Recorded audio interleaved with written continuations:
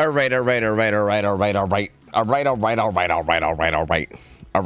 Chat, how you guys doing? Hello. How's it going? Hello. Hi. Hello. How are you? Good to see you. Happy Friday. Hope you guys are doing well. Hello. Burzard, 34 motherfucking months, by the way. Welcome back in, dude. Appreciate it, man.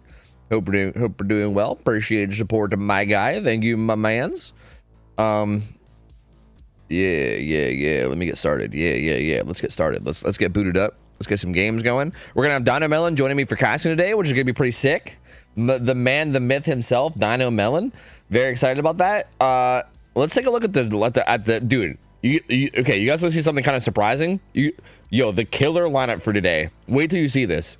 I was not expecting this at all. You ready for this? You ready? Look at all those fucking xenomorphs. Look at that shit. Look at that shit. All three of the first sets are starting out with a xenomorph game. Isn't that wild? I think the one time we ever tried to have a xenomorph set ever, it just got banned by everybody. Like, no one picked it. Everyone just banned it. And now we have fucking 3 out of the 4 sets have a guaranteed xenomorph set. So kind of wild stuff. We got Xeno Billy Spirit, Xeno Slinger Spirit, Xeno Clown Slinger, Slinger Billy Spirit. So Spirit's the only killer that we're not guaranteed to see. We're guaranteed to see at least one set of every other killer. And I mean, there's 3 chances for a tiebreaker Spirit game. So still a decent chance that we'll see Spirit too. So I feel like we're at least going to get some good variety. Like there's only one killer that we might not potentially see. Yeah, I imagine Billy picks are going to be going through the roof after the update. Yeah, it's going to be interesting. Yeah, it's going to be very, very interesting. But I guess we'll have to see. Either way, this is going to be a really interesting night because that's there's some very interesting picks. I actually can't even remember what map Xenomorph's on, so I gotta go see. I feel like it's probably Blood Lodge. I know that it was on Blood Lodge before, so I'm assuming it's probably Blood Lodge again. But I gotta go check.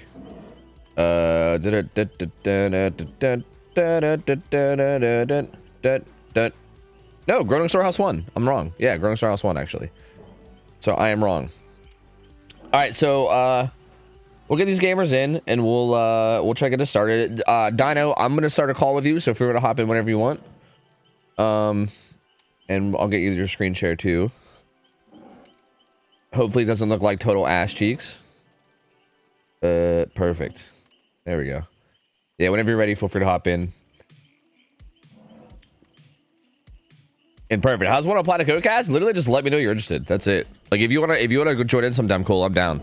Although I've been meaning to get Pryon in too. Like I've been waiting on a day where DC on First Down doesn't play because Pryon asked me a while ago too, and I haven't got a chance to get him in either.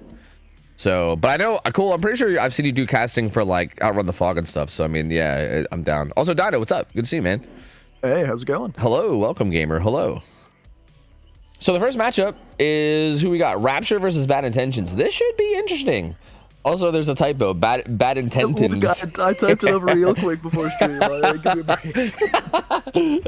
Yeah, I was gonna not call it out because I figured you'd probably just throw it together real quick, but I couldn't let it go. Okay, I knew chat was gonna call it out if I didn't, so I had to be the one. Yeah, that's fair. This should be a good matchup, though. I mean, I'm excited. Rapture's a pretty solid team, right? Like that's a pretty good fucking team. But Bad Intentions, they're like I don't know. Like they're always a very solid contender. I feel like they have like a really good attitude. And they sometimes, I feel like I say the same thing about pretty much all the newer teams when I say this, but I feel like it's got to be accurate, right? Pretty much all the newer teams are the type of teams where like sometimes they pop the fuck off, and then sometimes they look a little off. You know what I mean? Like I don't know. It feels like it can be kind of hit or miss, but it feels like Bad Intentions are definitely capable, and I think they can put up a good showing. I agree. I think they put up a good fight pretty much anytime they're scheduled, and they had a good set of games earlier today on Outrun the Fog, so I'm looking forward to it. Oh, did they? Wait, who'd they play? They played against Downfall, and they won. Oh shit! I know. I'm gonna go creep on the results of that game. Is a bit different, but they won a Xeno set and a Spirit set, so. Oh, so they literally played a Xeno set. Yeah. Right before this. That's interesting. Looking like it might be going in their favor for this one, although they don't have quite the same people. Nice. And they won the Xeno set. Yeah. Yep. I see. Wow, they destroyed the Xeno. Oh my god. Yeah, it was not close. I'm creeping on the results. The Xenomorph got 1 hook stage. What the fuck? Oh my god, they fucking bullied that poor Xeno. Oh my lord. He might have gotten a bit more, but the server crashed after the win con had already been met. So okay. Okay, I didn't actually see the game. I'm just creeping on the results because, I don't know. But yeah, that's okay. Well, good. I'm curious to see how this goes because I feel like Xeno is one of those killers where, yeah, like I keep hearing all this stuff about how like Xenomorph is like very bullyable, and sometimes Xenomorphs will just get completely shit on and get like literally nothing at all. So I'm curious to see how this goes. I know that there's like some options. Like I know a lot of people have been doing things like double goblin turrets. Like, okay, do you have much experience in this set yourself, in like Xenomorph sets? No, actually, I don't think I've ever done a Xenomorph scrim myself. I've seen a handful of comp matches for it, but don't have much experience in it. Yeah, I'm curious because I know that like, so I'm pretty sure that like Instant Dodge probably practices it a lot. I know like Ray was like was basically like begging for it for quite a bit, and I know that whenever I was doing the win streak with John and Blazer, I know that John kept going double up turns, like he was immediately all about it. So I'm assuming that must be like, I'm assuming they practice a lot, and I'm assuming that must be like a really good strat since they were like so about it, because it does feel kind of insane, right? Like I feel like logically, if I think about it, like Xenomorph obviously is really strong when they're in their like little like crawling tail form thing or whatever, right? But then if you get knocked out of that, it's so huge because you either have to just commit to being an M1 killer for like something like 30 seconds or something, which is forever, or you have to go back into a tunnel, which basically drops the chase that you're in and just kind of like starts you over from scratch. So like either way, it kind of just ends the chase. So like if you're trying to tunnel somebody, or even if you're just trying to chase somebody and they run to like a double turret setup, that chase is like basically over, right? Like you're basically fucked. So yeah. Especially if they set it up in a good spot, right? Like I mean, maybe if they do it in a spot where like you maybe have faith you could outplay each other, you know, you could outplay them as like a 4.6 killer, then maybe. But I don't know. It feels like if that happens to you in a strong area of the map, you're just done, dude. That chase is just over. So curious. Friends list issues? Wait, what? You're being pinged from SCRIMS. Friends list issue. Is my friends list full or something? Is that what's going on? I did just accept a bunch of people. Hold on a second. Oh, can you add? Sure. Steam probably having some issues itself. Yeah, maybe. It definitely seems possible. But yeah, double turret setups are incredibly important in Xeno matchups, because, like you said, the power difference between when they have their power and when they don't is just massive. Yeah. Like, it's such a huge difference between having it and not having it. And yeah, like, I feel like if you can reliably deny that, then it could get pretty crazy. But I also feel like maybe, again, I'm mostly just speculating. I'm mostly just speculating right now because I've not actually like played any. Like, I've only watched a little bit from like, you know, like maybe like the Hens tournament that we just had or whatever. I've only seen a little bit here and there, so I don't know for a fact. But it seems like there is a little bit of room for like early game pressure still, right? Because it takes a little bit to get the turret set up, right? Like you have to run to the tunnels, which like at any point the Xeno can pop out of those tunnels too, right? So like even that, like even running to a tunnel and grabbing a turret is a little bit risky, because if you grab a turret and then Xeno pops out, you're kind of just a sitting duck. Like you have to either put down the turret or well actually yeah, you just have to put down the turret. Like you can't really run with it. So it does seem like there is kind of room that if the Xenomorph like comes out of the gate like really explosive and kind of gets like a start, like kind of gets like you know like kind of like finds someone, gets some hits, and you know like starts to pressure it early, it feels like maybe you can kind of circumvent that, right? Like it feels like maybe the first, like, I don't know if I'm right or wrong about this, but it feels to me like maybe the first like 20 seconds of the game might be like way more important than a lot of other killers, because I think if you can get a big start in that first 20 seconds, it might be really hard for the survivors to like start to stabilize, whereas if you let them set up a bunch of double turrets or whatever, at that point you might just be fucked, right? Like you might just be fucked right then and there. So yeah, I don't know. I'm curious to see how that goes, like how the early game goes. And yeah, I mean, like the main benefit is that they're gonna know where they spawn too, so that's gonna be pretty big as well. And yeah, I'm just curious, man. I feel like there's a lot of good places to like set up things on this as well. Like main building having like a double turret setup is always gonna be devastating. Like on a map like Groaning, I think like Deep 6, having like 2 maze tiles back to back, like I feel like you get knocked out there and you become a 4.6 killer. That's pretty brutal. So I feel like there's quite a few spots on the map where it feels like you're not gonna want to get hit by turrets, you know? Yeah, for sure. Yeah. I'm very interested in seeing how the teams end up tackling it and where they decide to set up these turrets, especially in the mid game, because as you said, he does have a pretty strong early game relative to other killers, just because he can get there so quickly and just pop out and immediately be in chase and just get going so fast. Yeah, it is interesting because like I'm also curious to see like what, like as Xeno, do you like say like Like, say you get it down. I mean, I feel like you have to, but like, say you get it down early. Do you tunnel that person out? And if you do tunnel that person out, it feels like that would probably be hard if they use the turrets right? Like, that doesn't feel like it would be very easy to do. It would probably be quite difficult to do, but I think it's definitely going to be what the Xeno's going to be looking for in that scenario. Yeah, I think so Especially too. on a map like Groning, where it's just so huge and it's relatively survivor-sided here. Yeah. You're definitely going to be wanting to get an out as quick as possible. It's really interesting because I feel like in terms of predictions, right? I feel like I can see this being like, I can literally see this being like a 4K1, 4K2 if the Xeno gets to like a really like early start and the survivors kind of like struggle to stabilize. But I could literally also see it being like legitimately like 3 stages. Like I feel like it can go either way. Like it really does feel like it's like that big of a difference between how I can see this going. Because again, I feel like if, in theory, in my head, it feels like tunneling out if the survivors are smart about it, right? Like, say you're hooked, I don't know, like inner 6, right? And then you just set up a double turret in main, or like even if you're not, even if you have the hook, like say you have the hook like deep in a pocket, right? Like deep 6 or something. You can set up double turrets like at like 8 or like shack or something, and then you know, like all they have to do is get unhooked and get to those turrets, and then their chase is basically free from there, right? So it feels like as long as the survivors handle the situation correctly, it doesn't feel like there should be that many options, right? Like, I agree. It seems like it should be hella hard, but I think that's the thing is that if they don't handle it well, like I think if Xeno can get to a 3v1 early, that seems like it would be really hard to deal with because like setting up like I think finding times to set up turrets and like keeping up with everything like macro wise as like a team of 3 as opposed to a team of 4 might be a little hard. It might be a bit tough. So yeah, I don't know. Also, by the way, was this the first week where we had 7? I just realized when I was looking at the schedule, I said that we had a chance to see every killer, but then I realized that, yeah, there was actually 7 killers to choose from, right? Yep, there's 7 killers this week. This was the first week of the new format, where we're moving on to something more standard with bans before picks. Yeah, I forgot about that. So wait, who are we not seeing? Who did we end up not seeing then? We didn't see, oh yeah, Chucky. Everybody banned Chucky. Chucky and Pig. Not surprising in the slightest, but, you know. Okay. I wanted to see a Chucky set personally. But... No wonder we're seeing so much Xenomorph. I was so surprised that we had Xenomorph sets so much, but yeah, that makes sense. Honestly, that makes sense. Dude, Come on. Dude, fuck Chucky. I'd be down for Pig. I fucking hate Chucky, dude. I actually hate that killer. I hate that killer so much. I'm so glad that the rest of the teams are cultured and also agree, because fuck that killer, dude. I don't know, I think they got bad taste. Come on. Yeah, okay. Old Legion enjoyer out here, dude. Look, I got some hot takes. My man wants to release Legion back at this rate. Yes. It's fine, dude. It's fine. Yo, moonwalking was a skill, clearly, obviously. Exactly. Come on. It was the most skillful gameplay. Just get good, survivors. God. Yeah, just outplay it. My lord, dude. All right. So here we go.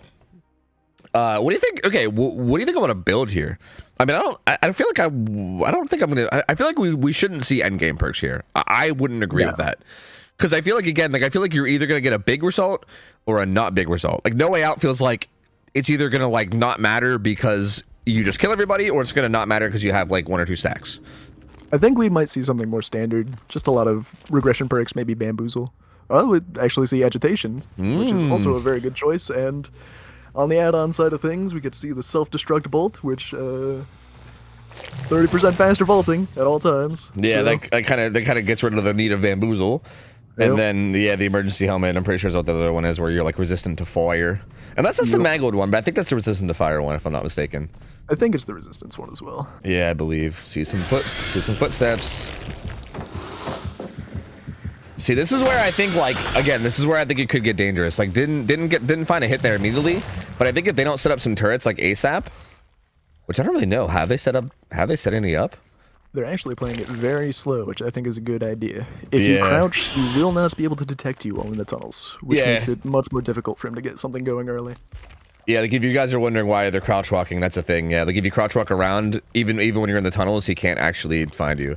Nancy is obviously going to be wanting to stay hidden here, but Claudette gets found. See, I don't know how I feel about this, because I still feel like they should be getting some turrets set up. Yeah. Finds a hit on the Claudette. But yeah, like right now, right? Like this chase is probably kind of boned, unless they did set up turrets and we just didn't see it. But like this chase should be pretty doomed. I mean, main building is main building still, main but is main. So we'll see what Disaster can pull off here. see, they're working on this gen. That makes me wonder if they. I'm wondering if they have something set up here, but no, it doesn't seem like it. Ooh, yep. See, like this is what I mean though. This chase was just free. There was no like contention whatsoever from turrets. Seems a little odd to me. I don't think that's what I would be doing at least going into this. And that's a really fast down. 5 gens, barely any gen progress. Yeah, not a big fan of how they handled that early game, unfortunately, but we'll see if they can pull it back. Yeah, the survivor's also really close to the hook. He's gonna get tagged for free, and also his gen that he was working on is also just basically like, actually, GB is not even staying near the hook at all. Yeah, he's just committing for this. That's interesting. Fully committing to this Adam. Ooh. Ooh. Oh, the whiff! Oh, he makes the window too. Ooh. We see this. Nice. We see this so much. We're like, and again, nice.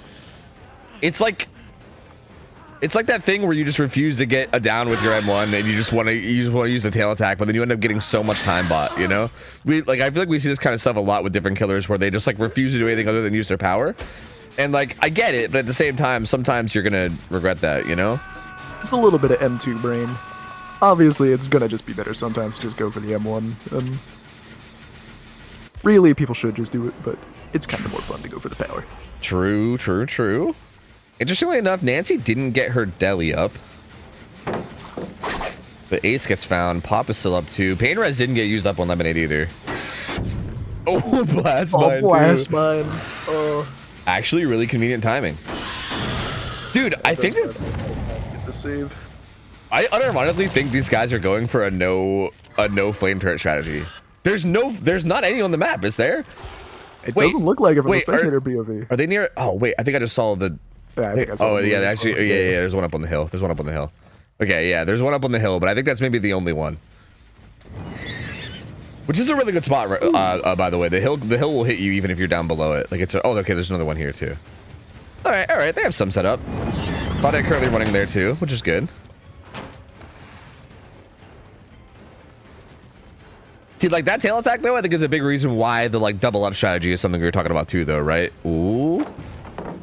Okay. Yeah, exactly. The big difference here is like if they had a double turret set up there, he would have been knocked out of power, and then Claudette's under essentially no threat. But with only one, he can just break and kind of just keep it going. Yeah, like it does like draw him away a bit, right? Like it still does help your chase, but it doesn't help your chase as devastatingly much as like a double turret does, right? A double turret just makes it so that he literally just cannot chase you. Ooh, that was a good hit through that window. Another gen coming through. A little surprised to see he didn't like stick to Claudette on that first initial hook, because again, he got that hook so early. That was like 5 gens, barely any progress. He full committed to Adam and then hooked him and then kind of just completely left that hook too. Like he didn't really go for like a ton of lot kind of a strategy. I mean, he's about to get Adam on second hook, so maybe he could start now, but I mean, gens are flying, so it's kind of looking like it's starting to get a little too late. I mean, I guess we'll see. Pain Res still available. Comes through. They're already doubling main.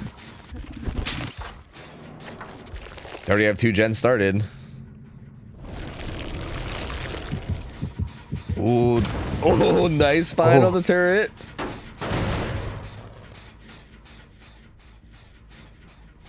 I still don't know. This is still looking like it can go either way. I feel like if he can get this kill onto Adam very soon, I think he maybe still has a decent chance here.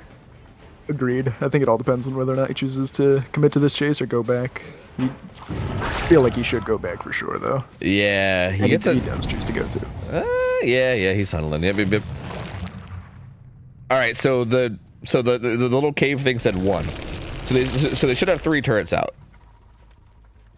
They also get the heal off when I had him though, so that's gonna make this a little harder. Oh, yeah, if he can stealth this out, that'd be huge. He gets found. What's his build looking like? Does he have anything for this? No. I mean, lucky break, but it's completely out. So doesn't really have anything to help him with not dying here. Unless he can find... I mean, okay, he's gonna run to this turret. I think he'll just be looking to die in deep 6 here. Yeah. Just to buy even just a little bit of extra time. Just let his teammates bang out main and hopefully 8. But I don't know if they'll be able to inside. Yeah, it seems like they'll probably be able to get done with main, and there it goes. But yeah, I don't think the other gen will pop. Ooh, unless he gets a little too greedy here with trying to play this pallet. I feel like you could just zone this. Oh, very nice hit. Oh, that actually wasn't they're main. gonna pop. Yeah, they should get this. Popped. Yeah, interesting. Wow. All right. That's gonna put him in a tough spot in game too, because I was just gonna have 4 stages, no like no-ed or anything. He's gonna really want to find ace, because like no one-shot downs means any other chase is gonna be really tough, because you're on a very strict timer now, right? Like you got until the exit gate's open to make something happen. Just spot the footsteps of somebody, hoping it's ace. It is ace. It is, okay. And he's worth 3 stages, so this is okay. Oh, nice. Not bad. I mean, honestly, not bad. I think you just take this, and then you take this result, and you know, just 7 stages, 3 fresh. Agreed. I think that's a result that Rapture's gonna feel like they can definitely beat on a map like Groning. So. Yeah. I think you just take them to the bank, and I think that's fine. Because again, I feel like this feels like one of those results where like it's kind of like right down the middle of the road. But again, it feels like Xenomorph is one of those sets where I feel like it's either going to be like a 4K or like a 3 or 4 stage. So it feels like this could have been 7 stages, this could have been 8 stages, it could have been 9 stages, and I feel like it's almost like we have the same chances of Rapture being able to beat this on the Survivor side, right? Like it feels like it's just going to be probably a clobbering from one side or the other, most likely. So yeah, I mean, pretty solid, pretty just straight down the middle, and that puts their survivors in a pretty good spot where as long as they play it well, then they should be doing okay. And they picked this set too, by the way. Like Rapture picked this set, so that should be saying something hopefully about their confidence in the set as well. They're likely very competent in the set and more than happy with that result there. Yeah, not bad for bad intentions though. Again, I feel like I really didn't like how they handled early game though. Like I gotta be honest. I'm not claiming to be an expert in like Xenomorph sets, right? Like I don't know. I'm mostly just going off of like speculation. But like don't get me wrong, like I think crouch walking around and stuff makes sense because you don't want to get detected in the tunnels. But I feel like crouch walk to one of the tunnels and then like grab a fucking turret and set it up. You know what I mean? Like I don't know. I feel like see, but like I guess maybe the thing is that they don't want the Xenomorph to pop out on top of them while they're on the tunnel. Like maybe that's the idea. Like there must be some kind of thought process there that I'm just not thinking of. Again, I've never done like a Xenomorph scrim, so I guess I can't say, but that might be the thought process. Is like you don't want to like creep to a tunnel and then have them just pop out in your face and then get a hit for free, right? But at the same time, I feel like that feels like a risk that might be worth taking, because if like everybody just grabs some turrets and then sets them up, then you're so golden. Like that first chase is going to be so like not easy, but it's going to be relatively doable as opposed to, you know, what they had, which was just a horrible first chase, right? Like they just had no chance. Like the dude had no chance to stay alive because there was just no turrets anywhere. Yeah, I think I'm with you. Like I said, I also don't have much experience in Xenomorph sets, so take it with a grain of salt. But I do feel like they could have, you know, just crouched and hid more near the tunnels and then prepared to grab the turrets a little bit sooner, as opposed to crouching towards edge map and then unfortunately Claudia being spotted out and now she's just kind of there with her pants down. Not a whole lot she can do at that point. Yeah, exactly. Yeah, like I feel like a Xeno player that actually knows what they're doing and like is pretty good with the tail attack is pretty hard to play against. Like don't get me wrong, like you can do some stuff. It's not like you're completely helpless, but it definitely like you're kind of going into like 90-10s almost, right? Like it's not like 50-50s. It's like you're going into like 90-10s at like every pallet to the point where yeah, it's not gonna be going great for you. So yeah, I feel like if you could just stop your Survivor players from being in that position and have them in a stronger position, that definitely feels like the better, more ideal play. So yeah, a little strange. I'm curious to see if Rapture handles it differently. Like I'm curious to see what their strategy is, because it felt like that one was a little odd. Yeah, I wonder if they'll take a more aggressive game plan into this one. Just trying to, you know, get out to tunnels as quick as possible and get turrets set up so they can have a better early game. Yeah, I'm curious. So, I'm curious too. Wait, you want me to get rid of the Discord bubbles? Wait, is that actually a thing? I feel like usually people want the Discord bubbles. I feel like people usually want them so they know who's talking. But yeah, I suppose with 2 people. You know what I mean? Yeah, that's a pretty good point. With only 2 people, yeah, that kind of makes sense. Like I feel like if it's like 4 people, then yeah, I guess yeah. You know what? Here, I got you. Bam, goodbye. Oh god, that just killed my. Okay, wait, hold on, I fixed it. There we go. Perfect. Wait, who said that? Who's speaking? I don't know anything anymore. They sound so alike. Who could it be? We both sound just like Charlie. That is true. I mean, that is true facts. Me and you both. That's true. So this team, I'm pretty excited for. Are you familiar with a lot of these players? I am actually. Like I know Ryan because I feel like he's been around forever. Like I remember like even just like loosely following the comp scene like years ago. I remember seeing his name a lot. But I think yeah, like some of the other players here, I think they're like pretty experienced. So this feels like a team that should probably be the favorite for the most part. Like I feel like this is a pretty experienced team. I would agree. I've seen of course, GB Genblade, obviously a very good player all around. Oh, is that who GB is this whole time? Motherfuck. Yep. So I have no doubts that he'll play well. Flicks also been around the comp scene for quite a while. Generally very good. Not sure who Ward is. I don't know which of their players that is. Yeah, I'm not sure. I'm not either. familiar with that name, but Oh, it's whoever it is, Bolitar. I'm sure they're good if they're on Team Rapture. It's Bolitar? Okay. Yeah. Personally not familiar with them, but I'm sure they will do quite well. We've seen them play before, and yeah, they were definitely very solid. So I have faith that this is going to be a very, very solid team. So again, I mean, so the win con now is just going to be what, 8 stages? It's either going to be 7 stages for fresh or 8 stages for disaster. So Yep. definitely could happen, but we'll see. He's got I think again, the early game is going to matter a lot, but I feel like if the survivors can kind of get some good setups, might get a little difficult, might get a little tough.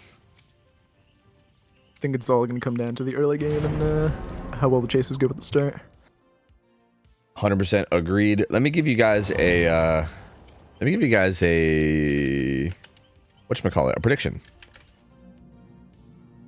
Honestly, I'm gonna give it to you for the whole set because everyone's betting with the same amount of information, right? Like you can see how the first game went, so like it's not like it's really unfair. Everyone has like the same info.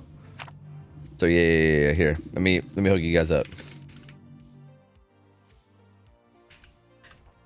But you're only gonna have a minute to gamba, so you better get them in. There you go. Go gamba. You got a minute. Get your gambas in, addicts. Come on. Bet for a tie. You won't. Like, what if it happens? You It'll pay should. I mean, huge. you'll win big. Come True. on. The risk is worth it. True. Honestly, they should let you like put in money in multiple places. You know, like kind of like roulette, Yeah. where like you put like I feel like I would put like 100 in the tie every time, just in case. You know, just in case. Hedge your 'Cause, like, bets, just in case. Exactly. It'd be so worth if it pays off. You know. Anyway, here we go. We'll see what they opt to go with. Sprint Burst not on Deli. That's interesting. Or are they just not running Deli? They might just No. not be running Deli. Dead no, hard it on is. Deli. Ooh, I like that build. Interesting. With And they are going botany? for a more aggressive start, just grabbing turrets right off the rip. Yep. Even Deli grabbing it. I think maybe the only person that wouldn't be grabbing turrets would maybe be Deli. Like I feel like that feels even more aggressive than even I would say to go. Like I feel like everyone but Deli probably grabs turrets, but we saw even Deli grabbing a turret. So yeah, no fear from these guys. They're just like fuck it, get set up, which I respect. Ace slow vaulting, probably trying to save his life, you would assume. Well, he should take a hit here though. I'm surprised he didn't go for it. Nice. Try to just crouch it. Try to Neo that shit. This seems like a pretty good start, though. There's a turret set up by Shaq, but does he even make it? Might be a pretty quick down. Ooh. No, another tag coming through, though, and he does have the mangle that on this time, so that's going to hurt a little bit more. Yep. He doesn't. Yeah. So he decided to drop the vault add-on. I'm actually really surprised to see no add on the build. I mean, like kind of not because like obviously the win con is like one of those win cons that you can maybe secure with no add in the late game. But at the same time, like, yeah, I guess no add is still good, right? You're always 4.6 at the worst. So yeah, I mean, I guess why not? Yeah, I mean, no-head's never really a bad option. It's just insurance, you know. In case things do go wrong, you still have a chance in the end game. Yep. Does he doesn't make it to this turret, does he? He should be dying here. No, he doesn't. Yeah, there's a turret here, but he doesn't make it to it, unfortunately. That turret will break him out, but it shouldn't really matter too much anyway since he already got the down. And honestly, not bad timing wise. Yeah. They're Down to splitting. 5 gens. Gonna lose 2, it looks like, for this one, but He has pain res and pop. So if he can get a pain res on this gen, especially because he's hooking close, you know, it's a pretty close hook to that. So I think he'll still lose 2, but it'll be a little bit more delayed than we initially thought. Actually, he's gonna put pop down on this gen too. ooh. Actually, I managed to find both gens that were getting worked on that had high progress. That's tough. Yeah. I think he was thinking about heading back to the hook, but he's actually gonna pop out here. Just getting his crawler mode back, coming right back out the exact same portal. Catching Kate a bit off guard. That was Deli too, so Kate was not able to get the unhook, so Deli's not going to be charged, at least not yet. Deli's not going to be charged, and Ace won't have borrowed time, so without much here to work with, it'll be a relatively quick down. Just playing for the pallet save. Yeah, and Deez doesn't believe him, bro. He doesn't believe him. He's just going all in. He gets it, too. Okay, you know, all their bluff. Yeah. But the fucking balls in this guy, my lord. He's like, yeah. He's like, yeah, you don't get it. Yeah, you don't get it. I actually think we could have made a good argument here for him carrying to this hook, like right beside where he is right now. Like, unless they double body blocked it, which at that point I don't think it's even worth it. But like, I think you get a hook in between these two gens here, and that's devastating because there's so much progress on those. So I actually think he could have maybe taken that a little bit further than he did, and maybe benefited from it. Also, once again, Deli not getting the save, it looks like, so. Oh, here's some footsteps behind him. There's definitely people here to take hits. But again, that mangled add-on definitely going to come in for the clutch here if they do decide to do so. Yep. I think, I'd imagine, I think they set up a turret on the hill, I think. Yeah, I think so. Maybe? Well, I don't hear anything. Maybe they set it up out front. Definitely was fucking with some turrets, that's for sure. Yeah. I think he's just going to be dead. Yeah, that bought a little bit of time, but not a crazy amount. Ace is still kind of in trouble. They pop a second gen. But yeah, like this filler is not going to be great. Yeah, this is very weak against Zeno. They are starting to fly a bit. Yeah, but if you can get this kill with 2 gens left, that's not a bad spot to begin at all. Oh, misses that tail attack though. That's pretty big. Oh no! Oh no! He needs this like now. Yeah. Oh, he did a backflip. You might be able to get him. Oh, I don't think he should have even looked around. I think time. Yeah, he could have gotten that pickup. Yeah, he wasn't under pallet. That's. I think it will be coming through this time. Yeah, yeah, he had a lot of time to set that one up. Okay, well, keeping him alive. This is where the tunnel lot might end up not being worth it. He does make it to main, but does he even make that window? I think he might get hit on the other side if he's not careful. Doesn't even go for it. Makes it just fine. Disaster being very conservative with the power here, taking it very safe. Just kind of coming back to bite him a bit. Yeah, at this point, I think he's realizing that this tunnel out isn't going to happen in a timely enough fashion. Like, they're doubling this gen. Can't really justify it anymore. Once he's at main, it's pretty rough to just stay there and commit to that, so. It's so unfortunate, because if he could have got that kill on that down, like if that pallet save didn't come in, he would have been in a really good spot. So, I mean, yeah, unfortunate for him, but yeah. Maybe really fortunate if you're rooting for Rapture, because not quite that much range, you know? Gen pops on the hill. Very smartly just staying deep 6, as far from all the gens as possible, and they're both going to pop. Yep. And that's going to put him in a... Yeah, he shouldn't be able to get this win con now. I don't think Kate actually has Deli up. So that's at least something, but you need so much. Right next to the gen pop. Was it right next to the gen pop? So is Kate on it? Or wait, no, not Kate. Claudette. Yeah, Claudette's on it. Well, it might actually not be being shown. Oh, that would have been huge. He's gonna get knocked out of power too. True, which is I don't feel like it's not that big of a deal because you have no head anyway, right? You're probably gonna want to try to get an M1 if possible. At a tile this strong, I just don't think an M1's gonna be coming through though. Yeah. Claudette's gonna be able to buy a lot of time. Agreed. I just feel like getting a tail attack doesn't do that much either, because then you got to like commit for the next one, and you're just either way, it feels like you're pretty boned. Does this hit come through? It does. But they pick up Kate. They're on the other gate too. They're gonna have that door open in time. He doesn't get back there, I don't think. Oh, they're on no end too. Oh, and they found no end. Yeah, it's over. Yeah, there's no way.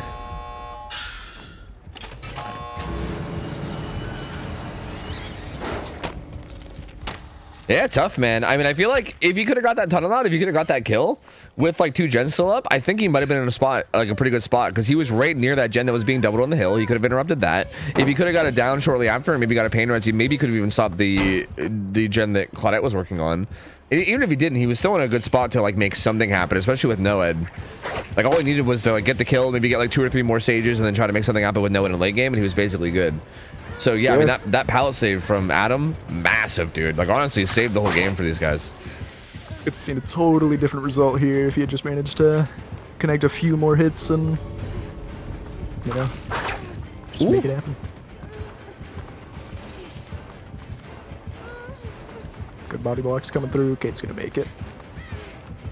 Like, it makes me wonder what okay, like, it kind of makes me wonder what would happen if he realized like that the backflip came through, right? Because he was trying to die under pallet, but he kind of like hit him after the emote and he did a backflip. And I'm pretty sure that if he would have just picked him up and like swung the other way after the pickup, I don't think he would have been able to get saved on. Like, I think if he would have just did that, I think this game would have been probably like, it's so crazy to say, but like, I think that one little thing he did might have been such a game changer in terms of how this result ended up going down. Sometimes all it takes is just one minor slip up to completely swing the result of a match, and we definitely saw that play out here. Yeah, to be fair, Rapture did a really good job though. I mean, they played well enough to the point where it did come down to that, right? Like, I feel like that's a pretty good, like, I feel like the reason why it was that close and why that one decision mattered so much is because Rapture did play this so well. So yeah, I mean, really well played by them. I mean, they definitely deserve to take the set, and they do. So they're going to be up 1-0 going. They're going to be up 1-0 going into set 2. But good try from Disaster. Honestly, not terrible. Again, I mean, it seems like it might look like as at the result, which was only like 2 or 3 stages. I think it was 2 or something, right? Yeah, it was only those 2 stages. Yeah. So it might not seem that good on paper, but like, again, he was very close. Like, that was one little play away from becoming like a big result. So yeah, I mean, good try from him. Definitely kept it close, but Rapture just a little too strong, little bit too strong on the Xeno set. But that's gonna take us into set 2, which I think is gonna be Billy. So this should be good. I'm excited for this one. Same here. Always love to watch some Billy sets. This will be our last Billy sets ever before he gets fucking turbo buff too. So this will be interesting. This will be like our final goodbye to Billy before he becomes fucking monster god Billy. Because yeah, man, I'm pretty excited. Also, did you see the fucking the notes on the updates where they talked about the fucking cooldown add-ons, dude? Yeah, dude, I can't believe they fucking buffed them. Oh, I was like, really? Dude, yeah, awesome. I don't even know if it's awesome. I'm kind of like concerned. Like, trust me, I love Billy being strong, but bro, his cooldown was already kind of nuts, even just by default. Like in power, or sorry, like in overdrive. I feel like overdrive plus those add-ons, whoo, dude, he's gonna be like instantly recovering, like literally fucking instantly. That's gonna feel like old Billy back when he had his other add-ons. Yeah, it's gonna be mix and go to town. It's gonna be a little scary, I think, honestly. Like, actually, unironically, kind of scary. I gotta get some ads played, so let me just hold this hostage real quick while I do it. But yeah, I'm curious to see how that goes, because I feel like it could get a little crazy, right? Like, double cooldown add-ons, you go into overdrive, you chainsaw at somebody, and you just recover like, so it'll be like a fucking 2.2 second recovery or some dumb shit. Like, it'll be fucking insane. It'll be so nuts. Like, I feel like a zoning potential is going to be absurd. I mean, like, realistically, you're probably going to run like 1 and then like low pro or something, right? Especially if you're against good players. But still, even like 1 plus low pro, insane. Like, actually insane. So yeah, I don't know. I'm curious to see how that goes. I'm not going for new world record. No, that's not happening. Nope. Well, if you don't do it, somebody certainly will. Yeah, true. Yeah, I'm sure somebody will. I'll let everybody else fight over it. I'm good. Let somebody else have the glory. Dude, I'm just happy that I sat on top of the leaderboard for so long, and then the VOD of my world record game was literally just me ranting about how leaderboards are dumb. That was for like years the fastest 4 kill in the whole game. I mean, I think I had the fastest 4 kill out of every killer for like at least like a year or two, and then eventually someone broke it on Nurse. And I think nowadays there's like fucking like 8 that are better than me, like a bunch of Nurses and even a couple Billies. But yeah, like for the longest time, yeah, like the fucking fastest 4K out of any killer was me while ranting about how fucking stupid leaderboards are. Like, such a ridiculous, like, ironic fucking clip. Yeah, here, I'll give these guys their fucking gambling addiction. Hold on a second.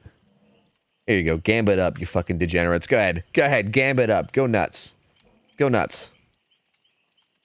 So, you know, I gotta be honest, I do kind of miss that, but I don't miss it enough that I want to go try to fucking speed run stomping babies in pubs to try to break it, you know? Like, I don't know, I'm good. Let the poor puppies have some fun. True. Although nowadays, like, keep in mind, you know, like, not to brag or anything, but I did break that record before Lethal Pursuer existed, you know what I mean? I'm just saying. It's true. Yeah, I'm just saying the kids these days, you know, like they have it so much easier, you know. Back in my day, you know, back in my day, we didn't have all these fancy schmancy perks like Lethal Pursuer. I did it the hard way, okay? I just chainsawed to somebody and killed him, all right? Pulled himself up by his bootstraps and got down to it. That's right. Grew up down in the streets and I just made it happen. I just used nothing but game sense. But no, really, it's just all lucky anyway, right? Like I feel like you're relying on people like killing themselves on hook and shit. Like it's such a silly thing to go for. I feel like even going for world records is just silly because yeah, you need people to even just like kill themselves on hook. If everyone just sits there on hook and doesn't kill themselves, then it doesn't even matter how fast you down people. You just don't get it. Like you not only have to kill them fast, you need them to like contribute by killing themselves on hook. It's so stupid. It's so fucking dumb, dude. Oh yeah, also yeah, Mystic is in this game, which was he fucking terrorized me in some scrims that we did a while back. I remember that shit. I think it was I playing Oni? Is that what it was? I can't remember. Yeah. You were playing Oni. Yeah, he was definitely shitting on me, so yeah. Mystic okay. That lobby seemed to die.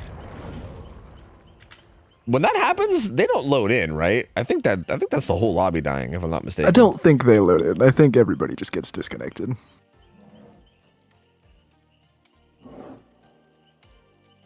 Yeah, I think I was to the way for the invite. I think that just nukes the whole lobby. Yeah, there we go. Yeah. There we go.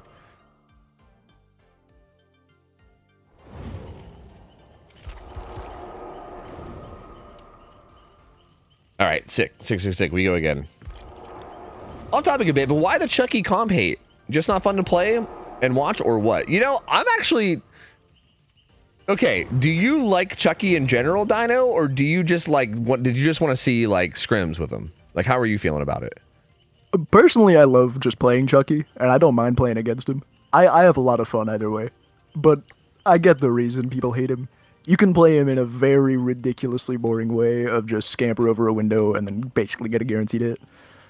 Yeah, you just scamper every powder window basically that they use, and then yeah, you just get a hit for free basically. You know what's also crazy? I went and looked at like other rule sets. Like I went and looked at like DBD League. They don't even ban like rat poison and stuff in other leagues. They don't, which is crazy to me. Yeah, but I think that's I think DBD League for this current balancing is going for some insane shit because they got fucking forced iridescent headhunters on Larry's and stuff like that. So yeah, true. Take DBDL with a grain of salt, but I've definitely seen other rule sets where these insane add-ons aren't banned, and I'm just like, really? Yeah, I'm kind of curious if I could find a rule set on any other like comp leagues because I'm curious to see like what the norm is because you would think that should be banned, right? Like it's a pretty fucking insane. Yeah. Like it's pretty wild. Like it's pretty fucking strong. And yeah, it's very surprising that they don't have it because I feel like if the Chucky's able to run, like if we're able to run like fucking rat poison and then you know like whatever else, then that just even further because I feel like there is at least a little chance, right? There's a little chance that like you know he scampers and then has to use a slice and dice to like get a hit before you make it to the pallet again or something, and then maybe you like corner up or catch him off guard. Like there's at least like a minor chance that you can make a miss, right? Like it's not too likely, but it's at least a minor chance. And I feel like if you put rat poison in the mix, then even that minor chance is just gone. Like Chucky should literally just be getting guaranteed hits every single time without fail, which is just like what the fuck? Yeah, it is absolutely insane.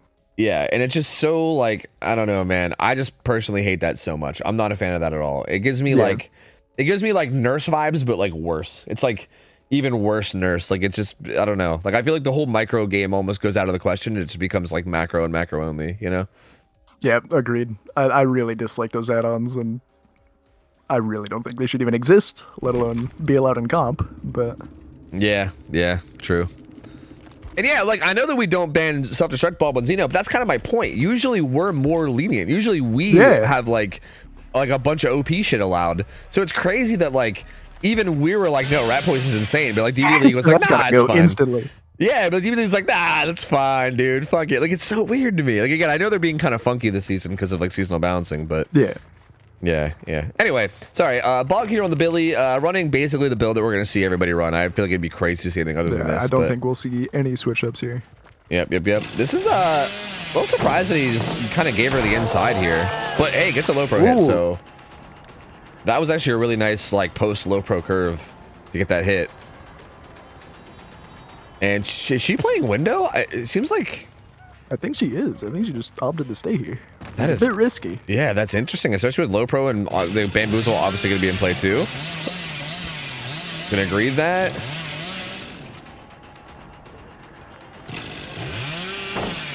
Should be able to get away with it. That was a really good play. That was a really good play from Nia. Like kind of winning a 50-50 there, assuming he was gonna have high rev, and he did. And then he kind of like low revved it the second time, and she dropped it. So yeah, kind of playing around like guessing his rev and getting away with it. She's gonna be in some trouble here though. No pallet. She's gonna be going down for sure. It will be the down coming through pretty quickly compared to what we might see usually. So yeah, compared to like what you expect to see at ability, this is not bad. I mean, they're gonna be split on 3 gens, so there's gonna be a lot of progress on the map. But like, this is still definitely not terrible.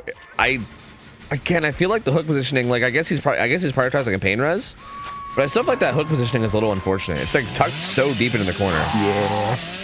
Like I almost feel like hooking him here would have been more worth it, even if this isn't pain res, right? Because his gen has so much progress. Well, and he actually didn't hook on pain res either. Oh, he didn't. Oh, what? Okay, yeah, that hook is just terrible then. Yeah, I mean. We just gotta be honest. I think that hook is just really bad. Then, I think if he hooks him right there in like the middle of the corn, yeah, he gets so much free regression here, and he also has the hook dead center of the map to the point where he can go almost anywhere he wants and pressure whatever he wants and make it back to it easily. So yeah, very weird to be honest with you. I don't like the hook spot at all. Committing quite a bit to Claudette here, misses the chainsaw, and then the save comes through. See, I thought maybe he was just going to not even play her on the hook at all. Yeah. But now he's going back for the tunnel, and it feels like it's too little too late, because she's already in a much stronger area now. Yeah, she's probably going to have balance, you would assume. Yep, going right back to this strong pallet, just going to keep chases up here at 1, last as long as she can. Yeah, and as long as they pop that gen in the corn, they're going to be in a really good spot, which they're probably going to. Even if they don't, they're still in a good spot. I mean, there's not even like 2 gens over here. There's only 1 in this corner. So yeah, no real gen setup now to speak of. And yeah, this is going to be a tough spot now. Oh. Nia just winning every 50-50 here, playing it so well. She's getting away with so much greed right now. Claudette even working the gen on the side. I feel like she might just go down on her pallet with Claudette hovering, maybe? Yeah, after all of that, I think she definitely will. Still getting away with it, too. She's never going to drop it. Yeah, I feel like she's just not gonna drop it ever. Bogue just has to accept that and just walk her down. Yeah, I think he just feathers at I think you have to feather. I see at this point she might drop it though. See, I think you have to keep feathering it, but I think you just feather it for a second, right? And then just that's it. Oh man, that's on that collision. Claudette coming up huge there. That final gen's probably gonna pop soon. I don't think this was even the gen with the most progress. I think there's another one out there, to be honest. Claudette's kind of just caught out here in the open with not a whole lot to yeah, she might be in trouble, especially if the final gen pops. If she has something like adrenaline and they're thinking that far ahead, though, she does. This could be big, because I feel like there's a gen probably close. No, actually, maybe not. Maybe that gen at 1 is the one that has the most progress. Because Nia got back on it. But she gets a stun there, and she makes it to Shaq, so actually, yeah, they're sitting pretty, yeah. Yeah, this is going to be a very low stage game for Bogle here. Claudette also playing very aggressively because of her adrenaline, but even here, if he comes back to this, it was just Nia who's worth only 2 stages. Yeah. Oh, this is probably Claudette again. Yep. Like, she does not mind being chased because she's just gonna end up getting adrenaline pop soon anyway. So all she has to do is buy enough time for the final gen. And even if she goes down, she should be fine. Although this might be a little too aggressive. But again, it's a little impatient. For a really aggressive curve. Yeah, this feels definitely just play it slower. This feels like one of those spots where you're probably like, he went for the low pro flick. Oh shit! Trying to get a Bogle's nothing if not a man of the people, going for the clips. That's right, dude. You love to see it. Gets the hit though. Are they gonna pop adrenaline now? Yeah, I mean, they're probably gonna pop adrenaline soon.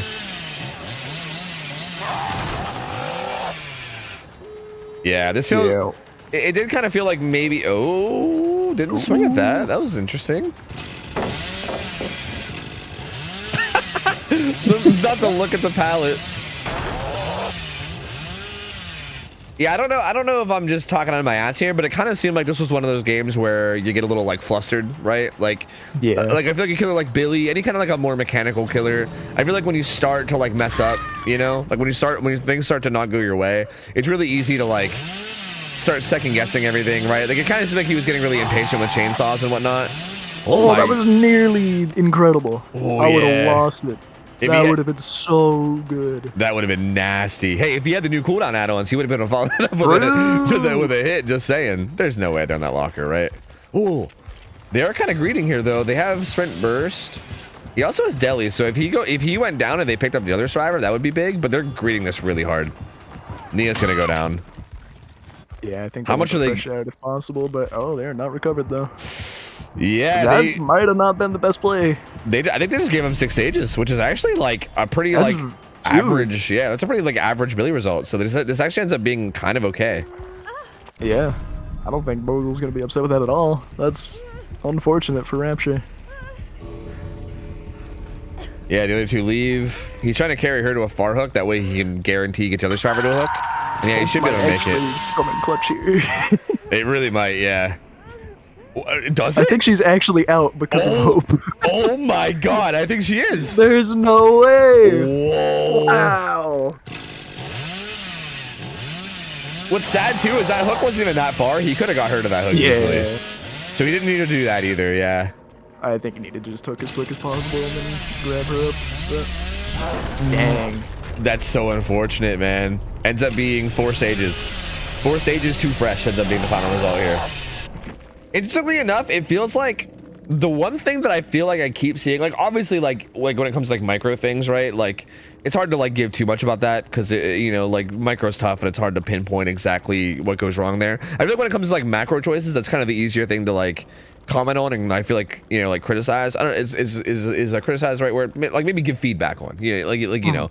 And I feel like both of these killer games that we've seen from Bad Intentions, either from either Bogue and D's, it feels like hook positioning is something that I think could be better in both these games. Like again, I feel like in that Xeno game, that second hook he got on the survivor he was tunneling, if you would have carried him in between those 2 gens, which was reachable, and like hooked him right in between the 2 gens that both were at like 80%, that's so much pressure, right? Like that's so tough for the survivors to deal with, and it's so much stronger than where he had him than where he had him hooked. And even in that game, same thing, right? He downed that survivor, he carried him deeper into the pocket, and then hooked him like he had a hook dead center of the map and also right beside a gen that had a ton of progress, and he carried him away from it instead and hooked him like into the corner of one, which was just, again, like that could be an entirely different game if you hook them in the center, right? Because you can literally sit there and camp that hook and that gen, and they basically lose an entire gen of progress, right? Like you can face camp the hook, and instead of popping 3 gens, they pop 2, and then you're in such a better spot, right? Like you can force like struggle and then only lose 2 gens for it, and then you know you're in such a decent spot. So like, I don't know. I feel like hook positioning is definitely something that they should maybe think about going forward, and maybe something to try to work on their killer side, because I feel like both of those results definitely could have been improved a lot if they just kind of were thinking about that a little more. Yeah. If they thought about it more and brought them to some more optimal hook positionings, definitely could have had much smoother games there where they just wouldn't have to avoid as much. Yeah, 100%. Also, I believe Rapture had 2 bloodied blueprints, so that'll be a 0.5 penalty. Those fucking outlaws. How could they? How could they? Tisk. Well, so yeah, I mean, all that really does though is just makes it so that you can't really have a tie, right? Like, the win con is just going to be 5 stages basically, and then 4 stages will be a loss. So yeah, there's just going to be no tie possible. But yeah, the win con Intentions still has to pull out an insane result here. Yeah, they need to. They basically can't take it down early at all. Like they're gonna have to pop like 3 gens before the first down comes in, or else they're basically fucked. Like it's like that bad of a, it's like that rough of a start that they're gonna need. So yeah, it's a little unfortunate. I mean, possible, right? I mean, Billy is a killer that is pretty loopable if you know what you're doing, right? Like he's definitely a killer that shouldn't be getting downs fast if the survivors play like really perfectly and properly.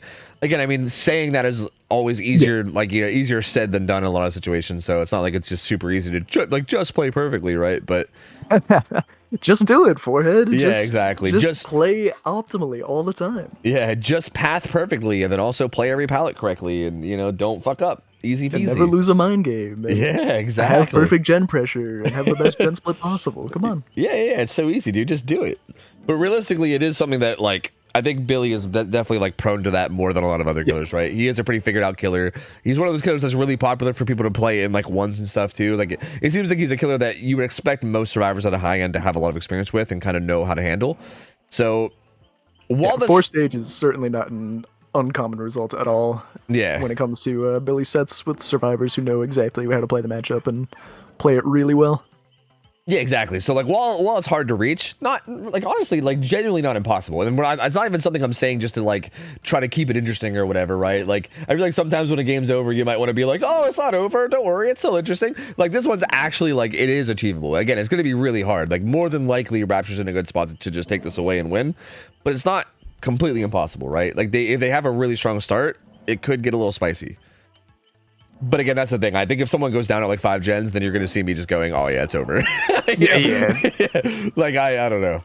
We'll know pretty early on whether or not there's a chance. Yeah. Because down early, especially with a killer like Billy, who's so good at securing stages, like for instance, all Genblight has to do is if he gets it down early, he just watches them go struggle, and then just gets it down late game with no ed, and then camps that out, and then it's over, right? Like, it's pretty cut and dry. Like, it feels like very simple, very, like, you know, by the book. It feels like because of Billy's ability to, like, secure stages for free, him as a killer in particular makes this, like, even more impossible, right? Like, I feel like some other killers, like, when they get it down early, it's like, okay, it's most likely over, but maybe not like 100%. With Billy, it's almost like, yeah, 100%. Like, if you go down at 5 gens, 100% it's over, you know?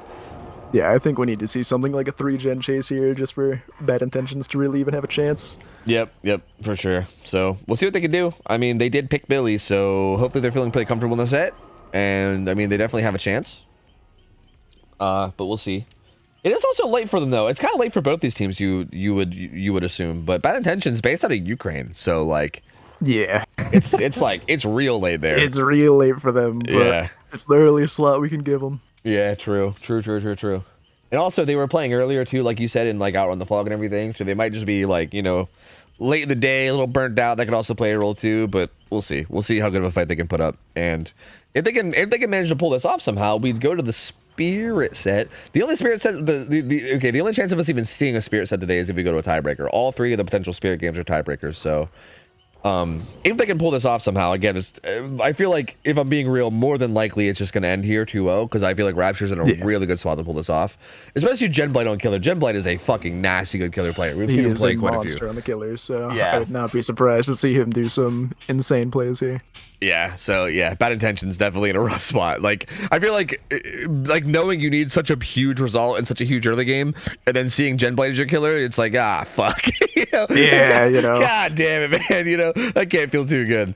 Again, I mean, not impossible, but yeah, they're gonna have to pull out something really huge here if they want to take this to the game 3. But so we'll have to see. Also, interesting looking at our schedule. We have a lot of, like, interesting sets. Like, for instance, our next set, Mirage versus Quarter Gen Gods, those are both, like, newer teams, right?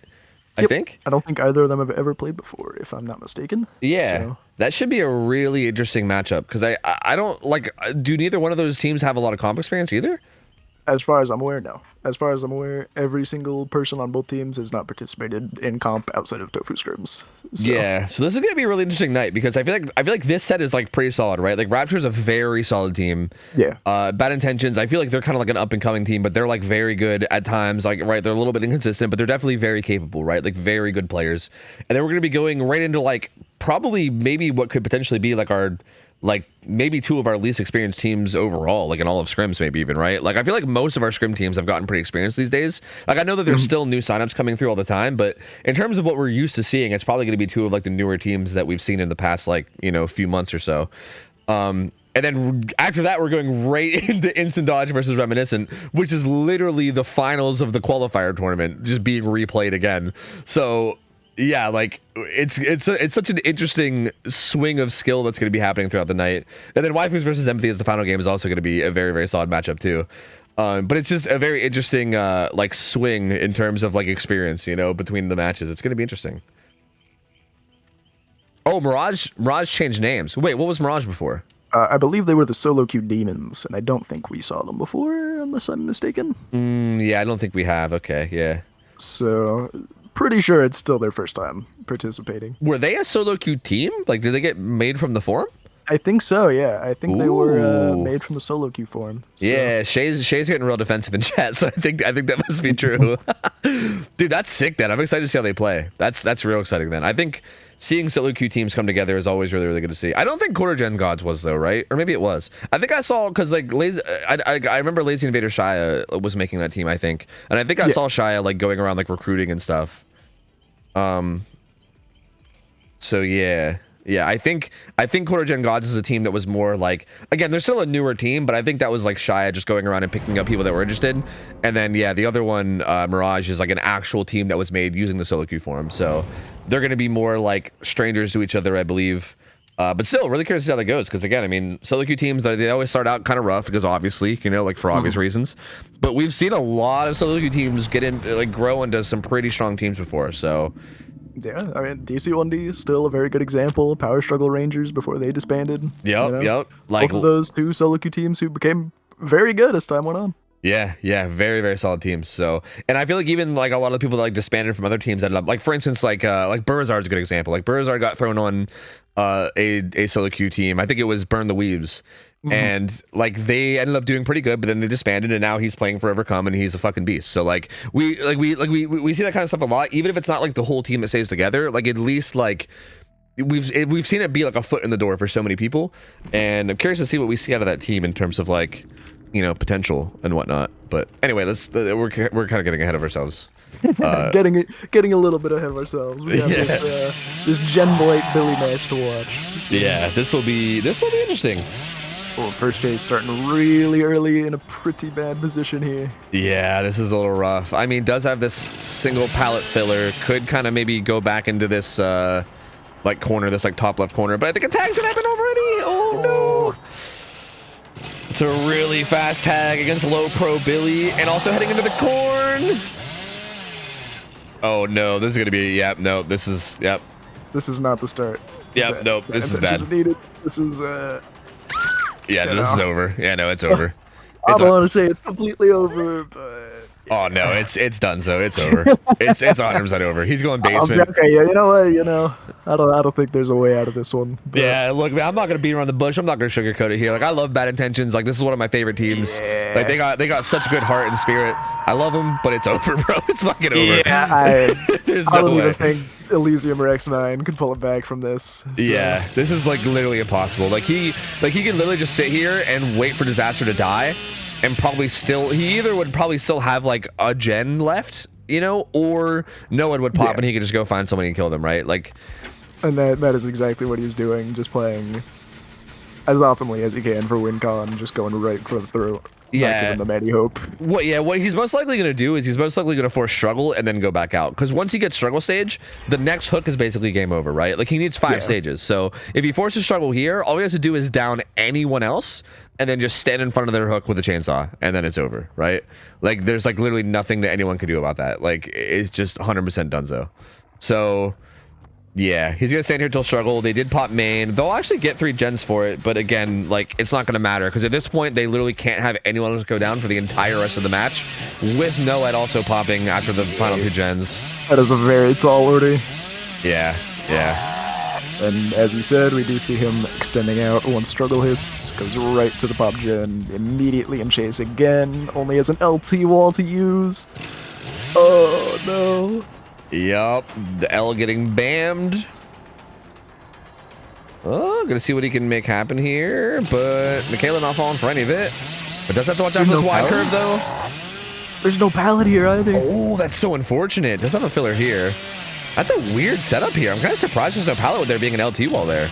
Yeah, very surprising. Definitely some rough RNG there for Bad Intentions. I'm guessing that like shitty filler that we're looking at in front of us is probably there. I think I can see it over the wall. Yeah, weird.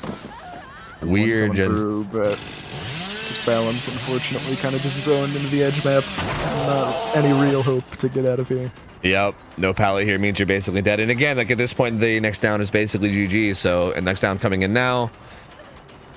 gonna basically be the end of this best of 3 at this point. Gen Blight getting the job done. I mean, pretty much what we thought was gonna be. Oh, dude, their gen progress is so big though. Like honestly, like they've been slamming these motherfuckers. I think they did just get hit by a pain res. Well, that is the power of deja vu in a toolbox for you. Yeah, true. Just slamming gens out as quick as possible. Oh, managed to find both of them on check. Yep, does manage to interrupt it too. So he'll pop the gen deep in the corner of the corn, but yeah, this gets interrupted and they're gonna have to work a little bit harder for this. I'm kind of surprised he left that hook, actually.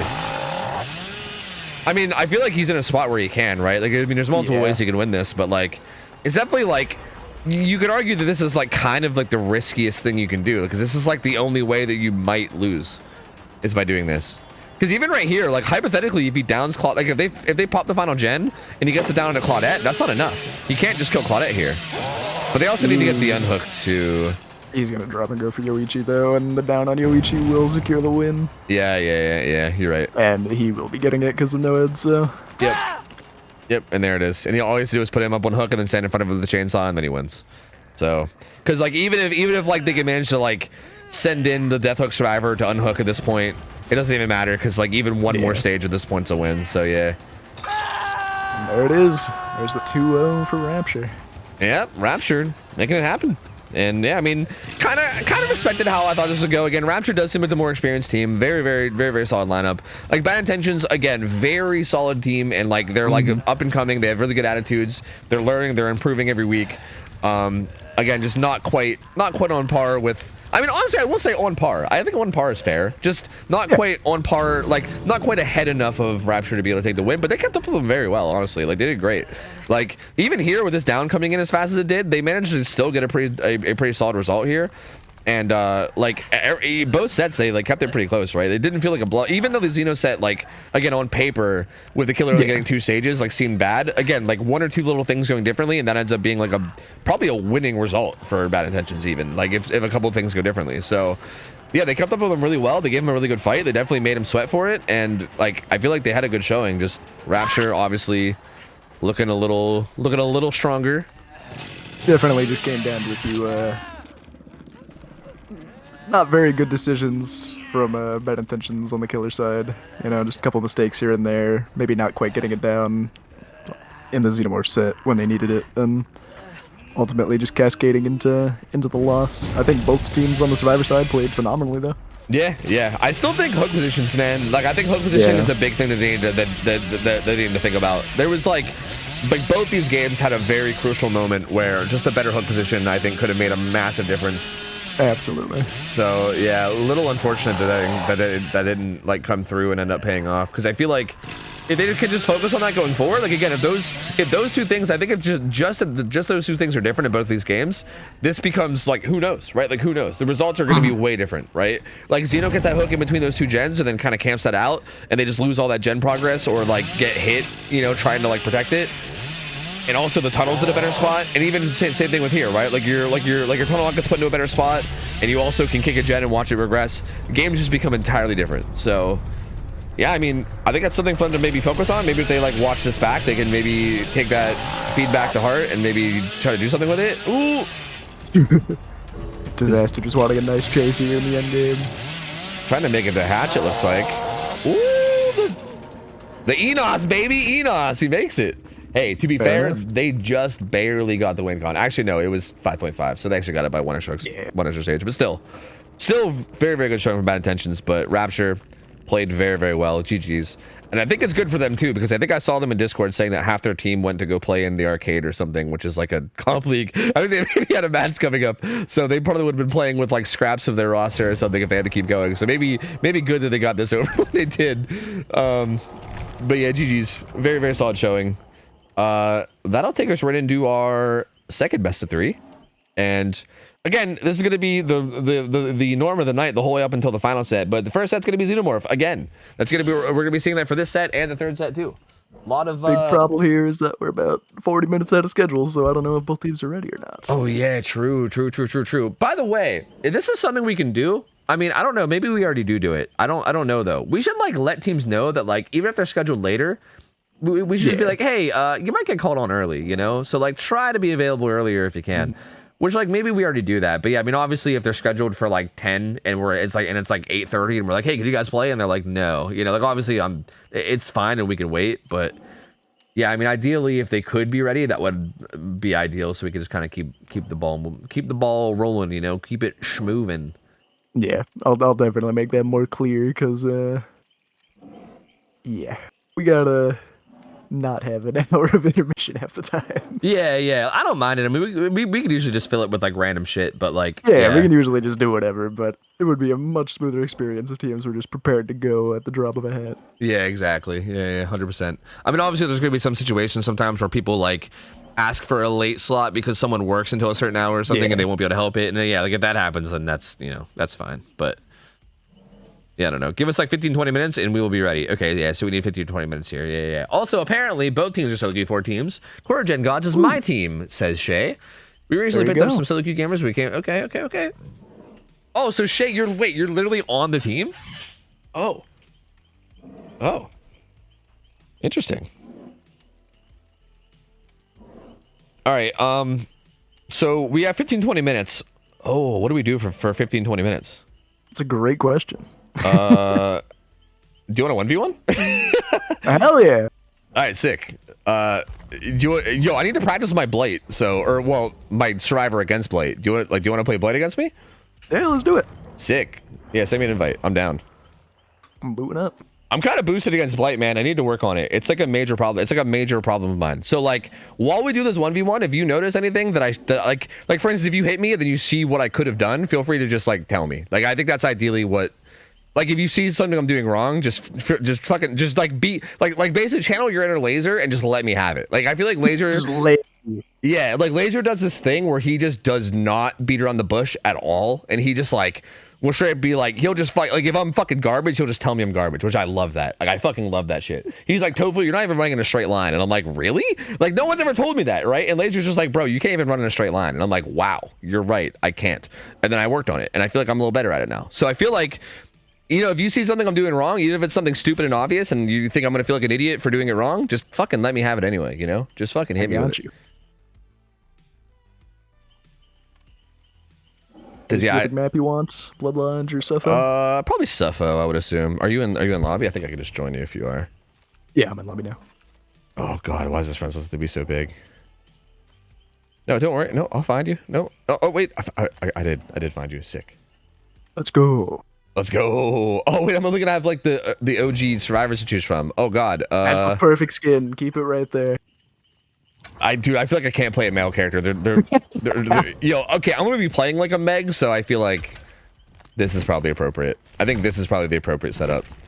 Like I feel like against the Blight, I am basically Meg, so that's fair. I might as well play Meg. It only makes sense.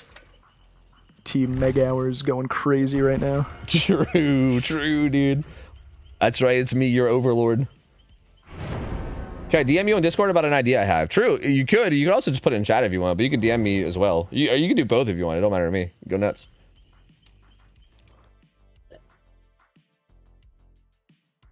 Classic Tofu looking for an excuse to be a Meg. Yeah, whatever. Yeah.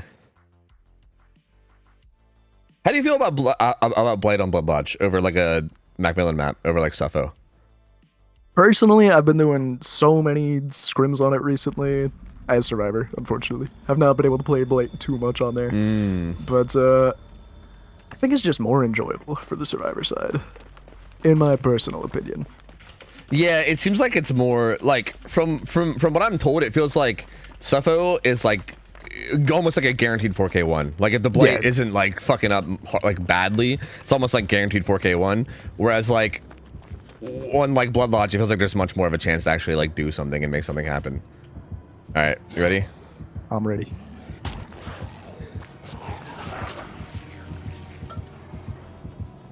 Oh, wait, I'm good. My S key stopped working, but it's fine.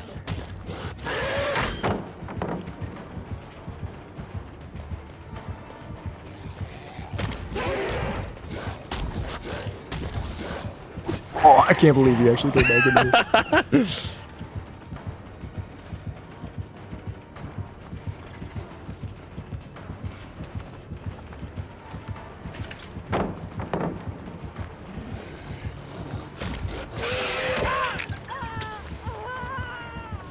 Okay.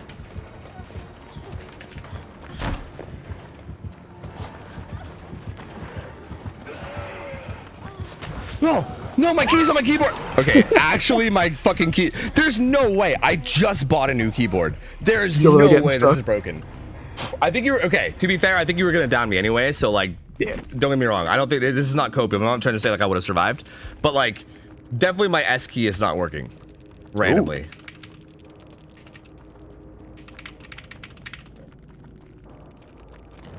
Okay, so there, I think I should have just not fucked around with that window and went to the pallet, right? Like, I feel like... Yeah, absolutely. Yeah. And at that filler, like, do I... Like, see, I had live ups. I feel like I should have just camped that filler, maybe?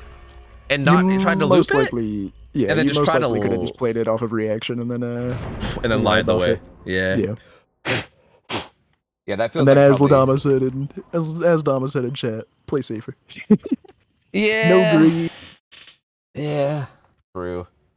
I feel like I wasn't playing that unsafe. I mean, again, I think me looping that filler was a little unsafe, but... Yeah, but it worked, to be fair, so... Yeah.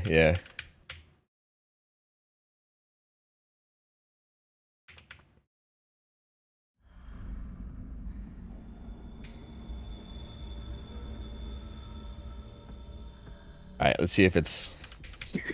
Okay. Pretend it's laser ping. Oh, I wouldn't recommend that because I have very good ping, unfortunately. Dude, those games are so rough, man. I am such a baby when it comes to ping. Like, I am so fucking spoiled. Like, every time I play again on high ping, it makes me realize how spoiled I am. Like on any game too. Like, oh, I think the server crashed, unfortunately. Oh, unfortunate. Hate to see it. No, I actually just took catch. There you go. Easy 1v1 win, dude. I don't know why people 1v1 on... Yeah, I don't know why people 1v1 on DBD. It's like so easy. You just gotta find hatch first and then you win. Like, it's like, hello?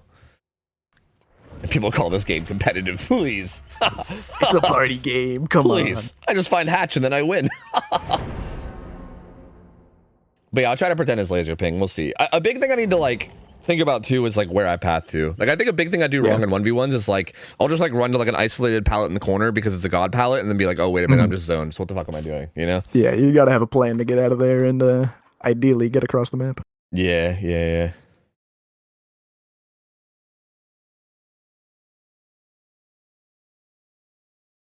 But yeah, Blood Lodge, the main thing I hear people complain about in terms of Blight is that like the collision's bad though. Like there's a lot of like funky collisions. I think Momo... there is a lot of funky collision and quite a lot of back bumping that goes on Blood Lodge, but God, I think the loops are just more fun to play around. Do you know do you know like what back bumping is and like why it happens? I don't even understand what the fuck that is. Like, I'm not entirely sure, to be honest, but all I know is that it's fucking annoying. Yeah, fucking same, dude. I'm just like, what am I hitting right now? Like, what the fuck is happening? All right, I'm ready.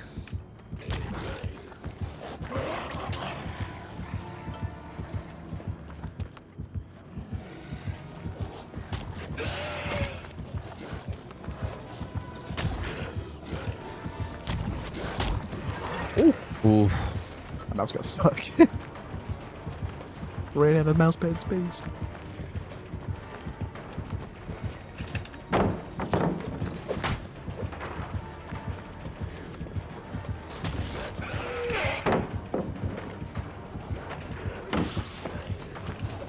Oh, good shit. I thought you were gonna swing on that. I think I should just try to react to it. I think that was a mistake on my part.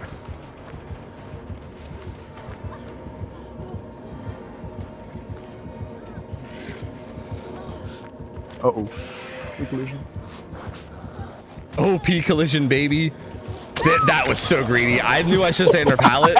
I literally knew it, and I was like, but what? I literally, like, I wish I would have talked out loud, because I literally was sitting on her palette, and I was like, this is the right play. And then my brain went, but what if? But what if? But what if? I don't know. Why do I do that? Why does my brain do that? God, that's so bad. My brain's like, but what if, though? Like, I was like, oh, he struggled to collide? Ooh, what if? What if I just creep around here? God, that's so... Why do I do that? Shay said she should be ready. 100% just drop the pallet there and you're set. Yeah. Shay said that they should be ready in 5 minutes, and so that means like with how long I'm lasting in chase, we should have maybe like 6 more 1v1s, I think. Let's go. And then we should be good. No, unironically though, I think like one more, and then we'll probably be good with setup most likely. Is the other team ready as well? That's a good question, because yeah, I mean, we were just hearing from Core Gen God, so I'm not 100% sure about the other team. Let me go look. Oh god, wait, I'm lost in all the channels. Oh god, where am I? There's about 200 of them, so Yeah, and the on deck channel is like under all the they're teams. way down there. Oh wait, they've not even been added yet. Uh-oh. Oh yeah, Monkey just did. Thank you, Monkey. Monkey Burrito, let's go. The goat. Yeah, we'll see. So yeah, so we have one of the teams will be ready in 5, and then we'll see about Mirage. Yeah, I mean we're like a half an hour, 20 minutes ahead of schedule, so it's not like that bad. Yeah. Could definitely be worse.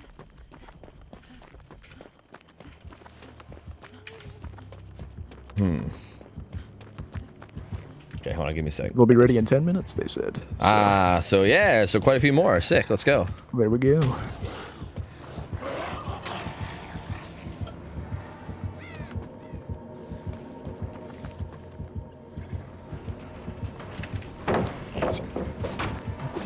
I thought you were about to redo it again. I was like, Imagine. Oh, I'm an idiot. Okay, I'm good.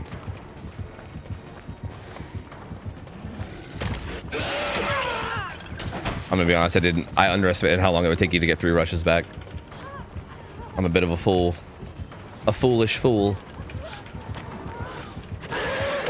Oh, I don't get away with it. I think if I crouch, I don't get hit there, right? Maybe? no, you can hit there regardless. Fuck.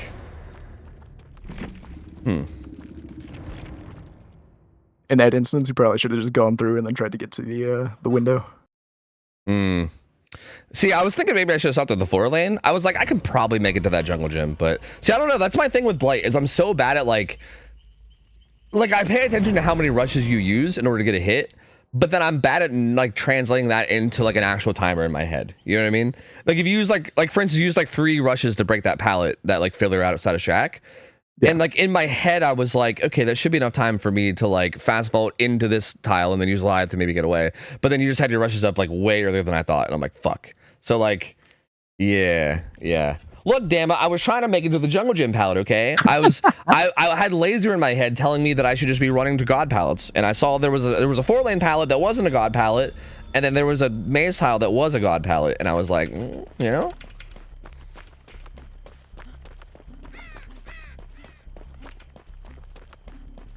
You skip 4 lane. Yeah, because 4 lane's not a god pallet though. Okay, I just wanted to make it to the god pallet. Like if it was an M1 killer, it would have made sense. But again, I'm bad against Blight. Like I don't know. You know? Probably would have gotten hit at the 4 lane regardless, but you could have played the 50-50 at the pallet and just prayed. Yeah, see, but I just thought I would make it because again, I'm just kind of bad. Also, wait, before we start, in your opinion, starting out with Backshack, is that good or bad? Am I a dumbass or am I a genius? I don't know. Against Blight, I'd say it's pretty bad. Most people against Blight usually just like leave instantly and get as much distance as possible to a stronger tile. Okay, I'll try that this time. Let's go. I was very confused when I saw you keep saying it's Shaq, because the only person I've ever seen do that other than you is like my teammate Dame. Ah, I see. Yeah, it seemed like Backshack might be okay. I'm going to vault because I feel like you might have lost me. Are you? See, like, this is fucking dumb. Like, what the fuck am I doing here?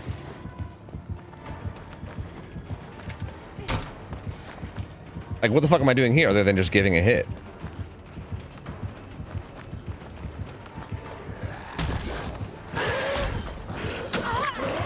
Okay, where the fuck are the pallets? Okay, I found one, it's fine.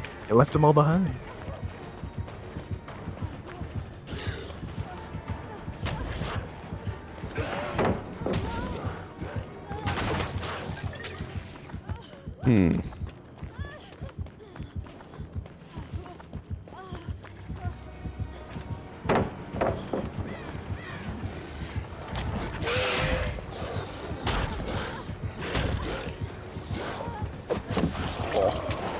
That would have been a fucking crazy flick if you got it. That's gotta be wrong, right? I thought thought I could make it. See, I'm so like, my brain's like, I'm like going to this filler. No, because I think if I go there, I get zoned out. I feel like my brain, like I second guess too much to the point where like I just end up doing something stupid. You know, that's what I'm coming to realize. In every single like high pressure situation in Survivor, that's literally what I do.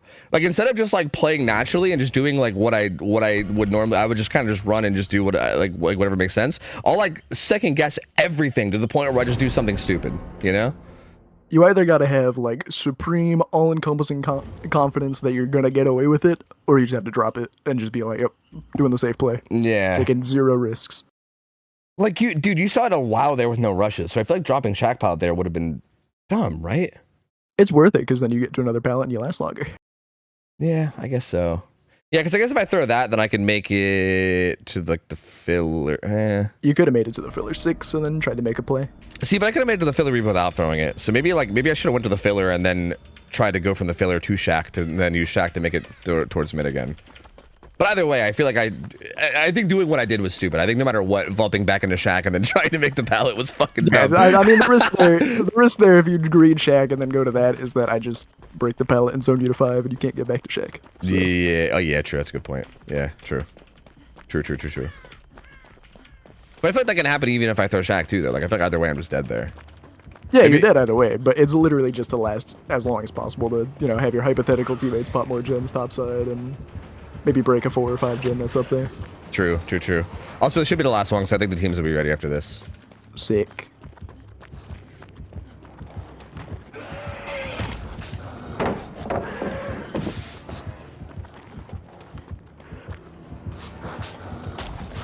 You still have more rushes?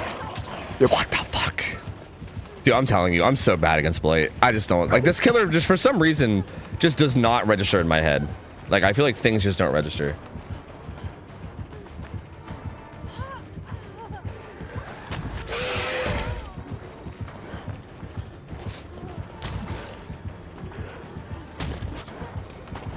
I didn't think you would just stay there. See, that's kind of been my strategy, is just to do things that are so stupid that no one expects them. It's kind of working. Yeah, it's kind of OP, man, I'm telling you.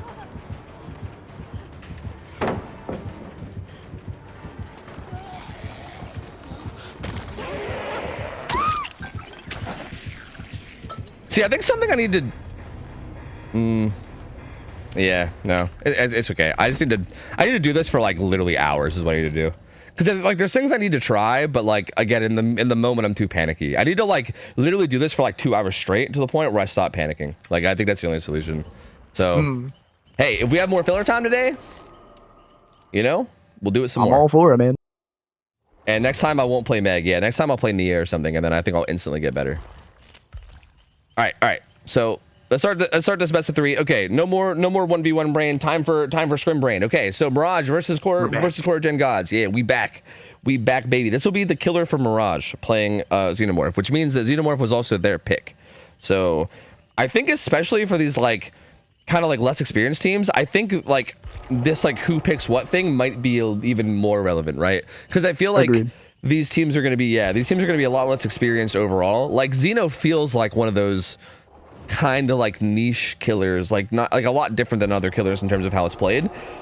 So either Mirage knows something about this set that's going to give them a huge edge in this, or their killer just likes playing Xeno and said, hey, fuck it, let's play that, right? Like, I don't know, but I feel like it wouldn't surprise me if that's the case. Just stick to what your killer wants to play and go for it. Yeah, like it's definitely entirely possible that their killer player was just like, I like Xenomorph, that's one of my favorite killers, let's do that one, right? Like that could be it. But hypothetically, if this is like a set that they've actually like practiced and like know well in terms of like what to do and what not to do and stuff, that could, I think this is one of those sets where like, especially with more, I would say even with experienced teams, but especially with inexperienced teams, you can end up getting like a huge edge in a set like this, right? Like if it's something that you have well practiced and the other team doesn't, could be like major difference makers in terms of how the results end up coming through. So yeah, interested to see how this goes.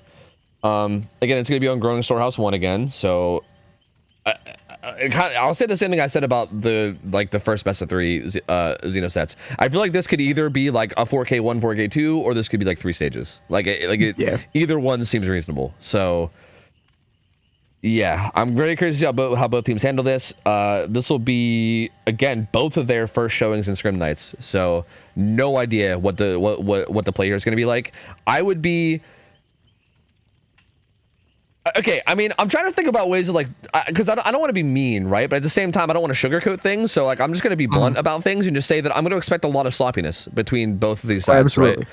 So like, I think a lot of the commentary here is probably just going to be us like giving feedback, right? So hopefully it doesn't come off too negative, because like obviously we've all started here, right? I mean, we can go back to like all the teams in scrims, like first time ever doing scrims, and we can laugh about how like clueless everybody was, right? Like everyone's been there, right? But there's definitely going to be a lot of mistakes made, and we're most likely going to be pointing out those mistakes and trying to like give them feedback on it. But I would expect there to be some sloppiness, so we will see. No better time to be sloppy than in scrims, because then you can just look back, see what mistakes you made, and iron them out later. True. Oh yeah, prediction. Oh, did I never even choose the outcome of the last one? Oh my god, I'm surprised you guys didn't like fucking break out my Surprised kneecaps. chat wasn't erupting. True, dude. They're sending the fucking goons after me with the fucking baseball bats to take out my kneecaps and shit. Fucking chat takes this shit real seriously. Okay, here I got you. Quarter gen god. So QGG, right? Yeah, that works. Mirage, because I don't feel like typing that shit up. Okay, here you go. Here's a Gamba. Go nuts. You got 2 minutes. Get your Gamba in. Go crazy. Go nuts. And yeah, keep in mind, Jeg will also be playing from Australia as well. So this gamer's going to be playing with like 300 ping. So Chris, if there's some weird stuff happening with him and Chase and stuff, you know, that's going to be pretty understandable, because that ping is fucking insane. Like, that ping is absolutely absurd to play around. Definitely going to be a tall order for him to manage much of anything. Yeah, it's gonna be fucking rough, man. So we'll see. I mean, again, I think you could kind of just take advantage of that and make him like the deli player or something, and just have him play super safe and, you know, like stealthy if they wanted to. And hey, you never know. I mean, we did see Burzard playing with fucking DS Dead Hard at one point with his 300 ping, and then he hit his Dead Hard even on 300 ping. So you never know, right? I mean, we've seen some crazy shit. So hey, you know. I don't know, man. Burzard's kind of just a legend. He's kind of just built different. True, he is, yeah. I don't know if I can ask somebody to play, like, on that level of 300 ping. You know? Yeah. It's so impressive what he manages to pull off. Fucking seriously, yeah. He's kind of the obsession, the like exception here. I think he's just used to that, because he gets 300 ping basically anywhere he goes. True. So he's just like, yeah, EU servers 300 ping, NA servers 300 ping. Like, it don't matter. Like everyone I'm playing with, I get 300 ping. So yeah, he's probably like one of the best gamers on 300 ping you could ask for. So yeah, I mean, I feel like I wouldn't expect that out of anybody else, but we'll see. I mean, we'll see what they opt to go with. I'm curious to see what they're okay. I think in general, like, builds is something that I'm curious to see, because I feel like typically there's like the same general builds that we see on most people, and sometimes when it comes to newer teams, sometimes they already kind of just have that, right? They'll kind of just like copy other builds that they see, or at least loosely base them off of it. But sometimes we'll just see fucking like people just like cooking. We'll see some insane shit, like Any Means on Deli. I think we saw at one point a couple weeks back, and I was floored. Yeah, just really out there shit. So like, looks pretty. Yeah, everything looks pretty standard here. Looks like they're rocking pretty much what I expect. Like Dead Hard DS here with like Iron Will. We got like the Deli Survivor has like the perfect deli build. Also, it's not on Jeg, by the way. He has a more objective heavy build, kind of. Yeah, for the most part. That's an awkward build. Yeah, like a little bit strange. Yeah, I mean, not terrible. I mean, definitely, like, again, good perks and everybody, so kind of makes sense. Yeah, they got all the right perks, but I don't know, I feel like overcoming FTP is a little odd. Yeah, no, I agree with that. Yeah. Risk factor though, rocking all the regression perks you could ever want, baby. No late game at all, but no agi or anything either. So just rocking with triple regression, hoping to just get downs and keep the gens basically at 0 or as regressed as possible. It definitely has a build to do so. Very fast early hit though. Manages to find the 300 ping Jeg. Yep, and Jeg gonna be in trouble. And this is where, again, like, if you don't spend this early game setting up turrets, which they might not have. Ace is setting up one now, and so is Michaela. But it seems like they're just now setting them up, right? I don't think they had any set up before this. And this is where, just like, now setting them up, no gen progress really to speak of. Yeah, this is where, like, I don't know. I almost feel like, especially with, oh, that down though. Oh, that's tough. Like, I bet for Jeg that looked insane. He probably like got to the corner and like crouched. Like, I probably looked nuts for him. But this is a really fast down though. So Yeah, kind of rough. We'll see how they work around this. Pain Res coming in though, pops up as well now. There's not going to be that much gen progress. They did take time to set up 2 turrets. So yeah, there's... Did Michaela get spotted here? Ooh, turret doesn't quite break him out. Also, add-ons are double helmets, so he has resistance to fire and also mangled on tail hit. So those are the add-ons. Pretty solid. We're most likely going to see those, and then maybe like the purple add-on that makes you... Yeah, the purple one that makes you vault faster. Those are probably the add-ons we'll see. Maybe someone will go with the yellow add-on that makes turrets have less distance. Maybe, but like probably just a combo of those. And Risk Factor seems like he wants to protect this hook, which I think is the right decision. I mean, with how early this down came in, this feels like probably the right decision. He got out there, he got his pop value. It feels like he's playing this really well so far. Yep, agreed. He can also just defend both of these 6 gens here and that 8 gen pretty well. And not too much the serves can do about it without just going in for a trade. Yep, they're gonna pop, and Ace is gonna go in for the trade.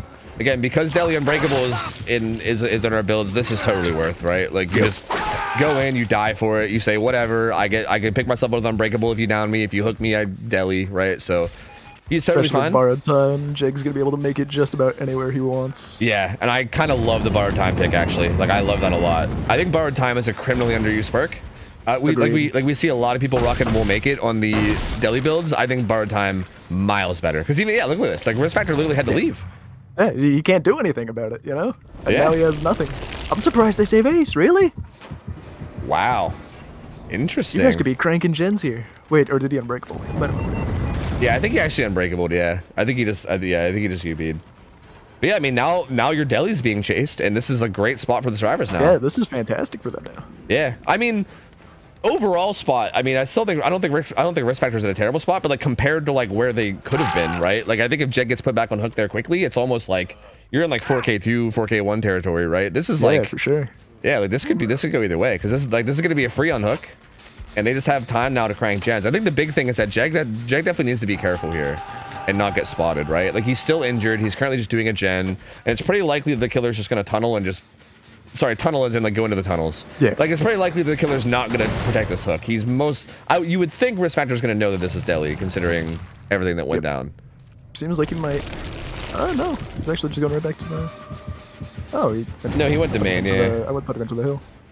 Yeah, no, he went back to main. He's gonna be putting Eruption down on different gens. Maybe he's actually gonna go back now, which is interesting. Hitting back now, doesn't get the tag or anything like that. Kind of just interrupting the gens.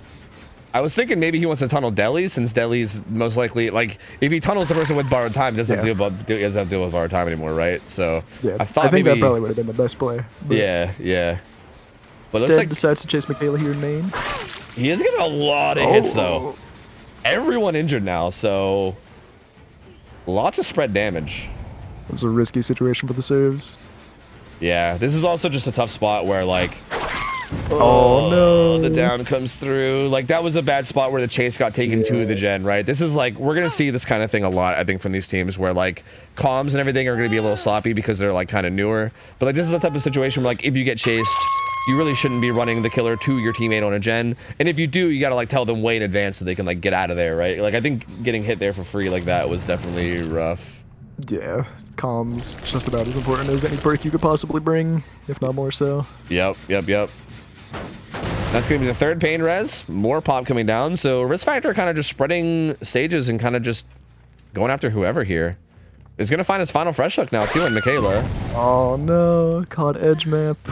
Yep. Had nowhere to go because we're just kind of stealthing around edge map hoping to not get spotted, but unfortunately does. And yeah, this might be another pain res too. Yep. And where are what's happening with rotations here? Jeg's in like deep 6. And Ace is kind of chilling near main. No one even hooked yet. And these hooks are right beside each other. Oh, this is actually such a strong spot. Yeah, this is a fantastic spot here for Risk Factor. He should be playing closer to this one because that survivor's about to go struggle. So he should be playing closer to the survivor's about to go struggle. Play closer. Don't let Ace sneak up and get that. If Ace had sprint burst up and he sprint burst up to that hook and unhooked it for free, that would have been insane. But doesn't happen. Oh wait, it was the wrong survivor. Never mind. He actually was doing the right thing. He was playing close to the guy. Never mind. Sorry. That was my mistake. So yeah, he actually did correctly. I thought it was this survivor here that's about to go struggle. But yeah, forces struggle onto Cosbug, and honestly, I it looks think like they're both gonna hit struggle. yeah. This is such a tough spot because they're both injured too, which means that they can't even go for the unhook unless they're healthy. And yeah, Deli just his broken went away, and then he uses a sprint burst. Yeah, I think he's just gonna go in and force a 1-for-1 at this point. I think him popping a sprint burst there is a mistake. I think he can walk up and then try to get an unhook on one of them without it being a 1-for-1. I would have liked to have seen him try to just walk up and then maybe try and bait out a hit with the tail, with sprint burst, dodge it, and maybe get the pull for free. Yeah, because I feel like this doesn't put them in that much better of a spot at all. Like you maybe buy Jeg a little bit more time to get gen progress done, but like you still have both these hooks in a bad spot here. It's just the exact same situation, just a little bit worse because now you don't have Deli borrowed time to come in and just get a save for free. Exactly, yeah. And Jeg has to 1-for-1 now, and we're going. Are we getting an 8-hook game here, dude? Like we're getting eight I think we we might. stages. Playing like a true gentleman, Risk Factor. You love to see it. You love to see it. Following the Survivor rulebook and everything, you know? Their best bet now is going to definitely just be to get one more gen done and get that 4K1. Yeah. This is definitely a really rough spot to be in. Michaela's doing a gen that's about 60. As a matter of fact, I think the gen at 6 of the hill and 6 had a good bit of progress. So as a matter of fact, they could probably the hills in 6 popped.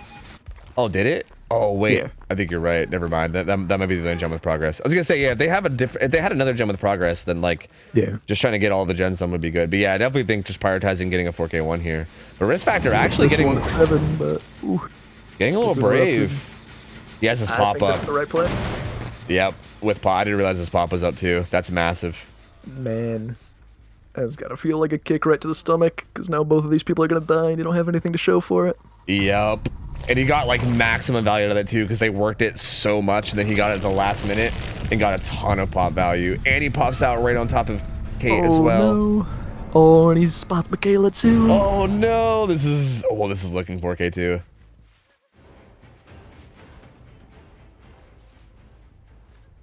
Yeah, kind of taking a peek back, but I think he's just committed at this point. He has Eruption down on the gen. I'm not really sure what he's worried about. He gets this down, Eruption will pop. Ooh, good dead hard though. Gonna go down quickly though, unfortunately. Eruption coming through. Yep. Cosmic actually on a whole separate gen. This is deep 6, looks like. This is deep 6, yeah. Risk Factor is definitely gonna want to come and check it because this is the only gen he has not seen in a long time. Yeah, and he's that's on exactly his way. What he's doing. Yep. So Kate's days are numbered. Yeah, that's looking like a 4K2. Yep. Yeah, 4K2, big result, man. Very, very big result, which is a little unfortunate for the survivors because it really didn't seem like they were in a bad spot after that initial trade. Like again, like that borrowed time save, and then the killer having to like decommit from that first down, like made them look like they were in a pretty good spot. Honestly, like they were looking like that was an interesting turnaround. Like it started out with that really fast early down where we're like, oh shit, they're in trouble, and then they kind of brought it back with that deli unhook with borrowed time, and I was like, okay, well, you know.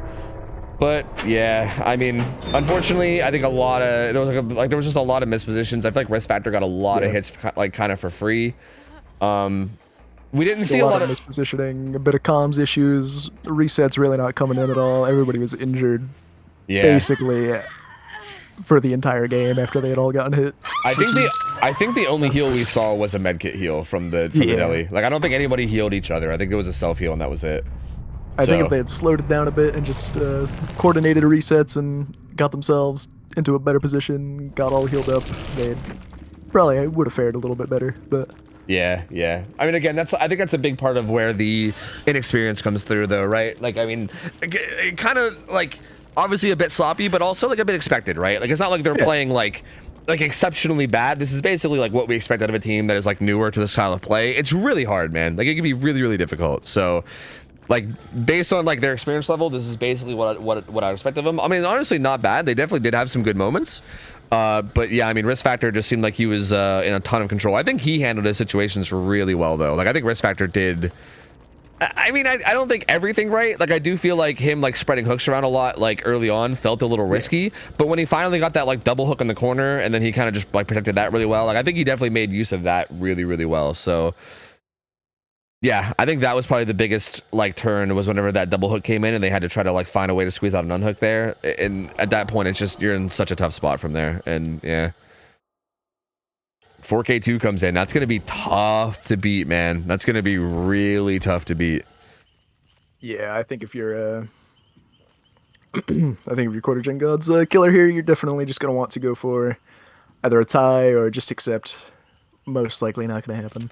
Yeah, like I feel like a tie seems like possible. Like again, very hard, but possible. Very hard, but doable. I feel like 4K3 is kind of out of the question. Yeah, yeah. So, yeah, like most likely a tie. Again, like this is the killer choice of Mirage, though. So I feel like it's not going to feel too bad. I feel like it shouldn't feel too bad to like lose this set if you're core gen gods, right? I'm going to get some ads out of the way real quick. Because, yeah, after this set, too, we'll be going into the Slinger set, which is going to be their choice. So I would assume that they probably have a very experienced Slinger player feeling good about their chances there. So, yeah, even if they lose this, it's like, all right, you know, it's not our choice. Again, Xeno is one of those really awkward killers, too, where, like, if you don't have a lot of experience against them, it's, you know, a little tough, man. Like, it doesn't surprise me that they would struggle against a killer like that, especially with not a lot of experience. But what I'm mostly curious about, I think, is going to be these survivors, because again, this team picked this killer, and it might have just been that risk factor was like, I love Xeno, let's play Xeno, right? Like it might have just been like their killer player likes the killer and wanted to play it, but maybe it's that their survivor players are feeling comfortable in it too, and if so, I would love to see that. Like I'm very curious to see how all these survivors games go. We haven't seen anyone double turning today, have we? Like no, I don't think we've seen it once. Yeah, actually. Which is really interesting because in the first set I thought we'd see it from one of the two teams, but we didn't. And in that last game, we actually didn't see very much turret use at all, which was a whole other thing to talk about. Like there was some turrets set up, but I feel like the chases didn't really get taken there, you know, which was a little odd. Like I feel like even when people were trying to position, like I think at one point it was maybe Michaela that got caught out edge map. And I feel like in a situation like that where you're trying to like stealth away and like go position somewhere, like you might as well go position near a turret, right? Or like within at least like close running distance to a turret. But like I feel like they didn't really utilize the turrets or at least the turret positioning as well as they could have, right? Like they did take some time to set some up, but even after they're set up, you have to actually like utilize them, right? Or else you're not really getting much out of them. I think there was a few times that they like ran by them, but it feels like it could have been a little more, right? Their positioning could have been a little better with those involved. And yeah, I mean, we'll see if the survivors do the same thing here, or even if we see some double turrets, that could be massive. But yeah, I mean, I guess we'll have to see. Are there, you know, what are the bans? Is it just the Eerie add-ons? I believe it's the Eries and the Harpoon Gun. Ooh, wait, what's Harpoon Gun? Or what's Harpoon Gun do again?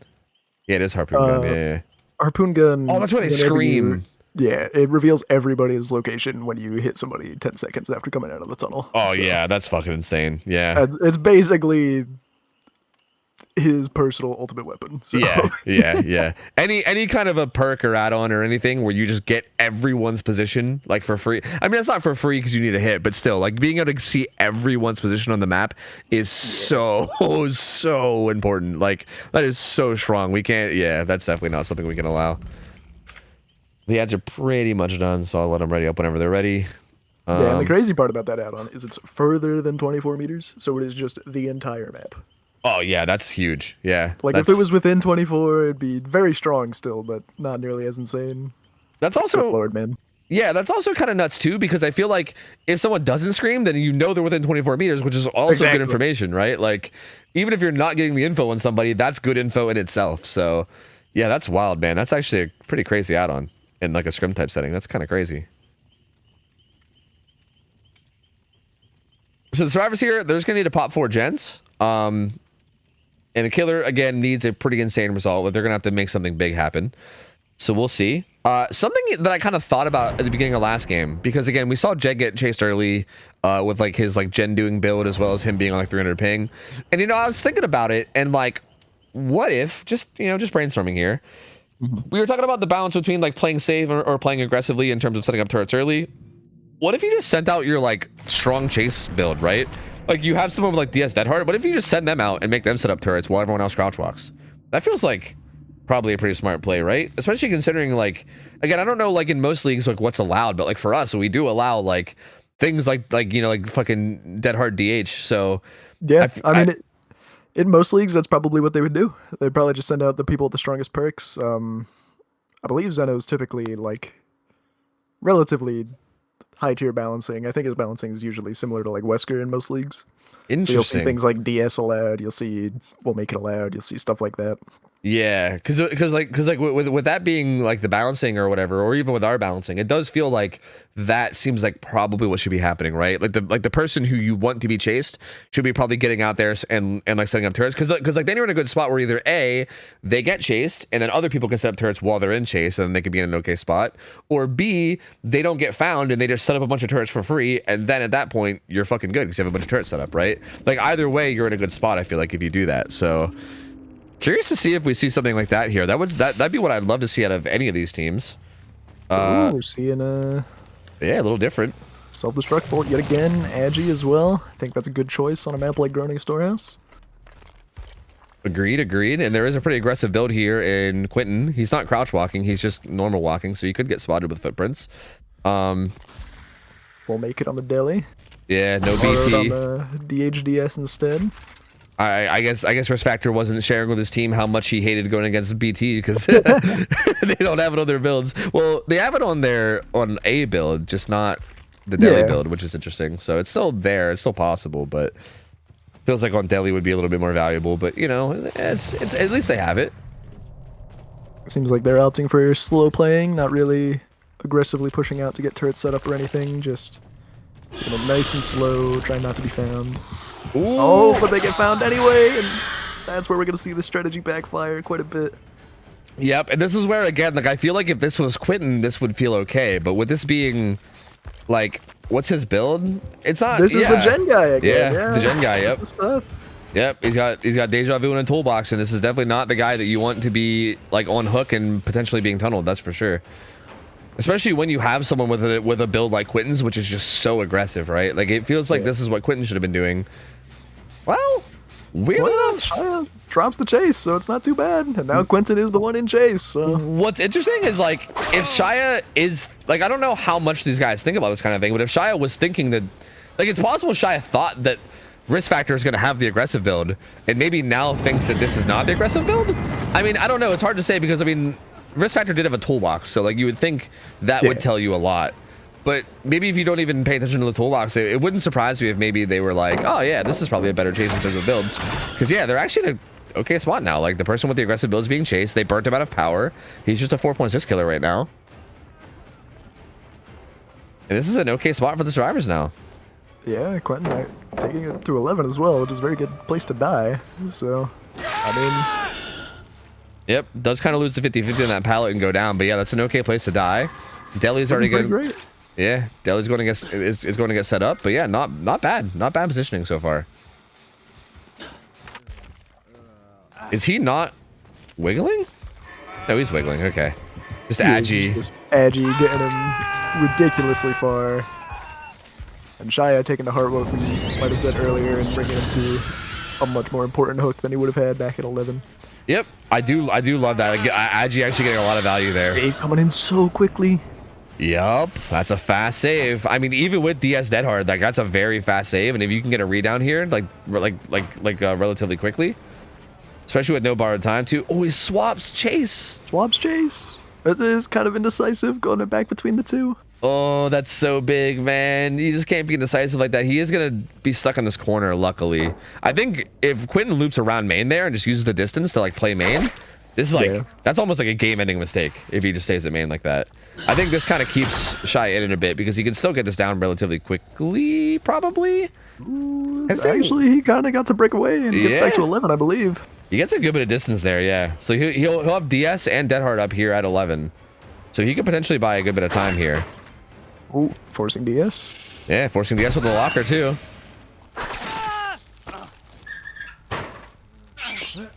Oh, it still has Dead Hard as well. Takes the window. Oh man. That also Such temporarily. A here for Shia. Yeah, true. Temporarily takes you out of tail attack power too. Although it's back up now. Oh, could have got a tail attack there. Interesting he didn't go for it. He was locked into the vault animation. But he just circles around. So a little bit of a misplay, I think, in terms of micro of the killer. But also would be a little bit more adventurous with their tail. True, yeah. That thing goes out so far, man. You can go for it. But even there, you could have gotten it down on him. Oh. And now he gets DH and he gets all the way out. Oh no! No! Don't bring them out that way. He gave her the whole map. Yeah, no. Shia making a mistake there. He had him like zoned into this corner tile again, and he kind of like, instead of like trying to keep him in the corner, and like that pallet's not even that safe, especially against Xeno with the tail up. Like he could have just played that pallet and then tried to just keep him in that corner. But yeah, he breaks the pallet, lets him break out for free, gets broken out of power too from that turret. And yeah, this is looking pretty over. There's no way. There's no way now. There's gonna be some more gens popping soon for sure. Another turret here.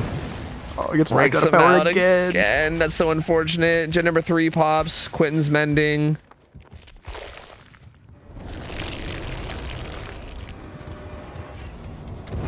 Finds another turret and gets rid of it.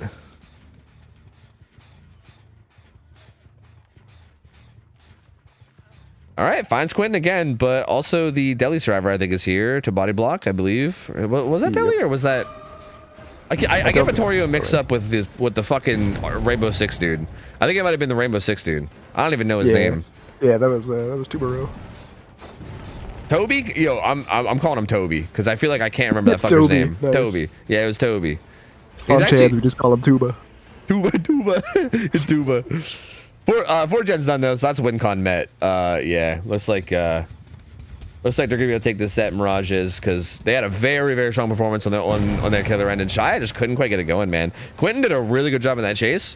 But also to be fair, I think a lot of it came from mistakes that Shia was making. Yeah. I think had Shia playing that better, I think Quentin would have been donezo. But Quentin, it seemed like he was just trying to buy time and kind of stay in that like corner behind main. But he ended up doing more than buying time. He ended up just staying alive basically the whole time, right? Like he's just staying alive forever here.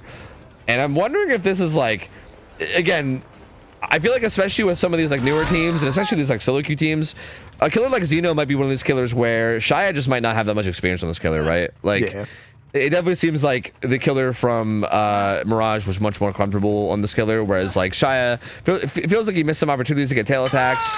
Feels like he I also feel like there's kind of this like reaction to when you start getting hit by a flame turret where you kind of know to like immediately like turn and hit it with either like your tail or an M1. And it feels like he kind of like didn't react to that and just got like burnt out for free a few times.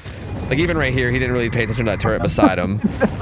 That was brutal. Blast Mind and flame turret. Oh, insult to injury. Yeah, that's rough. Getting blinded, stunned, and then having flamethrower on your back the whole time too. Man. That's brutal, dude. My lord. So yeah, again, just feels like a little bit of an experience from Shia, unfortunately. Yeah. Ooh. They really want this main gen, I think. Aim's a little bit too low. I'm surprised they aren't just splitting on 6. Yeah, right? I mean, like, they might still be. I mean, they still have 4 survivors up, so a lot of options for them. Trying to just avoid the flame turret, looks like. Force Factor pathing around it. Doesn't quite get the breakout though. Tail hit does come in. But yeah, this gen. Actually, they just got on that gen Deep 6. Yeah, it's barely progressed. I think, but still, Tuba running to a good spot here. Yep. This is a really good place to go to. I think these survivors have done a really good job of like macro, honestly. Like, agreed. A very surprising good job. Again, like I expect very sloppy play from these guys, but this felt very good in terms of macro. Like even if like Shia had played his chase better and gotten the downs quicker, like they were going to good places to die. Even here, right? Like he ran to basically deep 3 while they're splitting both deep 6 and main. So like no matter what, you're far away from both the gens that are being worked. And yeah, just kind of putting into a good spot where like it seems like they like have a pretty good idea of what to do, which is good to see. Final gen pops, and they're in a position here where they can get like anywhere from like 3 to 5 stages in terms of a final result here. They might even just open the gate and leave. It seems like they're going for it. Yeah, there is a gate near the hook, but if they just go to the other gate and just kind of pop that and leave at this point, I mean, 5 stages is an amazing result. So 5 stages is a fantastic result, but it looks like Quentin is wanting a little bit more. He is set up for it. He's going for it. Well, yeah, he is. He's kind of going for it. He has his dead heart up. Nah, it looks like he's opting to just leave. It wouldn't be too crazy for him to do it with Borrowed Time too. Borrowed Time is like the only actual anti-tunnel perk that works in endgame collabs, so he had something to work with there. But yeah, they're just gonna go ahead and go. It just feels like the safer play. Just take your 5 stages and go, right? Like, definitely the safer play, but honestly, yeah, with Borrowed, he could have just ran in there and respected definitely would have made it out. yeah, especially if they had the other full survivors come in and try to take hits too, like that. Yeah, that'd be pretty brutal. Yeah. So yeah, I mean, hey, really good showing here from Raj though. I mean, on their killer side and the Straver side, looking really strong, man. I mean, again, this is their killer choice, so maybe they're just comfortable. They're more comfortable in this set than Quarter Gen Gods, but so far they're looking really good. Quarter Gen Gods need to make something happen, I think, on their killer side if they want to stay in this. Because Mirage, yeah, definitely seem like they're the team to beat in this set at the moment. And that's gonna take us into, what was it, Slinger, I believe. One of my favorite killers. Let's go. Yeah, Slinger should be. I've been loving the Slinger games too, especially since we switched maps on them. Like, it's been so good. So yeah, Sufo is so interesting. Yeah, it's so much better than the maps we had him on Wreckers. Like, I feel like he just like on Wreckers, it just feels like, I don't know. Like, it feels like it's hard to get anything going. On Sufo, it feels like there's like a major threat, right? Like, if he gets going early, like, it could be fucking tough. So yeah, it should be interesting, man. Sufo Slinger, especially considering it's Quarter Gen God's pick. This they can make something happen here. I think if they put out a big result as killer, they can maybe get themselves back in this. Looking forward to what they can pull off. I don't know who they're. Ooh, it's gonna be 4 horsemen. Okay, 4 horsemen on the killer. All right. Let's get these gamers back in, meow. Looking to see what they can pull off. There's lots of ways to play a Sufo Slinger set. Lots of perks that you can bring. Yeah, true. It's one of those lots of opportunity for very impressive shots. Exactly. Yeah. Like, very playable tiles. I feel like there's no like crazy holes or anything, but like the windows are bigger than like a map like Azerov's, and just in general, like a lot of the fillers and everything. And just again, like one of those maps where like you can take advantage of bad positioning very well, right? So considering that these teams seem to be like kind of newer, like I would expect there to be some bad positioning and some mispositioning, right, from both sides. So if you can take advantage of that, you can definitely like very easily put the teams in a spot where they're just kind of boned, right? Like, you can put them in such difficult positions if they're like really out of position. So we'll see how much they can take advantage of it. I mean, if assuming there's like mispositioning, I don't want to like just say these teams are going to fuck up already in advance, but I mean, it's definitely one of those things that you could struggle with a lot early on, especially when you're experienced. So to be fair, it would surprise me if there wasn't big positional mistakes, right? I mean, who knows? Like, maybe they will play like amazingly imperfect, but I would fully expect them not to, because it's a lot more difficult to do that than it might seem, right? Like, it might sound like just position well, like, right? Like, it sounds so easy, I feel like, from people from the outside looking in, until you're actually in the position of having to do it. And especially without like a lot of experience, that shit can be tough, man. It can be very tough. It can be very easy to just miscomm, or just, you know, kind of be in a wrong spot without realizing it, and then everything goes south. We'll see how they do, man. We'll see how they do. Also, Shay has been getting at me to shout out to solo queue for him. So, have you guys ever wanted to try scrims, but you don't have any friends to play with? Maybe your friends think ComDBD is cringe and they just don't want to try it. Well, boy, do we have the form for you. Exclamation point solo queue in chat will get you a link to the form that you could fill out, and Totally Not Shay will totally hook you up with a totally solo queue team of other players that have also filled out the solo queue form, which is exactly what these two teams are, actually. These two teams playing right now are both solo queue form teams. These are all people that filled out the solo queue form, and then they got thrown together on a team, and now they're playing together. And it's a really good way to get your foot in the door. It's a really good way to like kind of get started. Even if, like, again, even if your team, like, to try to give you like realistic scenarios, even if your team from the solo queue form doesn't like stay a team, even if your team like breaks up after like a month or two, it at least kind of gets your foot in the door. It gets you playing like with people and against people, and it kind of like gets you introduced, right? We've seen a lot of people start out with the solo queue form and then kind of like break off their teams and join other teams and kind of stay playing in scrims and in the comp scene for like months afterwards. It's just a really good way to get started if you don't have a way to get started. And we need both killer players and striver players. And we need people from all regions, so just regardless, if you're interested, fill it out. The one thing is, I will say that if you're gonna fill it out, just be patient, because I think Shay usually waits until there's a good bit of signups and then makes teams. So like, it might take like up to like, I don't know, even like a couple weeks after you fill it out. Like, you might not get matched with a team like the next few days, right? It might take a little bit. So just be patient if you do fill it out, but you should fill it out. If you want to give it a try, it's probably one of your best bets in terms of getting into it if you don't have any other hookups. She said, I check that bitch daily. I just need gamers. There you go. There you go. From Shay herself. She checks that bitch daily. So yeah, go sign up. Go sign up if you want to do it. Sign up right now. Yeah, easy peasy. Unironically though, I think it is a pretty good tool, right? Like if you don't know how to get your foot in the door, it's a pretty good way to get your foot in the door, I think. Like just kind of gets you introduced to people, gets you out there. Also, do me a favor, if you're gonna fill out the solo queue form, make sure you have a good attitude too, yeah. Right? Like you're gonna be playing with a bunch of people that you don't know, and again, most likely you're gonna, like, if we're just gonna be real, you're most likely gonna be playing badly, right? Like you're a bunch of random people that don't know each other. You're getting together and you're trying to play competitive DBD, which is a hard game to play competitively. Pretty good chance that you're gonna like have some tough games and get shit on. So definitely only fill out the form if you're the kind of person who is down to get shit on with some people and just kind of like take it as a learning experience and have a good time. Like if anybody fills out the solo queue form and is acting all like shitty and negative with towards your teammates, I might literally go as far as like banning them from the stream. Like that's like really stupid and shitty to do. Like I want the solo queue form to be like good vibes and like chill, right? Like I mean, if you find that you're getting frustrated and you like aren't having fun, then you could always just back out of the team. But like, you know, don't be a fucking shitter and like rage at your team or anything. Like if I find out that anyone's doing that kind of shit from the solo queue form, I'm gonna be pissed. Like don't do that. Have a good attitude. Everyone's there to learn, and again, it's just mostly to get your foot in the door and kind of get you introduced to things. All right, so here we go, Slinger. And we got finally getting started. Yeah, 4 horsemen. Curious to see how this goes. So for add-ons, again, we're most likely just going to see Reload and Cigar. I highly doubt we'll see anything else. Those add-ons are really, really good. Although, I mean, we have seen some people spice it up with things like double reload. I think like Happy Shio ran like double reload a couple times. We've seen double reload. We've seen things like the tin can where you can miss. And oh yeah, true. Prison chains. Prison chain as well. Yeah. Like there's like some options you can go with that aren't, you know, like the typical 2, but typically I feel like that's what we see. In terms of perks, I feel like there's a lot that we can see, right? Like you can go like full on gen protection with like triple slowdown. You can throw an Agi, you can throw in Stabiffle. Sloppy is really, really good on Slinger. There's like so many good options in terms of perks that I feel like the build, I got no idea. Like I don't know. I have no idea what to expect out of this. So a lot of options for variety in terms of what we see, but they'll probably stick within the same like 8-ish perks if I had to guess.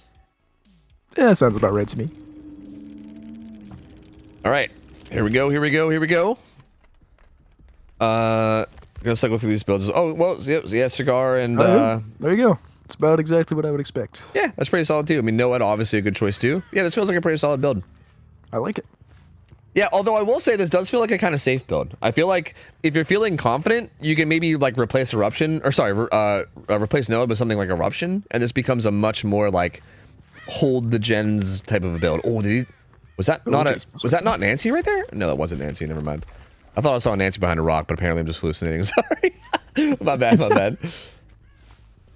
But yeah, I mean, I like the build. You got Corrupt, obviously, pretty standard. Pain Res, also very standard. Agi, just incredibly good on a map like Suffo, where you can just drag your hook right up to where you want it. Do you see this gen setup? Yeah, it's nasty. Oh my god. Yeah, Agi is gonna make this way harder even. Yeah, this is like a 5. It's like a 4-gen top. This is kind of like a 5-gen top if you would count this middle gen, right? This middle gen is pretty reachable. So it's like a 4-gen, loosely a 5-gen top, and the 3 deepest ones are all super deep, like in a row back there. Like that 3-gen back there. Look at that. Oh my god, dude. Comms are gonna have to be on point for the survivors to manage to pull this one out. Dude, Skull Merchant players watching the stream right now are literally creaming their pants. Like, this is fucking insane. You know what's funny? That exact joke I just made, I almost made that joke during Hens' tournament, and I had to stop. I had to stop myself. I was gonna say it during one of the gen setups, and I was like, bro, I can't say this on Hens' stream, right? Like, you can't say that on Hens' stream. I wasn't sure. Like, I figured he would probably laugh, but I was like, I should probably keep it a little more professional. So I opted not to, but I had to make it here. Okay, I held it in for so long. I'm glad I was able to at least, you know. Hey, I laughed, so you know. Thanks, man. I'm glad he brought it out. I'm glad he brought it here. I appreciate it, man. Thank you. Are these guys waiting out Corrupt, by the way? Ooh, they are. Something I actually love seeing. So Quentin playing kind of more aggressively with his build. Something I love seeing is this perk. We don't see this utilized nearly enough. The fact that we allow Circle of Healing and we never see people utilize it is very interesting. Because I feel like especially on these like 3-gen type maps, circular healing can be so, or sorry, not 3-gen type maps, split maps, right? Maps like Suffo, ARP, things like that especially, it can be real. I mean, I think it's good in a lot of scenarios, but especially maps like these, it's like very, very strong. So I actually love seeing that they're utilizing that, especially because like Sloppy might be a perk you see on Slinger 2. We don't see it right now, but you could. So, okay. Corruption coming through. Yeah, Corrupt runs out. Raidus Quentin gets found, so aggressive Striver getting spotted. Right to the bottom of the map. 4 horsemen not wanting to commit, just wants to stay topside, protect his gen setup. I wonder if they recognize the gen setup. I mean, they gotta have deja vu on somebody, right? Yeah, they do. Oh, they do recognize it. Yep. So I think they're already playing around it really smart. I mean, Quentin already did a really good job of getting hit and then just bolting away from the top side. It kind of seems like, they're kind of just playing around the gen setup already, which is really good. Saturday and Sushi doing a really good job here as well, avoiding that, being really tricky with her movement, making it hard to hit her. I don't like this though. I don't like staying here. I think you just take that distance and you leave. Agreed. I think she should have just went right down to mid. Because I think your number... Okay, but I mean, bro, maybe she's just a fucking juicer, though, so maybe I should just shut the fuck up. But I still think decision-making wise, this is really risky. Like, I don't like this. Like, yeah, you have a ton of distance here on main, and this isn't bad. But the build feels kind of made to just, like, aggro the top gens and then immediately sprint bottom, though. So I'm a little surprised that she didn't just do exactly that and then get out of the gen setup. But... Exactly, yeah. And I think no matter what, if you're staying topside, especially deep topside, right? Like running back to main like this, like if you happen to get hit by a shot, right? Like even if you're relatively safe, it's still just risky, right? If you happen to get hit by a shot and injured this deep, and then you don't make it out and you give the killer like a hook down here, that's brutal, right? Like it's just, there's no really reason to take that risk. Luckily, again, it doesn't happen. So, I mean, luckily for the survivors anyway, not for the killer. Yeah. This is a tough situation for the Slinger here. Yeah, he needs to find something. Yeah. Pretty unfortunate. He's just doing a great job of just calming things and free leaving as soon as he's anywhere nearby. Yeah, like even here, like Risk Factor gets a pretty good head start. He is going to get tagged here, but he'll be able to just run away, and he should be able to make it away. For Horseman, he might want to consider going for at least one shot on him here. And he gets it! And he gets it! That's massive! Now he can get this hook here in topside, and now he actually has something to play around here. Yeah, that's so huge.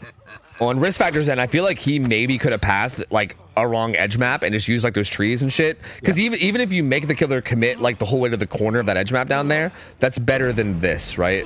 Like this is gonna be such a good hook. And it looks like so Nancy was doing a boon bottom.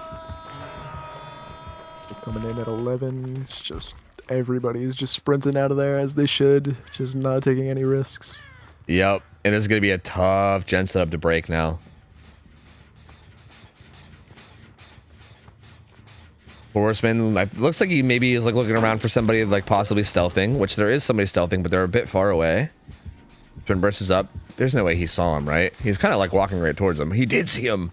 This is big. This is huge. If he can tag coming through is very important. He needs to like no, walk forward, walk forward. No, walk forward, get closer. Oh, he's gonna let him get the unhook for free though, which is pretty unfortunate. Yeah, and then it's gonna be Deli who's on the hook instead. Yeah.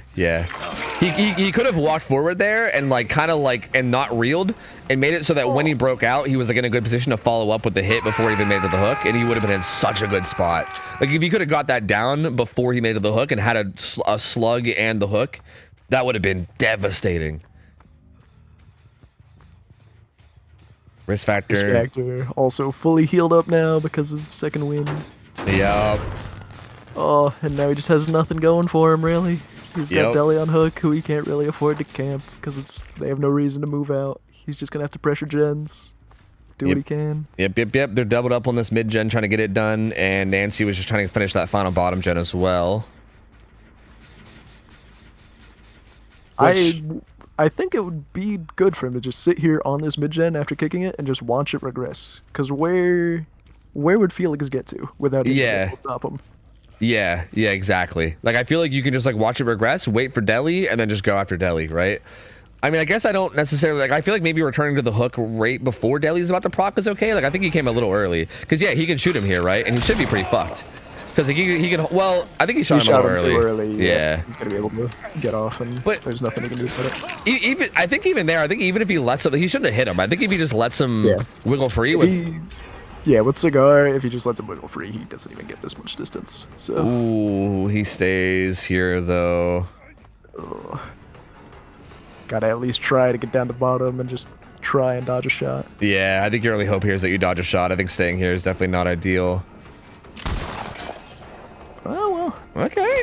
If they can bring in a body blocker to get him out, that would be sick. And they do. They do. I love this. I mean, again, definitely some misplays, right? Like he probably should have just tried to make a move out.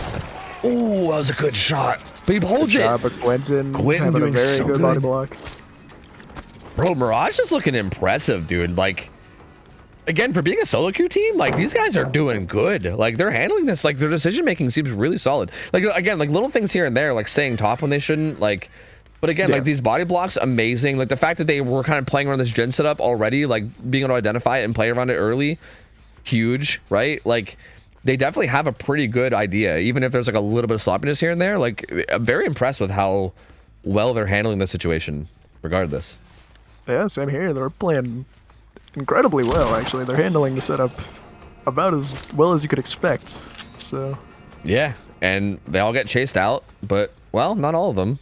Quentin's still deep back in here, and he's gonna wrap around main. So like the thing about these like deep gens is that like if you can get a good pre-leave, you can wrap around main, and then you just get a lot of distance, right? Like Quentin can start making his way out now.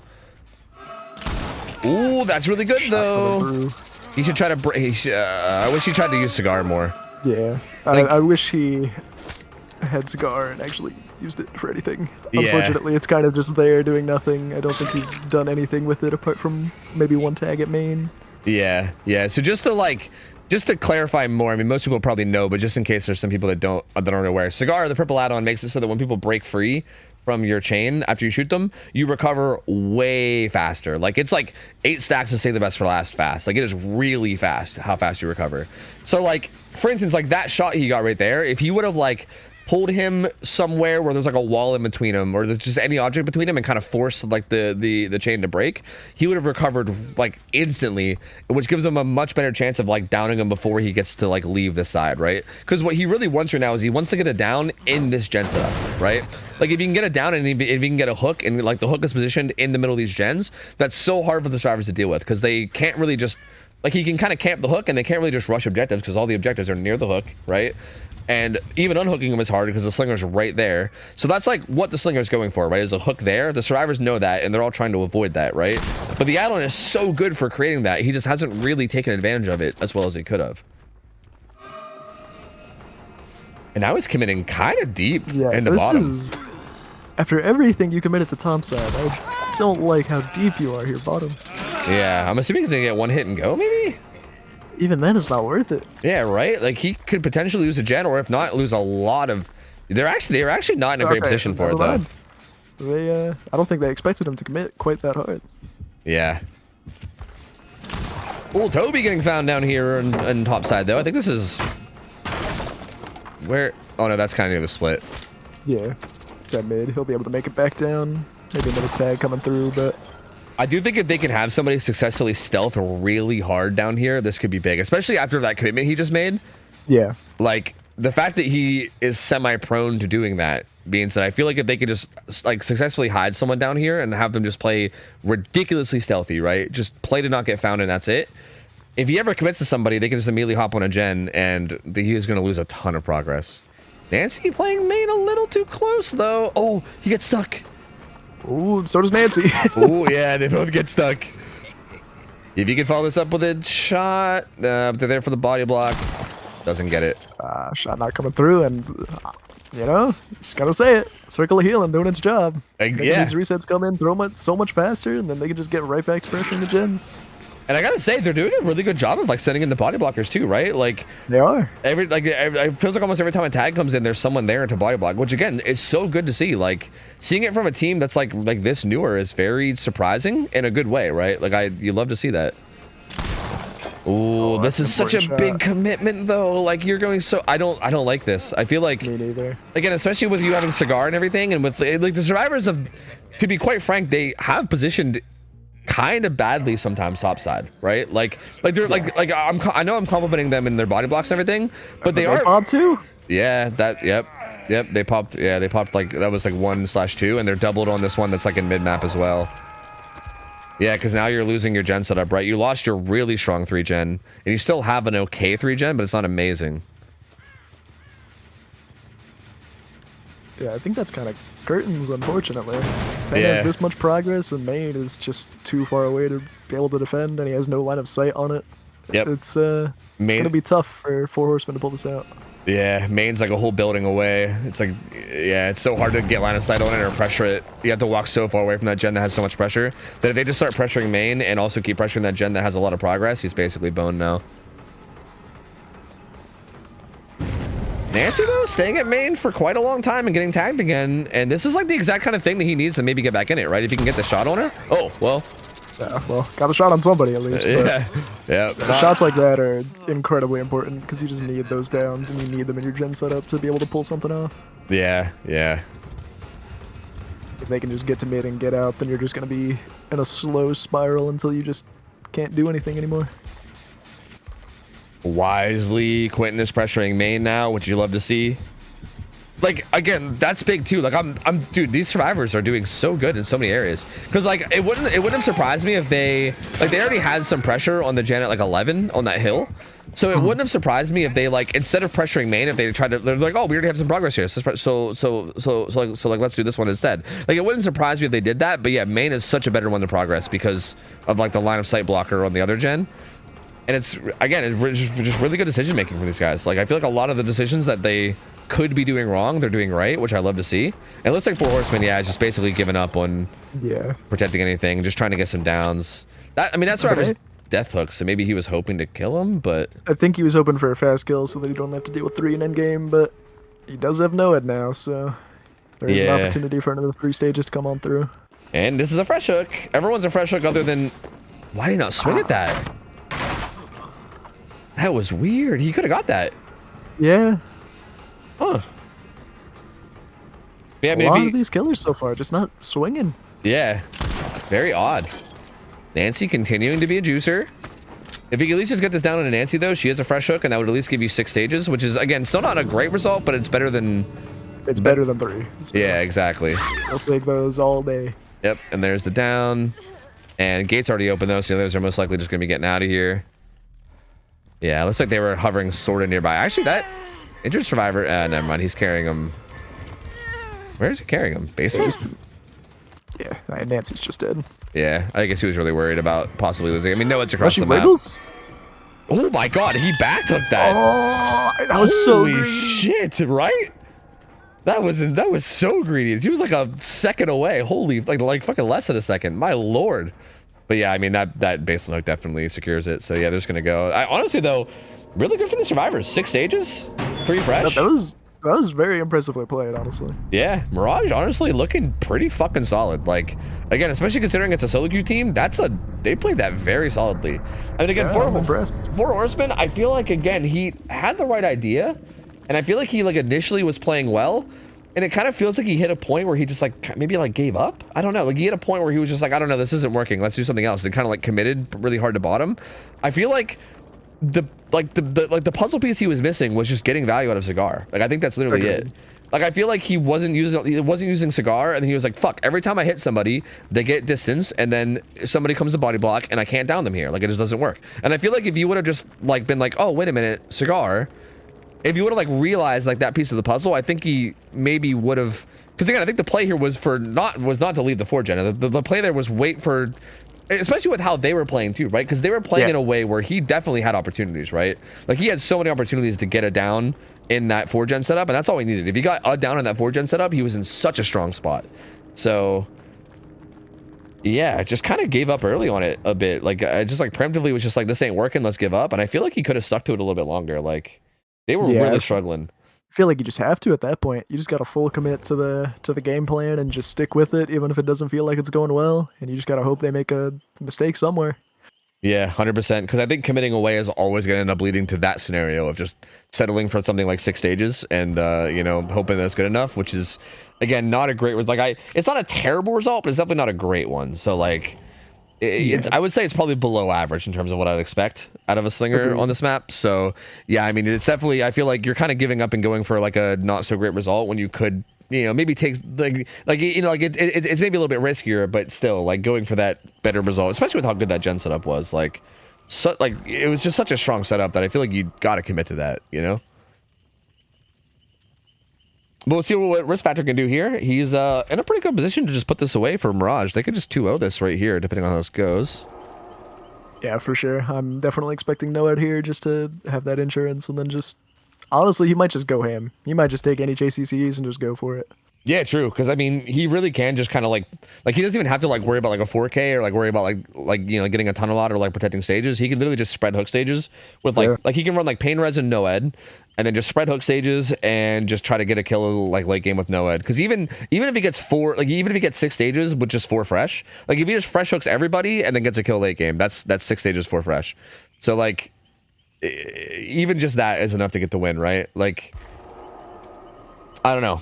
I guess we'll see. Like, yeah, I think he has a lot of options here in terms of like how he can pull off this win. It's just a matter of what he opts to go with. And the survivors here are gonna have to play this like they're either gonna have to play this basically perfectly, or they're gonna have to hope that he is fucking up a lot of shots, which honestly is possible. To be fair, Slinger is a hard killer to play.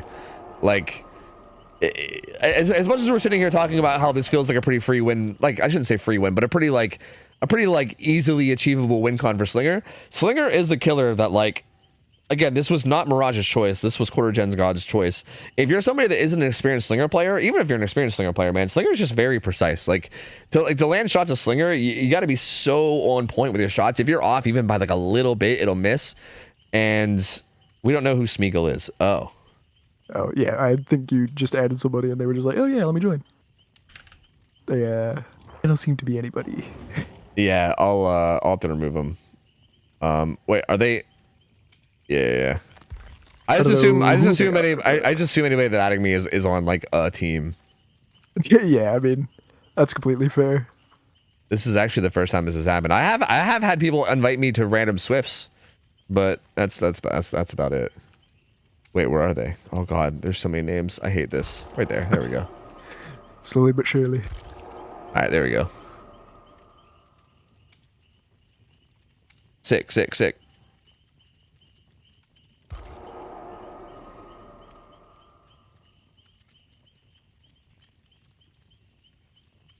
All right, so yeah, I mean, we'll see. I feel like while this is a really hard win condition to reach for the survivors, the fact that it's Slinger does mean that, like, I feel like Slinger can be very like feast or famine. I also feel like, especially if they kind of get lucky with the gen setup too, right? Like that last gen setup was brutal. If they get something like a 3-1-3 split where like it's really not that bad to deal with, then like that also could help them a bit too. Like if they get good gen RNG, if the Slinger is like struggling to hit shots, there's still a chance, right? Like there's still a chance. Like this still could happen. It feels like as long as Risk Factor just plays, even just like decently, right? Like he doesn't even have to play like super well. If he just plays decently, just like hits a bit of his shots, you know, does solidly, then I think he'll be in a really good spot to just put this away. Because yeah, the survivors, I mean him plus the rest of the survivors did such a good job that last game, man. They played so incredibly well. Very impressive. In a situation like that, it's so easy to get impatient and then, you know, make a mistake, and they just held on, just played it slow, kept pre-leaving, not even taking any risks, except for a couple times where they decided to stay at main, but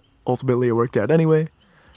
And body blocks as well, just to get people deeper into bottom to where the Slinger can't commit. Yeah. Very impressive play overall. Yeah, again, for a solo queue team, that's so impressive, man. Like, yeah. Like, again, if we do want to, like, nitpick, like, there is feedback we can give, right? Like, again, like, I think a couple times that Nancy got chased, she, like, held a check spot at, like, main window where she was, like, really close. Which, like, where the point where, like, the Slinger turned the corner and she was, like, right there, right? And, like, that's hella dangerous because you get shot, you break out with Cigar. Like, again, he wasn't utilizing Cigar. But imagine, like, okay, imagine this. Imagine he shoots her through the window of main, pulls her underneath the planks, right? Like under Suffo pit, and then lets her break out with Cigar underneath, like deep into the pit. There's no way she's getting out. Like there's literally no way. Like you're fucking dead. Like you're just 100% dead. So like again, that's kind of risky to stay like that deep in main and like hold that and try to like hold that check spot. So like if we do want to nitpick, there are definitely some mistakes that Mirage were doing.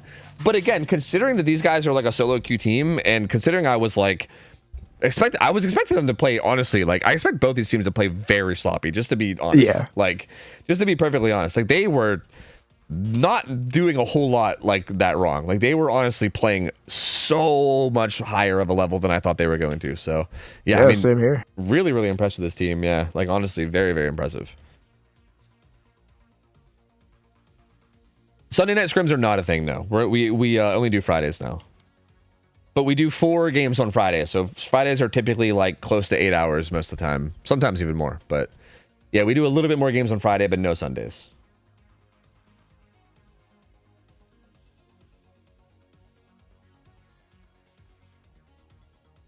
All right, I'm curious to see how Quarter Gen God survivors do here. I feel like they did like they were doing okay on their first Xeno game. Again, there was like a little bit of sloppiness here and there, but like they were, yeah, like they did okay. And I feel like the Slinger game should be a pretty good test of it, right? Because I feel like this map, with it being like a split map and, you know, Slinger being Slinger, I think it's gonna be interesting, right? Because I think there's like a lot of like micro things, right? Like I think as much as like I was like, you know, digging on Nancy for her positioning at main, she also was a fucking juicer, and like her micro was so good and made it so hard for the Slinger to hit her. So like, you know, it kind of makes up for it a bit. And I feel like curious to see how the micro is here for these guys, as well as just like their positioning. I think there's a lot to keep to pay attention to.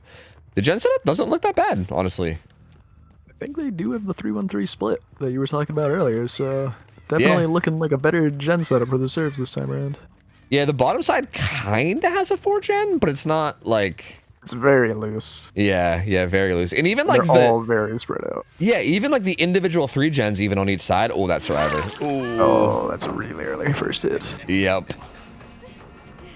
Oh, that's really early first down. Yeah, it's not a very safe pallet either. Prison Chains add-on. Getting the down because of Prison Chains as well. Yep. Interesting. Very, very fast first down. It's kind of greeting a little bit for more, but Off's not to go for it. Instead of the boon, we're seeing more boons today than we've ever seen. Which again, I mean, I kind of feel like about time. Like I feel like the fact that we even allow boons is kind of like wild. Like I feel like usually when any like experienced comp player comes in and they see the boons are allowed, they're always like, what? Like they're always so surprised. Because like boons being allowed, I think is pretty much like unheard of. But yeah, I mean, it's entirely unheard of. Boons are never allowed whatsoever. But yeah, exactly. But we do allow it, and I'm kind of surprised that we don't see people utilize it more. But yeah, I mean, we are seeing it utilized a bit here. Oh, finds the ace. That's so big. This is Deli. Oh, that's gonna be another quick tag.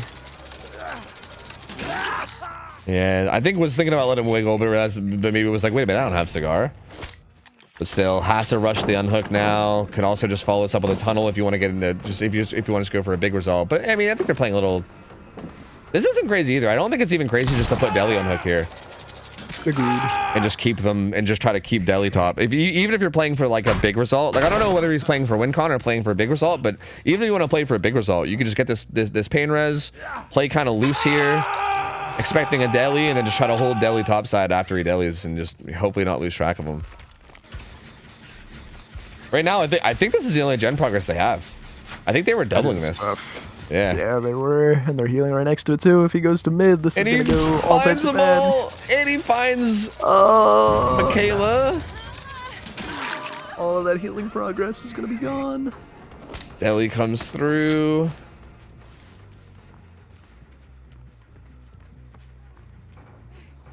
Oh, and he finds Kane as well and gets us down. And he is not whiffing. He is hitting every single shot. Yup. Confidently just going for it. Yeah, Respector feeling good. Yeah.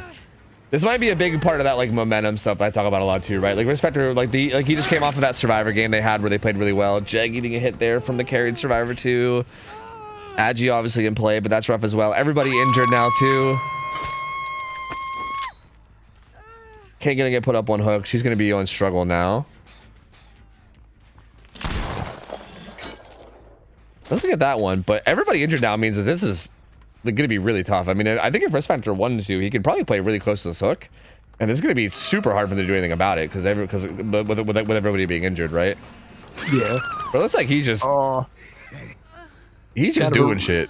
Kind of a repeat of the Zeno set where everybody is just injured and they just cannot recover, unfortunately. Yeah. It feels like tags are just happening too often. and like happening too much for free. Like even like that hit that happened on Jeg with him like carrying a survivor, right? Like things like that just like shouldn't be happening, right? Like you get too many free tags and you find yourself in this spot where you're just constantly injured, never finding time to reset.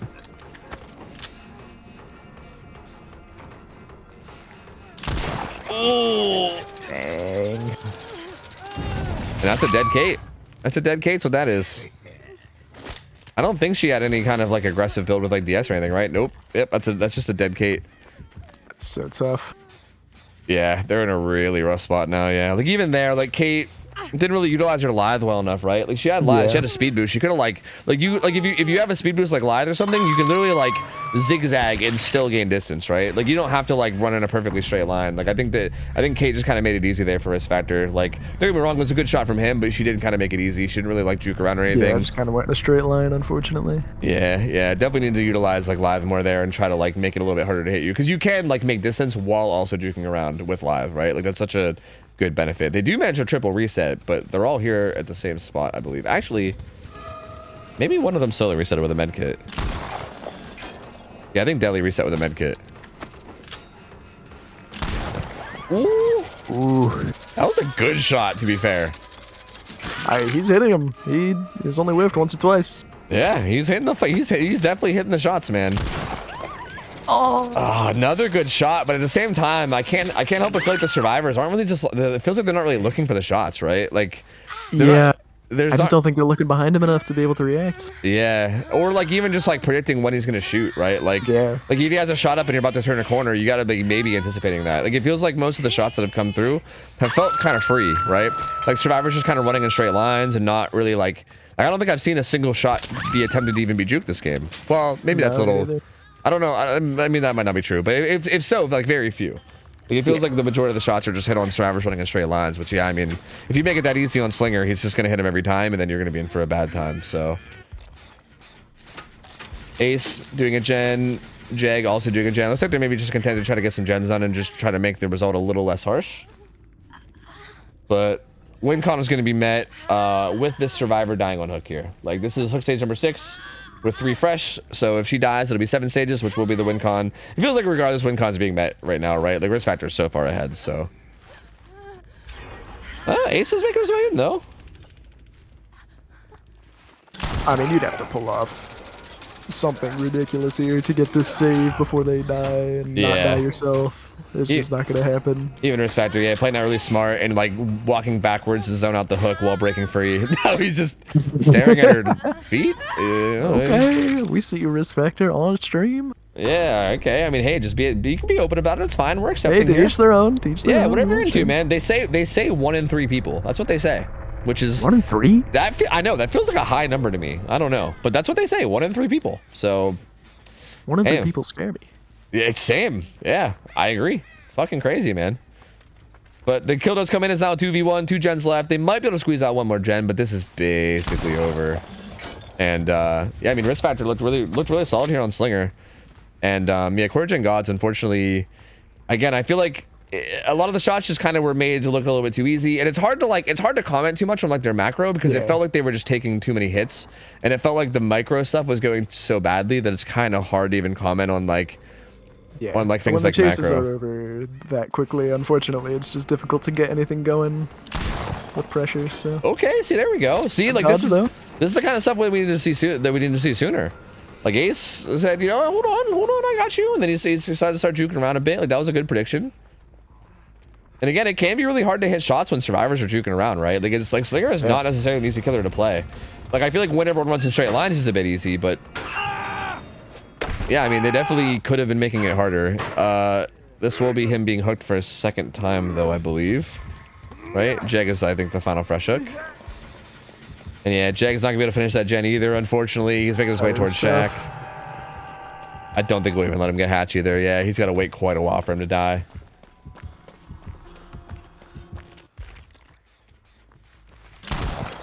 Ooh. Looks like he tried to predict the juke out, but I think Jeg playing on such high ping, I think he literally did juke, but it was like so delayed because of his ping. Ping actually playing to his advantage there, kind of.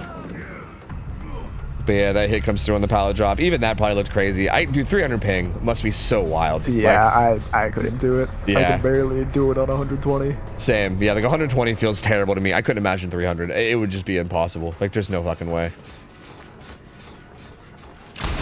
And there's the final shot. Risk factor. Gonna get a 4K2. Again, 4K2 twice for this guy. Yeah. Mr. Consistency out here with the 4K2s. But yeah, I mean, hey, very solid showing here for both teams. Again, it feels like Mirage actually like played very well considering, right? Like, don't get me wrong, I don't think I don't think Coragen Gods did like terribly. It feels like this was just a very mismatched game, because again, we don't really know the skill of these teams going into this because they're both solo queue teams. We've never seen them play, but like realistically, I don't think Coragen Gods is like necessarily playing like extra bad. I just think Mirage was playing extra good is really what I boiled down to the point where I feel like we couldn't even really get a fair showing for Coragen Gods, because I feel like they were just in such a rough match made game here where it felt like Mirage was just much further ahead. So GG's, good showing. I mean, something that I'm sure you'll probably keep in mind going forward for like matchmaking and stuff, because yeah, I can't see the future, unfortunately. So here and there, the matchmaking will be a bit rough, especially with newer teams. Oh yeah, with newer teams is 100%. Like, I think this is understandable, right? There's no way for you to know. Like, there's really no way for anyone to know how like this matchup can go, right? Like, Mirage honestly surprised the hell out of me. I'm very surprised at how solid they were playing. Like, I don't blame Coragen Gods for like losing this 2-0, because I feel like pretty much any solo queue team would probably lose this 2-0. Like, Mirage is playing way... For sure. They were punching above their weight class, for sure. I was very surprised. It did not feel like they were a brand new solo queue made team at all. It really didn't. Yeah, it really didn't. Like, I feel like this is how I'd expect basically any solo queue team to match up with Mirage at this rate. Like, that was just a really good showing from them. So if you're Coragen Gods, I wouldn't feel too bad about this. I feel like Mirage either has been practicing a ton, like, you know, like going into this, or something like that, because they definitely were like, again, way better, like miles better than I thought they were going to be. Like, they were playing very solidly. So yeah, if you're Coragen Gods, I wouldn't feel too bad about it. I mean, you did get 2-0'd, but Mirage was looking very clean, and you know, there's always next scrim night. Just make sure to practice up, get your practice in when you can, and maybe next time we see these guys, we'll have a little bit of a better matchup for them, and we'll see what they can do. You keep on improving, keep on practicing and improving. Yep, just don't get discouraged. Just keep at it. That's right. That's right. For every loss, you know, you just get experience, and then you just work towards another win. Exactly. So hopefully we see them back. Hopefully they don't get too demoralized. I'm assuming they probably won't, but we'll see. I mean, still a pretty good showing for both teams anyway. And that's going to take us into our next set. Maybe, I mean, assuming we're kind of an hour ahead of schedule. I don't think they're ready. You don't think? I had one of the team managers message me, Reminiscence team manager. They said they need about 20 minutes. Okay. I don't know how ID is feeling either, so...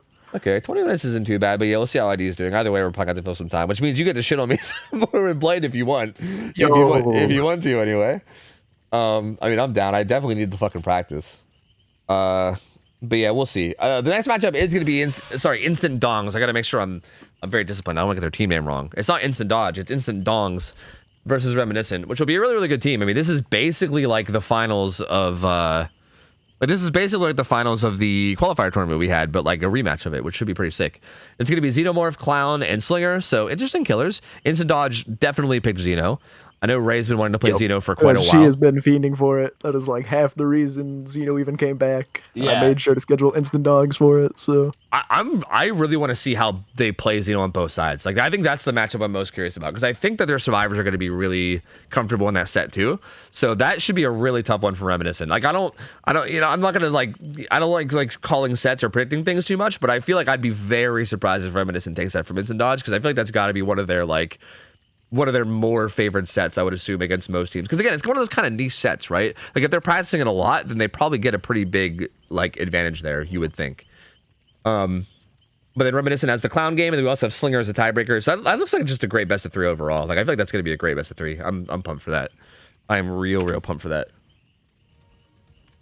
If you don't mind, Dino, I'm going to quickly take a step away, and I'm going to play some ads and grab some coffee. Sounds good. Feel free. Do you want to talk to chat, or do you want me just to put on some music? I'll talk to chat. Why not? Okay, sick. All right, I'll be back in like a couple minutes then. You guys can talk to Dino. feel free. Just know that he does have mods, so don't you go acting up. All You have right. mod. Don't say That's anything right. awful. You'll get banned instantly. That's right. Yeah, don't say anything awful like Megs are great or anything, because he'll ban you. True. He'll do it. He'll fucking do it. Anyway, I'll be back, guys. BRB. 1 sec. Just give me a minute. BRB. Why is Ghostface the best set in comp? Look, Hens, I gotta tell you, it's not my cup of tea.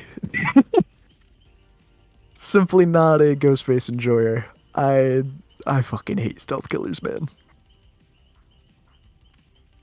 I'm a hater. I'm sorry. Why are the Chads so stinky? None of us shower. Not a single one of us. We've never even heard of deodorant. It's all over. We're as stinky as it gets. I seemed cool. I have awful takes, alright? I swear I'm cool. I just have bad takes. What's the chaddest thing I have done IRL? Huh? Honestly, I'm kind of a fucking dweeb, so it's kind of hard to think of one if I'm honest with you. 1v1 Larry's, I won't. I'm sorry. Have I ever made any podcasts or narrated on commercials? I haven't. I've had a lot of people tell me they like my voice, and I've had a lot of people tell me I sound like Moist Critical, but never done any commercials or podcasts, no. Do I have any pets? I used to. Unfortunately, they both passed away pretty recently, sadly. When will I put Skull Merchant in a pool? Never. That is my official verdict. Never. What's my favorite dinosaur? I'm a basic bitch. I like a T-Rex.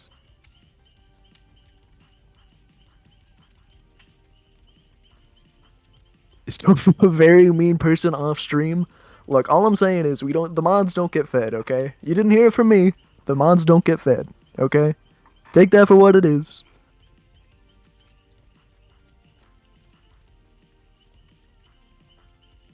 Will I sign your profile? Sure, Dama, sure. I got you.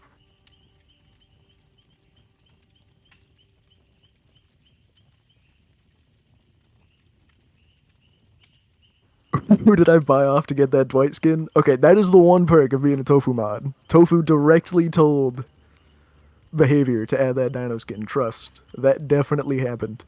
I'm not lying at all. I'm being completely honest. Why are you willing to put Chucky in a pool and not Skull Merchant? Because I like Chucky and hate Skull Merchant. Plain and simple. Would I rather have unlimited bacon but no games, or games, unlimited games, but no games? I guess I'll take the unlimited bacon. Sure. I'll have unlimited bacon, but no games. Unlimited games, but no games. Sounds not very good. Yeah, I wish it was not a link set either. How do we convince the devs to fix the spec bug? I don't know if we can. I just think they hate spectators, honestly. Maybe if we, I don't know, maybe if everybody starts playing comp. Maybe if every single DBD player suddenly only plays comp, they'll be forced to make the spectator better.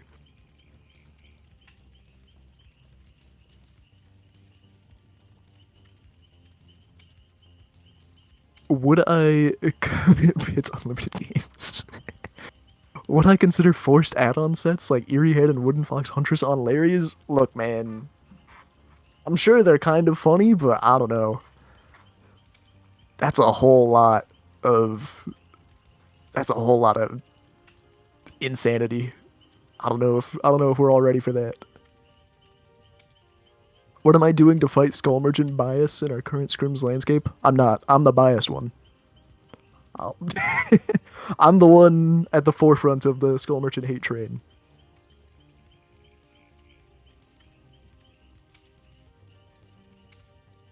Who is my favorite Chads player? I must answer, it's me. I'm my favorite Chads player. I'm selfish.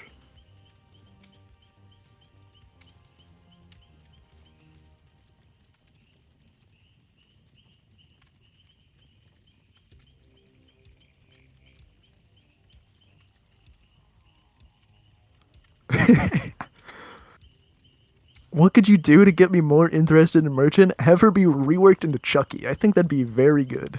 I think that'd be the best way to change Skull Merchant. I don't know about you guys, but let's just have a second Chucky in the game.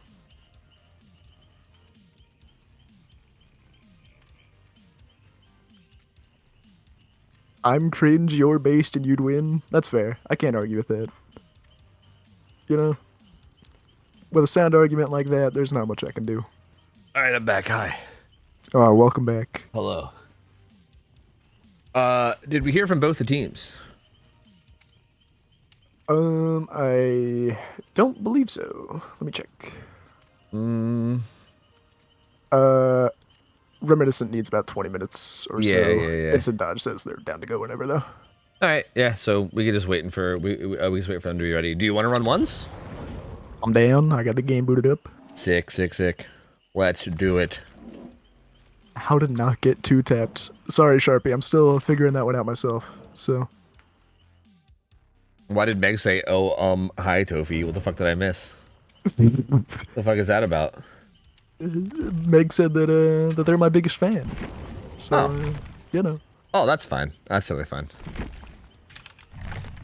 I thought there was some other tomfoolery going on. Jack can vouch. I didn't say anything. Well, it's not... map. Wait. Oh no! I guess we're 1v1ing on Toba Landing. Maybe I said it quick enough. Wait, did that? I clicked as fast as I could. That actually might have worked. It popped up. I don't know. How's that work? Like, when does it? I don't know. I don't know when it goes through. I'm not sure. I'm not sure, but we'll see. Huh. Also, dev update about the PTB changes. A lot of them were stupid. I'm just gonna be honest. I was not a fan of a lot of like changes that they made. Yeah, the Honoria changes were dumb and made her make her basically useless. Billy's cooldown add-ons actually terrify me. I think they might be a little too strong in terms of zoning. Let's go, dude. And what are the other ones? Oh yeah, Adrenaline Vial is insane. There's no way. They're gonna have to revert some of that. There's no way in fuck that they don't revert some of that. That shit was insane. Those changes were absurd. Yeah. Wait, are we doing which ones? Yeah, sure. Fuck it. Let's run one.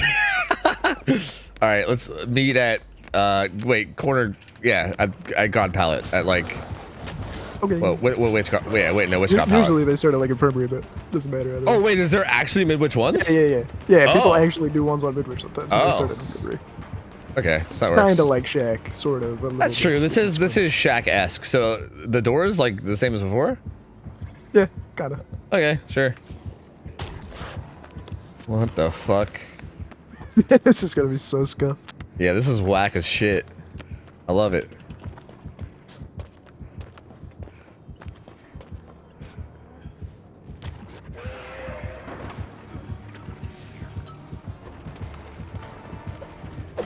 No.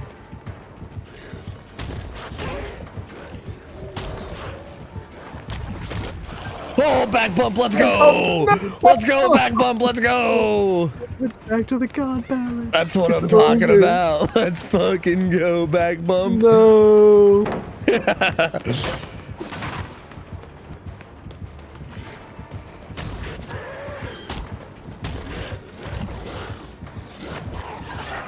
Okay, apparently that thing sticks out. Good to know.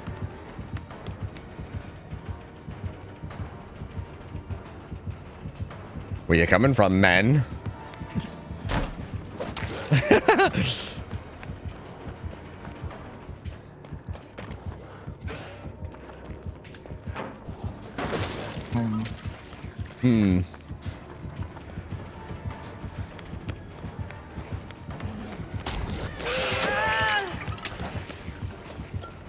Again, underestimating how long it takes for you to get your rushes back. Because I'm a dingus.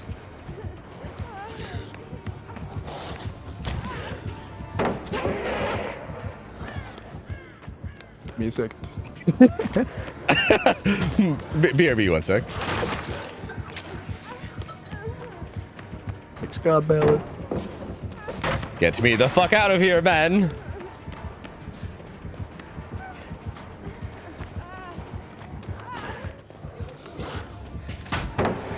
Ooh. That's rude.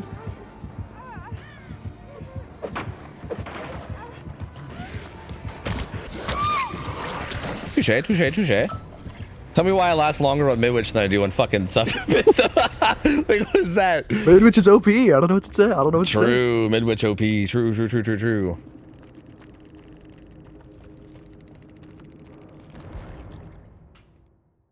I got the map set now. You good? Perfect, sick. Oh yeah, I told Chad I hate Ghostface. They did not like that. What? So, what is your reason for hating Ghostface? I'm curious. I really just dislike stealth killers. I will admit, it's kind of fun to play in a Ghostface scrim. I'll admit that much. It's kind of fun. Yeah. Wait. So, but as a killer, I just don't like Ghostface. Oh, okay. As killer, I can see it as killer. Like, yeah. As Survivor, I feel like it was pretty fun. I feel like as Survivor, like generally, I feel like Ghostface scrims. Like, I don't know if it's like every stealth killer's like this. It made DBD feel like an actual horror game, dude. Like, this shit was terrifying, man. Like, you get in so many weird situations where you're like terrified. These just kind of randomly pop around the corner, and you're like, oh fuck, dude, what's happening? Like, I don't know. It was an interesting feeling. But yeah, as killer, I feel like I don't know how I feel about it as killer. Probably wouldn't dig it.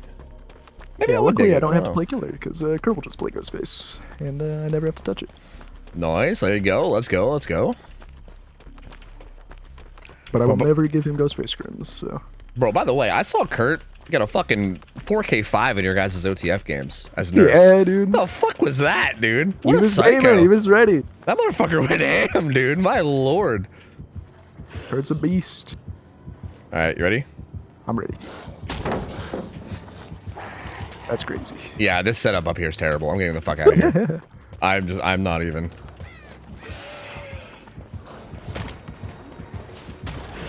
I was supposed to be a fastball, and then I was supposed to use line to not get hit, and then it was gonna look like I was gonna look like a genius. Dude, where are my fucking pallets? You don't get any. I'm fucking dead, dude.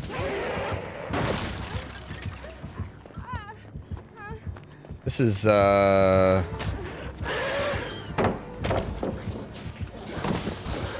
I didn't think you would insta-vote. He's crazy. Make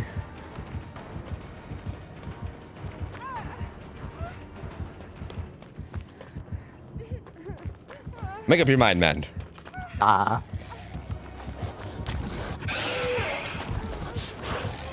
What? I don't even know why that worked. I thought you were gonna swing on the second one. I was trying to make you break pallet, dude. I don't know how I missed you. I don't know where the fuck my pallets are, man. Life sucks. See there, I also thought you would insta rush with that second dash. So I was hoping to flare and make you miss, but everything I do is wrong. Oh shit.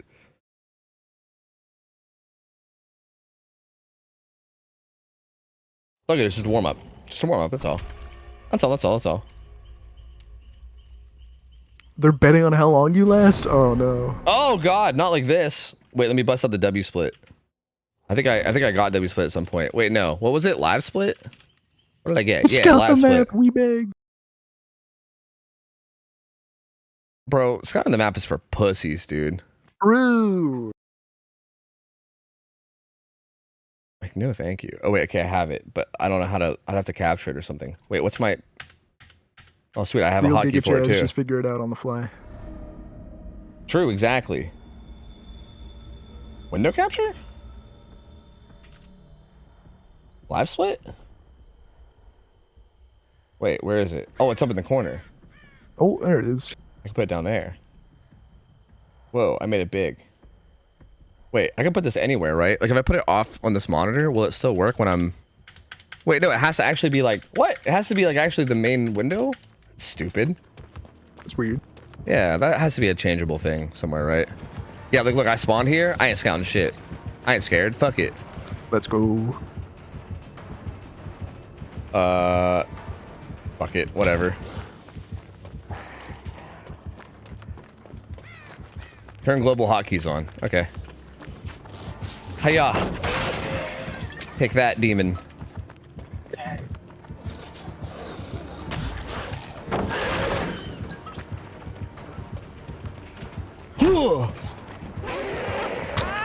Okay, good hit. Touche, man, touche. Wait, I just ran away from a jungle gym. I'm stupid.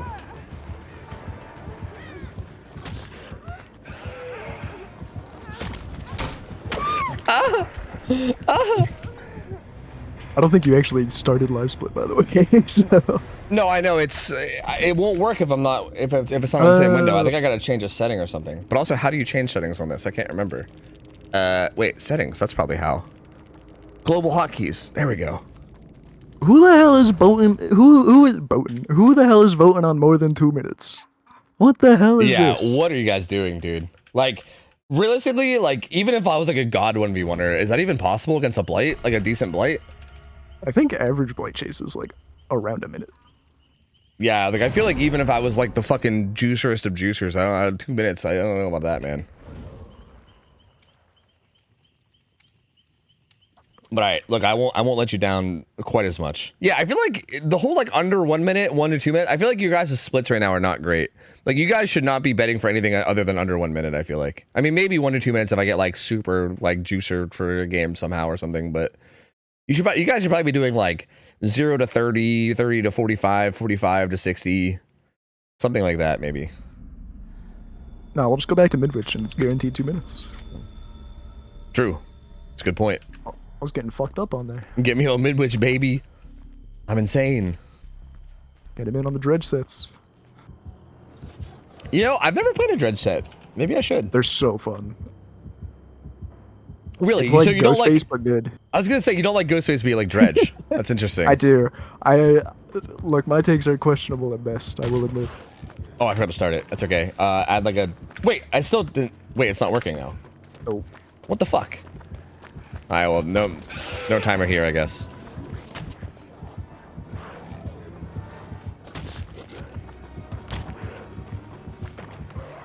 The back bump, no. Pain, because, pretty good start. Wait, this is stupid. I'm zoned here. Ah, whatever. He's zoned as hell.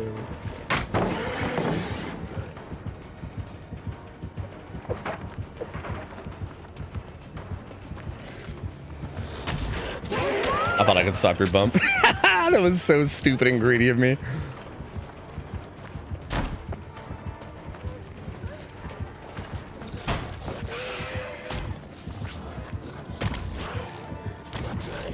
Oh, that was really good. Touche. I was gonna.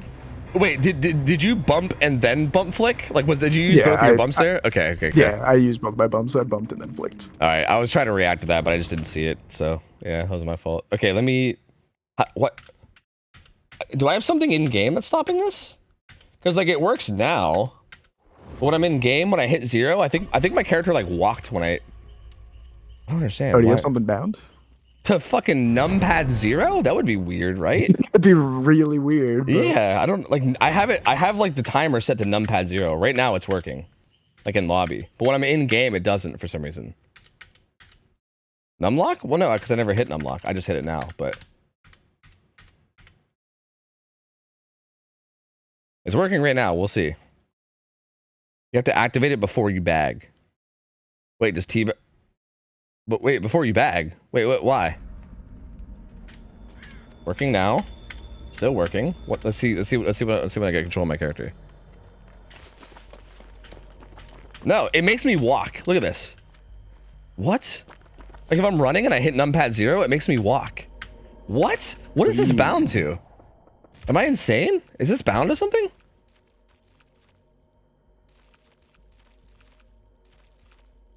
What? I'm so confused. Is it emulating controller? I don't know. What the fuck? What if I... Hold on, let me just see if I can use a different button. Oh god, I don't want to take too long to do this, but also... Yeah, we can make this... Does that work? That doesn't work either. Oh wait, it's because... Oh. Figured it out. Okay, yeah, that's it. I got it. I figured it out. Nice. Okay, ready? Yep. Oh wait, I stopped it. It's okay. I started it again. We're fine. God, I'm gonna fucking die just trying to pay attention to fucking live split.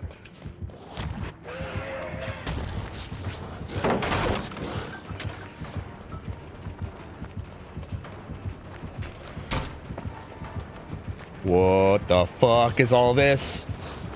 Where's my shit, man?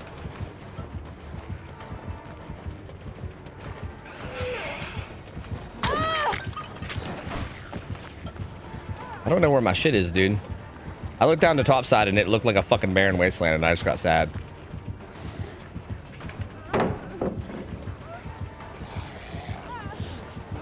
Ooh. Oh. Fuck. That's unfortunate. That's pretty unfortunate.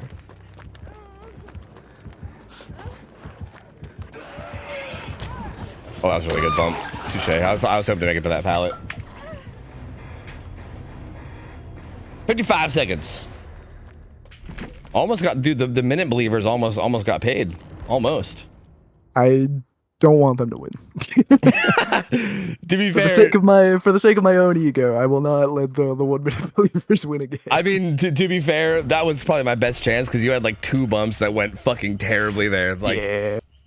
I think that's gonna be my main. If I can get you to mess up on some fucking bumps and then slide off some shit, we're gonna be getting paid, baby. Just you guys wait. He's gonna get some Macmillan trees, and then we're gonna get paid, baby. The one guy betting 5K on more than 90 seconds is all in. Oh, let's go. I don't know who that is, but dude, you're a believer. I appreciate that. Thank you. I'm timing it? No, but I still want to see it. I still want to kind of get into the habit of doing this anyway. I think timing 1v1s is probably just a good idea to do just for the sake of doing it. Also, how normal is it to like scout? Like, I know I was joking about it. Everybody scouts. Oh, really? Scouts. Yeah. Oh, interesting. It's just what you do in 1v1 so that you can formulate a plan and then last as long as possible. Interesting. I was just kind of winging it. Yeah, because I have to. Dude, I would keep scout bottom though. I would. Yeah, I would. Terrible. I would keep making it to top side, and then I would just look out, and it's like a barren wasteland. And I'm like, oh god, I don't know where anything is, and I would just panic. So yeah, I mean, I guess it would make sense. Wasteland. Oh my god. There's no pallets bottom side, so. What? Have fun. Holy shit. Hey man, I think you know how this is gonna start. Yup. Got an idea. Yeah, fuck that shit. Wait, I forgot to start again. Okay, it's fine. I start everyone on a delay. It's fine.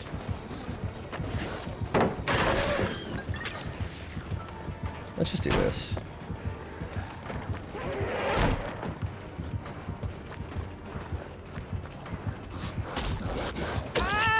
Ah, see, you still have two rushes left, so I need to not do that. I was like trying to play around you having 1 rush left, which is just dumb.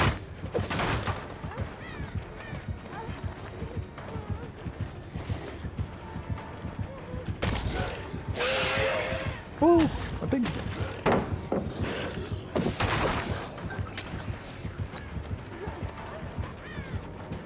Uh-oh.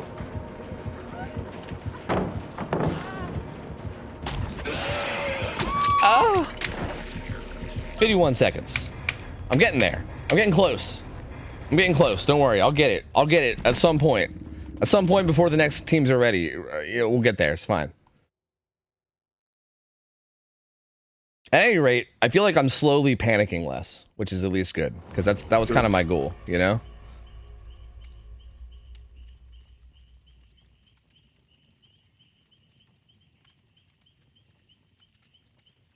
Your camping fallacy, you actually can't react fast enough to against double speed blight. Throw it and keep your distance. Wait, like which one?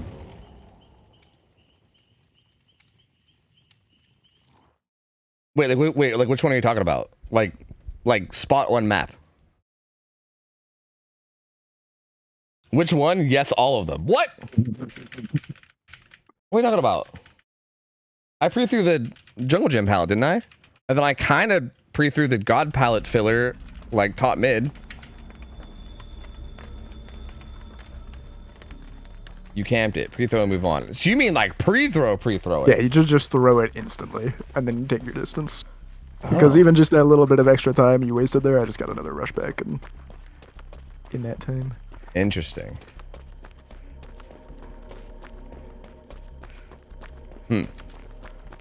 Duly noted. Oh, I didn't scout. Alright, whatever. Fuck it. I don't need to scout. I'm gonna die in 50 seconds anyway. Scouting's for nerds. True. Hold on, I'm gonna scout one thing. Okay, I scouted one thing. Alright. Ready? Go.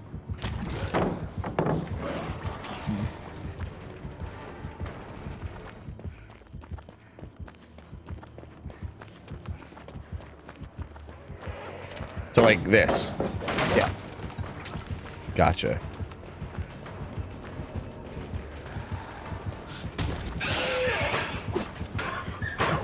I don't think I make it though. I don't even make this, do I? That's so sad. That's so fucking sad. Started with sub 30-second believers. I think that was just barely over. Yeah, it was like 32. Damn. I feel like I'm so bad at like knowing what pallets I can make it to. I don't know why. Like I cannot, for some reason in my brain, I cannot seem to like figure out how much time I have before your rushes are back up. Like I don't know why. I just can't do it. Like my mental timer just doesn't work. It's so weird. Just assume you always have 2 seconds less than you actually do. Yeah, I think that's what I need to start doing, yeah. But then I just can't make anything ever. Or maybe that's the point. I don't know. That's blight. Yeah, I guess maybe that's just blight. Yeah, I don't know. Fucking hell. Sorry, that was only because I didn't scout. That's the excuse I'm gonna use. It's just because I didn't scout. That's all. That's all. I honestly want to just do a full day of this soon. I was gonna do this yesterday with Array. I hit him up yesterday, but then I got like such a bad fucking migraine yesterday. I had to just end. But like, I was gonna just do like the last like few hours of stream. I was just gonna 1v1 Array the entire time because I really need to just grind blight ones. I'm just so clueless in this. Like it's so bad. Like I can't believe how bad I am against blight.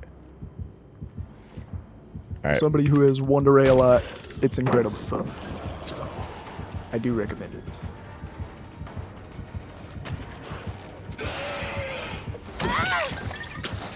I'm just gonna restart right now. Let's just restart right now. So like,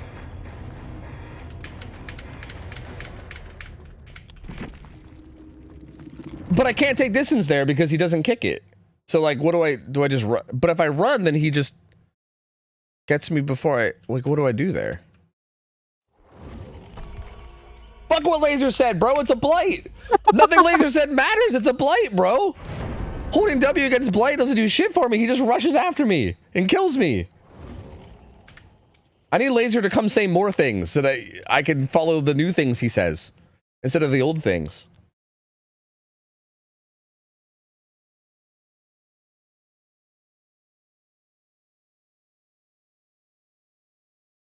There's only one direction blight could have came from. What are you talking about?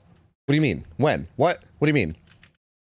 Should I just not throw in Shack Pallet and then just ran? I think there was a filler there because I think I maybe could use the filler. But hypothetically, not should throw in Shack, just left. But hypothetically, what if that filler's not there? Then I'm just fucked, right? Because like, then I have nothing. Yeah, you're kind of just damned if you do, damned if you don't. But also like, you know, at least if you don't have anything in mid, you at least can get to mid, which has all the tiles and pallets and whatnot. True, yeah. Staying at Shack and getting hit at Shack was definitely not great for me, huh? That definitely didn't work out very well, huh? Yeah, true. True. Alright. Alright. I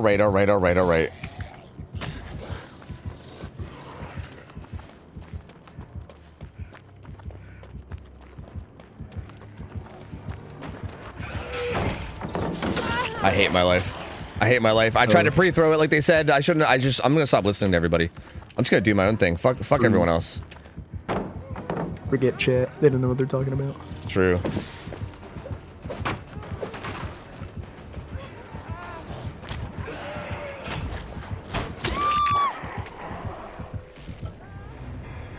So I think I'm just dead there because you zoned me towards the T-wall, so I don't think anything I do there matters. Yep, pretty much. You just can't make anything.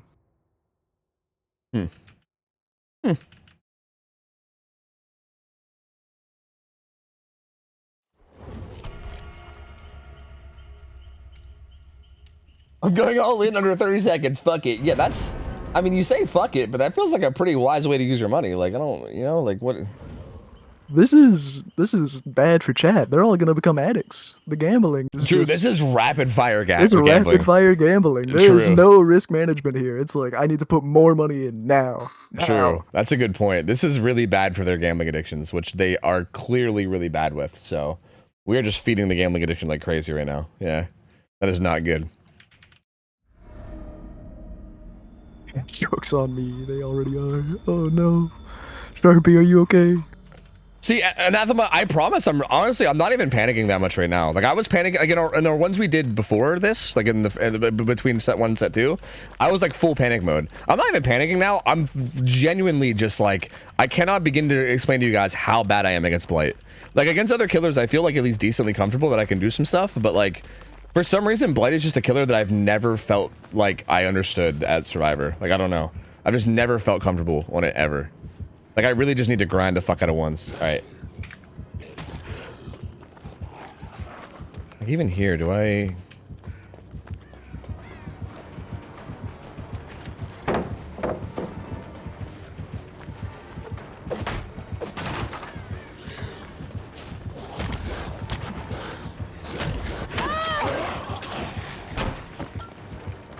I'll take that, because I think you at least used like 4 rushes. Yeah, I did use 4. So, you get a good bit of distance off of that. But this pallet sucks. Yep. I don't know where to go, dude. There's just windows everywhere. There's no god pallets. I don't know where to go. Oh, I didn't stop the timer. I don't even know what it was. I'm sure they saw.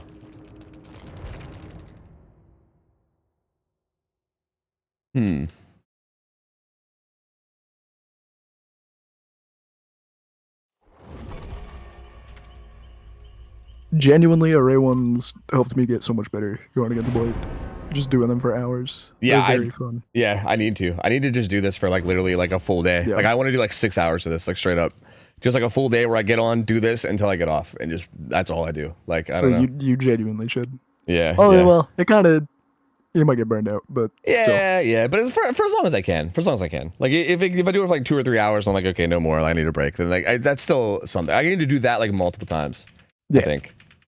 Cause yeah, there's just no way. Like I just can't believe like how bad I am at this at Blight. Like it's so bizarre. Like I'm not trying to say that I'm like the most god tier juicer survivor against other killers, but I'm at least like okay, right? Against Blight, like I feel like I'm just like I'm like a brand new player against Blight. Like I don't know what the fuck I'm doing. I swear, I just have no idea.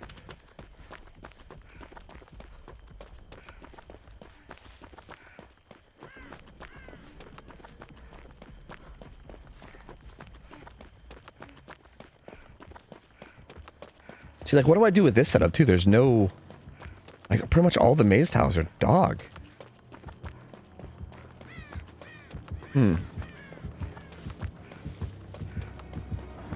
Bro. Okay. Alright. Alright. Sure. Which side do you want? I'm gonna do what I would call a gamer move, okay? You ready? Let's go. Let's go. I'm gonna regret it. Respect.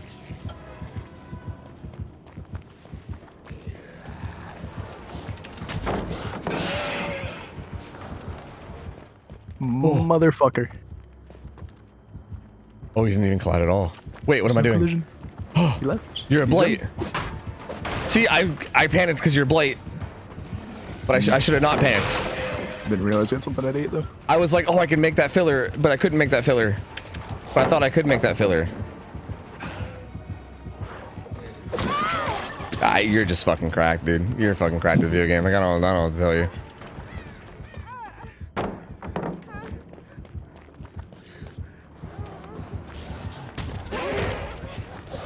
I don't know why I swung. I should have just bumped again.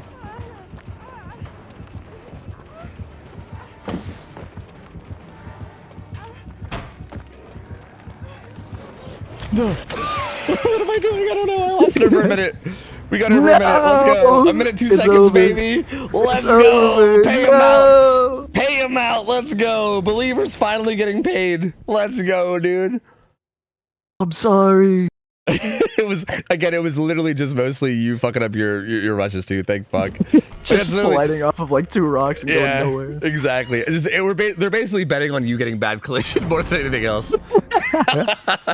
Oh shit. All right. Now you gotta last more than 90 so the fucking war correspondent can get his payout. Is that who keeps gambling?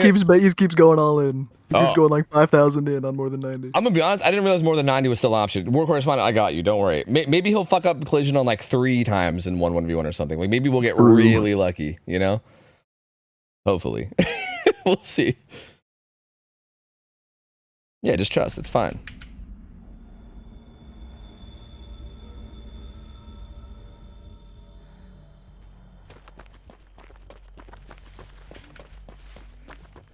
Oh, okay. This bottom side. I am lost. There we go.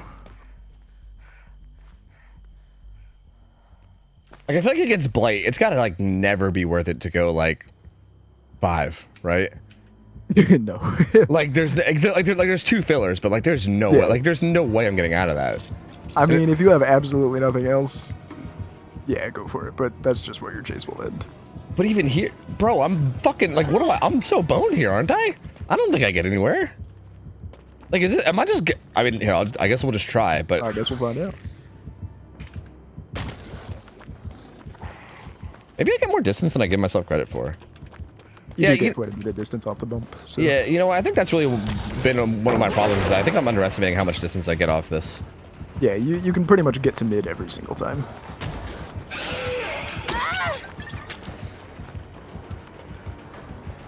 That was only a 2 bump hit too, and I don't know what the fuck I have. Life sucks.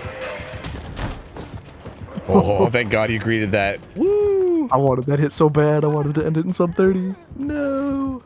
Don't worry, believers. He got greedy.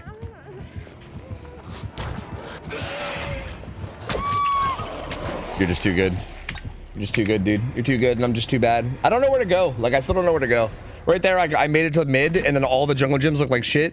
So I was like, okay, I'll go top. And then there was no fillers that looked good, and I was just like, okay, life sucks. Like, I don't know. I genuinely don't know what to do. Like, I feel like I'm so lost.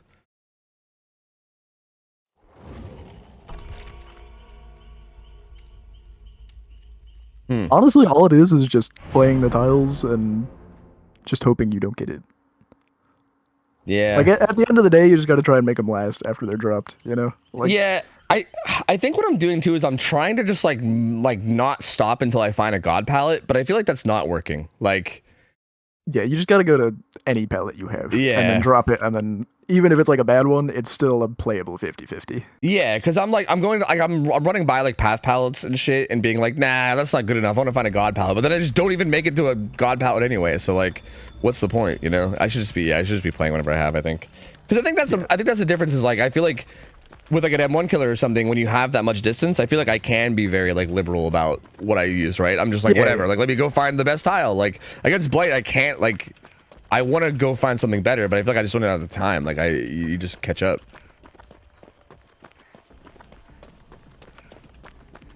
My coins, not me coins, not to me coins, man. Ugly. Okay. Well. People praying in the chat for 62 seconds. All right, let's go. Come on, man, just believe. We got this.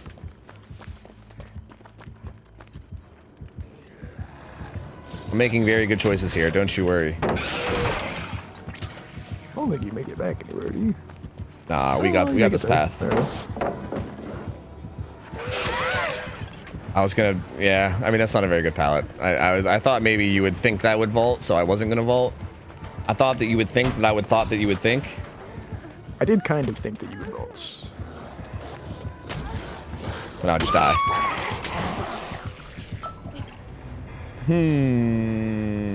Pallets. I think the answer is pallets and not Pallets windows. are the answer. Yeah, I just, my brain naturally wants to go to windows, but yeah, no, pallets. Yeah. Against most pallets. killers, windows are good. Pallets, they're the answer. Yeah, pallets. I need pallets. So I keep just putting myself, like, I vault out, and then I'm just in a spot where, like, I'm so far from the pallet that you just catch up before I make it there. And I just, yeah, like...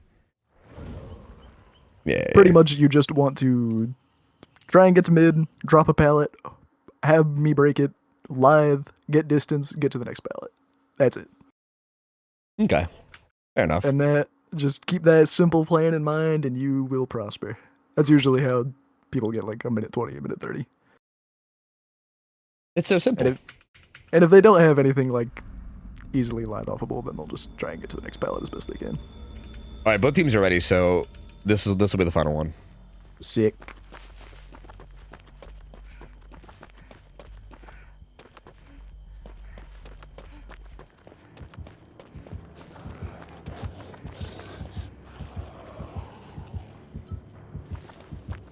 Okay.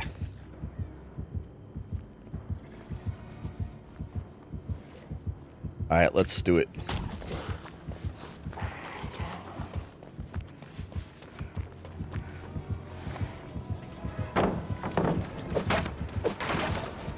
I don't know where I thought you were there, but the answer is not there. Hate life. I fucked around so much that I just die now too. That's okay. I got this.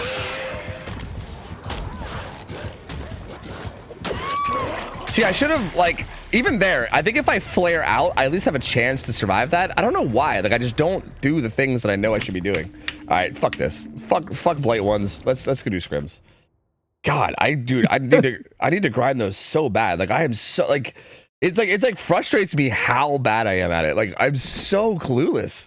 It's so weird. Like, that killer is just like nothing like any other killer in the game. Like it's like I feel like all the like skill I've gathered from looping other killers means literally nothing against that killer. Like, literally nothing. It's so bizarre. I've never felt that helpless before against, like, I feel like even when there's like a brand new killer, I feel like I at least like have a somewhat idea what to do. That killer just makes me feel like I'm a fucking, like, a brand new player. I don't get it. It's so weird. That's just Blight, man. Honestly, I feel the exact same way half the time I play against Blight. It's just like, well, I just am dead within 20 seconds, and it feels really shitty. Yeah, dude, I don't get it, man. I just need to grind the fuck out of it. Is all it boils down to. I'll get it eventually. Look. Let's check back in like a few weeks, and then I'll do some more ones, and then we'll see, and then we'll compare. We'll look back at this VOD and we'll laugh, and I'll be surviving like 20 seconds longer consistently, which is actually kind of a lot, I think. Yeah, if you can last like over a minute consistently against Blight, then you know that is enough time for your team to pop a gen that they're doubling in like top mid or something, you know. Yeah. So we will revisit this. We will revisit this. Trust. Anyway, this is going to be a good matchup. I'm excited for this one. So just to catch us back up to speed on the actual scrims that are going on, this is Instant Dodge versus Reminiscent. So again, these are probably two of the better teams we have in like all of scrims. Especially considering I think a lot of the other teams like disbanded. I think like Feet Finders like disbanded and everything too. So yeah, like in terms of like right now, in terms of rosters, yeah, this is like easily two of our best teams we have in all of scrims. These are two very experienced teams. Very, very good players. This is going to be Xenomorph is how we're going to be starting out. It's going to be Rayoxium playing Xenomorph for Instant Dodge. And this is going to be the set that they chose. And again, we said this earlier, but Ray's been basically begging for a Xenomorph set for the past, like, begging for Xeno ever since she didn't get to play it the first time it was in. So. Yeah, exactly. It's been quite a while now. So Ray gonna finally be on Xeno. I expect, again, my expectation here is that, see, it's kind of weird though, because my expectation is that I think either side on the Survivor side really could go ham. Like, I feel like I've been saying this all day every time we get a Xeno set, but again, I feel like this could be like a 3-stage or like a 4K1, right? Like, I feel like it could go either way. But that being said, I do feel like Instant Dodge, I'm assuming they're going to be really comfortable on this on both Killer and Survivor. Like, I would expect that their survivors are probably going to be very, very comfortable in this. Reminiscent, these guys are very, very good, so I would expect them to be pretty comfortable too, but I just don't know exactly how comfortable, because Xeno does kind of feel like one of those, like, semi, like, niche sets, right? Like, I feel like typically when you see people doing scrims, like, typically you're seeing people just do, like, the same killers that everyone loves to play, right? Like, Demo, Wesker, Oni, you know, whatever the fuck. Like, I don't know. I feel like Xeno scrims can't be the most common. But that being said, these guys are very experienced players, so they have to have some experience on it, right? I don't know. I'm curious. I'm curious to see. This should be interesting. I'm curious to see how Reminiscent can do here.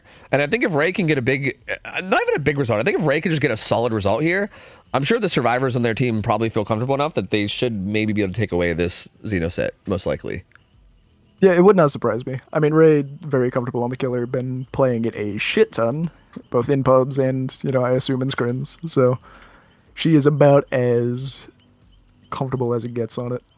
Yeah, yeah. So, again, I'm kind of curious to see how these guys play, too, around this early game, because I feel like the early game on this seems like it can be very volatile, right? It can be very volatile, but it also could just be very, like, swingy, I feel like, right? Like, you can play really aggressively and, like, grab turrets right away and start setting them up, or you can kind of stealth it up, right? We saw earlier some teams were, like, stealthing it up and, like, crouch walking around and just trying their best not to get detected by, like, the footprints of the in the tunnels or whatever. So there's kind of, like, some different options in terms of how you can play the early game.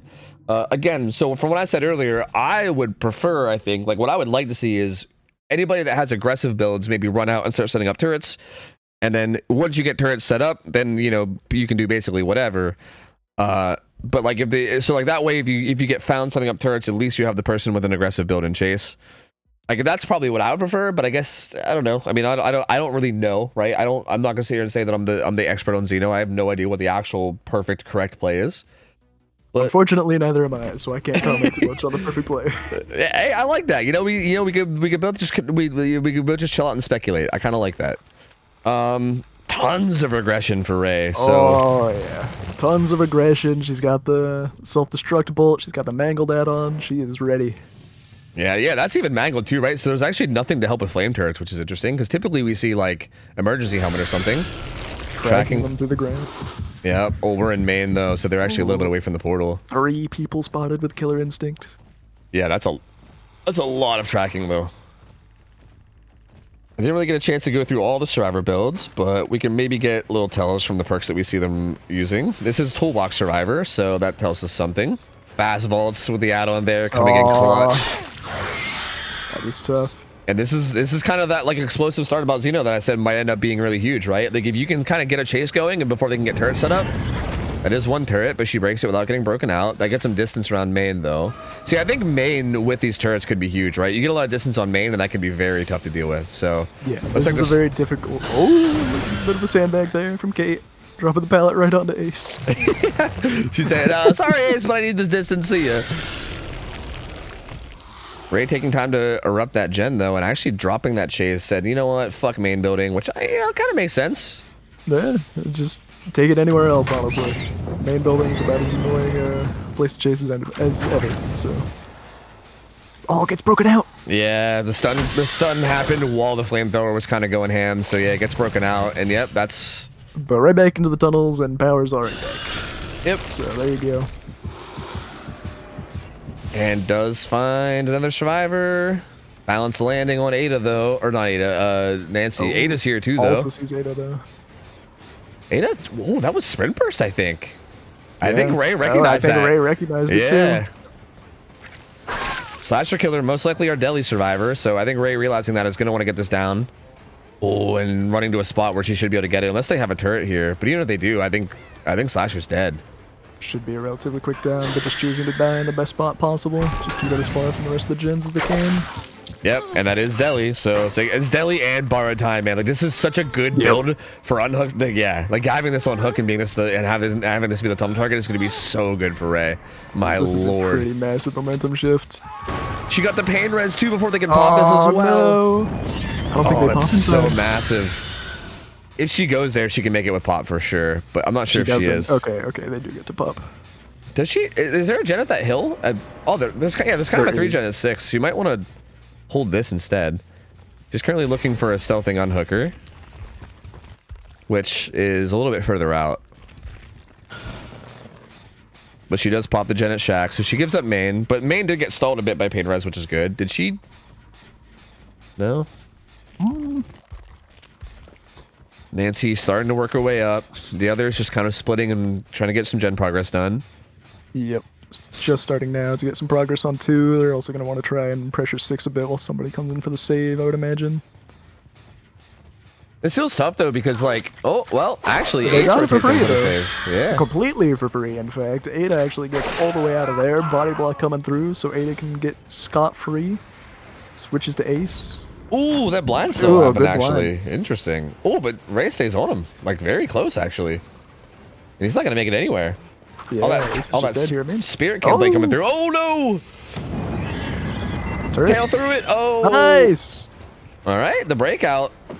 This pallet is not the safest though, and yeah, Ace is going down. Unfortunately, playing on EU ping, so a bit tougher for him as well. True. Yeah, that's a very good point. Yeah. But they at least did get Deli out of that situation where they were like, actually, Deli's right there. Like, that's the blood trail of Deli, so... Not entirely out of the woods, but power is completely gone, and Ray's gonna have to hop back in the tunnel again. I feel like I'm... needs to do a really good job of not being near these tunnels when this happens. On Kate instead. And it seems like Ada might have gotten off scot-free. Yeah. Turret gets dealt with. Pop Eruption ends up going down on that gen. Still, though, I mean, 2 stages, still at 4 gens. Still not a bad spot for Ray at all. Like, No, not at all. It's very good that they got Ada out of there, because I think if Ada got tunneled out, like, in a quick way here, they're looking at, like, probably, like, a 4K1, 4K2. Yeah, they were looking at a pretty rough result, but... Ace gets second wind off, still kind of stuck here topside with no pallet to play around. Just gonna take the safe Just M1. taking the M1. Which I love to see. Again, I feel like so many people will go for tail attacks, miss, and then end up drawing out the chase forever. Like, I feel like sometimes you just take the M1, right? Yeah. Ray knows what risk not to take. Just Ooh. not even willing to think about it. Swift Does trying Ace to... even have DS, or is that just like a big brain fake? It would make sense. I feel like I've seen him run aggressive builds for them a lot. If he does it, that's live too, so yeah, probably. Oh! Yeah, he does. Yeah, he does. It's about to run out soon. But also, he's done a really good job of buying time. I mean, him just forcing that DS ends up buying, or faking forcing that DS. Oh! Ooh, he can last a little bit longer still. I'm actually a little surprised that didn't land. That looked not that bad. I think it was just a little bit too far out, unfortunately. Eruption pops. But 2 gens done and probably more coming soon. I mean, that gen's going to be kind of rough because I think Ray can dig a hook right beside it. Slasher Killer's still injured too. That's interesting. That is Like- so risky, but I gotta respect it. Yeah. Right by a tunnel. I mean, there is a turret here, but still, like, that is kind of scary. I mean, at this point, Ace feels like he's like more of the target now, so maybe it's not so bad. But yeah, that is still very risky. And this is the gen that she's at. Yeah. Oh, Ray just gonna eat the flame and get. out. She won't be able to commit. Yeah, I think she is maybe content with trying to get Ace out. Just wants to regress that with Pop. Ooh, comes back though. Unfortunately for Ray, even if she does commit to this tunnel, it's DS, so she'll have her work cut out for her. Yeah, and also on top of that, I think it's too late to like try to switch to tunneling out Yeah. Ada now too, right? Like she still has 2 hook stages. Like at that point, it's probably too late. She is gonna commit to this though. I don't think Ada minds at all, though. She's got a pretty strong tile here. Yeah, she's also pretty deep in the pocket. Oh, Nice, great dodge. that's so big too. Yeah, that buys so much more time.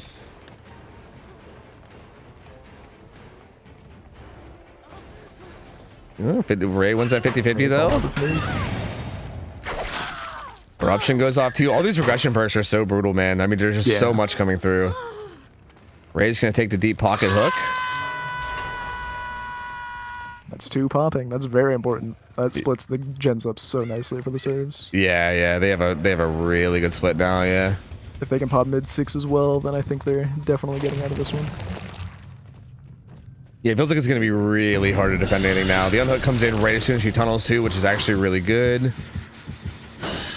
Not quite able to pop, unfortunately. But now both Ace and Ada do have to be a bit careful because I think if Ray can find a good chase on either one of them soon, might have an okay chance. I think that's kind of her only chance too, right? If she finds a fresh hook, like you can still get a pain res, you can still get some good things happening, but I think like Ace or Ada getting found and downed could be like borderline, like ooh. Kate taking a bit of a risk there, assuming she was going to go into Shack and trying to pre-vault it. Does make it back to 3 though, which is the most important part of this. Just needs to last a little bit longer so that maybe they're able to pop. Ada's going for a body block? What the fuck?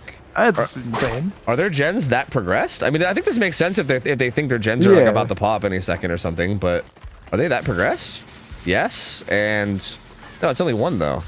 It's only 6. We need 1 more. Looks like she lost track. I stepped away from Ray for a second. Looks like she lost track of Kate. Maybe found her right now based off hearing. Yeah, on her. Great death spot though. I mean, and they do have a lot of progress here. It will be pain res, but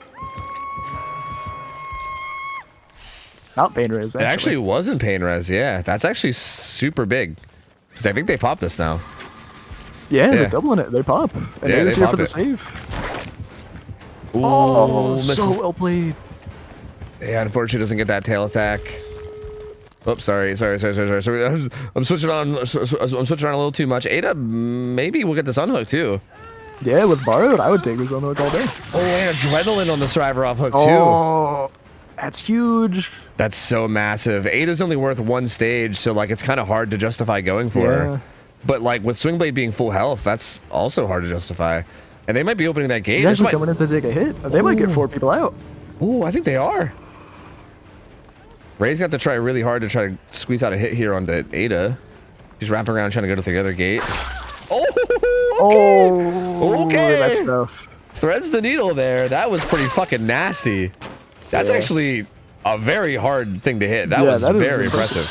God damn. So that will get the 6th stage, which could end up mattering. That could end up mattering, honestly. Like, it's going to be 6 stages, 3 fresh is going to be the final result. So they do manage to get a fresh hook out. But honestly, pretty good showing from Reminiscent here. I feel like they played this really well. Yeah, I was very impressed. They clearly have done their homework on the matchup. They played it very well. Yeah, they made it really, really hard. Again, I think it was a very fortunate, but also maybe calculated that like Ace ended up being the target. I mean, he was the one that went for the save after Deli got hooked first, and then he went and got the save. Also, very well played by them. I think the fact that they got that unhook for free, and then also like he took the hit and let Deli get more distance towards main, and that's kind of what like forced Ray to have to drop that chase, and that was like the big turning point, right? Like then Ray had to chase Ace, who had DS, which is a much less good tunnel target, and that kind of just. I think that just kind of fucked up the entire strategy from there. Like had Ada got tunneled out earlier, like if that unhook either wasn't as clean and maybe he took a damage state for it, or like maybe if he doesn't body block there, or like something else happens there differently where she's able to tunnel Ada, this turns into like a huge result for Killer. So yeah, I think this would have been a 4K, possibly even 2. If she had managed to get Ada to be her tunnel out instead of Ace. So. Oh yeah. Like it could have been like a death at like 3 gens left, and that would have been really tough to deal with. Yeah. So that was a huge, like the way they played on that first hook was massive for Reminiscent. That changed that result a lot. But still, I mean, still solid for Ray. Again, like we said, Xenomorph is one of those killers that definitely can be bullied, right? Like 6 stages, 3 fresh, not like a crazy high number. You might not think it's anything crazy, but realistically. Again, I don't know. I think if survivors play her on turrets really, really well, I think you could really make Xenomorph struggle. And I'm curious to see what Instant Dodge does here. They can still definitely take this, but it's not going to be easy, that's for sure. They're definitely going to have to make sure they have a really, really good result. I got to play some ads. Let me do that real quick. Scooty. Wait. Is Scooty playing? If I'm not mistaken, I think it's Scooty on the Xeno, so... Scooty on the Xeno? Scooty on the Xeno. Scooty? I got to type it in here. Scooty, I can't type. Scooty on the Xeno? My hands are cold. But like actually, it's fucking freezing down here. This is interesting. I didn't know Scooty played any Xeno. That's interesting. That's surprising to me. Yeah, I think they've been practicing it quite a bit. Scooty on the Devious Xenomorph. Interesting. Very, very interesting. Well. Also, could you maybe lower the stream quality in Discord to like maybe 720? Oh, 60? Is it laggy? Yeah, it is pretty rough. Yeah, feel free to let me know that at any point, and I can try to change it. Yeah. Oh, actually, oh yeah. Wait, I jacked up the quality the other day because I was streaming GeoGuessr to Mariah, and I had it on like there we go. That's much better. Thank you. I can even do 30 FPS if you want. I think that'll make it run better too. If it's still laggy, just let me know, and I'll put it down to 30, and it'll probably be better. I'll let you know. It seems pretty smooth right now, though, so we should be chilling. Yeah, 1080, dude. I don't streaming 1080 on Discord just doesn't. I don't know why. It just doesn't work. I feel like Discord streaming used to not be that bad, but like lately, I cannot stream without it being fucking dog shit. It's so weird. I don't know why. Like I can't get 1080 to work to save my life. It's like so bad. I can't get 1080 or even 60 FPS on 720 to work most of the time. So. Yeah, same. It's fucking weird. I feel like I used to as well, which is weird.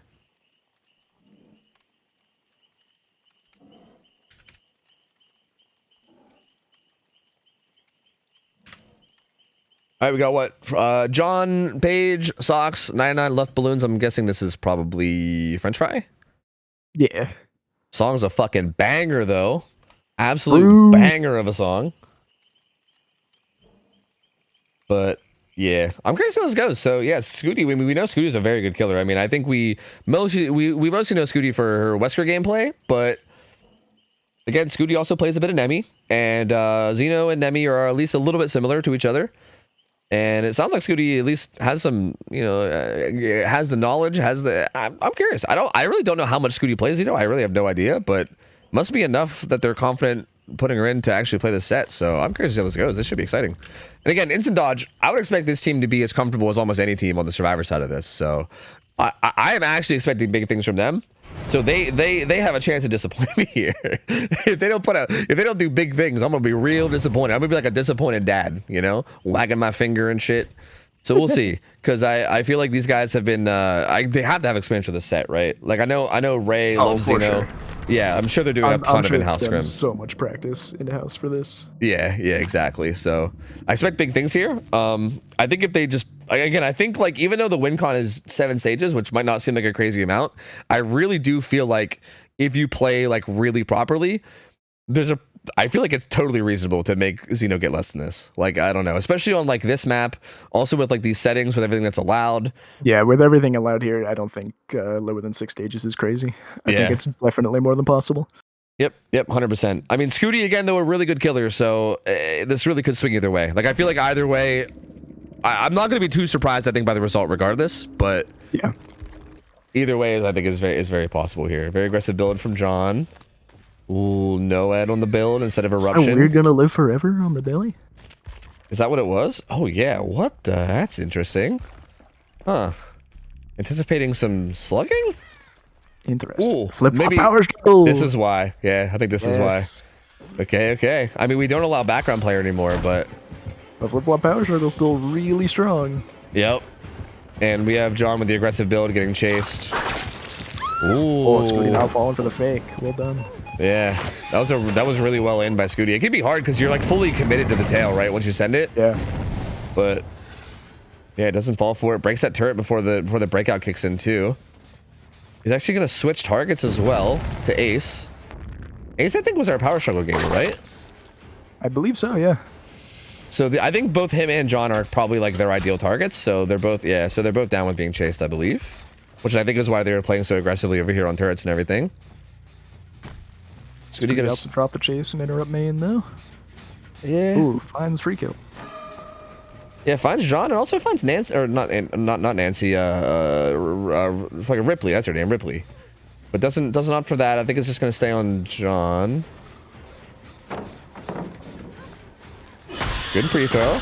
Makes distance off that. Forces the kick. And again, this main building with distance like this is so brutal, man. It could be so brutal. Oh, the hill turret too. The hill turret.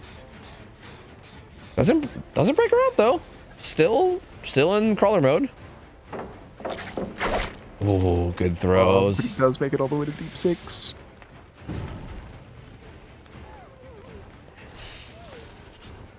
And yeah, this is a decent chase. I mean, a lot of time was bought here. Oh. Okay, tail attack comes through though the other side. Was somebody hovering for that pallet? I don't think. I believe so. Oh yeah. Oh yeah. No, French fry was. Yeah. So John actually going down a little outside of that. That's actually kind of significant because that was a survivor not on gens, kind of setting up for that save, who ended up not even having a chance to get the save. So a little bit of maybe a misplay there, teamwork wise. Pain res comes through, pops up as well. But looks like they'll pop 2 gens, and then Pop Goes the Weasel will come down on this gen at like inner 6. There's a 3 gen here. Kind of the same scenario Ray had, except I'd argue a little bit better with the hill actually facing towards the rest of the. Yeah, I think the gen setup's a little bit better, but I think the hook situation's much worse, right? Instead of Deli being on hook, it's like the DS Dead Hard Survivor on hook. So yeah, I think it depends though. I mean, the last on hook came in for free, which was a big turning point in that last game. We'll see what happens here. Scooty kind of holding this. Did see somebody rotating around this right side. Seems totally content with just holding this, though. I mean, it kind of makes sense based off win con, too, right? Like, it's definitely a big advantage coming into this, is like knowing the win con that you need. It means that I think Scooty does feel comfortable just playing this way, right? And just kind of sitting back and watching for this. He's going to force struggle. Secure second. Nice. Oh, second does come through. They messed up. And a hit still comes through as well. And Scooty can assume that's Deli since they were the one coming for it. Does not come into the chase, though. Oh, that's rough. That's a little sloppy, man. That might cost him, especially with how this win condition is. Yeah, that is tough. And now they're sending the boys. Well, actually, they're just gonna heal up Paige. Looks like. Yeah, they're gonna want to reset and then have Deli come in for it for sure. Yeah, because realistically, Deli can just like basically as long as you don't get body blocked, Deli can just run up and 1-for-1 for it, right? Yeah. Like, that's a big benefit to having Deli is that you don't need to like again, if the killer's like I feel like with no Deli, sometimes if the killer hard camps like this, you're just like, okay, let him die, do gens, you know. Like with Deli and Unbreakable being in a build, you can literally just die for the unhook and not really care about it too much, which is just a huge benefit to have. And we're just gonna take the pain route. Interesting that we take the hook on the pain res. I think it wouldn't be crazy for John here to use balance landing instead of dead hard. Actually, like I don't know if you agree with that, but I think you use balance landing and get distance around main. Actually, Scooty dropping... I think it's actually smarter not to. Yeah. Yeah, I think it's just better to just keep dead hard alive because you're gonna want to make it to deep 3 ideally at the end of all of this, and you aren't gonna be able to do that if you use balance too. That makes sense. Yeah, that makes sense. Ooh, Scooty actually pops out near main and John's here. Catches him out. Okay, this is gonna be a really important chase. I think he saw his DS up for a little bit though. For a little bit, but if the down does come in after DS runs out, or well, if the hit comes through after DS runs out, he does have the ability to use that right now. So. Ooh, the body block. Not quite able to get the hit that we saw Ray get earlier. And that gets a lot of distance. And Rye's still here to take the hit as well. Gets the pallet stun too. Oh, 4 gens pop. 1 gen left. Both of them kind of trapped here at 1. I think at this point you just... Dude, you have no-ed. I would just take the hook onto Ace. Just hit Ace, hook him, get pain res off of him. Try to find Nancy with no-ed, maybe? Yeah. Even securing the kill onto Ace with no-ed would get you at least a tie, but like... I don't know if it's worth it to commit to this. Oh, that was dead hard. Out. Yeah, that was dead hard. I guess again, Claw just making so much distance. Yeah, it's kind of a gamble. Like if you kill Claudette in time before the final gen pops, then you just find one of the 2 fresh hooks and then you win basically. But yeah, it has to drop chase because if you don't kill her in time, then you end up in a really bad spot. Scooty really needs it down here before endgame, and then just pray that they find the fresh in time. Ooh, doesn't get that hit though. This is only Full Health Survivor 2. Probably like the worst chase you could have. Finds John again. He's just gonna take this deep 3. And Scooty says, "Yeah, you know what? Don't want to take that." Yep, just gonna sit here and wait. And this is where Eruption that we saw on Ray earlier would be coming in clutch, because Scooty would actually be able to extend out and go for one of these downs without having to risk it all. Does get that tag though. That's pretty big. Everyone's injured now. I mean, they probably... The fact that they didn't heal means that they have to be doubling this gen. 12. Yeah. So that gen's going to pop. And no one has adrenaline, but he needs... He needs at least one of the freshes. Yeah. At a minimum, just for that tie. And this is not one of them. This is Deli. Just like this. Only worth 2 stages. This has to be a slug. And Scooty knows that. Whoa, why was Nancy playing so aggressively on this? I don't know, but that's going to cost him quite a bit. That's so strange. Unless she can get out. But I don't think so. She can. Oh, no! The flame turret. Oh, that's so big. That's massive. That's going to actually be the win for instant dodge if they're all there. Ace is on the other gate, but Paige got up. I don't think Scooty could make it there inside. Yeah, because Paige also got up. So, yeah. Man. Yeah, Paige is going to get hooked. That's only 5 stages. Yeah. That's going to be just enough for instant dodge. Damn. It really did come down to Ada dying in the first one. Yeah. That's crazy. Yeah, that snipe tail attack that Ray got past the body block is literally what decided this. That's so wild. That's so wild. But this is what I mean. I feel like this feels like kind of how these Xeno games can go. We actually didn't even see any doubled up turrets this game either. I feel like they maybe just didn't even have time with like how early that pressure was. But still, instant dodge, yeah, still looking really comfortable in that set and definitely got the job done. John did such a good job in chase.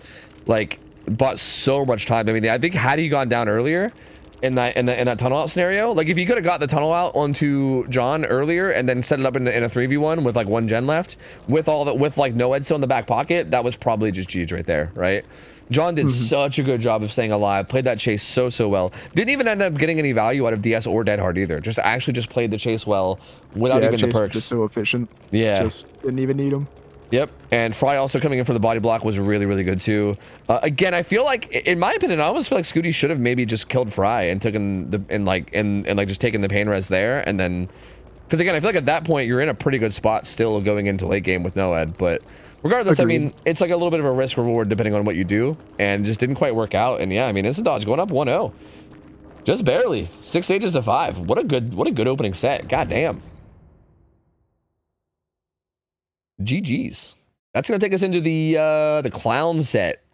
That's just gonna be that's gonna be interesting. Clown's not a killer we see a whole set lot. of the night.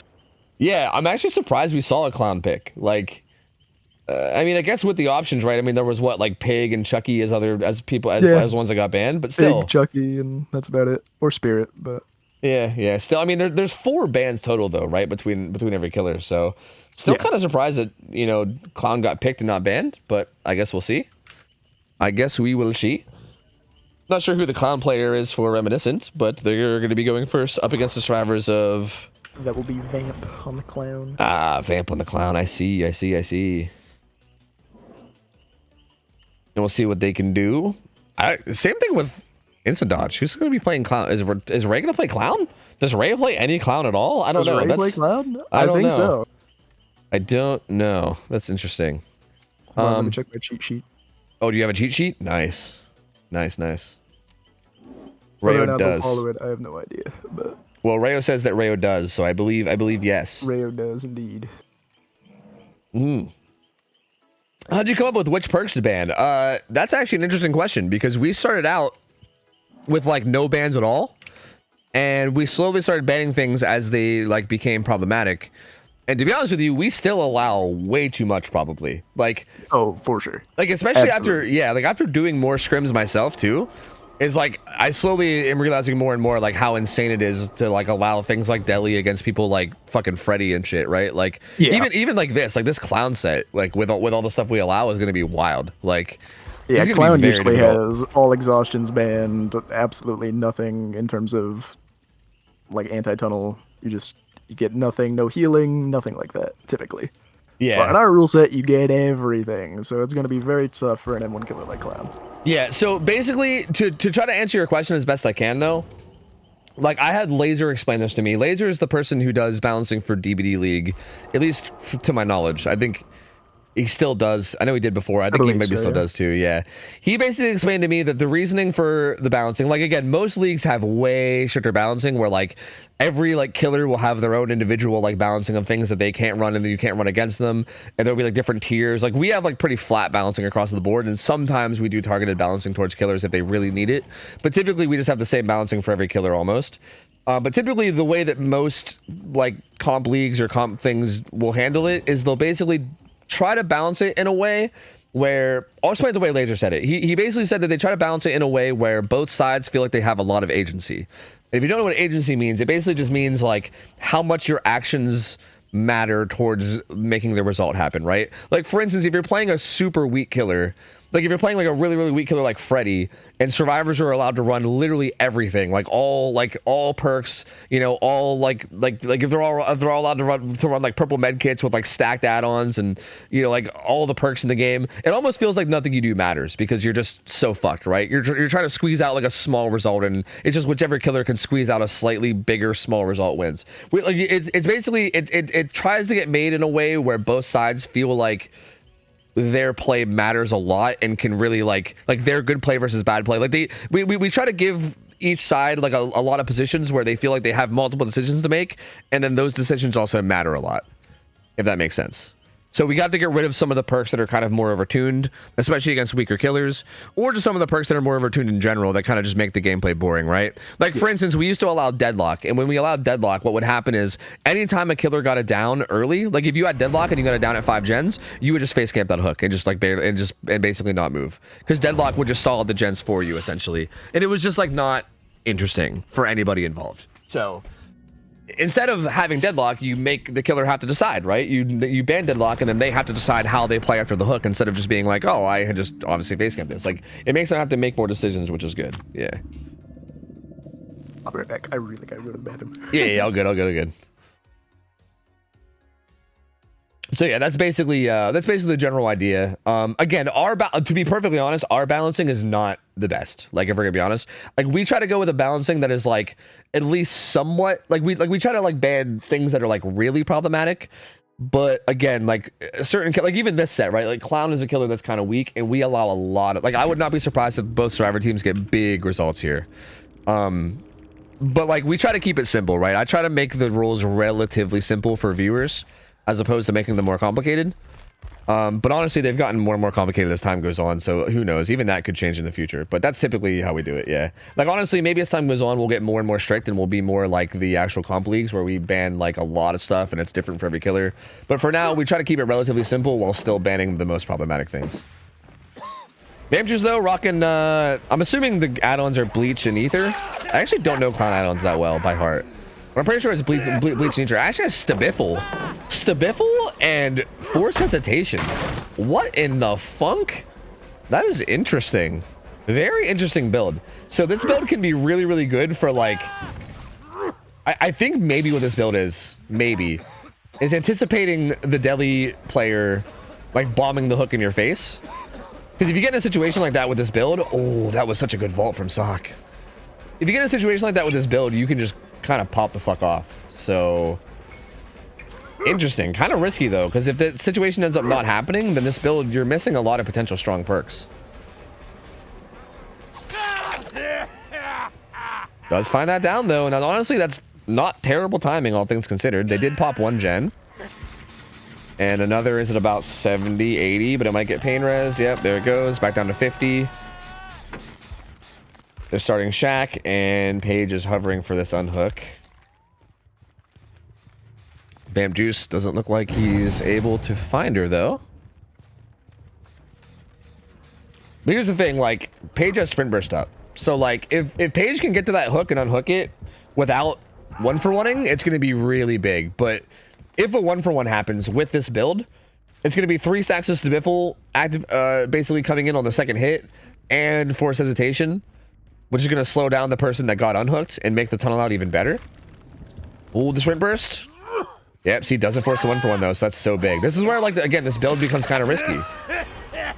Because Force has you doing nothing now, right? So, I don't know. A little bold. We'll see how it pays off. Also, the Obsession coming in for a body block, so say goodbye to 2 stacks of Stabiffle. And that's really good for the survivors, too, because now Socks makes it the whole way down to the side of the map where none of the gens are. I still have the wrong map up, I just realized. This is where all the gens are done, so Socks is very happy to just go down to this corner, probably just die down here, because this is just miles away from all the gens. Mac, what did I miss? Welcome back, sir. Thank you, thank you. And yeah, the down comes in, but... And he's gonna hook him tucked in this corner, too, but... Not a great spot, man. I mean, this is so far from... Like, look where all the gens are. They're all miles away from this hook. You really can't, like, camp this hook at all while pressuring the map, right? Like, if you try to camp this hook in any way, you're just losing all the gens 100%. So... Yeah, really good macro from the survivors, getting him into that corner, and now kind of forcing the Clown to have to venture out. I mean, that is quite the gen split. The gens do not get much more split than that. Wow. Yep, very, very rough. There is nothing even close to a 3-gen anywhere on the map. Very well done by them. Ooh, good play from Fry. Very good stun. This is a good chance, though, to maybe get it down in this gen setup here. And this pallet kind of sucks, so they're honestly an okay spot to be in right here. But Fry's doing so well in this pallet. Holy hell. Dude, Fry is just a god. Fry is just a god, bro. And now Paige comes into body block. Paige is the Deli player, so Paige going down is much less of a deal. I wouldn't be surprised if Paige even just dies for this. Like, I don't think that would be even crazy, just to make sure that Fry gets out of here. But Fry is still just playing these tiles. Fun fact, when I was doing the win streak with John, he was telling me that Fry used to be on, like, the sub survivor. What the fuck just happened? That's why he was on the sub roster right there. Tracer no recall, Tracer no recall. Bro, that was fucking insane. Anyway, he used to be on the sub roster for survivors, But apparently they were like looking for more like main roster gamers or something. But Fry was playing so well that he like bumped him up. Oh no! That's really big. That is actually massive. Oh god, that's not good. Oh no, is that dude? Did I just like? Was that like caster curse level 10,000? What was that? The second that I said fun facts, he just like died. Like what the fuck? Holy shit! I think we gotta contain your power somehow, because that's seriously. A little messed up. God damn, dude. John's gonna go down and he's a fresh hook, so this could be a pain res. Suddenly this is like, smited. Dude, that's so unfortunate because they were like in a spot to get a massive result. This might get interrupted by pain res. I think they'll probably still get about 4 stages out, but they were poised for so much more. I mean, this gets interrupted by pain res. Paige has to leave. Yeah, I mean, like they were definitely looking to be in a spot where they were going to get a massive result, but now it's looking like it might just be like they can still get some people out, but again, I don't know compared to what they should have had. Yeah, I mean, any result they get now is gonna feel bad compared to what they had going for them. So yeah, that's so unfortunate. Hopefully this is another pain res and he can delay the game a little bit more, and maybe Vamp can still pull out a 4K1. Yeah, Paige is fresh hook, but also this is pain res. Oh, they're gonna finish it. Not quite in time though. And it is deli too, so Paige can pull herself off hook. This means that they can kind of just pressure the gate.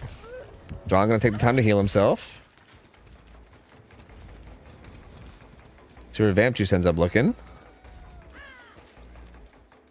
Does find Socks at the gate. Socks though is the death hook survivor. He's worth the least. So he's probably happy just to play aggressively on that gate. John, did he have enough Mecha charge to heal himself? He didn't. He is dead hard, but I imagine if they can send a body block to help Paige get out, if they can just help them all get out and have them always checking the other gate. Oh, that's tough. No. I think that's enough. They're out. Yeah, that should be enough for them to all get out, I think. John's lagging a little behind, but he still does have dead hard up if it comes down to it. He makes it. Is Paige there? Well, Paige is there for Shaq. For Hatch. Ooh, Vamp is able to go back and stop it though. Yep. That's a little tough. Sock's already left, so they're just trying to time Hatch at this point. Yeah. But I think Vamp knows that and he's just camping it. How do they handle this? It's such a weird little stalemate. Yeah, this is a difficult scenario. You just kind of have to hope Vamp just kind of leaves for no reason, but he just won't. So like maybe you just hide yourself, like you crouch as survivor and hide yourself and try to make it seem like you might have left, you know? That's all you got going for you, but even then, to get to the door after the fact is going to be almost impossible. Oh. Well, I was thinking if you can get him paranoid and make him come to the front of Shaq, maybe you can circle around and get... Oh, she saved Sprimpers. But doesn't get really much out of it. There was a chance for something, but... Faked the scratch marks and went back. He fell for it. He fell for it. He fell for it. Oh, but John's not in position. Does he get the close? Nice. Why did it take so long to spawn? That was weird. Yeah, it takes a while to spawn. It takes like 2 or 3 seconds after somebody... I think... everybody's left for it to spawn. I think what Paige was... John had just fully left like a bit sooner. I think what Paige was trying to do there would have been insane if it worked. Because I think she was assuming that the killer was spamming spacebar to get the kick. Yeah.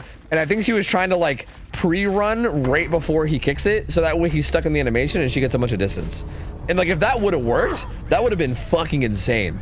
Like if she would have like pre-ran, he was like, and then he committed to kicking it and she got a bunch of distance and then used that to get out. That would have been fucking nuts. That would have been so cool. That would have been interesting to see, but I would have, even more than that, I wanted to just see Paige's like sprint burst scratch mark fake come into play and have John leave just a little bit sooner and then she gets hatched. I think that would have been fucking incredible to watch. Yeah, 100% too. Yeah, like honestly, like two really cool plays there that almost came through and worked, but neither one of them did, unfortunately. And yeah, it's gonna end up being 9 stages, 4 fresh. So pretty big result. Again, very unfortunate that Fry DC'd because I feel like Instant Dodge was in a position there to probably get something huge in terms of that result. Like they were in such a good spot. But fortunately, I guess at least for Reminiscent, Fry getting out of there quickly with the DC means that that ends up being a very, again, in this rule set, that's a very good result. This is going to be really tough to beat.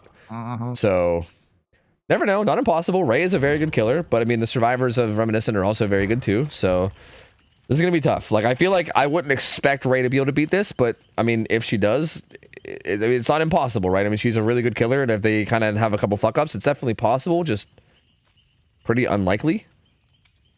The ball is definitely in Reminiscent's court here. As long as they don't make any glaring mistakes, it's gonna be.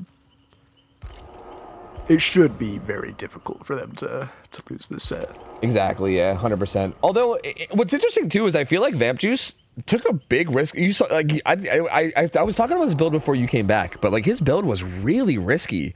You went with like Stabiffle and then forced Hezi. Like I think the idea was like, because we allowed Deli Unbreakable, most likely the person's just gonna bomb the hook in your face and just take the 1-for-1, right?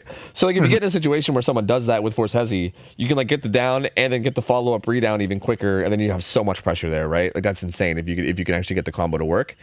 But like Paige ended up swim bursting in and getting the unhook without even getting tagged, which kind of like made the whole plan not work. But yeah, I mean it's a really risky build because like Stabiffle already is like a kind of risky perk. Like sometimes that perk pops off, sometimes it does nothing at all. And Forced Hesitation is like double risky, right? It's even riskier. So that's like two perks that could have been, you know, things like Noed, things like Pop, things like even like Bamboozle or something, right? Or like Brutal. Like there's so many perks that I feel like you could, or Sloppy, like even Sloppy, like Hello. Like there's so many perks that you can put in place there that are really powerful. So it's really interesting that Vamp Juice went with that build. It was really risky. And like, again, it... With a build like that, you are sacrificing quite a bit, but I think a risk that big is kind of what you need in a rule set like this, where there's so much in the survivor's favor, rule set wise, you know? Yeah, again, see, I think that would make sense for like a game 2. Like, I think it would make sense for Ray to run a build like that right here, right? Because Ray needs a big result. I don't know how I feel about the first build being like that. I mean, maybe, but like I mean, again, we were kind of on our way to seeing it not pay off. If it wasn't for Fry lagging out, like, again, it's hard to say exactly how that was going to play out, but definitely the survivors were in a really good position. Like, it was looking like it was maybe going to be like a 5-stage game or something, maybe. Like, it definitely wasn't looking amazing. Like 5, 6, you know, like something like that. So like, I don't really know if the risk was necessarily going to be paying off. So yeah, it definitely was like a risk reward type thing. And I almost wonder like if the build was just a little bit safer, if it would have changed much. But then again, I don't know. Like, would Sloppy have changed much there? Like, not really. I mean, I feel like maybe it wasn't that big of a deal. Clown I is... think with all the healing allowed, it's pretty tough to say Sloppy's even worth it sometimes. Yeah, true. Like, you're not 100% wrong. Like, you could be right that maybe that build is just worth it to go for anyway, just because of, like, kind of like you said, right? The Clown's just kind of like a weak killer, so... Yeah. Like, how much value are you going to get out of other perks? Like, how much value are you going to get out of a perk that relies on getting hooks when you're Clown, you know? Like, I don't know. I mean, I wasn't around for the first unhook scenario, but from what you said, maybe he should have just played it a little bit closer and then could have punished with the build, and maybe we would have seen some huge value. Maybe just one slight little difference there, and we see the build pop off. Yeah, like it definitely could have. Yeah, so like I definitely think it's interesting because they definitely could have popped off really hard. Like I think you slow him down with Forced Hezi, you like spam him with bottles, you maybe get him before, like you either hit him and then follow up with Stabiffle, or you just wait for bar time to run out or whatever. Like I think you can definitely make a lot happen with that if you find yourself in the right scenario. Just again, the right scenario just feels like it didn't necessarily happen. So interesting though. I'm curious to see what Ray goes with, because again, you kind of need a big result here, right? So like I don't know if you maybe go for something kind of risky or if you go for something kind of more standard and just hope that you can outplay them well enough. But I mean, you are a Clown, right? So you're a Clown. Yeah, you're gonna do the best you can, but beating 9 stages is pretty tough. Yep, 100%. Stabiffle, Sloppy, Pain Res. Okay. So, I mean, again, I feel like Stabiffle is still a bit risky, right? Like, there still is some risk there, and I like that, because I think Stabiffle, if it pops off, can really pop off hard. Sometimes... Actually, pretty commonly right on Clown. Yeah, I mean... It's a pretty damn good choice. No, you're not going to complain about it. I'm a bit surprised to not see Noah just to maybe have that happen in the endgame, just for a last-ditch effort, but... Yeah. Not too bad. I do feel like Noed is definitely the one that I'm a little surprised to not see. Ooh, the Survivor getting some distance, though. Ooh. Huh. Hens brought up in the chat as well. Brutal would also probably see quite a bit of value here. Yeah, same. I was thinking the same thing. Like, Brutal seems really, really good in these scenarios. Like... Ooh, good throw from Ada.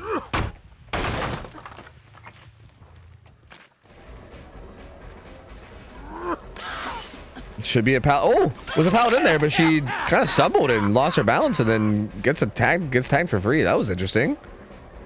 That's a really good pallet here.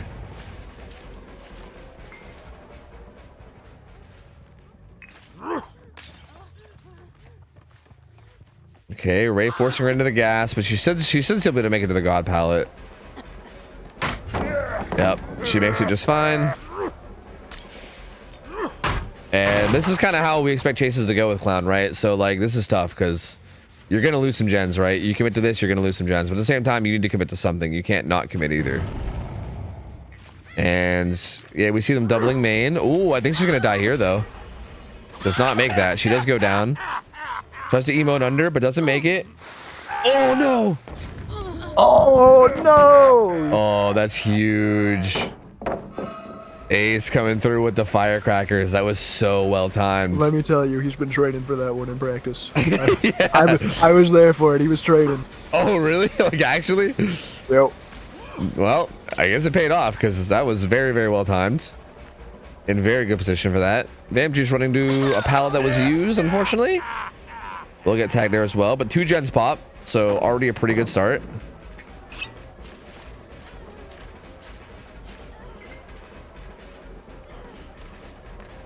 Oh, Vampjuice playing this very well. Does get slowed down though, and with that extra slowdown should be. Yeah, it does not make it. Yeah, should be the end. Should be the end of Nancy. But again, that's a good bit of gen progress they're gonna be losing out here, right? This other gen's at about 50. Might get hit by pain res, but 2 gens done, a gen at about 50. Well, 25 now and regressing, but still decent gen progress from Reminiscent. They look to be in a pretty strong spot, all things considered. Especially considering the win con, right? Like the win con, it's gonna be really tough to make it happen from here. We're gonna need to see some mistakes from the survivors, I think. Really good start from them though. Super well played. Yeah, definitely making it tough. Someone rotated back to this gen, you can see from the crows. So yeah, actually, did they, or are they stealthing around here? They're stealthing around here. It's Deli.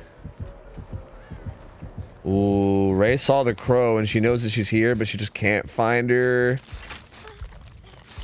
And yeah, she'll be able to make it to that unhook for free.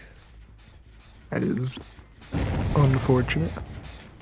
Yeah, I think Ray realizes that she can't really like play her on this hook and try to tunnel out though. At this scenario, Yeah. like, there's no way that that's a way to get to the win con from here. Finds the obsession, -2 stacks, pretty unfortunate, but that's I don't know if the there's anything you lift. can do to get to the win con here. Yeah, right. Like I feel I like think you just needed a better start to have a chance. Yep. You need a better start, or you need the survivors to just like throw really hard, which is not a really reliable thing to go for, you know?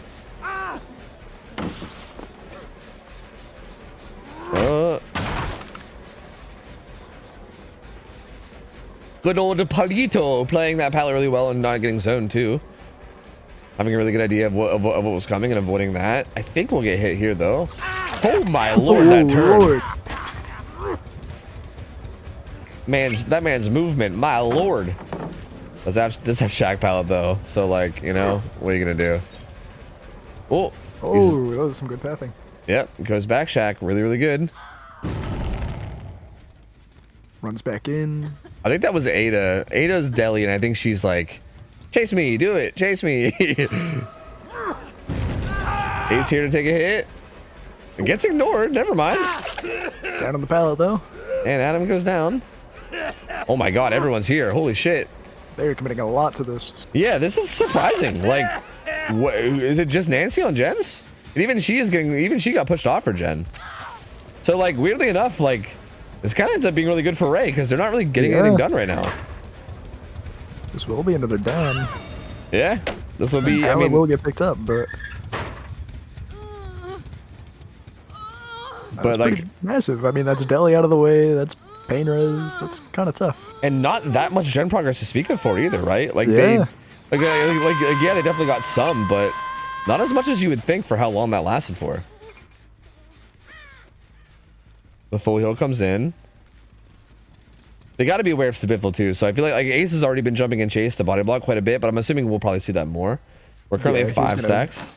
He's most likely going to start playing like hyper aggressive. Yeah. Trying to get everything to be focused on him.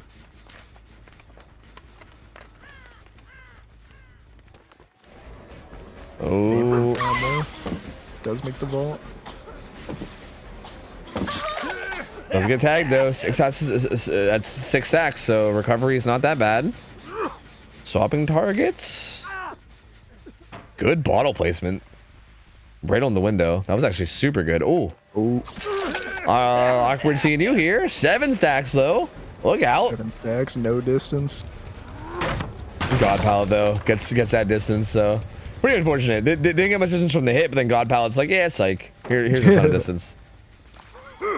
Oh, but one gets interrupted. Yep, and it's Deli. And Deli's just gonna go down because they have nothing to work with. Yep. I think it almost would have been better for Adam to just go directly to 3 as opposed to trying to path to the pallet 12. They do pop it though before Ray gets the hook on it. I was wondering if Ray could maybe get a hook on it before it pops, but nah, they make it a point to go pop it. But that's gonna be Slasher Killer's second hook. Still 2 gens left. One of them had a good bit of progress though, yeah. Actually, 2 of them do. Oh, 2 of them have a ton of progress. Okay, Yeah. they pulled it back a bit. They have enough.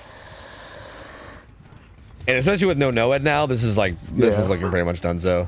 But again, I think this is kind of expected. Like again, the result from Reminiscent. I don't want to downplay like Vamp Juice and how well he played, because like he was doing okay, a pretty okay job.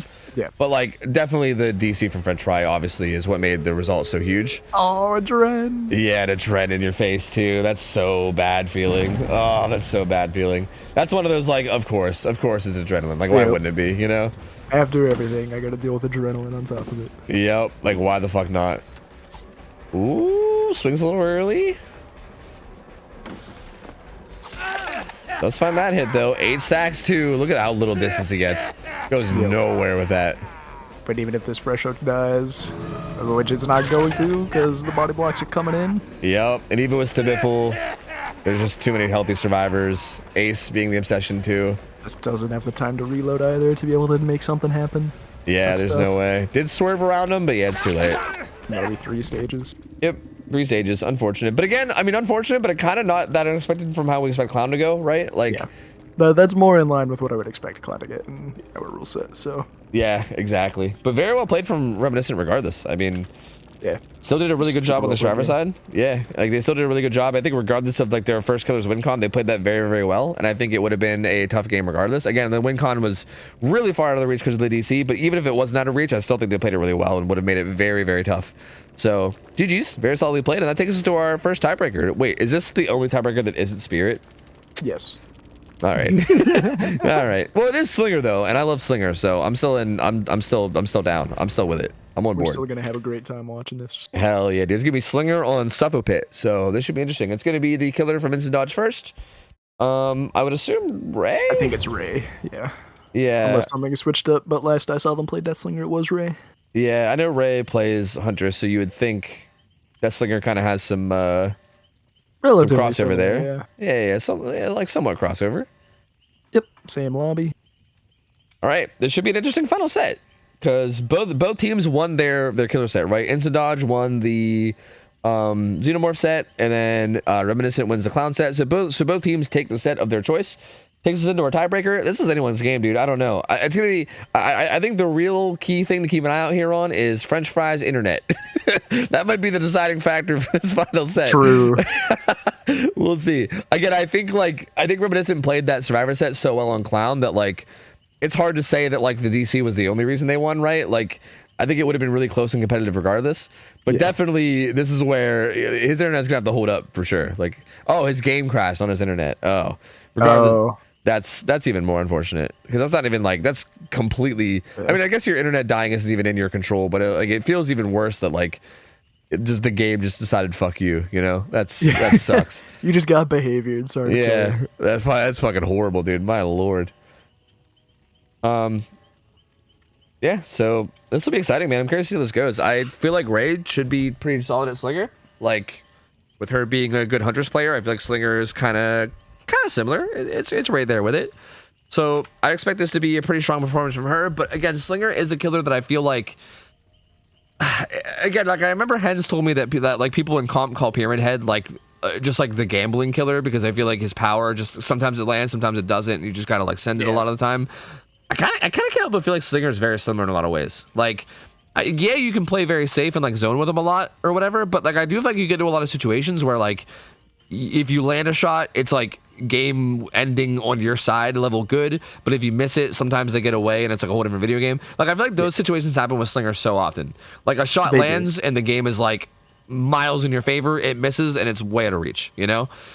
And it sounds ridiculously obvious, but Slinger like exasperates you have to hit the shot. You cannot miss. It's not like Huntress where you can miss and still like, you know, kind of keep after them. You have to hit it. Yeah. The difference between landing every single shot, no matter how insane the shot may be, and even just missing a couple is massive. Yep. Like just one missed shot gives people so much distance, and that distance can get them into such a better spot. And like it's just such a huge deal. And on top of that, the hitbox is so fucking tiny, dude. So precise. Yeah, like you have to be so on top of it. Like you can't even miss by a little bit. Which again, if they're like further than like a certain distance away, that's where it just kind of feels like kind of RNG-ish, right? Like you can predict them flaring, you can predict them not flaring, and like if you just miss by even just a little bit, then it just doesn't hit. So like it's so, I don't know, it's so wild. It feels very like, it almost feels like RNG to me in like a lot of ways. Like I know that like there is RNG to like, or sorry, like there is skill to like predicting and everything, so it's not like full RNG, but it just does feel like you find yourself in a lot of scenarios where if you just get lucky or if you get unlucky, sometimes that can kind of like feel like it decides the whole thing. So curious to see. I mean, I feel like the better you play, the less those, you know, like the less that's going to play a factor, and the more you'll find like you might find yourself with more situations where, you know, you'll have those rather than just like one, like a whole like one and done. So I mean, like obviously the play is still going to matter a lot, and we'll see what Ray can do here. But curious to see. I mean, we'll see if those kind of shots come into play and whether they hit or not, right? Like I feel like that's what ends up deciding it a lot of the time. Yep, it's just long and short of it, you know. Yeah, just hit your shots or suffer. Basically, is it? Shots or lose. That's all you got going. All right, we got Cigar, we got Sloppy Butcher, Agi, Pain Res, no Noeds, so pretty aggressive, confident build. There's a 4-gen top side. But the 1-gen on the 4-gen top side is honestly kind of far out. Like, yeah, it's pretty tucked away there. Yeah, that's basically a 3-1-3 split. So this is a pretty good split for the survivors. This is pretty much the best split you could hope for on a map like Suffo. I mean, maybe you can hope that these 3 gens were like a little less close, but for the most part, yeah, this is like one of the better splits that you can hope for. Ooh, Ada does get found right away. Bounce landing. Getting zoned. Getting hit pretty early too, so pretty fast hit. Can't really justify taking that window against Slinger. Yep. Ooh, the shot does land. Pretty quick down. Very fast down, dude. Do they have? They didn't even rotate. They didn't even cross. Only Ace just now got on a gen. There's literally no gen progress. Like 1% gen progress. She's like, "Where's that firecracker gamer?" She's looking for him. She's like, "Where's his for it?" She's like, "Where's that motherfucker with the firecracker?" She's trying to decide where to hook. It's gonna go for the hill. This feels pretty good for me. Just center of the map, on top of this 3-gen, but not really full committing to it. Seems like a solid setup. Pain Res comes through. Chasing Vamp on the bottom, or not Vamp, Swifty. Like even right there, right? Like that shot looks so close, but just, you know, like Swifty's just zigzagging, and it's just like, again, you miss by like even a little hair, and it just costs so much. Those gens are being progressed though. Ray sees that.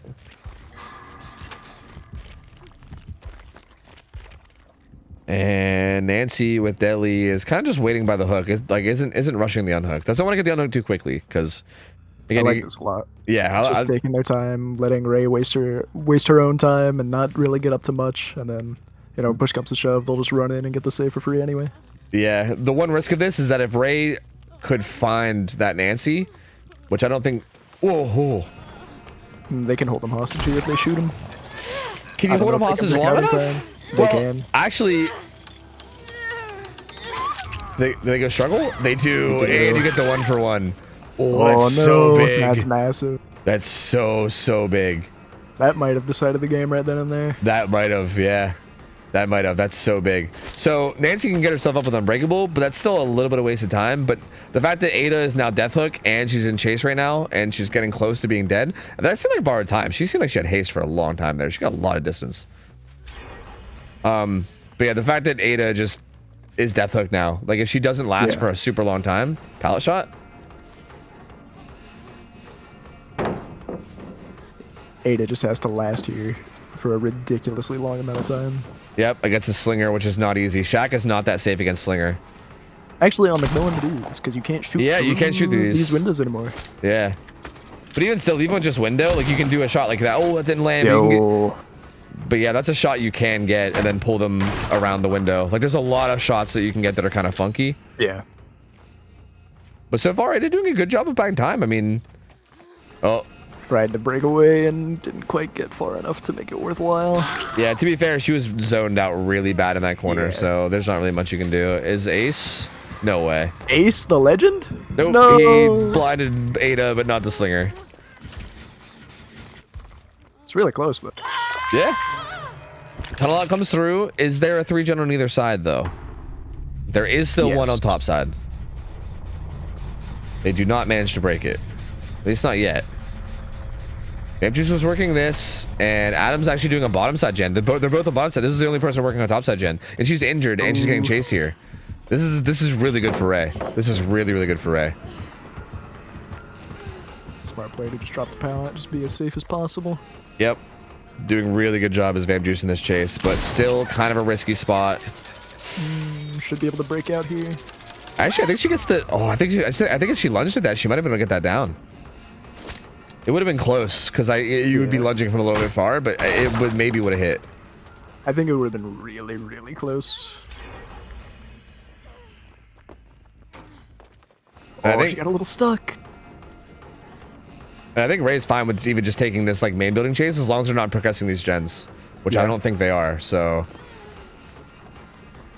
like if I was Ray, I'd be a little bit worried about that one that was off to the side. Yeah, I'd be worried about 10 if I were her, but. Maybe she spotted it out when you and I weren't paying attention. Yeah. Down does come through. And this is deadly, but it still could be pain res, which is significant, especially since this gen's being worked so much. This right on the middle hill gen. That's crazy. Oh, wait. Did pain res hit the bottom gen, didn't it? Yep. Yeah. But they don't pop it. Oh. Yep. And Ray can kind of just hold this middle of the map, too. Well, yeah, because that gen popped. Well, this is also belly, so... Oh, no, it didn't pop yet. But I think when she sees it... Oh, yeah, it's deli. That's a good point. Yeah. But still, I mean, she probably just wants to hold this gen and watch it regress for the most part. I mean, she has 2 really easy-to-watch gens here, plus main. It's going to be very difficult for them to do much of anything. Yeah, and even with this being deli, it's still kind of a threat, right? Like, she could get shot on the way out. Like, she might... Like, Adam seemed like he was hovering up here. He might even be setting up the body block for her. I don't know. Either that or he's setting up to hop on the gen whenever she maybe gets chased. Either way, there is absolutely no guarantee that Vamp's gonna be able to make it back to bottom. Yeah, this is gonna be tough. Vamp might actually just stay deep top and like try to play it on man. Yeah. Might just not much that progress. And have them pressure the hill. Yeah. Ooh, good prediction. Ooh, that's pretty huge. That's a massive shot. Just that extra tag coming through is gonna make this a lot harder on the serves. Yep, with sloppy too. Actually committing, probably gonna go for one more shot before they go back, maybe? FaZe can dodge this. Nice. She has to go back now. Yep. Yeah, it was really good juke. Worth the risk, because if you get that down and then carry him down here with pain res, that's pretty big. Yeah, that's pretty much game winning at that point. Oh, beautiful shot through the rock of the tree. I think right there, I think honestly she should let him break out. Yeah. Like I get wanting to get sloppy, but at the same time, that felt like a pretty good position for Cigar. Like I don't think. Oh, she's actually gonna commit to it, and Vamp is still on main, pressuring it out. Yeah, Vamp is. Wait, Vamp pre-left. Playing it really safe. Yeah. Oh, now she's going back. That's tough. Ace is back near the hill too, but he probably got the comm of what's going on, so he's gonna position around this. He's right over there. Does she hear it? It's Ace, so she doesn't. He gets out. Go check main. Smooth. She's going to check main. The heal's going to get interrupted.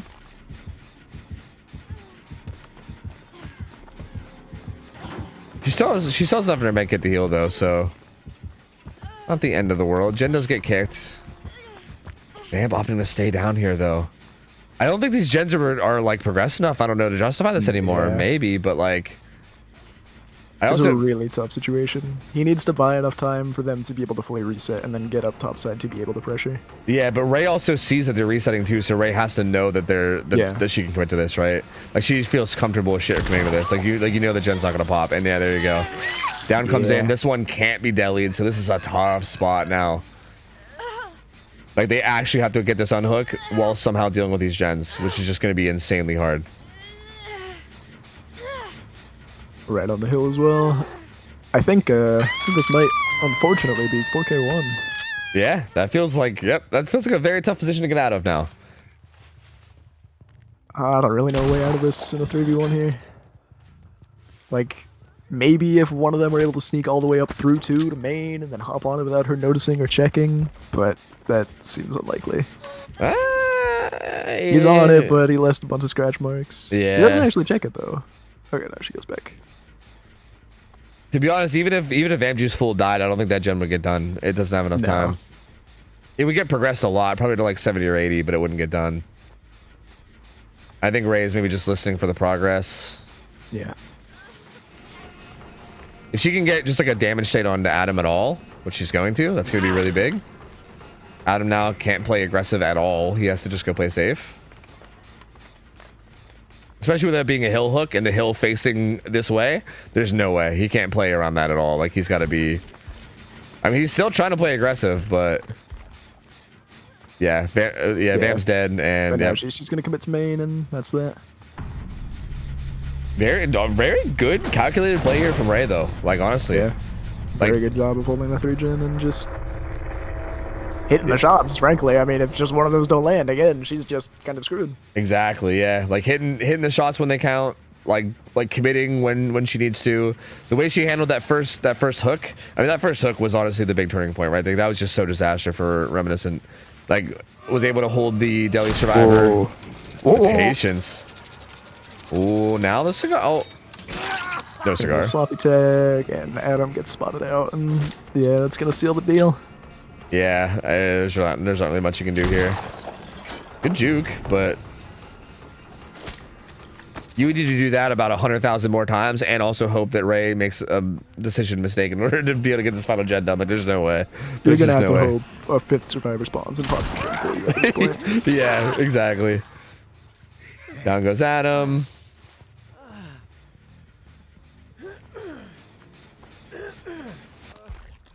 And Hatch play, maybe? Yeah, I don't know. Most likely gonna just try and play for whatever stages they can get out of this.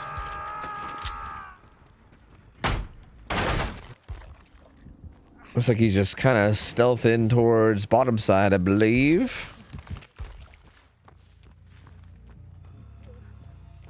Yeah, and she's just gonna go back to the gens. He's chilling. He's big chilling. Does he? Oh, like, what do you? I mean, I feel like there's really. Oh, there's a gate way down here. Ooh, I don't know. Oh, he got spotted. He got spotted. Okay. Honestly, I feel like you just don't even go for it. Yeah, I agree. Because this is the only way where she can get all 4 pressures. Yeah, and also I feel like there's at least some kind of like, especially with that gate being so deep down there, I feel like there's at least some, like, you could either like just camp. I think you just camp that gate. Like, I think if you identify that gate's there, you just try to stealth to that gate and just camp it, and then have her kick hatch, and then hope that you can get the gate before she makes it. I mean, she's slinger, so she's 4.4, right? Like, I feel like there's at least like a decent chance. Yeah, there's a relatively good chance that they'd have been able to make it out either which way they chose. Yeah. I mean, Ray would have to just commit to a choice and go for it. Yep, and even then, like, I feel like if she kicks Hatch, because I think Hatch was also on the back side of Shaq here too, because the window was pointing towards the map, right? So yeah, I mean, I think even if she just fully commits to this to the door that was at like 2, she might not make it. I mean, she's 4.4, right? I don't know. It would be close. Like, she would maybe make it in range for a shot that you would maybe have to juke, but like, it seemed possible. It seemed possible enough that I think it's a risk worth going for, you know?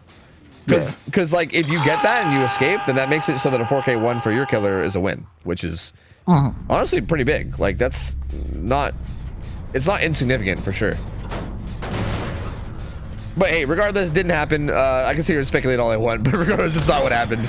But what happened is they got 4K1, so Yeah, exactly. here we are going into the next set. Vamp's gonna have to pull off a 4K2 to win, or at least a 4K1 to tie.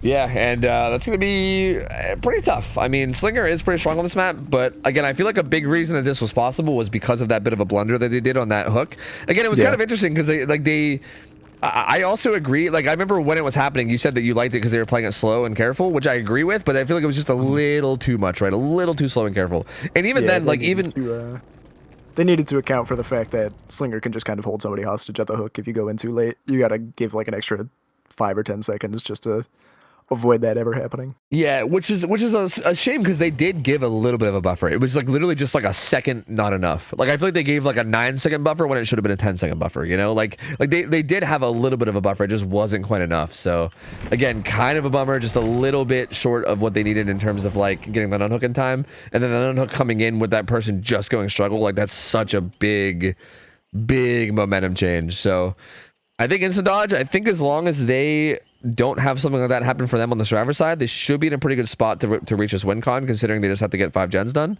But that being said, we'll see like what happens in the early game. We'll see what the gen setup looks like. I mean, there's a lot of factors that come into this. It's not going to necessarily just be that easy, but I think they're in a pretty okay spot to close this out, though. You know. And it is going to be Vamp playing killer? I believe so.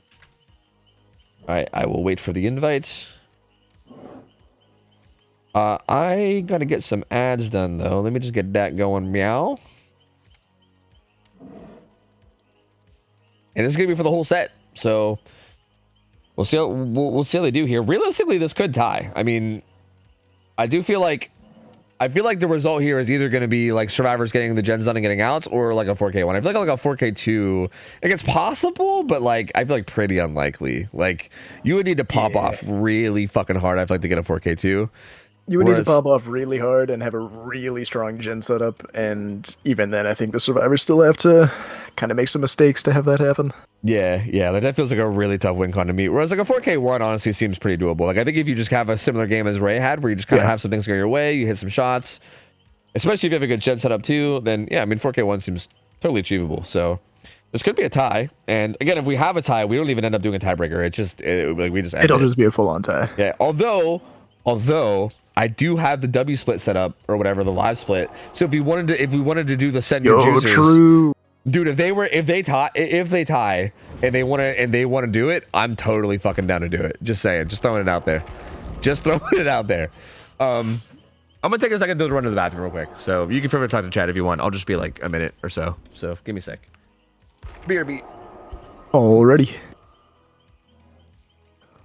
Let's go. I've got chat all to myself again. How's it going, everybody?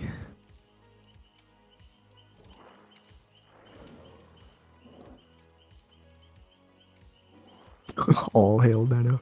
Tell us a bedtime story. What did he say happens if they tie? If they tie, it's just a straight up tie, unless they want to do 1v1s to see which of them gets the better time, and then we'll have that be the decider. How do I get so handsome? That's a trade secret. I can't give that one up. I'm sorry. There's one thing you don't like about Tofu while he's gone. I don't think I'm going to do that one. Can we talk about Ghostface again? What do you want to talk about, Hens? I've already given my bad take.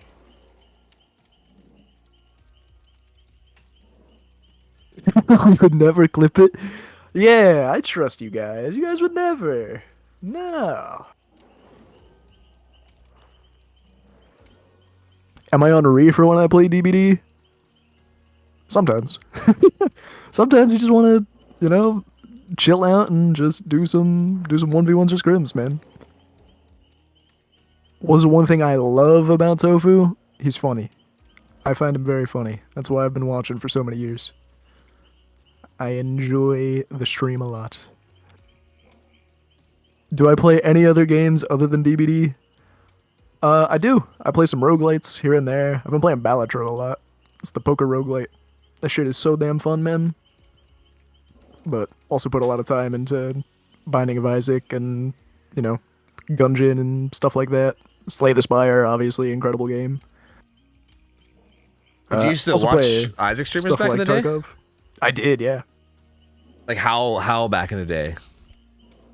Like Binding of Isaac, like way back when that game first released. Like did you watch Crumps? Yeah, Did you watch like the boiler races and shit? I did. Oh hell yeah, dude! You're an OG Twitch fucking Twitch viewer. You love to see it. Yeah, dude. That was like one of the best eras of Twitch, man. Like old fucking Binding of Isaac grinding with fucking like boiler races, and then like Dick Hammer back in the day, back when he was actually Dick Hammer. It was so good, dude. So good. Unfortunately, had to change the name. Yeah, he got partnered and he had to become Richard Hammer. That's so fucking goofy, dude. It's okay. I'm not Dick Hammer anymore. I'm Richard Hammer now. It's fine. Call me Richard, actually. Thank you. Yeah, I used to love that shit back in the day, dude. I loved Binding of Isaac. Yeah, even to this day, NL is still one of my favorite streamers on the platform. So. Oh yeah, absolutely. I feel like I don't see very many. Like I think Cobalt still streams. Crumbs I think quit altogether, as far as I'm aware. Like I feel like I see him playing like MLB games sometimes or something, but I feel like I don't see him doing much, a whole lot. Maybe he just doesn't stream at a good hour for me. Yeah, I personally haven't seen him in a while either, so I'm not sure. Yeah, I think a lot of the people from back then are just kind of donezo, but. Or like they're either donezo or they like reach that point in streaming where they can just stream whatever they want and still get like just enough to get by, so they just kind of fuck around and do whatever, you know. Which I you know, hey, if you could do it, that sounds like the hookup. So I don't blame them. I don't blame them at all. Yeah, just keep it nice and chill, stream whenever you feel like it, and still make a living. Yeah, dude, that's the dream, honestly. All right, here we go. Vamp Juice needs a pretty big result here. Dude, they're still rocking the flip-flop power struggle. These fucking psychos. I love it too because they have Soul Guard, and then they have like Wagulf here as well. So I guess that's the purpose of the Wagulf, is for the sake of like the Soul Guard. Again, I feel like as much as I love it in terms of like it being like this like gimmick, I can't help but feel like specifically Slinger Suffo Pit, I feel like Borrowed Time is so important in this set. Like not having that perk feels very, very bold to me. Like that is such a difference maker. Borrowed Time almost just guarantees that they make it to the other side of the map, and it makes it so much harder for the Slinger to even do things like shooting the person and holding them there until their endurance runs out and stuff. Like it seems so good in this set, so a little surprised to not see it. I don't think in any of their builds, to be honest, but not their deli especially. Yeah, I'm pretty sure it wasn't on a single one, which is, like you said, pretty risky in this rule set when it's allowed. Yeah, no one's running it. Yeah, it's pretty wild. They just has a pretty strong gen set up top side. Like a 4 gen up there. He's committing pretty deep bottom though, and they have crossed. Finds Quinton. Oh, the pre-vault there was so good. If Vamp Juice just leaves. They have a good bit of progress on the double gen. Wait, where was Paige stealthing to? Oh, she was going to main and stealthing. She is deli, so she has to be careful. She's gonna get found, but that gen getting doubled, I'm assuming there's gonna hop back on it. Yeah, that's gonna break one of the 4 gens top side. Paige. Oh, gets away from that one. There are a lot of weird shots too on this main building they gotta be careful of. The Paige seems to be pretty aware. Ooh, she should take a hit here. Yep, that'll be a pretty quick tag. Vamp most likely gonna go for the break with Cigar. God, that sound, holy shit. And she just gets no distance. Imagine if every Slinger we've seen so far have been doing this. I know, you just get right? absolutely nowhere. Yeah, you literally just go nowhere. Again, it's so crazy to me that we haven't seen that as much as we thought. But they're gonna break the 4 gen. Bang it out. Oh, that's so important. That's so huge. That's crazy. That's massive, dude. So now they have only 2 gens topside. So like having this deli hook on hook topside in like a 3 gen, even just a 3 gen and not even a 4 gen would be so big. But they're in a really good spot now to like just win this. Like the only available 3 gen is bottom. It's a huge split bottom. The hook is also top, so that hook is kind of irrelevant to holding the gens. So yeah, Vamp Juice, you just can't really hold that hook anymore. I think you have to you have to try to get a hook on bottom side and hope that you can hold this. Especially considering the build being pop pain res too. Like this build is built to like hold a gen area. Good stun. Ooh, that shot though. Great shot. Oh my god, dude. That's the type of risky shot that you have to take in a scenario like this. God damn. Ooh, almost went for the over the water tower shot, but doesn't. Fry. Oh, Fry loves me, loves hens and me. Yo, but where's Dino? What the fuck? Huh? Hello? That's crazy, Where's Fry. my- That's crazy. What the fuck, Dino? Where's my boy? Yo. That's so fake. That's messed up, man. It's pretty messed up, man. He makes it to top side though, which is really good. Oh, that shot doesn't land. And manages to live. He's gonna get deep. He's gonna get all the way to 1. Yep. No agi 2 means that like you get this deep and it's just there's no way. Like the hook just becomes not really that relevant at all.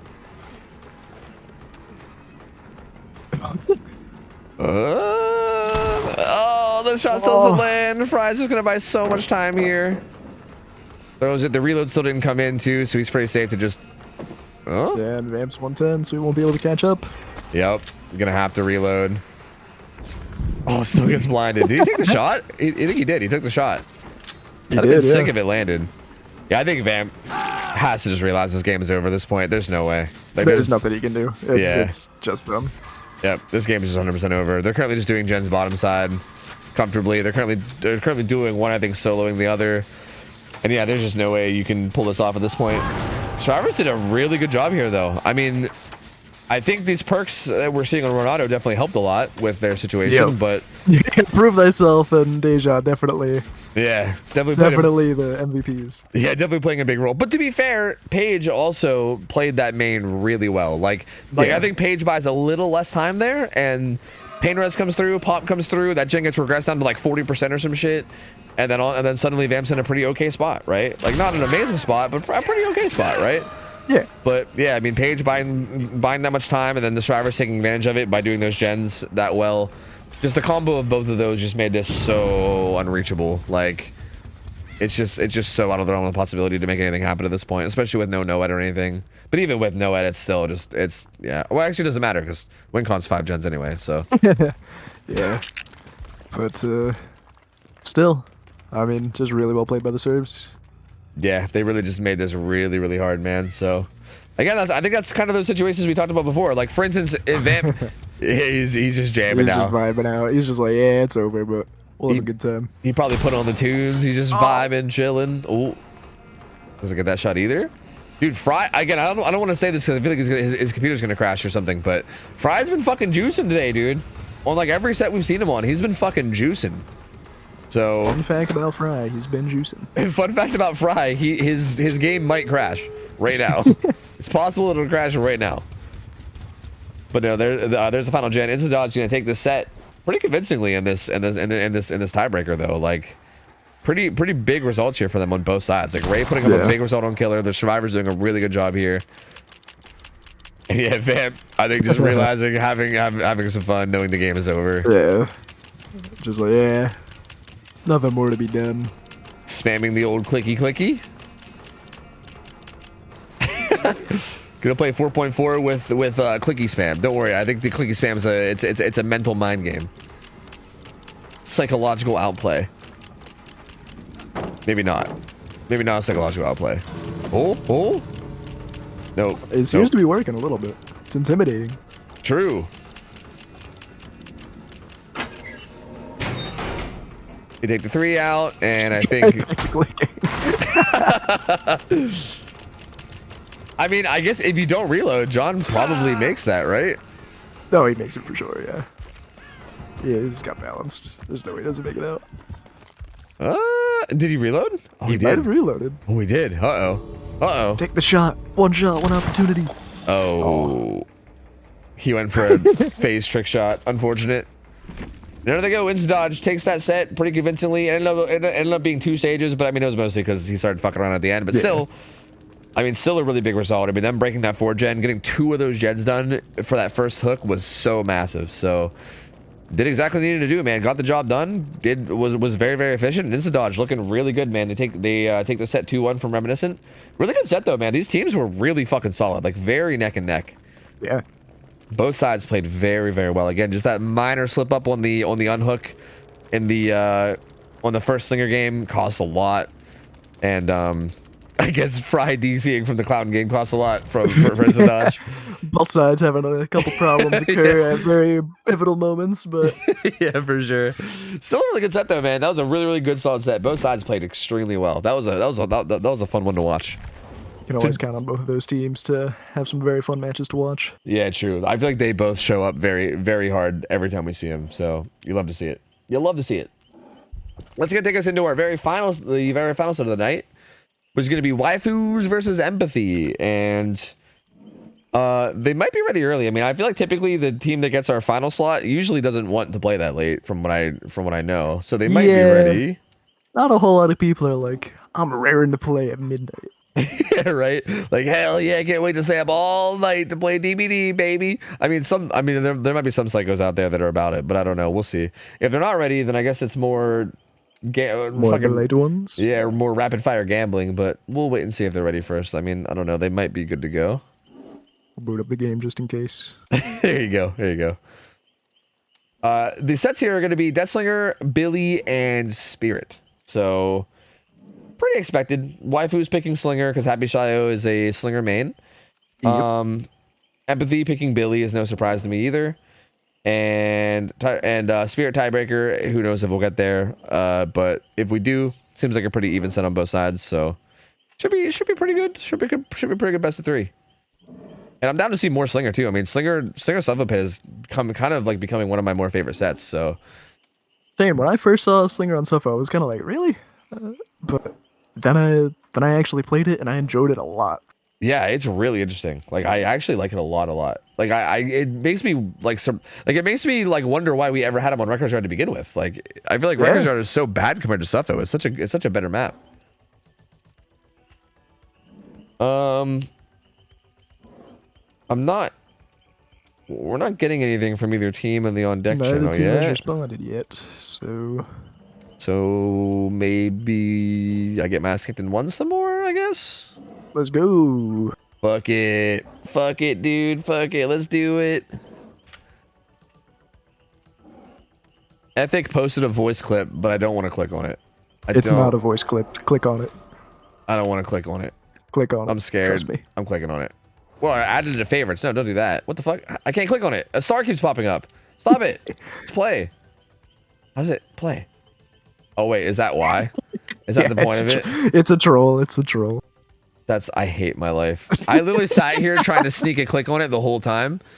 I'm so mad. I'm so fucking mad. The whole point is that you can't click on it. I got you, Ethic. I got you. You guys combo got me. I wasn't even gonna try to click on it until you fucking told me. So that's not fair, dude. You guys ganged up on me. Look, if it was just Epic, I wouldn't have fell for it because I'd have just been like, I don't care to click on it. You made me think it was like something really funny, and that's I'm kind of pissed. God fucking damn it. Oh god damn it. Well, it's now in my favorites, so that's nice. That's Nice. kind of Now nice. you can get somebody else with it. Yeah, true. Nice. That's a good point. I just need to have a wingman to back me up like you did, and then we'll be fine. Yeah, just have somebody be like, yeah, click it. Yeah, Come click on. it, dude. It's totally worth it, dude. It's really funny. Click it. It's so funny. I've never laughed so hard. Fucking hell, dude. Yeah, this is 30 plus moments, 100%, dude. This is just stuff that happens to you, you know, when you turn. Actually, I can't lie. This has been happening to me my whole life, dude. I'm just, you know, I'm just a fucking. I'm curious if who was it the other day that was trying to get me with they came in and said, "Hey Tofu, why do you have a tag that says gullible?" And I was like, "Yeah, good try, dude." But I'm curious to see if that. I think that worked. Who did that work? Ralph. Ralph was talking about how it worked on him. He was saying how he got with it, and he was hoping that I would get got with it, but it didn't work on me. And he oh shit! So like at least I can feel good about that, right? I didn't get got by that. True. Not quite as gullible as Ralph. There you go. Oh wait, do I have my wait? Let me get my W split up thing. Also, let me see if the teams responded. Nothing yet. All right, you ready? Yep. Let's go. I got the hiccups all of a sudden. Wait, it didn't pop up. Fuck. It's okay. I have it on the side. I see it.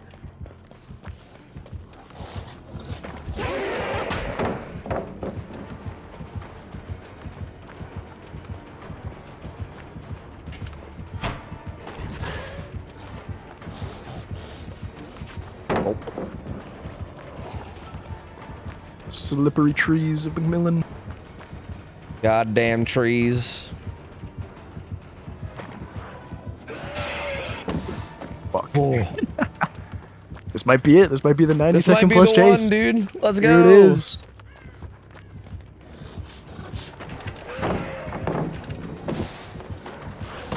Oh, I thought you were gonna high tech around. My 90-second chase.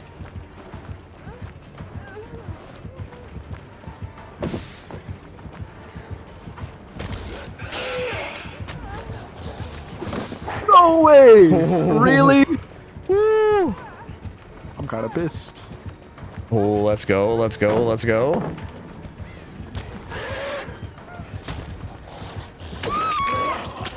It was 1 minute 18, so not 90 seconds. Oh, thank God. Saved. I don't have to quit Blade now. Oh, I'll get you. Oh, I'll get you. Don't you worry, I'll get you. Eventually.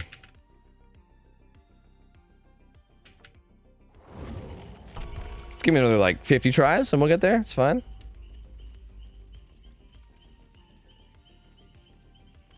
Waifu's ready, waiting on empathy. Okay. Okay. So we got half the teams ready. Sick. Just waiting on the other half. Yeah. What is this stream about? I just joined. Is this like competitive community matches? Yes. So this is every Friday we do an event here called Scrim Nights, where basically people sign up with teams and they play competitive matches on stream, and I cast them. A lot of times with a guest. And yeah, they're kind of just like, there's not really anything on the line. There's no prize pool. There's no like bracket or tournament. It's just like little scrimmage matches, and we give feedback, and we kind of like either just cast like sometimes we'll get teams that are really experienced, and usually with those we're just kind of casting and getting hype about the plays. But sometimes we'll get teams that are newer, and with those ones I feel like we usually are a bit more like feedbacky in terms of like, you know, like trying to give them advice on how to like improve and everything. But typically it's just a good time. I don't know, we just have a good time, play games with all the people here, and enjoy the competitive DBD environment, you know. Well, this looks like a pretty good bottom side. It's not what I want to hear. Gotta redeem myself. Gotta get sub 15 seconds. What the fuck? Bro, I don't want to live, but I feel like I have to live. Nice.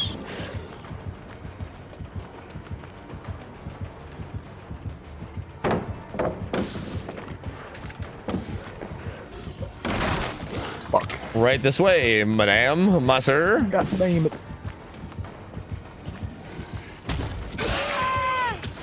See, I thought your rushes were going to take forever to come back. Even this was dumb. I threw.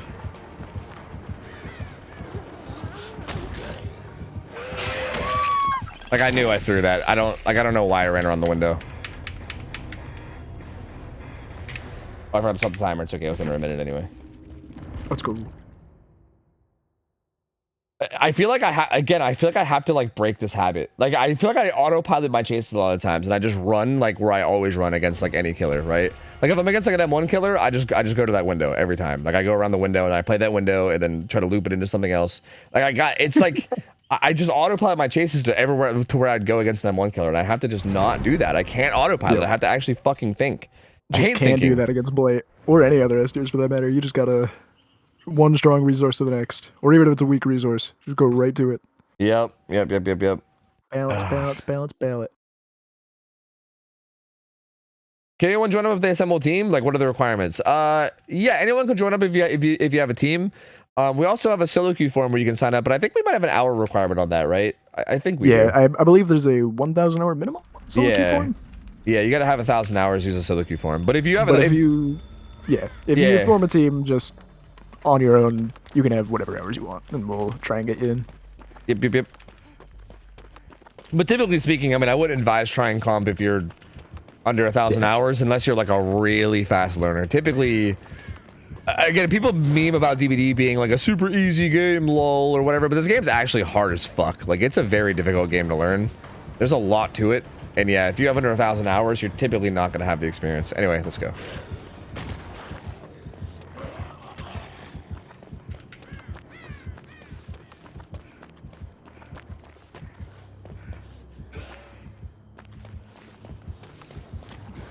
Oh, I'm at the filler.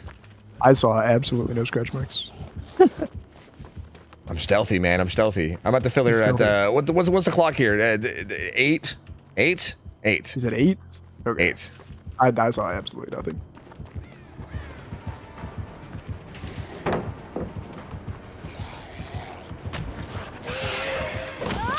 God, I can't believe that fucking hits. That's so crazy. Fuck this killer, dude. This killer can actually eat a fucking bag of dicks.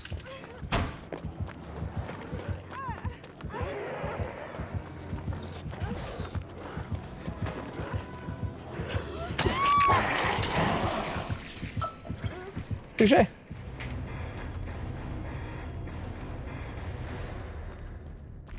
You know, considering I got launched for like 30 seconds, not too bad. Yeah, true. Fucking true, dude. I felt like I was gonna feel bad if that ended up being a big one, because yeah, that was like a free like 30 seconds. Yeah, like even there, I guess I should have just stopped at the fucking. I don't know. I just feel stupid like getting distance. Like I lied, and then there was like a jungle gym pallet, and I guess I should have just stopped and used it. Like I felt like that's such a waste of live. I don't know. I don't know, man. I don't know. I mean, better to use it and waste it than never use it at all, you know? True, true, true.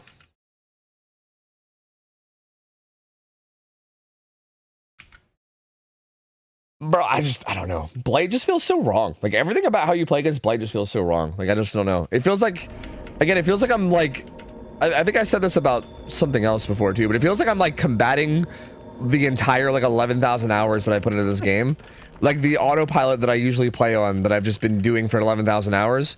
I have to like constantly fight that. I feel like I'd be better off being brand new almost. Because I feel like I'm trying to you like, wouldn't have any of the baked-in muscle memory that you've built up over the years. I'm trying to like break these habits, and it's so fucking hard. All right. Anyway, let's go.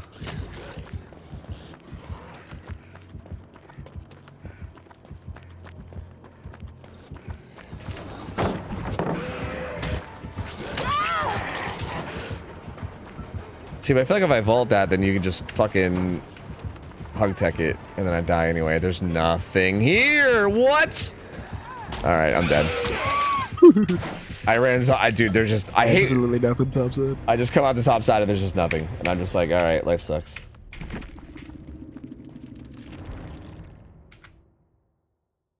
I don't know, man. I don't know. Just don't get the skiller. I just don't get it. I still just don't get it. I just still don't get it. I just still don't get it. You just gotta bang your head against the wall until he suddenly feels a little less annoying to go against. Do you want me to invite you? Are you guys both ready? I want you to invite me when the other team is ready. Yeah, the other team is not ready yet, as far as I'm aware. So Yeah. you're gonna have to wait, Happy Shio. You're throwing my fucking bag, Tofu? You're throwing your own bag, bro. What the fuck are you gambling on? Hello? Have you seen how all of these have gone? You can't blame me, bro. It's on you at this point. Look, like if it was like the first two that you ever seen or something and you had faith in me, then sure. But you've seen how every single one of these 1v1s has gone for the past like 5 hours. Please. Like I'm blaming me and shit. The fuck is this? What is this garbage? Really, I should scout. I think that would help me a lot because I keep like popping out places. Like right here, like actually, this is a little bit better. Just like it was like a god. Always better to scout because then you can form a plan and try and stick to it. And then at least have some semblance of an idea already in the back of your head, rather than having to think of everything on the fly. And then the plan collapses, and then life sucks. Even if the plan collapses, at least you had a plan to start with, and maybe it worked for a little bit. With a Blight, your plan's probably gonna collapse anyway. Tofu, if you don't get a minute, I go broke. Hens is really counting on you here. All right. This is the one. You ready? Yep. Oh, I started my timer a little bit late, but that's okay.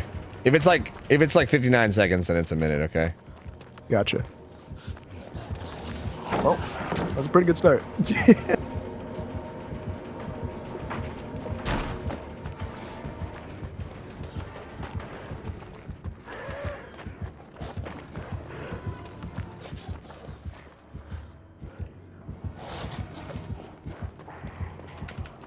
It is unfortunate. He's topside. No, the minute chase. It's happening. It's happening. Hens is gonna be rich.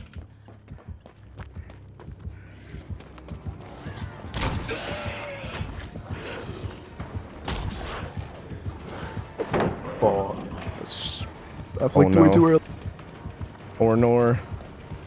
It's God pallet now. No, I'm cooked.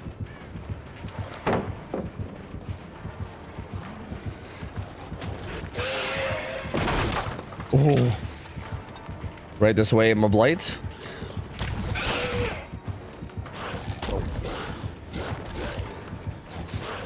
Oh, he lost track of me. The 90-second chase, baby. It's Wait, over. am I gonna have too good of a chase? Is Hen's gonna go broke because I'm gonna have too good of a chase? He is. It's over. Hans is going broke because it was longer than 60. It's longer than 75 even. Oh no. Did you stop too hard? I've betrayed him on accident. How did this happen?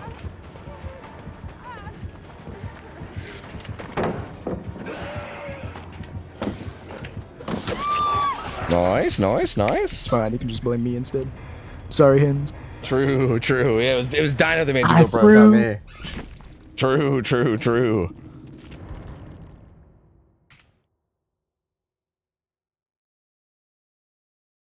It was all planned. Just didn't want Hans to have any money.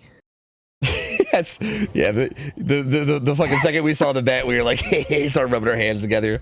It's like, oh no, I missed 2 different rushes in a row. Oh no. Oh no. I slid off the rock. Oh, who could have seen this coming? This collision was so bad. That's so unfortunate. Oh man. Oh, such a tragedy. Oh shit. I did not bet on 75 plus, I promise. I do gotta be honest, I feel like scouting helped a bit.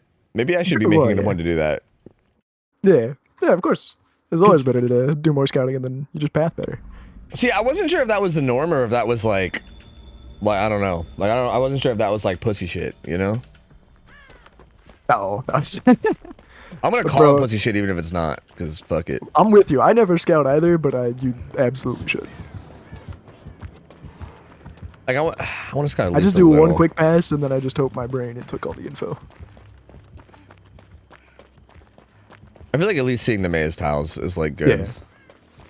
Yeah, like I'm not gonna go deep into top, whatever. Like whatever's there, I'll figure it out. But on ladders, people will take like minutes. Oh just scout the map and just formulate like the perfect plan, and then they fall for one mind game, and then it all goes to then shit it's a anyway. 45-second chase. So. That's so fucking ridiculous. All right, I'm ready.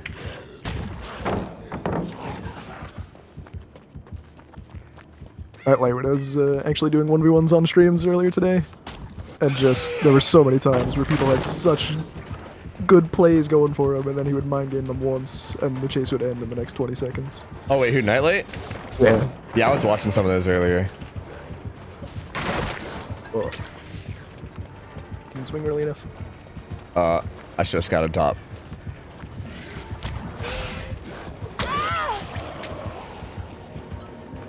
Alright, Hatch, you're fucking dunzo, kid. No!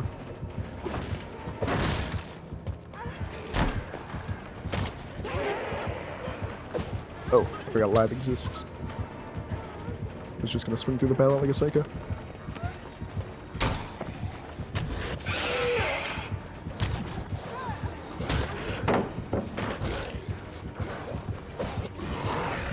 Let me out! Crap. Free me! I got over a minute. I'll take it.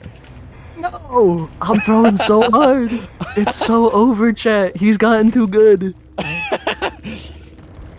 Time to get over a minute consistently, baby. Not quite. I mean, I still had that like less than 30-second one earlier, so let's not get too overboard, okay?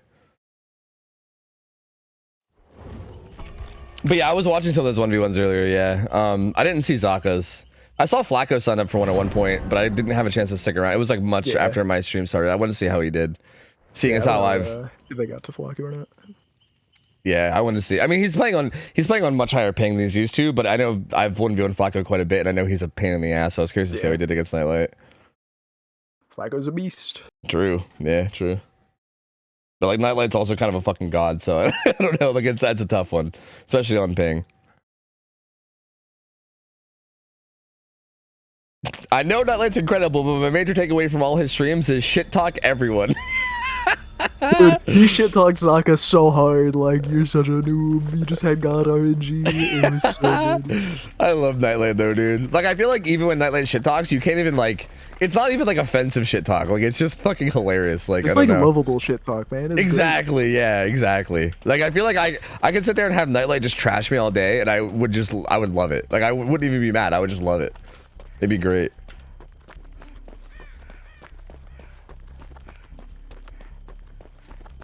Somebody in chat said I'd thank him. Wait, they'd what him? They'd thank him. Oh, yeah. Like, thank you, sir. May I have another, sir? Thank you. Please roast me more. Oh, God. What is... I think I'm gonna take this side that you're at. Okay. What the fucking... What? Wait a minute. What? Oh, God. Wait, what's there? Oh, Jesus. Okay. Okay. That's... Alright, that's fine. We'll find a way to make it work. Let's go.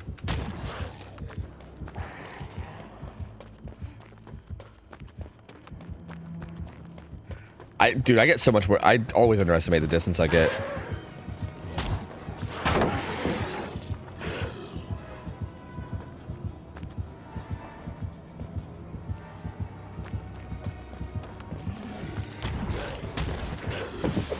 No, I hold myself.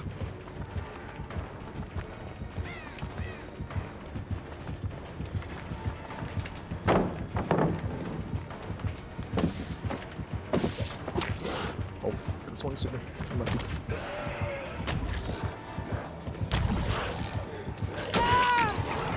I was trying to come around the corner on you, but I ended up fucking not doing that.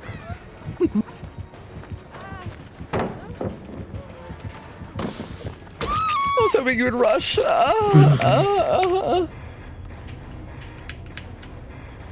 was not a good Forbidden palette. Blight tech, just M1. Okay, I have a question. That jungle gym palette, is that safe? It's not safe, right? I can't just sit there and camp that. I feel like it's like the Ormentile, or no, not the Ormentile, the actual jungle gym. It was like a short wall jungle gym. Like yeah, like there's no way I could just camp that, right? I feel like it's like better. It's like a better tile than a lot of other ones. Like for instance, I think in that scenario, I maybe was better off staying there because like my other option was that Ormentile. So like maybe I should have stayed there and just tried to outplay it, I guess. But like, or I don't know, maybe I could have rotated to like a different palette that was up. I think there was like a good filler at like 8 or 7 or something, but I don't know. I feel like I'm never sure what to do there because I feel like I can't just camp that because I feel like I'm gonna fucking die. But at the same time, I'm like, where do I run that's any better than this? You know? I guess an unthrown palette's probably better, right? Yeah, just so that you can get to it and drop it and try and make a play around it. I don't. You wrap around the back instead of pallet camping? I don't know if I agree with that. I think that's the opposite. If anything, what I've learned is that's what you don't do. Because I feel like that's what I would do against a lot of other killers, but I find that if it's way riskier because then you're yeah, opening yourself up to getting just bump logicked. yeah, you're putting yourself far away from the pallet, which means you're just like far away from safety essentially. Oh wait, I didn't scout. I'm dumb. No, that's fine. Good enough. Just Good don't enough scout. for me. Yeah, fuck it. We gotta pay out the let's low go. time believers. True. Wouldn't those just be non-believers? They're believers in me. True. You cheeky fucker.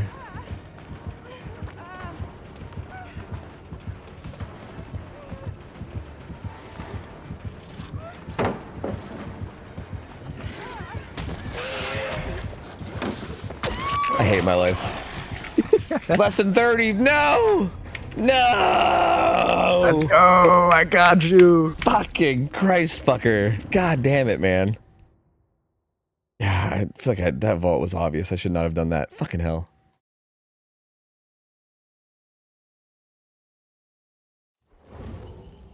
This is gonna be fun as shit to do for like a whole day, though. I definitely, bro, like next week, there's definitely gonna be a day where I dedicate it to just this. Hell yeah, man. Because, my lord, I gotta get better at this. Dude, ones are just so fun. I can't do pubs anymore. It's always just scrims or ones. That's it. Yeah, I've been trying to do like scrims more, but the more that I do scrims, the more that I'm thinking I should just grind ones. Like, You should. I feel like that's probably the play. Yeah. Yeah. Ones are weird. Like, for instance, when I was doing ones with Laser, he focused a lot on like I mean, maybe that's a good thing, but you focus a lot on route running. Like, I feel like the thing that I was wanting to practice, at least in like M1 killer ones, is I was trying to practice like how to play the 50-50 tiles once you get to them, right? So I would just run straight to like 50-50 tiles instead of running to like safe pallets, right? Because I think that's like the more interesting thing to learn for me. Whereas he was just like, no, you just like go to God pallet to God pallet to God pallet. And anytime I wouldn't go straight to a God pallet, he'd be like, no, Tofu, distance is king, go to the God pallet. I'm just like, God damn it, man, I want to play the 50-50 tiles. But I guess the idea is that you probably just play the 50-50 tiles until you have to go to God pallets, and then... Yeah. You just want to waste as much time as possible at the end of the day. If you think you can last at a 50-50 tile and then make it to somewhere safer after the fact, absolutely go for it. Yeah. Alright, let's do it.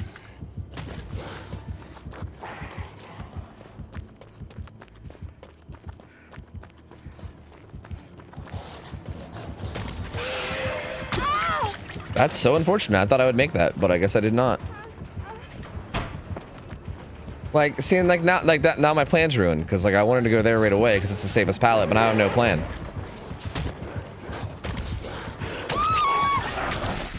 See, this is what sucks about making plans. This is what happens when you make a plan, but then the plan goes wrong. Then you're just left with nothing. But there was yeah, I guess. Just how it is. You gotta have a plan B through Z. Fuck, dude, I'm struggling to come up with a plan A, man. What the fuck? Can't even come up with a plan A and I'm supposed to have a plan Z? Like, what the fuck? This is insane. See, like there, I got hit and I was like, well, I don't just stay at the tile and I like got hit, but I think I should have. Yeah, I mean, it was pretty strong, so it's still probably your best bet to just stay there and try and play to last a little bit longer. It's just, like, again, Blight's just, nothing like anyone else. Like, I get hit with any other killer, and you're like, okay, use this distance to get away, right? And hold distance. Like, I'm just so used, like, that's so imprinted in my brain. Like, I cannot undo that from my brain. Like, you get hit, you use that distance to run, and then hold distance on the killer. Like, that's literally what I've been doing for fucking 7 years straight. It is so hard to not do that, dude. Like, I'm struggling with this so much. This is actually a pretty good bottom side. Well, the main styles kind of suck, but it's not the worst. It's pretty good. I mean, having 8 there is pretty huge. You can definitely... Honestly, you probably wrap back around to Shack at some point, but... Yeah, I think I have a plan. Okay, I'm ready.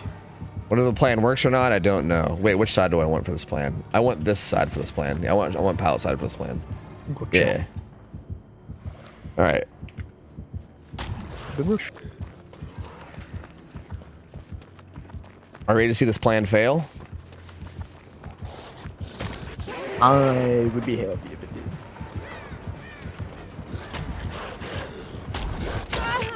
Plan's already failing. Selfish reasoning. Plan's already failing. I'm gonna be honest, I adjusted the plan on the fly, which was probably not the play.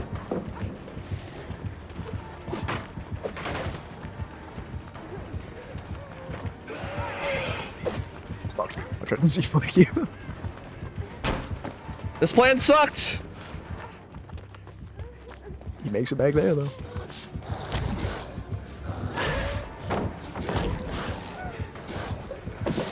Yeah, went too far out.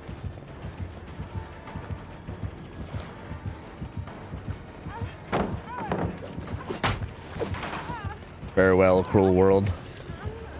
He's fine.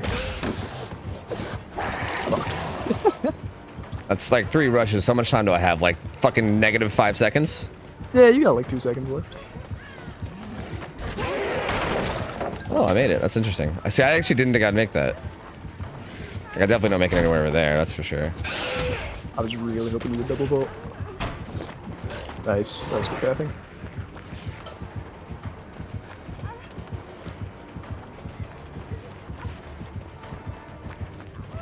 Showing like the pallets are real good there. Ooh.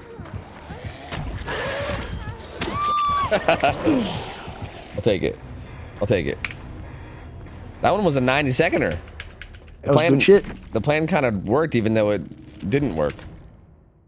I'll take it. You adapted the plan. You had plan B through Z. He was ready. True. I actually, well, what happened there was I had plan A, and then in the middle of plan A, I switched plan A to plan B, and then plan B failed. So I actually had another plan. Like, it actually kind of worked out. There you go. Plan B failed, and I was like, wait a minute, I can just go with plan A again. So it kind of worked out. Yeah, maybe me fucking up mid chase was the best thing that could happen to me. I don't know.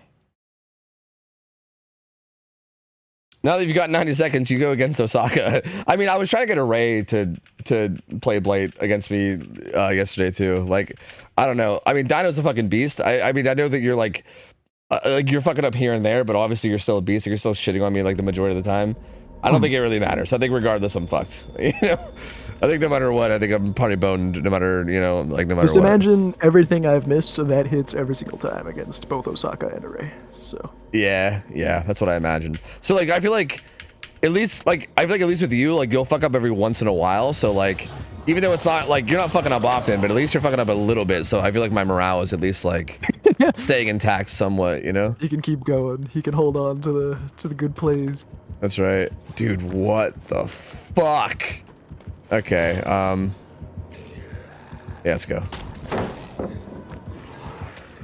I don't know what in the fuck I'm looking at here, dude.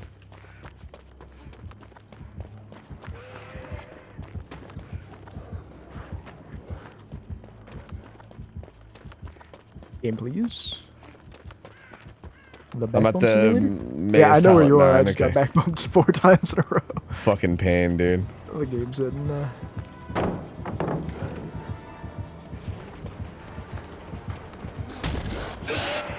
Oh, wait. I didn't realize you just sprinted right past. I got real lucky right there.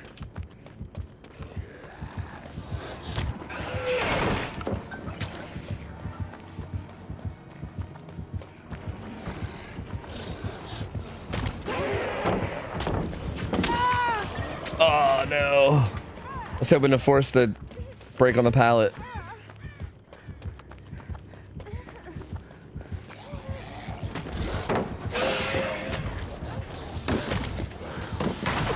Whew.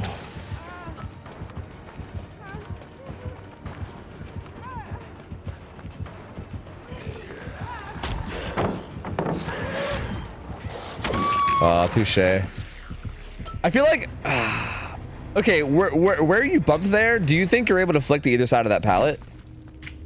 It's a lot tougher on the other side. Yeah, like I feel like it's definitely still possible, but it is much tougher. Yeah, like I feel like if I'm in that position, like I think when you made it to that bump, I was thinking about vaulting right away, but I was like, I think I could wait, but I think I should vault right away, yeah, because it feels like the other side of that feels much tougher to deal with on your end. Unless you're Array, and then he like whiffs it like once in a blue moon. Yeah, I don't know. I feel like even then you can like, it seems like you could even just like maybe like corner up and like crouch in that little like like nook there and probably. Well, I think I did that to you one time. You and then did you that, yeah, and then you got trapped. So. Yeah, so even that's not even shit. Even that's not even reliable. Fuck.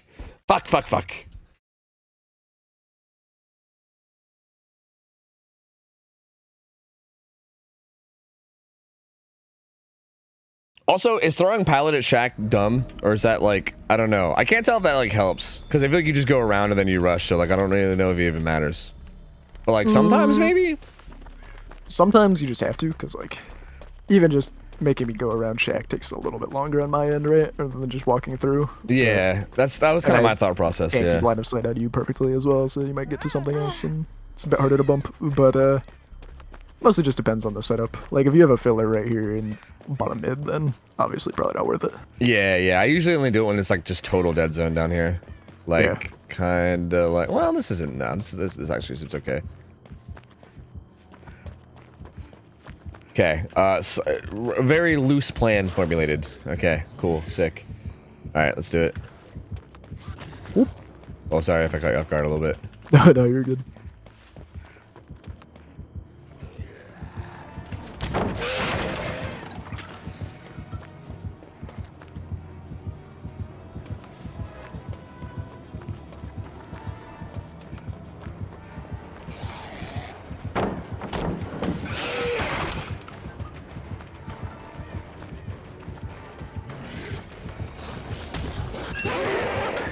I don't know why I swung. It was dumb.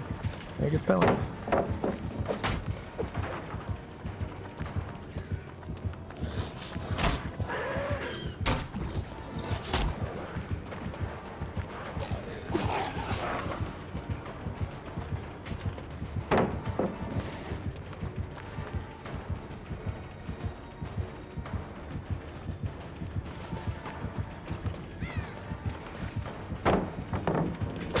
You psycho. You're such a fucking psychopath, dude.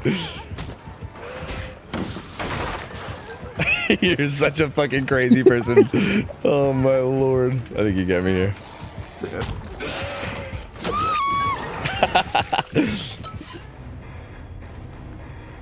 God, I hate when killers do that, and I hate it even more when I know it's like a calculated thing, right? Like if I know the killer's good, like if I feel like if a brainless killer does that to me, I'm like, okay, well I should have seen that coming, right? But when the killer's good and they're just like, yeah, I'm just gonna hold W and swing. Like what the fuck are you gonna do?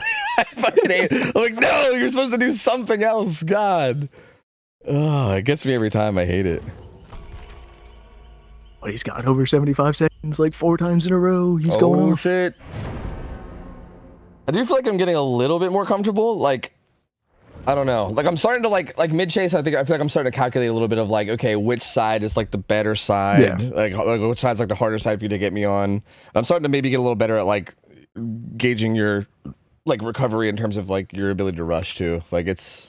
Yep. It's just about all there is to it at the end of the day. Yeah. Just put yourself in a slightly better scenario and do what you can.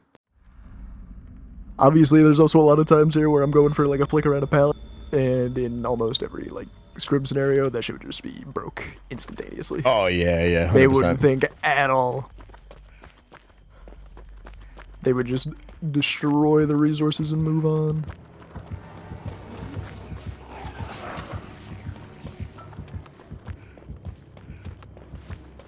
But it's more fun for the flicks. True. Because when you hit them, it just feels good. What the? Wait, what the fuck? Okay, alright, I see. Teams are ready. Okay, sick. This will be our last one. Alright, let's, I never hit start. Oops, there we go. It's fine. Slightly delayed.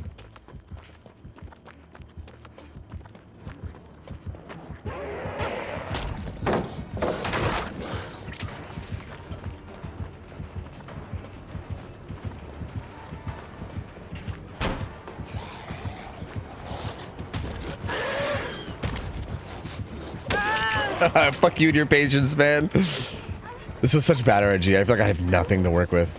At least down there. I think I maybe will have more luck here if I can make it, but...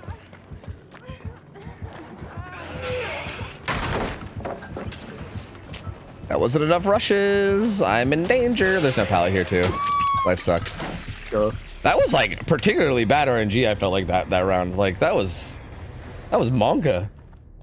And you still nearly got 45 seconds out of it with RNG that bad. True, so. Yeah. I feel like I think I got a little. I don't know if you guys had a gamba. I think I got a little over 45 because I started it a little bit late. It was probably like 46, maybe. I don't know, but yeah, I guess not terrible. But I don't know. Paid out 31 to 45. It's over. I definitely feel like I improved at least like a bit just in these like ones that we did today, which is good. So that's cool. That's cool. That's cool. All uphill from here, baby. I appreciate the practice, man. Thank you. I'm around whenever, so. Yeah, I mean, I honestly might just hit you up one of these nights and we'll just fucking grind it out on stream for like a couple hours straight or some shit. We'll see. Hell yeah. We will see. All right.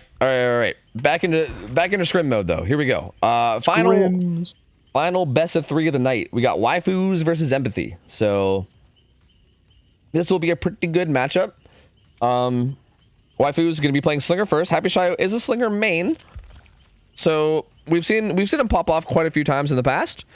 Happy Shayo can hit. We've seen Happy Shayo like hit some pretty nasty shots, man. I don't know. Like Slinger obviously is sometimes hit or miss. Like sometimes you just like whiff like crazy too, but definitely a very capable Slinger player. So this is exciting. Curious to see how this goes.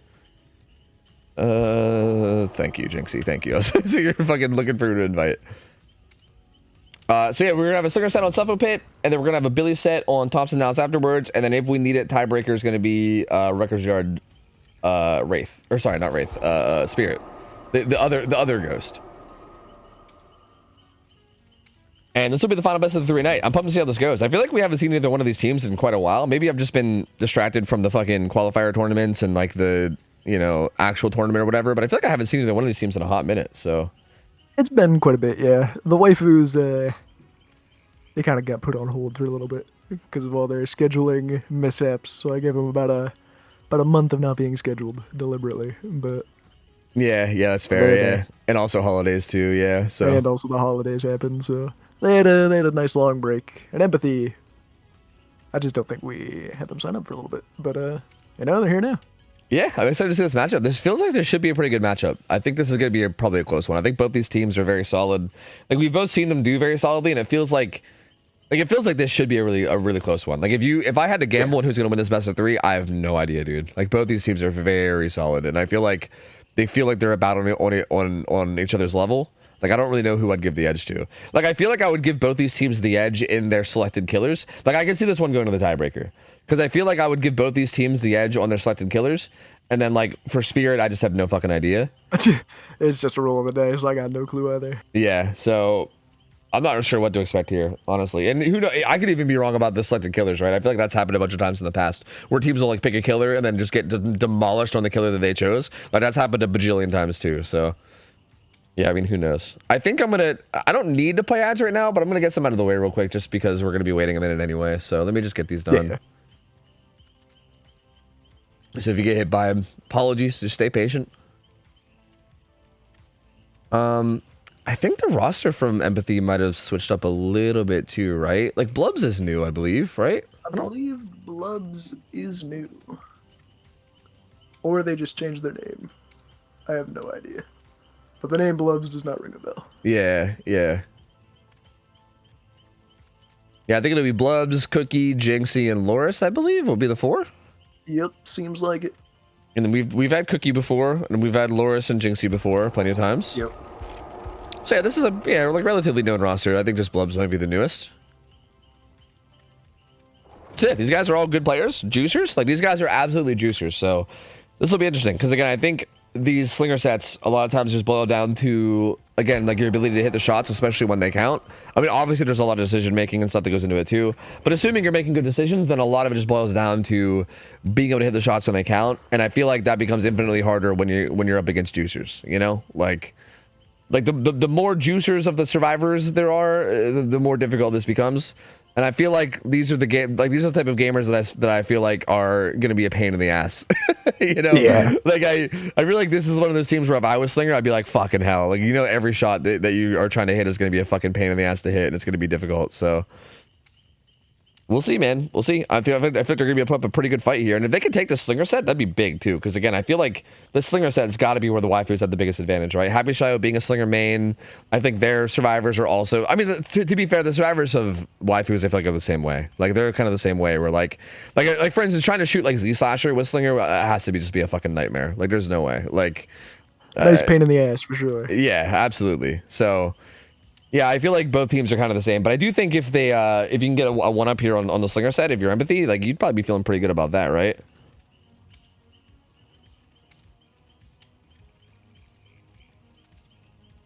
So I'm excited to see what they can do here on the survivor side. Happy Shio definitely going to want to make something happen here for these guys too. I think window, as far as I'm aware, I think using windows during ones. Again, I think maybe like the Laser mentioned this. Like if you're not scouting the map, I think sometimes you just throw on windows just because why not? Like it's just so you don't have to waste time scouting or whatever. But at the same time, I don't really like the idea of using windows because I feel like I want to like improve my ability of scouting on the fly, if that makes sense. Because I feel like there's a lot of in-game scenarios where you need to scout on the fly. Like I don't think I'm necessarily bad at it already, but I think it's a skill that can always be improved, and I would rather just work on that too than get carried by windows in that sense, you know? Yeah, because you won't always have windows.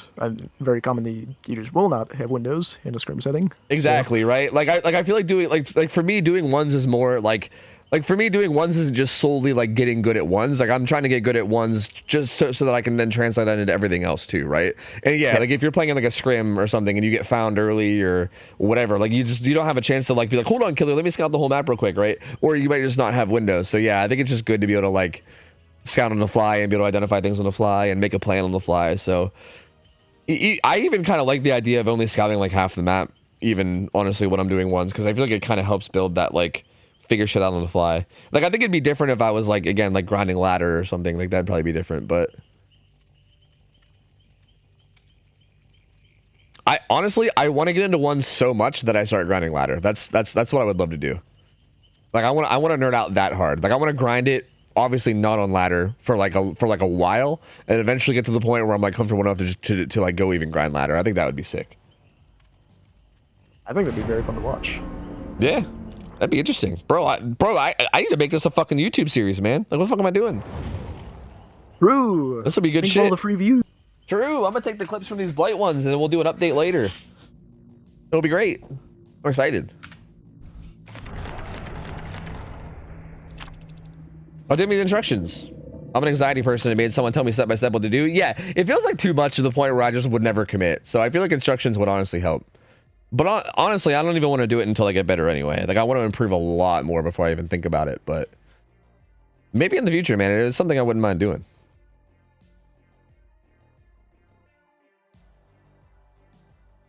What is shift tech? Shift tech is when you let go of shift mid chase, because in order for bloodlust to exist, the killer has to be in chase with you, and you can technically drop chase with the killer sometimes, even when they're chasing you, because the survivor has to be sprinting in order for a chase to be present. So if you can like not sprint in the killer's line of sight, even mid chase, you can sometimes break chase and break bloodlust. But anyway, this is a topic for another day. Here we go. Happy Shio. How do you feel about the build? I mean, I like it. I think it's just about exactly what you would expect. Yeah. Personally, I'd probably bring Pop over Sloppy, maybe, but that's just me. I think it's a very strong build, and I like the way it's looking. He is just committing down the middle, not even checking the edges at all. He is completely sure that somebody is right here. And he was right. So, interesting. That was a bold way to play. I feel like usually people are like checking the middles, looking for rotations. Not Abishio. He said, let me just find whoever's in the back. And he finds Loris, who is not the deli, at least. But honestly, it's still a pretty good chase. Has deja vu. Pretty split on perks, though. And gets it down relatively quickly. So, pretty decent first chase. Just went right to them and just said, you know what? Quick ones, and down you go. Yep. 2 survivors on Jen's top side. The good news here for the survivors. So this is a really fast hook, so not a lot of good news, right? But the good news is that the main gen setup is top side, and this hook is bottom side. So realistically, this is far away from your strongest gen setup. So Happy Shadow now has to kind of choose between either protecting this hook and playing around it and giving up your 4 gen top side, or playing around the... Wow, that fast on hook. I don't know how I feel about that. I don't like that. Especially not with him on the way back. Yeah, I don't like that at all. I think if this hook was topside, then this fast on hook would make sense, because you just get an opportunity to get her out. But yeah, with the really bad gen setup being topside, I think you just let her sit and wait a little bit longer and kind of make him have to choose. Let's see what Loris can do here though in chase though. So far doing pretty well. Happy Shadow really going for the fun shots. Yeah, it really wants to get the window shot. Maybe we'll go for something safer here. Just kidding, doesn't go for anything safer. Loris juice, like I said, these empathy survivors, man. They're fucking juicers. Like, they're not going to make it easy for sure. Oh. Jinxie's here to maybe get in the way. Body block. Bounce landing. Ooh, the tricky movement. Can't really get anywhere with it. Happy Shot just being patient, and that's the down. Is this Firecracker on Jinxie? What's the hovering for? No, I think he was going to take a hit, but then he didn't. And that's going to be basement hook, I believe. Yeah. Again, the kind of silver lining is that they're going to pop 2 gens top, which means that there's not going to be a 4 gen top side anymore, but there's still a 3 gen bottom. Yeah, so they're going to have to get down here and tackle one of these bottom gens as soon as possible just to get this out of the way. They need to pop 4, ideally. Their deli doesn't have borrowed time either. Oh, that was a good... Oh, that was so close. That was a good juke, man. Good patience. Does anybody have borrowed time? Bro, I can't believe it. Really? We allow borrowed time, and these motherfuckers aren't running it. It's crazy. It blows my mind. Like, I don't know. Maybe I'm crazy. Like, maybe are they like running builds that they feel like are, because borrowed time is, I feel like, usually banned in most comps, right? Like, is it like global banned in most comps? I think so. It's global banned in almost every rule set. Yeah. My thought process is maybe they're just not wanting to practice with a perk that they'll never actually be able to run in a real setting. Ooh, very nice shot. That was a good shot. Wait, this is huge. He's just gonna get so many tags. Yeah, they tried to body block, but yeah, he just let him break free, so it didn't really matter. Gets the down. I mean, like, if they get Loris across the map, then I guess that's good. I mean, Jinxie has deli, so yeah, this could still be okay. I feel like Shio should have taken the hit on Ace there as well, just to apply that little bit more pressure, especially with Sloppy. It's not like they were gonna get out of the basement regardless. So. True. And this is so scary. They need to get Loris out of here. No. They just don't. No. That'll be death on Loris. Jinxie will probably have to pick himself up. Oh no. Oh no. Gio's going for even more though. Not content. I am very surprised that he's going down to prioritize this. Like, yeah, this is opening himself up to a big risk. I don't think they're not in a position for a double heal here, but if they were, that would be such a huge throw. Because Survivor in basement's got deli, right? Yeah, well. Obviously, it didn't come to pass because I believe FTP was on the deli. But if FTP had been on Ace instead, she would have lost this tunnel out, and that would have really just screwed him over. Yeah, right. Like if either FTP or just that they were both in position for a double heal, like they weren't because there was a Survivor top doing a gen. But like if either one of those were a thing, like that could have gone so south. I'm very surprised because like. I think if he just takes the time to hook Loris there, the Survivor in basement, even if he got Unbreakables, I don't think he really goes anywhere, right? Like he maybe makes it to the top of Shack, but you're a slinger, so like who cares? You know what I mean? Yeah, just walk up and shoot him, man. Yeah, yeah. Like, you're still in a great spot. Yeah. But, again, it didn't end up mattering because it all worked out for him in the end. But definitely noteworthy that was risky. I feel like if he watches this back, maybe important to keep that in mind for the future because that felt very risky for no reason. He's in a really good spot now, though. Oh, spots Ace. Kind of get stuck a little bit. Oh, the cigar gonna come through. Parental guidance. Ooh, that was so scary. That was actually close as shit. Holy They're fuck. playing it so close to the chest. Yeah, they are. And Ace, yeah, he's just going topside. He just wants to get away from that 3-gen, which makes sense. Oh, that was almost a really good shot. Be more patient, Shio. Ace gets away. Jinxie's still injured though. Renato gonna pre-stealth off this gen. But he's kind of pre-stealthing into the other gens, which is probably where the killer's gonna be patrolling. So this is a little risky, but kind of gets away with it. Yeah, as long as he isn't found here, this is a good spot for them. Yeah. If you can like full stealth this entirely and stay down here without getting found, that would be huge. Because that means that they can reset across the map and Shio can't really do anything about it without... Oh, he's right. Oh, he sees a shadow, right? Did he not see a shadow? No. Oh no. Am I playing on like higher settings or something? Is he playing on? Is that? I'm surprised. I can't believe he didn't see that. That is wild. Renato though, still doing a good job of not getting spotted yet. Kind of has these boxes he can sit beside. Oh, might get spotted. Yeah, walking away here's risky. Ooh. Do you see him? Kind of seems like he saw him. Yeah, he saw him for sure. Yeah, he saw him. The other two do reset though, so we did buy time for the reset at least. But he's gonna get hit, and he's gonna need to make his way. It's gonna be overcome to topside, most likely. Oh. Whoa, what the? I don't know about this, man. I don't know about that one. You gotta go topside with that hit. Yeah, this is not with overcome too. Like. Yeah, that would have been a free topside off of overcome, man. This is not good. I do not like this. Yeah, he's going down in this setup for sure. It might even be another basement down. Yeah, he might take the pain res on him though, because there was a good bit of he did get like maybe like 50+% on that gen that was down here. So I think a pain res could be good here if there's a good one, especially if it's near this gen. If there's a hook back 5, that'd be crazy. Yeah, I think this is a pain res if I had to guess. He's hooking him kind of further forward. With how much that had regressed, I honestly would have loved if he had just either gone basement or the hook way at the back of 5 there in the corner. Yeah, I didn't realize how much it regressed either. I agree. I think that probably would have been better here. Yeah, like I think basement and this is basically just GG, honestly.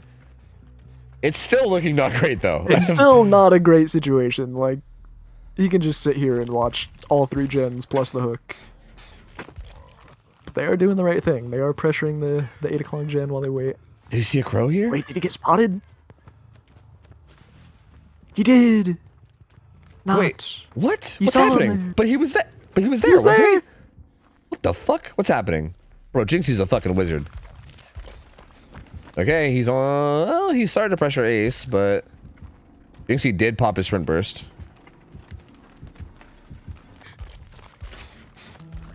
Ace back on the gen.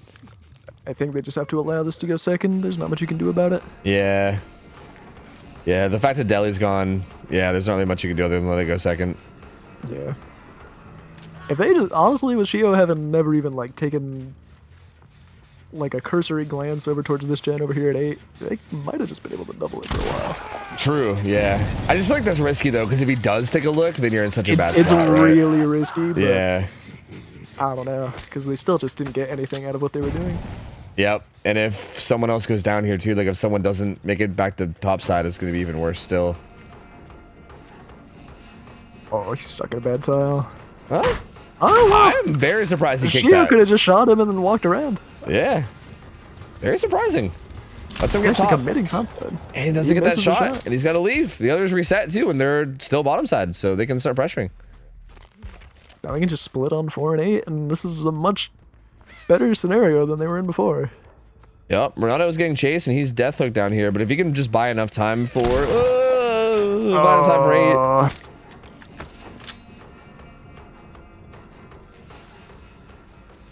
Spots him out here. He needs to get this tag, and then The progress, the down on the progress, other person.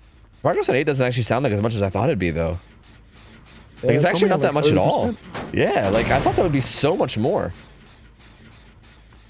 Interesting. Huh. Resetting mid map. Jinxie's got 99 turn burst and he's just holding on to it.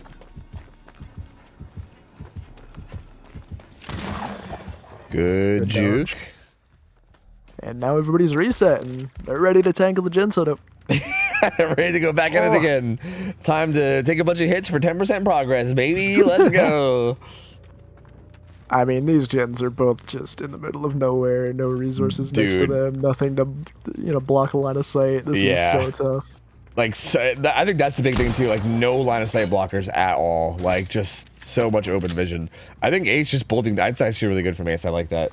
He doesn't even go for the gen. He just bolts down to the bottom and just uses the water tower to get line of sight broken. That was death hook. Yeah, Ron's being really aggressive here for being the death hook survivor.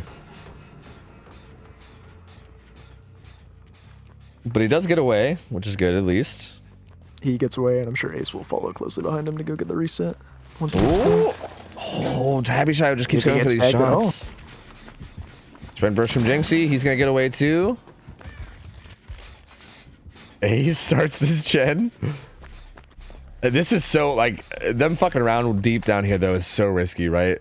Yeah. Like, I think that's- she is starting to spread himself a little too thin, but I like this. This is a good time to commit. Doesn't take that shot. Hey, Cookie in. Hey, Jinxie gets further down. So, still looking good for survivors. Survivor here, Rapture on water tower, gets a lot of distance. Not a ton of distance tag. though. No, it won't. Oh, live. Happy Shadow doesn't go for it. Oh, but doesn't go for that one and doesn't land. Ooh. She is going for the wacky shots at the bad times, I feel. Jinxie got this gen up to like 62, so they slowly are gaining progress. But if at any They're actually point, relatively close to breaking. yeah, but if the problem is like if any point if someone goes down here, and especially if it's a pain res, Yeah, it's just immediately they'll lose everything, so they just can't afford to have that happen. yeah. And Jinxie knows that, and is just going directly topside. Doesn't go for the shot, just takes the M1. That's sloppy too. Might try to follow this up with a shot. Jinxie is a pain res. Doesn't Does get it not though. land. Man, this is such a slow crawl, but they're coming back up. Pressuring again. Ace. Stealthing. I like this. Oh, Doesn't quite get that shot. gotta pick your battles. Gotta know when to just go for the M1. Oh, doesn't get that one either. That's actually so huge. I feel like that should have landed. And now I think if Ace can just... Oh, Ace is pressuring it. I almost feel like I wish Ace would have just stealthed this better. Instead of like I feel like you're going to get what, like 5-10% progress on that? I feel like it'd be just stealth and like let the slinger check gens and then not find them. Yeah. It would have put him in such a bad spot. It put him in such an awkward position. But like now look at this, right? You're going to deal with, well, I can't hear that fucking sound. God, it's so bad. It's like anxiety, the sound. He's gonna be down in the 3 gen. There's nothing he can do about it. And he's a pain res too. They both need to be cranking 4 for them to have a chance of getting out of this. He's a good firecracker, but yeah, he's fucked. That's the down, and is that going to be a pain res? It is. Four is a good bit of progress. It's a good bit, but it's not enough. Wait, are you gonna? And this hook's not in the best spot. Maybe this is his only pain res, I guess? Maybe, but I mean, you just can't defend it now. Yeah. With Agi, I think you still would have been better off trying to get anywhere closer to the middle of the 3 gens. Yeah, like we know that hook right beside 4 was a pain res. Oh, he gets that shot too. Oh. Did the survivors come this far just to not get it? It kind of looks like it. Everyone's injured. Like that's the case, because he's gonna go stop the cross, and yep. Yeah. He's just gonna go for Quentin. Yep. Oh, no! uh-oh. Wait a minute. But even Ace goes back down probably. Yeah. Do they have a? I don't. DS. Yeah. DS. Okay. I thought it was like a flashlight or something. I was very confused. That would have been wild. I am surprised that he also just let him go without chasing him there either. He's just, it's so tough because there's just so many times where he needs to commit to these chases and he just chooses to drop instead. Yeah, yep. And now they're kind of back in. I mean, I think he has a pretty good idea that they're all resetting though, so he does feel kind of comfortable to come down here. Which if he can find the reset, that's huge. He does find somebody at least. Yeah. Yeah. Quentin Stops the reset. Quentin's the final scourge hook too. Don't go for the fun shot. Bro, that's every time I play Slinger and Scrims, I have to like repeat that in my head, and then I still end up going for it every time. Ooh, that was a good one though. Okay, nice. It all just comes down to whether or not they were doubled on something bottom. That's it. Oh, does he get the pain res in time? I don't know. If the pain res is close, then he does. He does. That's tough. Yep, that's tough for sure. And this is where perks like prove thyself would be coming in clutch. How much did 8 regress so much, didn't it? Oh no, yeah, it got hit so hard. To be fair, next patch, this will be much harder to hold for killers. True. That is very, very true. You'll be forced to commit a lot more, which is, I don't know if I like or hate, you know, but it's definitely going to be a thing. Yeah. I'm not sure if I'll like it or hate it, but it will be different. Very good shot. Yeah, that's nasty. Renato's trying to just stick this, but... But she knows. Yep. Yeah, interrupts it, and that will be the 4K1 as soon as Blubs goes down. Yep, well played from Shio. I mean, again, I think there was a couple plays that were a little like maybe a little bit like not great. Again, like, I don't want to say like terrible like decisions because it was just like minor things that I feel like the other decision would have been a little bit more efficient. So like nothing too bad, but definitely like a little bit of things that could have been done better. But honestly, played it really well. And the survivors, man, it hurts to see because they put up such a good fight there. Like that final 3-gen scenario, it was such a long, hard fought battle. They got so close. Cookie's gonna get hatched if he hooks here, though. Oh yeah. Oh yeah, I think he realizes that. There you go. That would have been disastrous. Yeah, imagine, right? You go through all that and you don't even actually get the full 4K1. Oh god, no. That'd be rough. And yeah, there's no unbreakable either because it was on Jinxie. So yeah, that's gonna be it. That's gonna be it, man. I think the biggest thing for Shia to take away from this is just know when to take a risk and when not to. Because there were so many times where he would go for a risky shot that he really didn't need to, and it would cost him a lot as soon as he whiffed it. And then there's a lot of times where he, needed to take a risky shot, but was just playing a little too safe. Yeah, 100%. Yep. And there was certain scenarios where I feel like he could have committed a little bit too, rather than dropping chase. Yeah. But yeah. And again, that pickup on Loris that he didn't do was the craziest, riskiest shit. Like that one was. I think that was the only actual decision he made this game that I think I would straight up just call bad. Like, yeah, I think a lot of the other stuff he did was like it was like, like maybe doing the other thing would be like more efficient, but like it's not like crazy to do what you're doing. That one was just crazy. Like he should not have done that. It ended up working out, but he should not have done that for sure. Yeah, it ended up not mattering, but there are so many different perks that are allowed that could just make that like a terrible play. Yeah. Like, botany, desperate measures, we're gonna live forever. Even just for the people, it's just any of those are just they immediately would punish him so hard for that play. Yep, exactly. And I feel like a big thing on the survivor side, I think the first unhook came in a little too early. Like, yeah, Absolutely. Like, I feel like with that hook being bottom and with their 4gen being top, I think you can... Oh, phase up, baby. Ooh. Phase up. I feel like you can let that survivor sit on hook for, like, until, like, I don't know, like maybe let him sit there for, like, 40 seconds or so. Maybe, like, 45. Yeah. Get a bunch of gen progress top. And then maybe after the unhook, try to get them, like, slowly get them to top side. Maybe, like, as the gens pop. And then you can have a hook top side and break the 3-gen bottom side, right? Like, I feel like there's stuff you can do there to make that a better situation, but they kind of just gave the killer like what was almost like a free 3v1 with a 3-gen bottom, you know? Yeah. So, yeah, interesting though. I mean, both sides played pretty well. Again, I think just minor things on both sides that could have been done better, but Happy Side definitely comes out of this with a really good result. 4K1, very, very solid. Like that's gonna be, again, I think beating that is like next to impossible. It's very tough. Yeah, like it's not literally impossible, but very rare. Like tying it, like having a tie seems reasonable. Like that could happen. Like it feels like it's most likely going to be either like a tie or a win for waifus from here, because that's a really good result. We'll see. I'm not sure who's going to be playing Slinger for Empathy. Ah, Jinxie. I see. That makes sense. Yeah, most likely Jinxie. Yeah. Jinxie, I believe, is also a Huntress player, so I would expect things, probably of the good variety. Mm-hmm. And we'll see how the survivors from the waifus will fare here. But yeah, I mean, with the win con just being finished 5 gens, I think as long as they just have good like macro and handle things well, then I think they should be able to. And again, I'm gonna blow my mind if I don't see fucking They better be borrowed, man. Dude, they better be borrowed. It's crazy. I don't know if they're listening, but you better have borrowed on those builds, because it's a ridiculously strong perk that we allow. Yeah. Again, I think the only explanation for me is like if these teams are maybe like looking at if they're looking at this as practice for like real leagues, maybe they don't want to run something like that because they don't want to like get used to having it, right? Because like for instance, like Deli, at least Deli's allowed against Blight, right? At least there is some scenarios where you're gonna have Deli in like a real like league. Like, even though it's only one killer, at least it still exists. Like, you can't use borrowed time ever, right? Like, I don't think any league allows that perk ever. So, like, it kind of makes sense to me in a way that they'd be like, let's just not run it at all.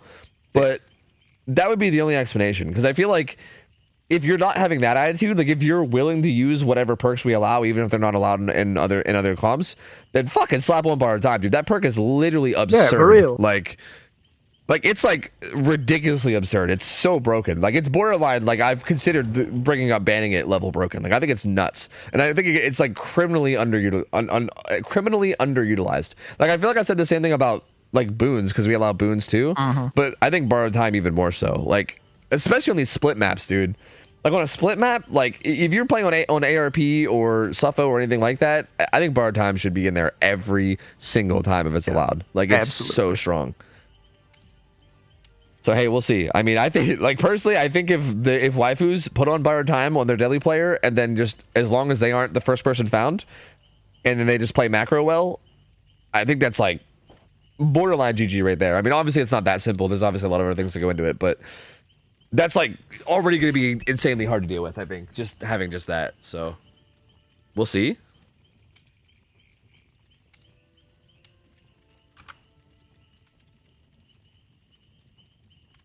Every league has some BS you can use and cheese at the same time. You know, how are like I've never really like thoroughly investigated like the rule sets of some of the other leagues. I don't know. Like are some, because there's a lot of like wasn't Blast Pro pretty like the Blast Pro is pretty lenient, yeah, like I'm pretty sure they were pretty lenient. There's some pretty wild stuff allowed. Like for Blight, they're allowed a very common combo ban in a lot of leagues is Pop and Eruption. That is allowed in Blast Pro, or at least it was on Blight and, you know, Spirit and Nurse and whatnot.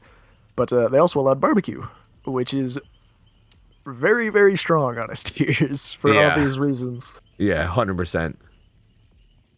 So there's definitely some insane cheese that some rule sets allow. See, okay, man, I have this thought process, but like I don't know about it. Like for instance, Brownie just said, I've been tempted to run Sabo because I think it's busted, but I don't want my team to get used to it. And like, I feel like the more that I'm thinking about it, the more that like I'm wondering if we should just get fucking strict with bans. Like the original idea behind the bans not being as strict was to make it simple for viewers as well as like simple for players or whatever. But like how much more like complicated or simple would it be if we like, I don't know, like, because also if the whole point of this, if the whole point of this is that it's supposed to be like warming people up for like real comp scenarios, it If does it's to get feel people ready for comp, it probably would make a bit more sense for it to be Yeah. similar to the majority of leagues. Yeah, again, because like that's the thing, right? Like it is almost like, why would you run borrowed time if you're never going to be able to run that perk anywhere else, right? Like why practice that and why get used to that if that's not a thing you're actually ever going to be able to do, you know? So like, I feel like every day I'm leaning more and more towards saying like, fuck it, let's literally just use like DVD League rule set or something, you know? Like, Hey man, when you're ready to take the plunge, I'll type all that shit up. I'll get it all nice and ready to go. I'll make the tiered balancing channels myself. Chat, can I get some way in here? I'm curious to hear people's thoughts, because again, I feel like I feel like initially I like wanted to keep the ban simple for it to be simple. Again, a lot of it was for viewers, but also for players. But even like right now, if someone came in and they said, hey, what all is banned? Is it simple? Like, is the answer simple right now? I don't think so. I'd have to name like 8 or 9 perks on each side, and then I'll also have to be like, oh yeah, but also with S tiers we have like, you know, like pain res and nowhere to hide banned, and also like with certain killers we have certain things banned, like Doctor can't run Merciless Storm. Like, I feel like it's already kind of complicated already to the point where like we might as well just full send it, right? Like,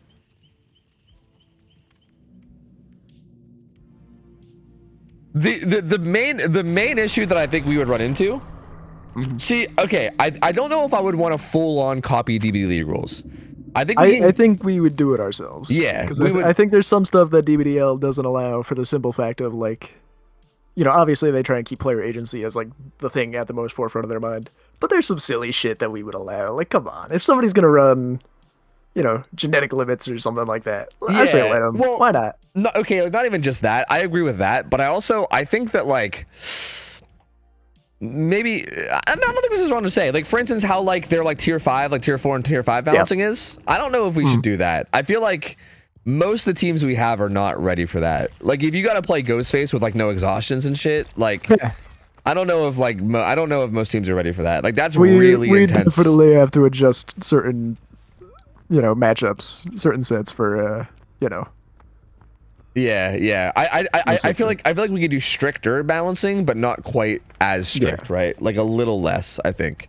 Because I feel like there's definitely a lot of teams where like I think if we did just strictly DVD League, like balancing, like 1-for-1, a lot of the killers would just be 4 kills nonstop. Like they would just constantly 4K. Like I definitely think a lot of the survivors are not quite ready for that kind of thing yet, unfortunately. Like a lot of people are, don't get me wrong, but a lot of people aren't too. So. Even the people who are ready for it, sometimes they just get 4K'd because they think it's hard. Yeah, I mean, fuck, dude. Ooh, that's it. Ooh, I don't know why you would shoot there. Interesting, yeah, interesting to take the shot. But but she doesn't get anywhere. Oh, and she has toolbox, so she has to have a strong gen build, right? Oh, wait, she actually has DS. And the firecracker save came in. Oh, what the fuck? Well, never mind. That changes everything. Never mind. All right, so that early down gets a little bit circumvented. That was a really good play. We got both the Shios in, Angry Shio and Happy Shio.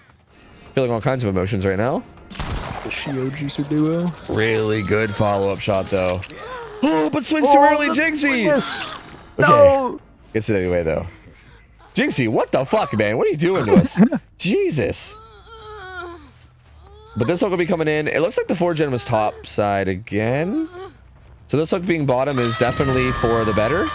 I didn't bug him out, okay? That was okay. I was actually, like, what happened? Did DVD just screw up somehow? Yeah, he actually AFK'd that time. Okay. There's actually a 4-gen top and then kind of like a mid-gen too that isn't even like, I wouldn't even know if I'd call that mid-gen bottom. Like, it's kind of like a 4 or 5-gen top and then like a 2-gen bottom. So this is gonna be tough to break if they don't already have a lot of progress on at least 1 or 2 of these. Yeah, the somewhat good news is that like that means that as long as whoever gets hooked is being hooked bottom, then the killer also can't really commit to the hook at all either, right? Like Cheeto got unhooked and he can't really commit to that at all. Like he has to stay up here to pressure these gens. So that's like the kind of good news is that you're like, there's much less threat of a tunnel out, at least like a direct tunnel out.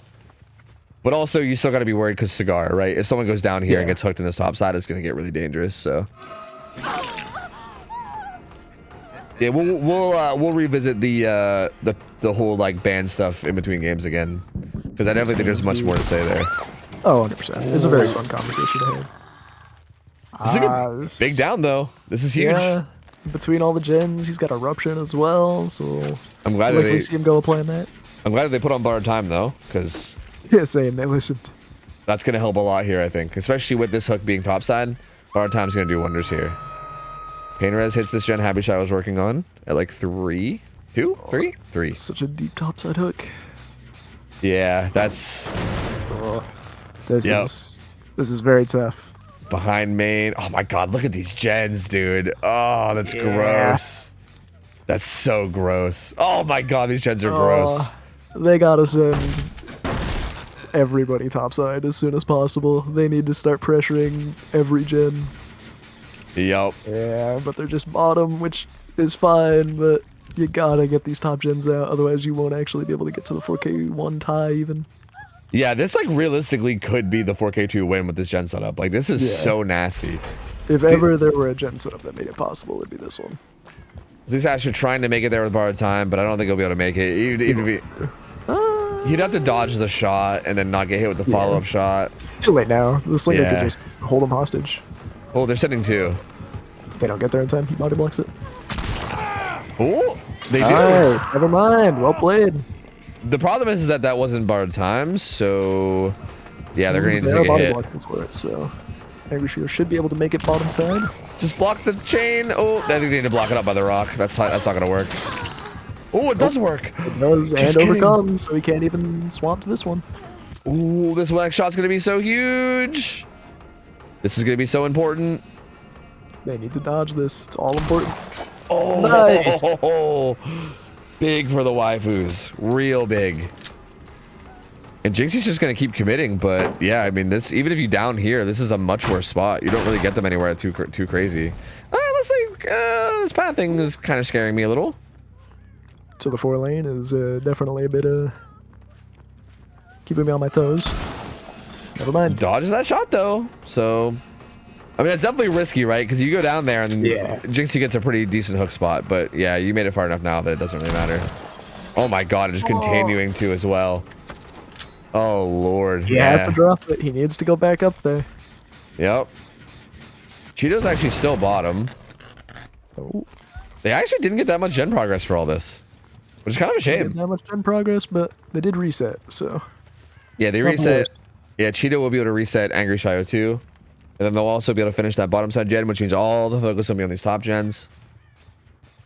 But yeah, you would have definitely loved to see like a gen down here popping or something in exchange for all that. But yeah, unfortunate. I mean, again, the resets are probably more important. You definitely don't want someone else to go down, so it does make sense.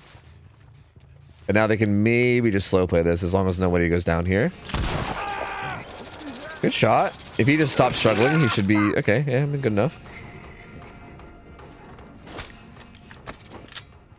Now Jinxie's the one on the back foot, though. I mean, he needs to defend this gen setup, but defending it is now way harder. Yep. No one's on death hook, so there's no like immediate threat of anybody dying, and with 4 people alive, it's going to be definitely pretty difficult. Again, like like I think the good news is that you do have Cigar, so like, you know, you catch someone in a bad position, you let him break out with Cigar, you follow up with a down. It's always possible to get like a quick 1-2 punch and, you know, down somebody. So in this scenario, like how, like again, something I'm not seeing enough. At least I think I'm not seeing enough. Again, maybe I'm just not. Like maybe this comes from a lack of understanding on my part. But I almost feel like somebody should just be like hard stealthing topside, right? Like I feel like somebody should rotate topside and then not even necessarily pressure a gen right away, just stealth. And then like if he ever does what he's doing now, they can pressure it a little bit. Getting a ton of pressure. Yeah, but like play like really loose on the gens, right? Like don't play aggressively on him, like really stealth. We haven't really seen either team do that, or really like a whole lot of teams at all do that today. And I feel like it's something that would probably be really beneficial. Like I feel like every time people have done something like that, they end up playing really aggressively on the gens, and then they just get found and they just try to make it to the other side. But yeah, I feel like hard stealthing down there would be really beneficial. It's definitely a very sound strategy, and I mean, if you can pull it off, obviously it's gonna pay off big, especially like just to break that 4-gen top. Even if you just get one of them done, that's already gonna make it so much tougher. But at the same time, it's also just the associated risk of like, if you're hard stealthing topside and you get found, you're just dead topside. You will never make it bottom. Yeah. So yeah. I think they're just opting to be relatively safe and just accept we're gonna just go bottom with every chase. Keep it simple. Don't overthink it. Yeah, Cheeto can just not Oh, she just shouldn't. Just don't. No, just don't. Cheeto, no, don't. Ooh, Cheeto. She like stopped struggling for a minute and then she started doing it again. That Still wasn't gonna make good. it bottom though. At least to the 4 lane. I have 4.4. She made it pretty far actually. Yeah, she got decently far. Even then, with Agi, you can still drag her right back up top. Well, he doesn't have Agi, but Oh, right. Even- Sorry, I- that was the last game. yeah, it's fair. Even without Agi, you still at least get a hook somewhat topside. But yeah, this isn't deep, which is good, right? Like this is a manageable hook.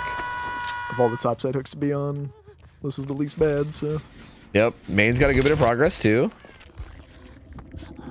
And Angry Shadow already gets the save, but now Cheeto's death hook, so Cheeto's gonna have to be extra careful.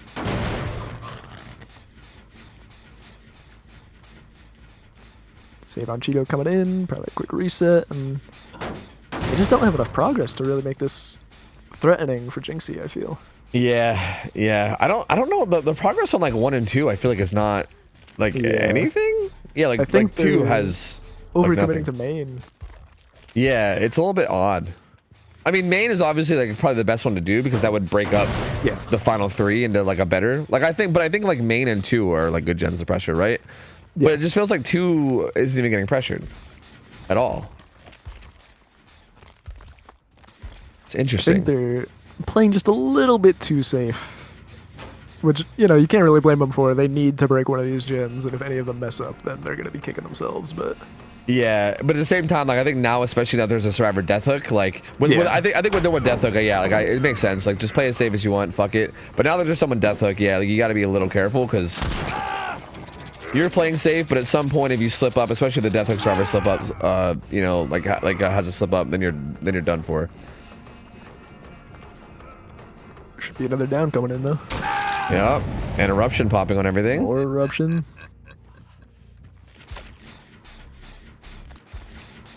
They're doubling. They're doubling too, but it gets hit by pain res, so goodbye progress there. And I think Angry Shayo was doing 11. Right? No, that's 1. Deli from Z Slasher. So interesting, they're pressuring 1 and 2 instead of like 10. Which I don't hate. If he just doesn't check 1, that could pay off huge. True. Because if he sees them on 2, he might just assume, oh, of course they're just pressuring 2. Why would they ever be on 1? I think he heard it. I think you heard it though. Yeah. He did. And now here comes the risk of working on 1. Yep. Because that's gonna be like that's probably just gonna lose all that progress. That's gonna be so hard. Well, are they going with that hard stealth strategy we were talking about? I think Angry Shayo kind of is. Well, Angry Shayo wasn't the one on the gen though. I don't know. I think whoever was on 1 just got the fuck out of there. Oh, not spotted. That's pretty big. Especially considering Jinxie's walking away, so Angry Shayo can get a little bit of a head start on those gens. And now whoever's here is keeping his attention too. Angry Shayo might be able to get a good bit of progress here. Yeah, I basically just started that gen though.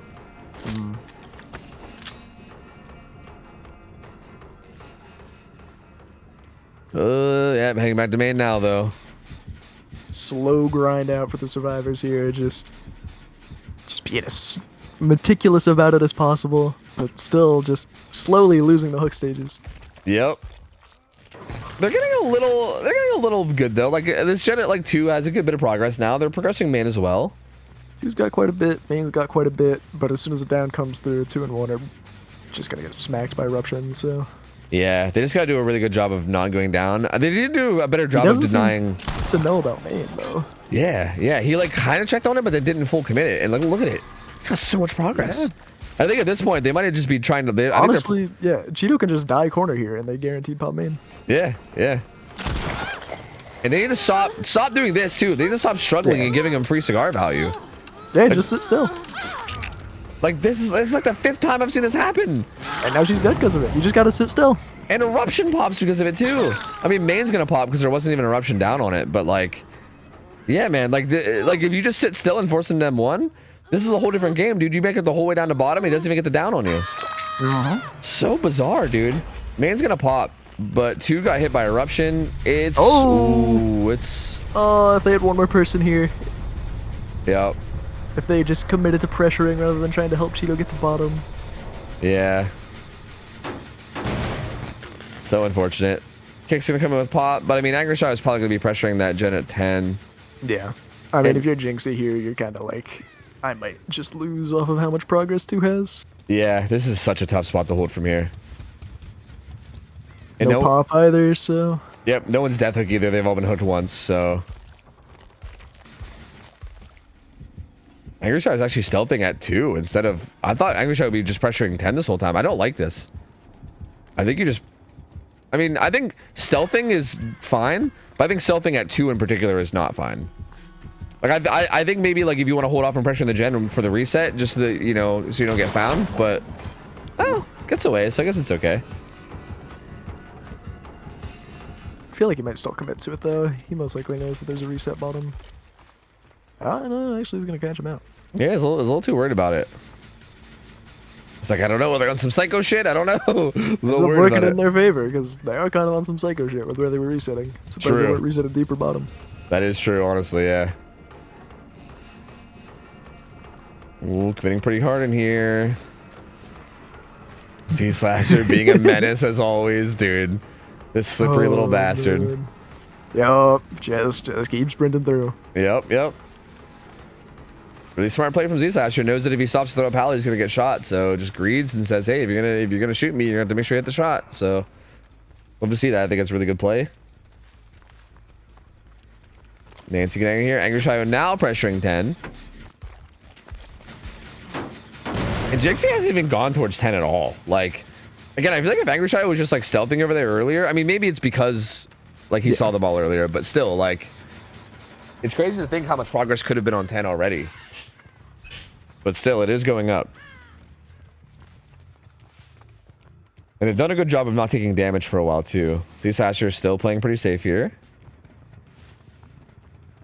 Jinxie hoping to catch Nancy. And gonna pop. There you go. Yeah. Yeah, there's no way. Because he basically has to camp 10 now. Yeah. And if he camps 10, then they just, they're 100%. Pop 2. Yeah. There's just nothing he can do. Too much progress on both of them. Yep. They're 100% just going to go double 2. Angry Shadow even manages to stealth away as well. Yeah, there's no way. Angry Shadow could even like just aggressively stay at this gen and just like show themselves even. Like it doesn't even matter. Because like if he even tries to get a shot. Oh, they don't have to do that either. Yeah, they pop this. Yep. Wifers are going to take it. My kudos lord. to them for just the sheer patience. Just, seriously, yeah. Just slowly grinding it out until you can finally pop. Honestly, yeah, that was such a fucking slow grind war of attrition. Like, my lord, this was such a long game. My god. With the waifus, they do it, man. They do it. 6 stages and all the gens pop. Seems like they're in a pretty good position to get some mounts as well. Probably gonna end up being like an 8-stage game, most likely. Yep, sounds about right to me. And yeah, I mean, very solid performance here, man. I mean, again, biggest thing I think that went wrong was that they just kept fucking wiggling. Like, they just kept struggling.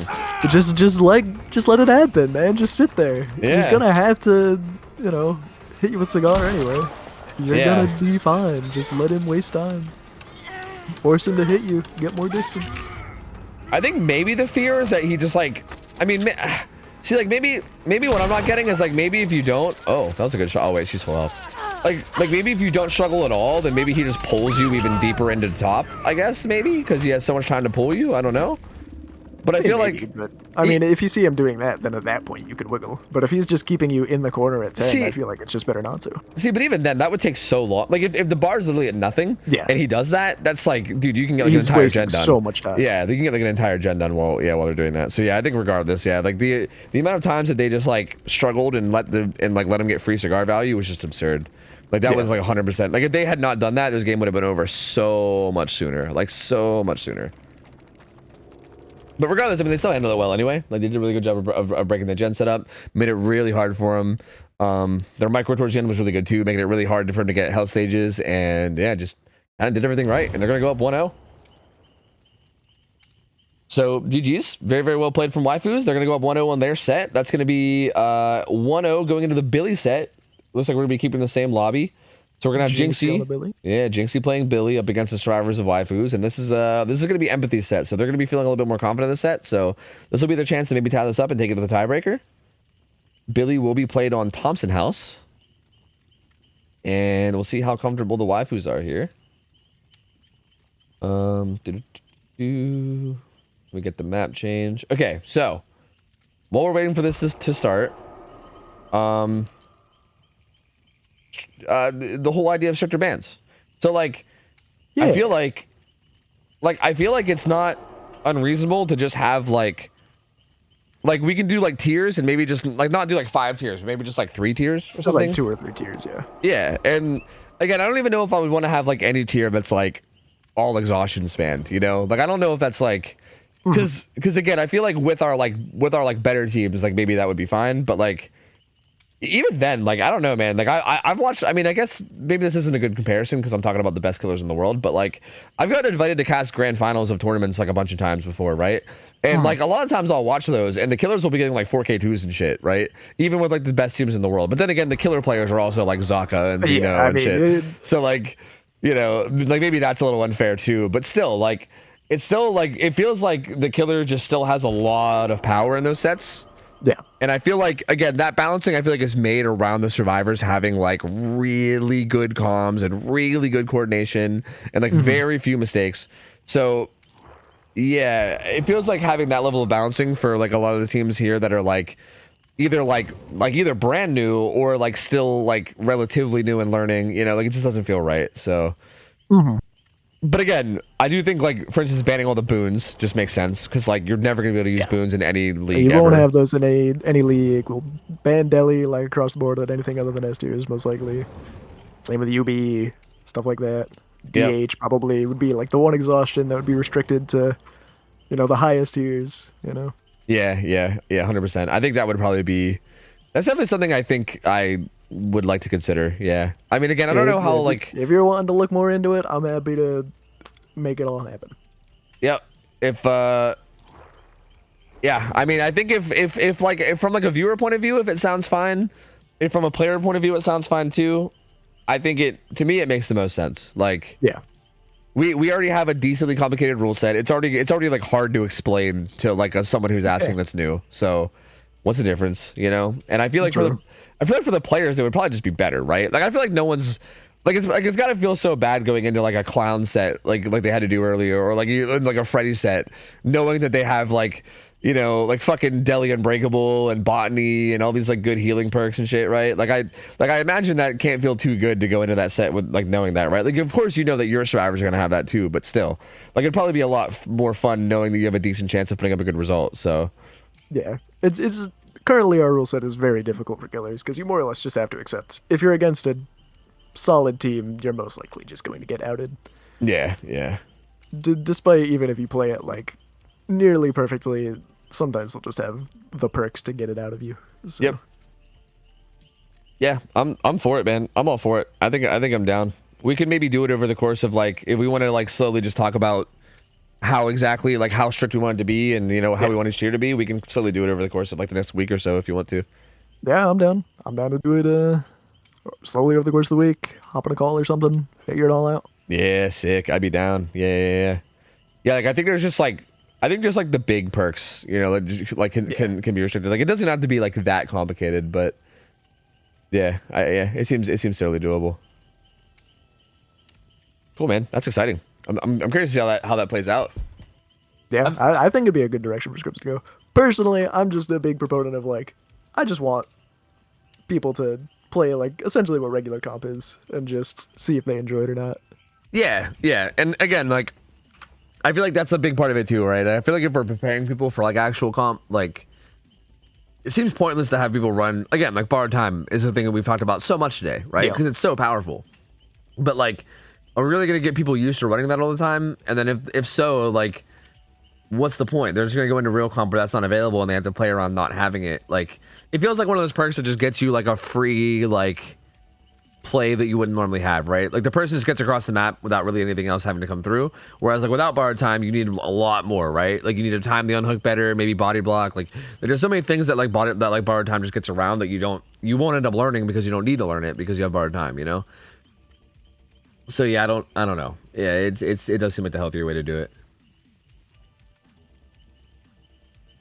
Should be cool, man. I think also we have a decent chance of getting like more like lower tier killers too, you know? Agreed. Yeah, I think people will be more willing to play the weaker killers since they won't have to deal with as much of the crazy stuff.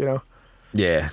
If there's certain things that are restricted on say like we saw clown, maybe people would be more likely to pick that over maybe Wesker, who's gonna have a handful more bans or some you know some additional shit allowed that maybe you wouldn't want to go against. Yeah. And I mean, I feel like if you just feel like you can put out a good result with that like low tier killer, you know what I mean? Like, as opposed to now where like, again, I feel like there's no way you're going into a game now as like Freddy feeling like, yeah, I'm gonna put out a good result here. I'm gonna put a good strong result. Like, I feel like you play Freddy in this rule set and you get like 6 stages and you're like, damn, I did great. Oh no, man, we've been seeing a lot of Freddy 4Ks. Dude, I mean, to be fair, yeah, we actually have. But like, I feel like that's the thing too. Like that, like I think that's what's always made me hesitant is that like some of the like newer teams kind of just get 4K'd by everything anyway. But I think that's gonna happen no matter what. Like no matter what. That's just what it is. Yeah. Whether they have all of these strong perks or not, it's not gonna change. Yeah. If they're getting 4K2'd with Deli and Botany and Deadhard and DS, etc., then they're gonna get 4K without it. So. Yeah, exactly. So like, who cares? It doesn't even matter at that point, right? Yeah. Like. So yeah, it just seems like a good idea no matter what. I'm down for it. I'm down. Sick. Well, time to make our balancing a whole fucking essay that we got to read up on. But like realistically, I think we can make it a lot more simple. I don't know. I don't think it has to be that complicated. Yeah, I think we can simplify it down to the most egregious things and then keep everything else relatively allowed. Yeah. Cool, man. That's exciting. All right, this Billy game. We got Jinxie. He's going to need a decent result here because Empathy needs this if they want to stay alive in his best 3. Waifus is up 1-0 right now. Billy is their pick. And again, I'd be very surprised if we don't see just Doom Engravings and Low Pro Chains with like the same build that we always expect to see, right? Bamboozle, Corrupt, Pain Res, Noed. Like that seems like the go-to. So I'd be very surprised if we saw anything different, but we'll see. And again, Billy sets when... Yep. Everything is the exact thing. Is the exact thing I thought. So nothing weird happening. And I mean, these kind of sets, I feel like we expect something between like 5 and like 7 stages, right? Like I feel like that's typically how Billy games go. Yeah. Like if you get like 7 stages or higher, and that's a really good result. You get like 5 stages and under, and that's like still kind of expected, but kind of on the lower end of expected, right? And if you get like 4 or under, that's just not great. Yeah. I think anything less than 4 is pretty tough, but... Scaring me a little bit, Outcast Andrew. Oh! Greeting to... Oh my lord. Yeah, just a dodge. Holy, playing it close to the chest. Yeah. Oh! Live too. Okay. It's all calculated, dude. It's all calculated. It's fine. It's all calculated. My heart. He knows exactly what he's doing. He didn't even crouch when he juked that chainsaw too. It scared the fuck out of me. He's insane. Oh, he could have kept it going. You let go. He's cooked. There's nothing. Yeah. He's chainsawed though. Yeah, he's got nothing here. Honestly, not bad timing on the first down. Really. Like, the weird thing is Andrew didn't really do that bad in chase. I just feel like his pathing was maybe... Like, I don't think he used the pallets in a way where he was setting himself up to get somewhere else, if that makes sense. Like, it feels like he kind of... Yeah, I want to say zoned himself. Yeah. Like, kind of let himself get zoned. At the same time, it was also... It was a lot of it was from Jinxie zoning him too, right? It wasn't, it was a little bit of both. To an extent, there's only so much. But... Yeah. But definitely, like, it doesn't feel like he was playing with the goal of getting out of that corner. Like, it feels like he was like, I'm going to use what's in this corner until I have nothing else and then die. And that's kind of what happened, so... Yeah, I mean, decent timing. Not a single gen popped, and there wasn't that much progress either. There was, I think, 3 gens being split. Oh, and this one's getting pressured a little bit, too. Deli's still on a gen. Relatively soon.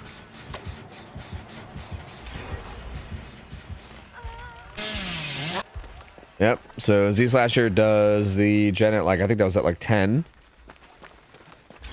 And he'll be making his way in for the Deli unhook, maybe? Oh, worried about the chainsaw back. Actually, oh no, Jinxie's just standing in front of the hook. Okay, he wants to get struggle. Yep, just gotta spear second and then make a move on out. And is Hyper trying to finish that gen? I don't think he does. I don't think so. Yeah, that's pretty. Oh, almost got a low pro reset, but not quite.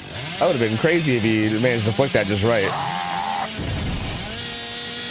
All right, the unhook comes in. And honestly, if he gets this down in like a decently timed, like if he can manage to get like a good low pro hit or something, this is honestly not a terrible spot. If he can end this in a relatively short span of time, he's going to be able to pull out like a pretty solid result.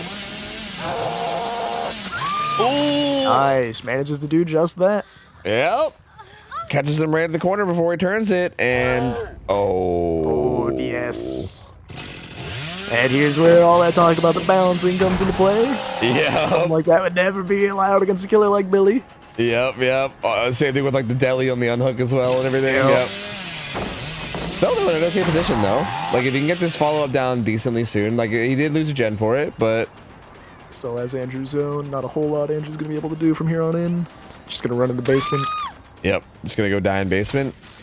And yeah, they're gonna be close to getting it all done. Kuzika's most likely to get this gen done on top right corner. This double gen, I don't think they pop this, but it's gonna have so much progress that it's gonna be like I feel like this has so much progress that this kind of puts Jinxie on a weird timer where like he's gonna need to get it down soon for like a pain res or else he's gonna be in trouble. Yeah. Oh. Okay, I thought he maybe kind of looked like he was maybe gonna be able to get a full chainsaw there, but yeah. Ooh, doesn't go for the ban. Just takes the M1. I seemed to think it was gonna be bamboozled too, so I guess that was the mind game. Oh, cuts him off though. Yeah, he just doesn't get anywhere. That'll be another down, and hopefully another pain res. Do they pop it? No. I don't think they do, unless he doesn't. Well, were they covering with firecrackers? No. Unless he like doesn't make a pain res or something. I don't know, but I think he gets to interrupt this. Rage. It's taking a while. He doesn't make it. He doesn't make it. Oh no. Well, he still has Noah here in the back pocket, so we're most likely going to see a 7-stage game. We might even see 9, honestly. Zsasher has Deli though. Yeah, it's true. So actually, it could be 5. Like, it could also be 5. This could be the worst of all possible results here. Yeah, this is like a very unfortunate target he has. He's also looping near Shack, but there's no way a gate's ready, so. But actually, the fact he's looping near Shack means I think he's just going to try to deli into Hatch, maybe. Holy, Slasher's crazy. Oh my god! Happening? What is going on? Dude, he just launched him backwards. You see that? Slasher is just that powerful. Holy. Dude, seriously. He fucking jumped out of that gate and launched that motherfucker backwards. That was crazy. Yeah, they're going to wait, and he's going to try to deli into Hatch, Which, unfortunately, is just, like, unavoidable for Jinxie here, unless he can body block the stairs, but that's going to be pretty tough. Or just body block the Hatch. I mean, he might just be able to kick it first. This actually feels really hard for Slasher to get. I don't think it's, yeah.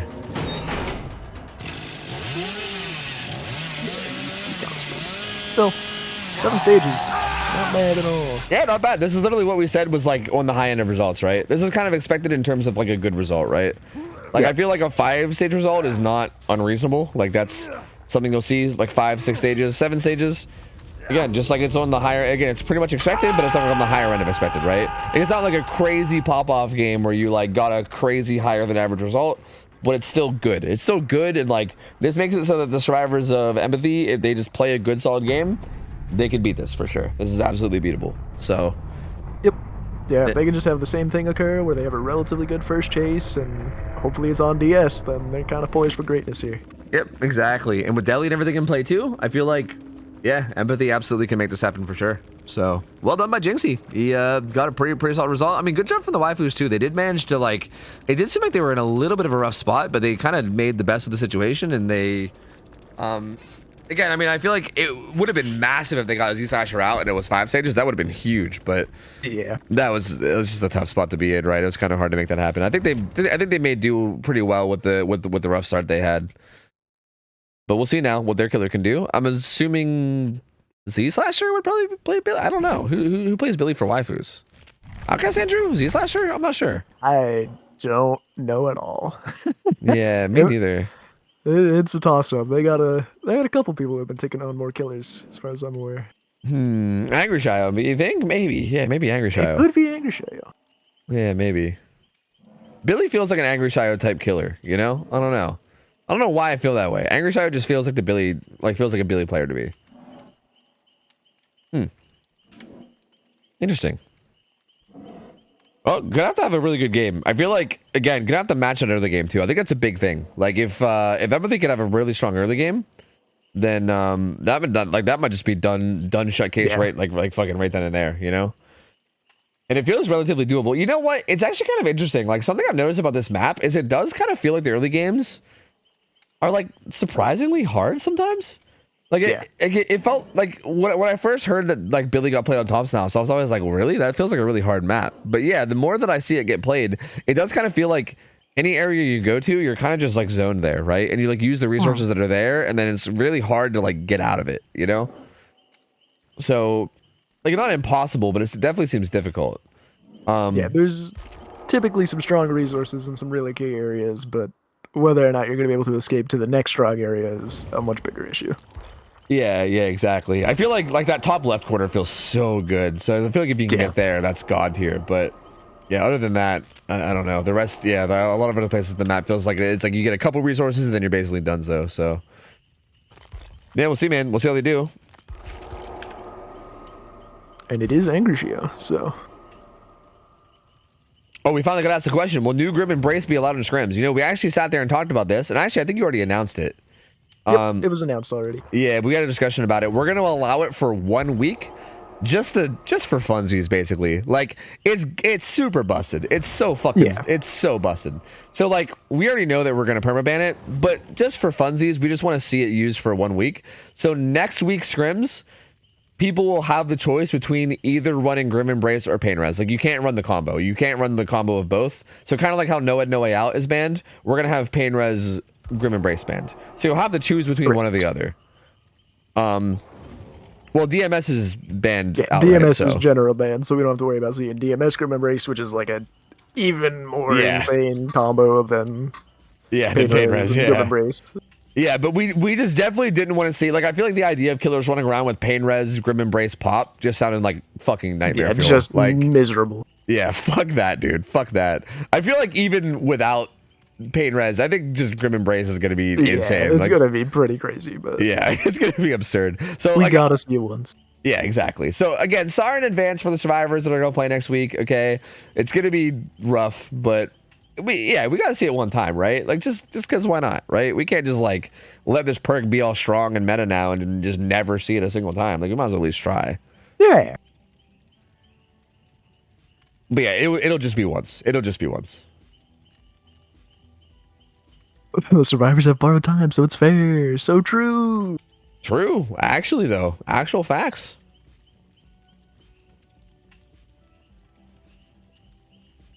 But yeah, I feel like if you had to choose, see, like it's one of those things where I was talking about this too. Like I almost feel like survivors might opt to go with, or sorry, not survivors. Killers might opt to go with Pain Res just because it's more reasonable to what they'll be able to run in actual comp stuff, right?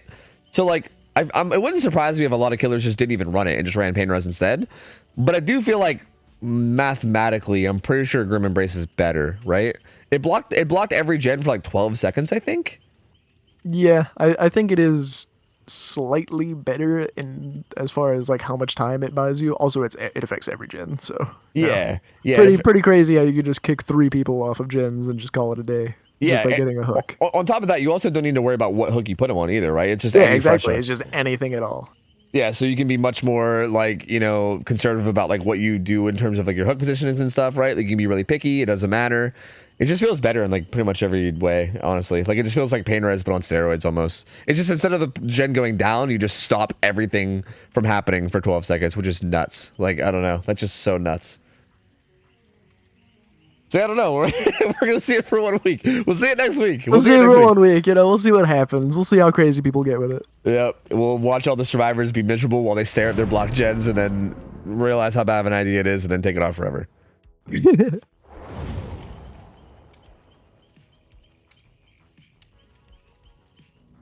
Kind of sad, dude. It's disappointing that like the only way we ever get a meta shift as killer is for them to release a slowdown perk that's stronger than our current slowdown perks. It makes me so fucking depressed, dude. Yeah, I just want to see Ruin come back. That's it. That's all they gotta do. Oh, I just want to see, dude. What I want to see is I just want to see every regression perk nerf for the fucking ground. That's what I want to see. Listen, Like I would not be opposed to Pain Res and Pop just both getting a bit gutted, you know? Yeah, just fucking gut every regression perk in my opinion, and then like if you have to make gens longer or whatever the fuck to compensate, I don't care. Just I'm so sick of just 4 regressions being. It's like whatever the 4 strongest regressions are is basically meta. You know, it's just depressing. It's so sad. And it's just gonna continue now, like with Grim Embrace even more too. Wait, did I? Okay. Oh. I thought I saw 2 bounces. Actually, Insane. yes. Okay. They spawned top lab. This is like probably the best area of the map, I would, if I had to guess. Lots of strong stuff up here. Lots of fillers. I think a guaranteed jungle gym. Well, it feels like a guaranteed jungle gym. I don't think it's always, but very high chance of one. Ooh. Cookie does make this window though. Has a Scott pallet. That's crazy to send it there. Yep. But the Shios are not known for being sane. Fucking true. But Cookie very wisely reading it though. This Cookie could have just pre-thrown it and then it could have been a hit. But yeah, Cookie definitely knows this Billy lead matchup for sure. Yep. Good stun there too. Billy made themselves, so. Oh, is that like parental guidance or something? Parental, yeah. Ooh, damn, the value of that. And Agrichai is actually leaving. This has to drop completely, which is really tough. Yeah, this is bad, because I'm going to be chasing somebody in a fresh area with a bunch of pallets too. Well, kinda. Unfortunately, he kind of only has corn to make do with. Makes it back to the TL though. And going all the way to 10, it looks like, just going right to the strong resources that are still available. Yeah, this pallet's here. The pallet of the jungle gem's still here. They pop 1 gem. Someone's going to probably rotate to that gem that Jinxie started to. It's a really good position. Ooh, barely doesn't get it. Okay. Whoa. Oh, no. Isn't that pallet up behind us? Am I crazy? Nah, the we use it. Oh, okay. Just go. I was wondering why he was pathing that way. I was like, what? Regardless, this is going great. He hasn't even got hit by a low pro hit yet. Yep, doing so well. Even here, I don't like this lead because like you finally got them out of resources. Like I think you were about to get that down. Like they had nothing else left, and then you leave now. Have to commit to, even though you're gonna lose some gens for it. Yeah, because like this is not going to be much better now, right? Yeah, like you're going to play around Shaq, and that's tough, man. Don't make that. Oh no, Shaq pallet comes through. No chance for a low pro hit either. Man, oh man.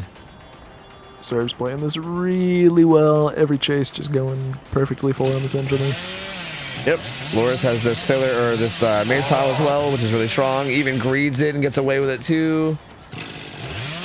Greediness is definitely a little risky, but Loris getting away with it. Also colliding, oh no. Yeah, gens are going to be flying. They're split on 3 different gens. So 4 different gens have progress right now. One of them pops. Drops the chase again, just comes back. Just gotta deal with this pallet. Oh. Alright, does get the down now though. So unfortunately Jinxie doesn't manage to get the outplay on that pallet. It's a tough 50-50 to try to win as survivor, so makes sense. Pain Res looks like it hit this gen. Just about 1 gem left though after this. Yeah. And it's got a lot of progress, so I mean, he just can't afford to camp. He's just got to get out there and try and end chases really fast. Yup. The one silver lining is that at least that's Deli on the hook, but still, it's still not a great position to be in. Yeah, I don't even think you could even, like, even this, I don't think you can do. I think you have to just play aggressive. You gotta just commit to trying to get it down as quick as possible. And, That's like, all you got going. Yeah, and you've already shredded all the resources here, and like at that like double gen on like the top left corner at like 10-11, all the resources are gone there too. Like I feel like the fact that you shredded all these resources, and this is where the gens are, is actually kind of a benefit to you, you know? Going for so many risky plays. Yeah, like going for this curve here is so unnecessary. There's no pallet. You can just follow them and back rev them, you know? Oof. That is tough. Yeah, unfortunate. This might be the part of the game where like you're just so in your head, right? Like Yeah. game's not going well for you. You're just like, fuck, this game's not going well. Everything's falling apart, and you just like start making questionable decisions because of it. Yeah, just a bad start, and then you just gotta try and make something out of nothing, but I don't think we'll be seeing any big surprises here. Yeah, it feels like everybody's just gonna kind of run away with this one, unfortunately. Ooh, let's see the shadow, but yeah, I think that last gen's gonna pop, right?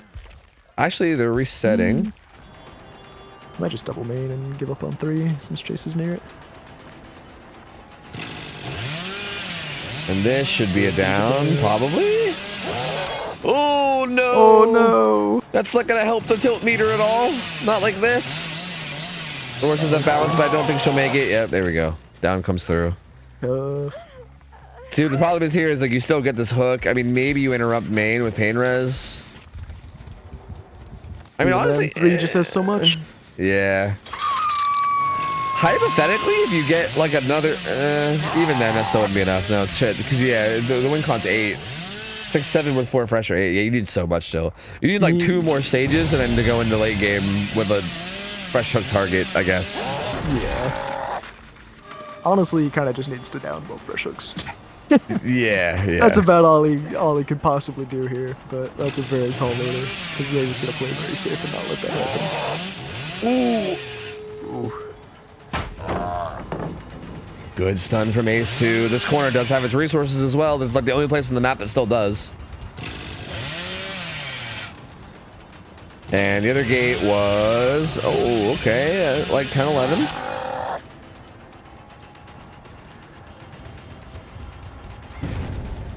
Ace is doing so well though in all these chases. Like you can just tell that this team is so comfortable in their Billy chases. Like I don't know. I mean, when you got 2 different Billy names on the team, it's hard not to be comfortable in this. Yeah, true. Sure. On top of just Billy being such a loved killer by so many people, right? Like even the people that don't main Billy, like you just like everyone on this team, you know, just plays a ton of Billy, plays against Billy a ton. They're just very comfortable in this set. So, I mean, it makes sense that they chose Billy, right? You can clearly see why. Like, this is clearly a comfort pick for them. Even if Cookie dies here, it's just going to be 5 stages, which is not going to be enough. So, Jinxie, as soon as he walks out the door, but even Jinxie, he might die for this to make it 4 stages. Maybe? Or no, flashlight? I don't know. What's he doing? What are they going to go for? No. Sees the no-one and is like, yeah. It's like, maybe not. Maybe not. So there you go, 5 stages. I mean, 5 stages, very, very good play from Empathy here. Made it very hard for waifus.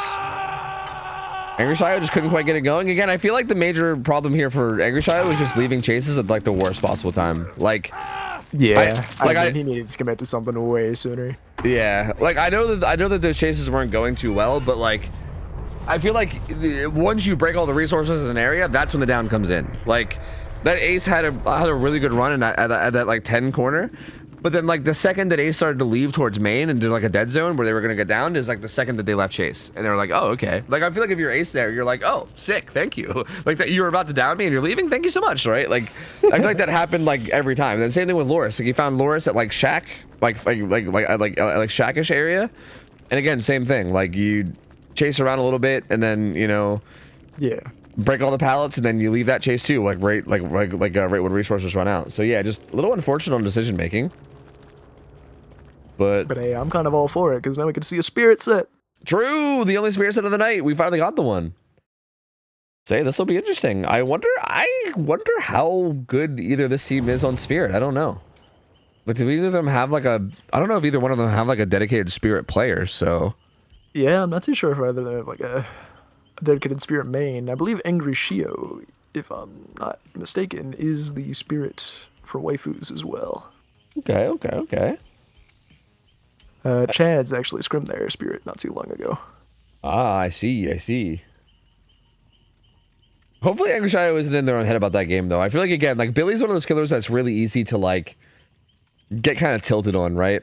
Like Yeah. You start fucking up a lot. You start whipping chainsaws, you know? I feel like it's kind of easy to get in your own head and kind of tilt a bit from a bad Billy performance. So hopefully Angry Shadow's not too in their own head about that. And can kind of just buckle down and be like, all right, that wasn't our pick. It's fine. Kind of get it together for this one.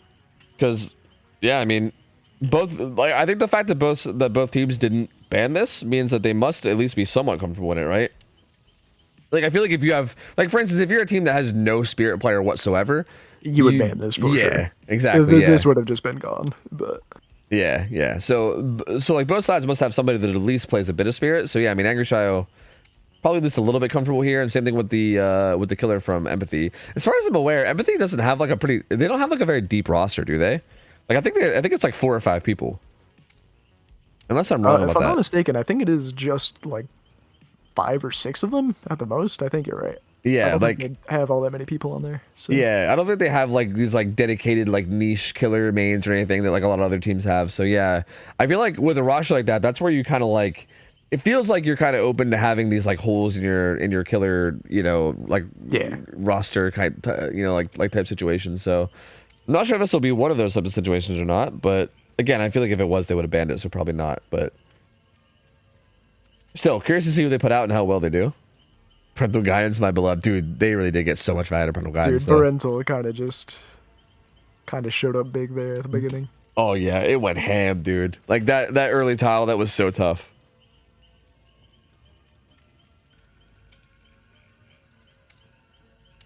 Moment of silence for old Billy. True, that was our last scrim that we'll ever see from old Billy. That is true. That's a good point. We'll literally never see another scrim on this channel from that version of Billy. Because I'm pretty sure the PTB goes live next Tuesday, right? I feel like this is a good time for this. I don't know. I don't know if that's the sound effect, actually. I think we should be getting hype. Because, like, new Billy is, like, new and improved Billy, you know? True. I feel like I'm hype, man. This is, like, the last time we see the old Billy that's been, like, beat up and fucking neglected and abused in the corner, you know? Like, fucking, like, just begging for a little bit of power. Like, please, behavior, please. Make me somewhat of a threat. Yes, just make me a threat. Just make me a little bit faster, Baskets. I'm begging you. Yeah, and they're like, no, back in the corner for like the last like 3 years. And now they're finally giving him a little bit of scraps. They're finally throwing him some fucking spare food, and he's able to eat and gonna be able to make something happen now. So yeah, if anything, I just think it's kind of exciting. I'm pumped for it, man. I'm excited. Same here. I'm glad he's finally getting a bit of love after all these years. You know, he was my first main, and I want his ass to come back. I've seen a lot of people. As he used to be. Oh, who was it? I think it was like Numi or something. I saw somebody posting some takes saying that like they think Billy's gonna be like a top like 10 killer or something after the change, or like a top 8 killer. It's like some crazy number like that, where like Billy's gonna be really strong after the change.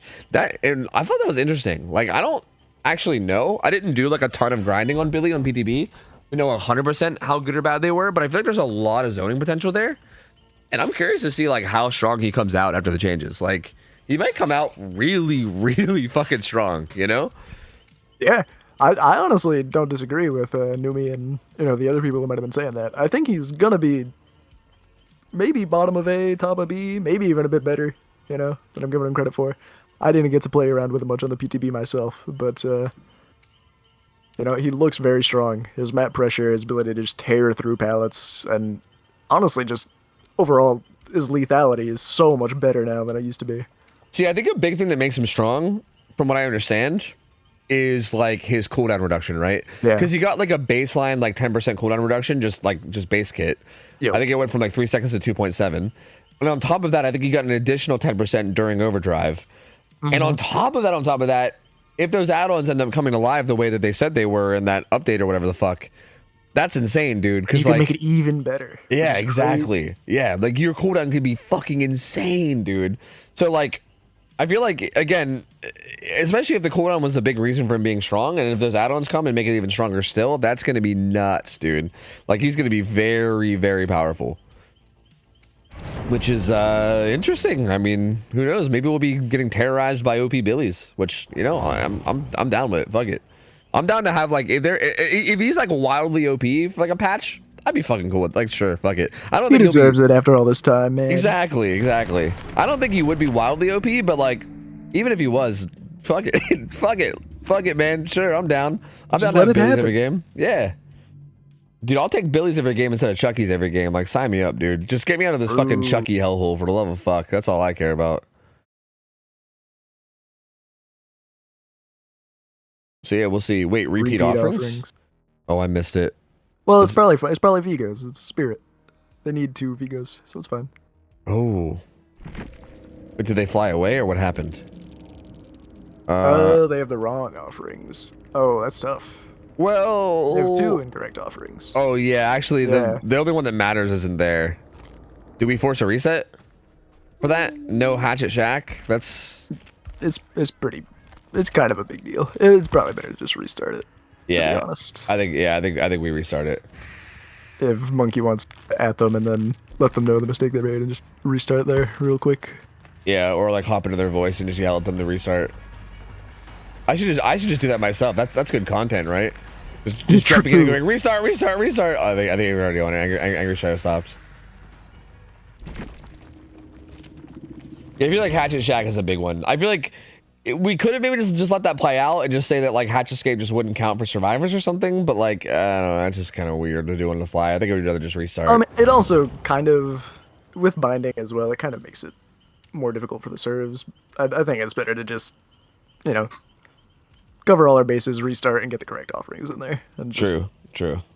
Make things nice and simplified. Are they required to double Vigos, or is it just an option? It's required to do double Vigos. Ah, okay. Because S tiers, you know, they don't really need the benefit of knowing where all 4 survivors are at the very beginning of the match. Yeah, that shit's wild. Like on an S tier, that shit is insane. Like just being able to spawn trap people and immediately go find them and then fuck them up is a big deal. That's a very big deal. Yep. So yeah, that makes sense. Are you telling me you don't like Chucky scampering into free hits permanent? Yeah, dude. I love it. I love that every single time the killer's power's off cooldown, they get to just scamper every pallet and just get hits for free. Yeah. All of this Chucky hatred. Come on. You can play him in such a fun way. Yeah, but literally nobody does, dude. Like no one fucking does. It's so much more fun. Go for insane hits.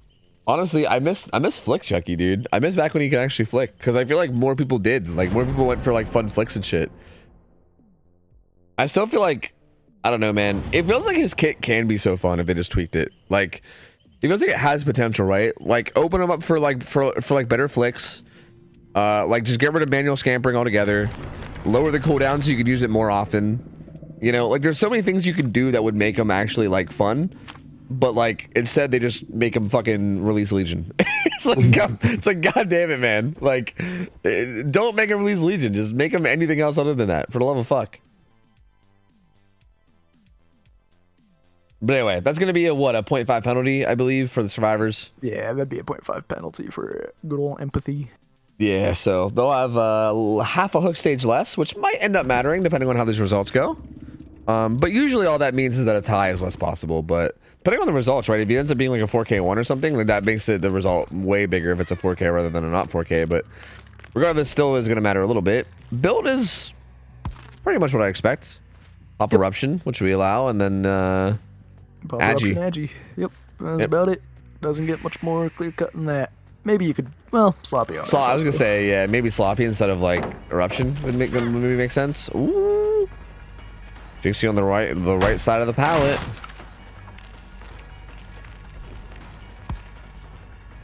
Ooh, very short phase. Yeah, but that's good. Off guard by it. Let's get the hit out of it though. Yeah, Jinxie tried to do something tricky, didn't quite work. And Jinxie just heading to the corner of the map to die. Yep, Shio just not falling for it. Just going right for it. Bringing him to mid with Agi. Oh, I think Pain Res is going to interrupt this. Or no, there's no Pain Res allowed. You're right. Only pop, and it's going to pop. Nice. They like go for Pain Res too. They also didn't realize. Nice. I'm glad it wasn't just me. They might want to double check the balancing. Yeah, for real. Apparently I do too. I don't know, man. My brain's all foggy. It's been too long. All right. To be fair, I woke up at like 9 a.m. today. Okay, so I've been awake a long fucking time. So I'm just gonna blame that on all my mishaps. Fair. This chase being taken way on the other side of the map, though. Nowhere near the hook. Ooh, was that better? Bite the bullet. Bite the bullet, yeah. That's a Giga Chad play right there. That If that is- had worked, that would have been so funny. Right? That's so sick to even think about going for, though, right? Like you get chased, you just stop and start healing. That's so interesting. I never would have thought of that. Well done. I kind of hate that he tried it so early in like a spot where it didn't seem like it was gonna work. Because I feel like if that was a position where he had more distance, maybe in like a maze tile or something, that feels like that could have absolutely worked. That's so interesting, huh? Ooh, good find. Ooh, good phase. And Jinxie's already been hooked once too, so this is actually really big. Kick comes through pretty quickly. Oh, 2 scratch marks. Finds Loris instead, but lots of tags coming through. Lots of tags, but no sloppies, so... That's going to be probably more for Eruption than Pop.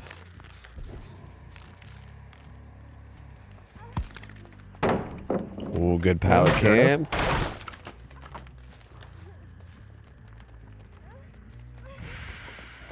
Oh, do you get that as 4.4? Nah, face first. Ooh, winning the 50-50. Well played by Loris. Loris doing really good in this chase so far, buying a ton of time. Resets happen across the map. Gens are going to start getting worked on soon. Blocks the pallet with a husk and gets the down. Well done. Yeah, grass moving there was a pretty good giveaway as well to work with. Main just got started. Not a ton of progress though. They've been spending a lot of time resetting, so not a crazy amount of progress happening. All those hits that came through getting a bit of value in terms of slowdown. And Pop Surprised getting... to not see things like Lucky Brick and Iron Will, considering they're allowed. True, yeah. Yeah, honestly, very true. Like, I feel like those are very, very strong here. Like, Bite the Bullet is being used instead, which is kind of funny, right? Like, I mean, again, I love the Bite the Bullet play, so I don't want to, like, talk down on it in any way, okay? I want to encourage that. But at the same time, yeah, it is a little interesting. Because there's, like, the obvious choices.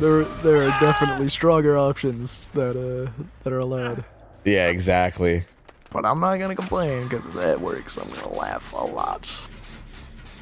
Jinxie getting put on second hook here, too. It'll be another pop. And they're just now getting the hook and the unhook and reset on Loris, too. Again, the gen progress is just not there. Yeah, they just don't have much to show for what's been happening. It feels like these hits and downs are just coming in way too quick. Yeah, and the eruption procs just keep on keeping on, you know? Just keep applying the pressure even when the chase isn't going too well. Yeah, this is looking rough, man. It's still 4 gens. Like, there's 4 gens, and I don't think a single gen is actually that close to popping. Maybe now we might be getting close to one, but like, it's not been that much so far. And Jinxie's getting close to dead too. Like, yeah, you're just gonna go back and confirm, it looks like, or at least punish for the trade. Yeah, I think you try to confirm here, right? Oh, I didn't even realize this is Deli too. Like, they caught Deli as their first hook. Yeah. The Deli completely had to play this game too. Wait, are they even? Oh, 8 is sneaking in and grabbing it. Ooh, they got in for free. Yeah, I'm surprised that you kind of just let that happen. Like, that was a pretty defendable hook, especially with how close he was to being full dead. Yeah, especially with that little progress they have around. I don't know why he felt so compelled to leave it. Yeah. Oh, did he think it was the other window? Wait, what just happened? I think he might have missed the window. Rip. Fucking rip, dude. All right, well, that's a kill at 4 gens. I think they'll probably pop one before Shio makes it. Maybe, though. I don't know. I think they were pressuring main, and they were also pressuring... I can't tell which one Loris was pressuring. But the one that Loris is the one that's going to pop. But, yeah, again, it's going to be 3 gens, 3v1. With Spirit. With Pop Eruption. So, like... Pretty good spot for Angry Shio, honestly. Angry Shio loves these fast phases. Yep. Keeps working, so he's just going to keep going for him. Yeah, and it's not that risky either, because if they don't work, you just get your power back immediately anyway, right? So, I don't hate it. Like, you might as well try it. Yep. And another quick down coming through right in mid as well. It would not surprise me if this goes just directly in the basement. Yep. I don't see why it wouldn't. Blubs is a gen almost done, which is good. I don't know. This is, like, pretty deep in one of the corners. This looks like... 9. Yeah. Yeah. And with any luck here, Angry Shio should just go directly to 9. Nope. Nope. Looking around 9 instead. will be popping. Oh, actually, Blub's Oh, but- hesitated. And Angry Shire's heading down now.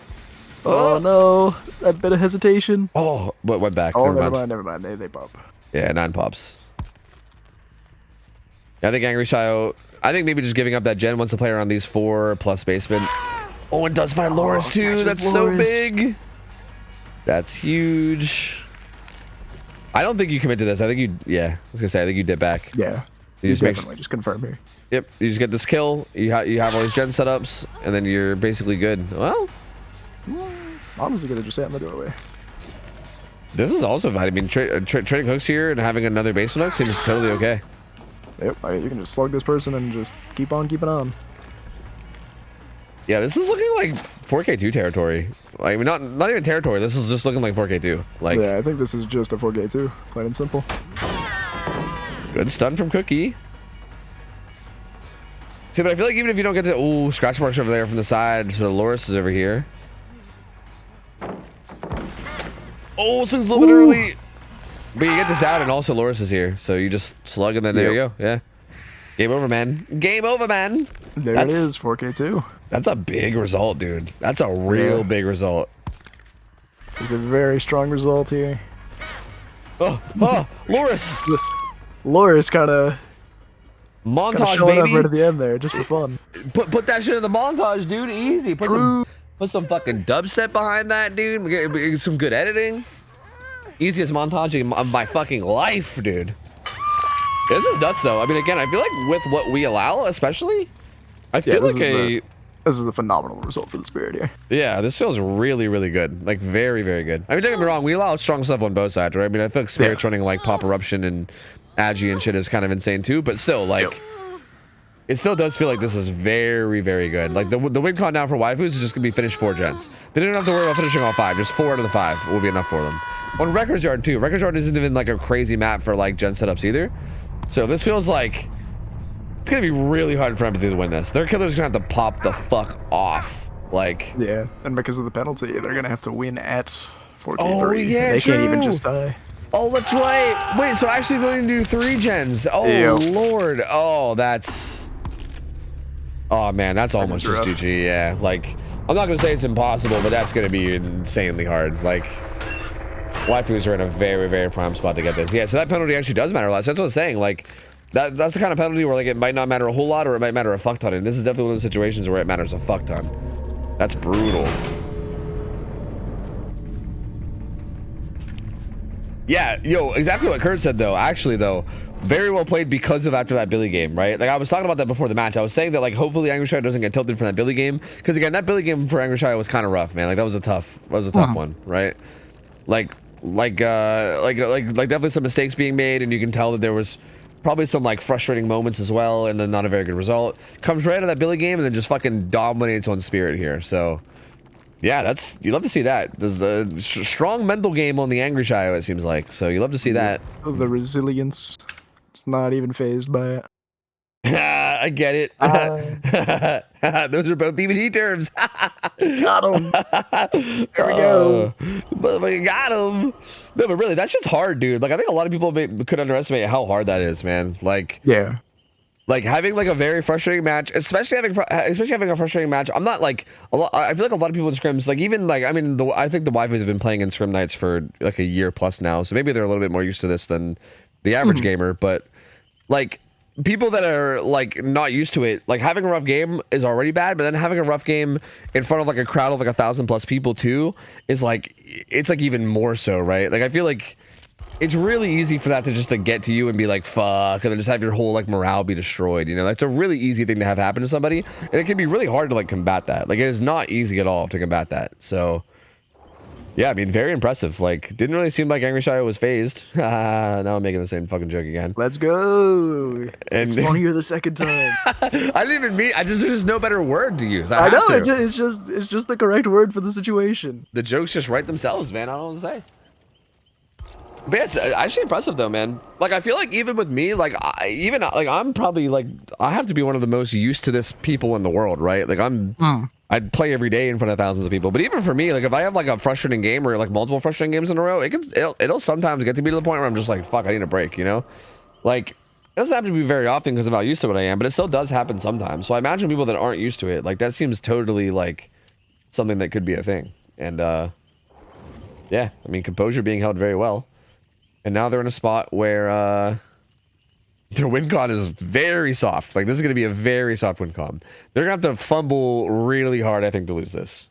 Yeah, they would have to do some pretty hard throwing to not pop the regens here with everything they're allowed. So Yeah. But that being said, I mean, it is a spirit. So like, it's one of the strongest killers in the game. So like, hypothetically, if they do get a little reckless, just pobs the fuck off, you know, anything could happen.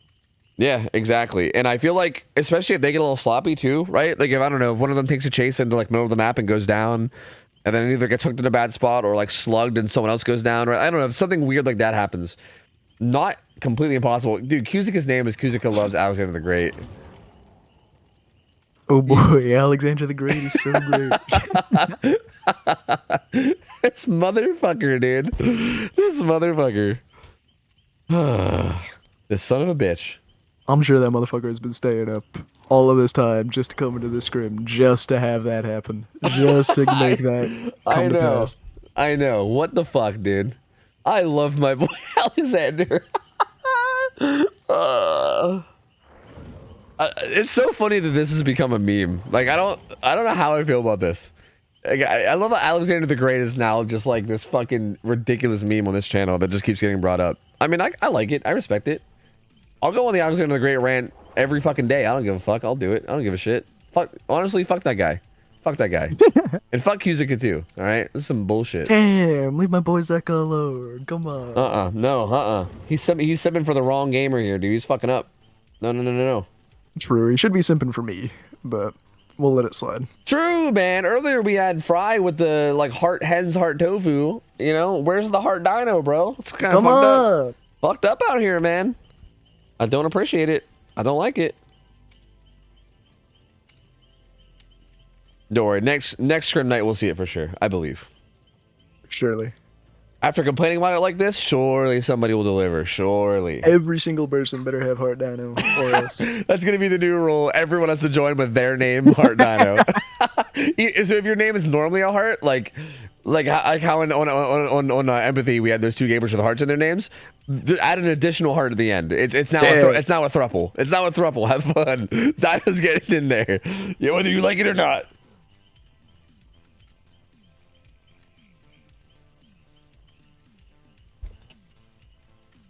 Oh man, so this will be so. Do you think there's anything you can do, like risk take wise here with a build? I don't even think there is. Like I don't even think there is anything you can do. Like not really. I mean, you could do something insane like Devour and hope it just kind of works, but like Stabiffle or something. You could do Stabiffle. You could do Devour. You could go for Forced Hezi. Maybe they're playing a little too close to one another.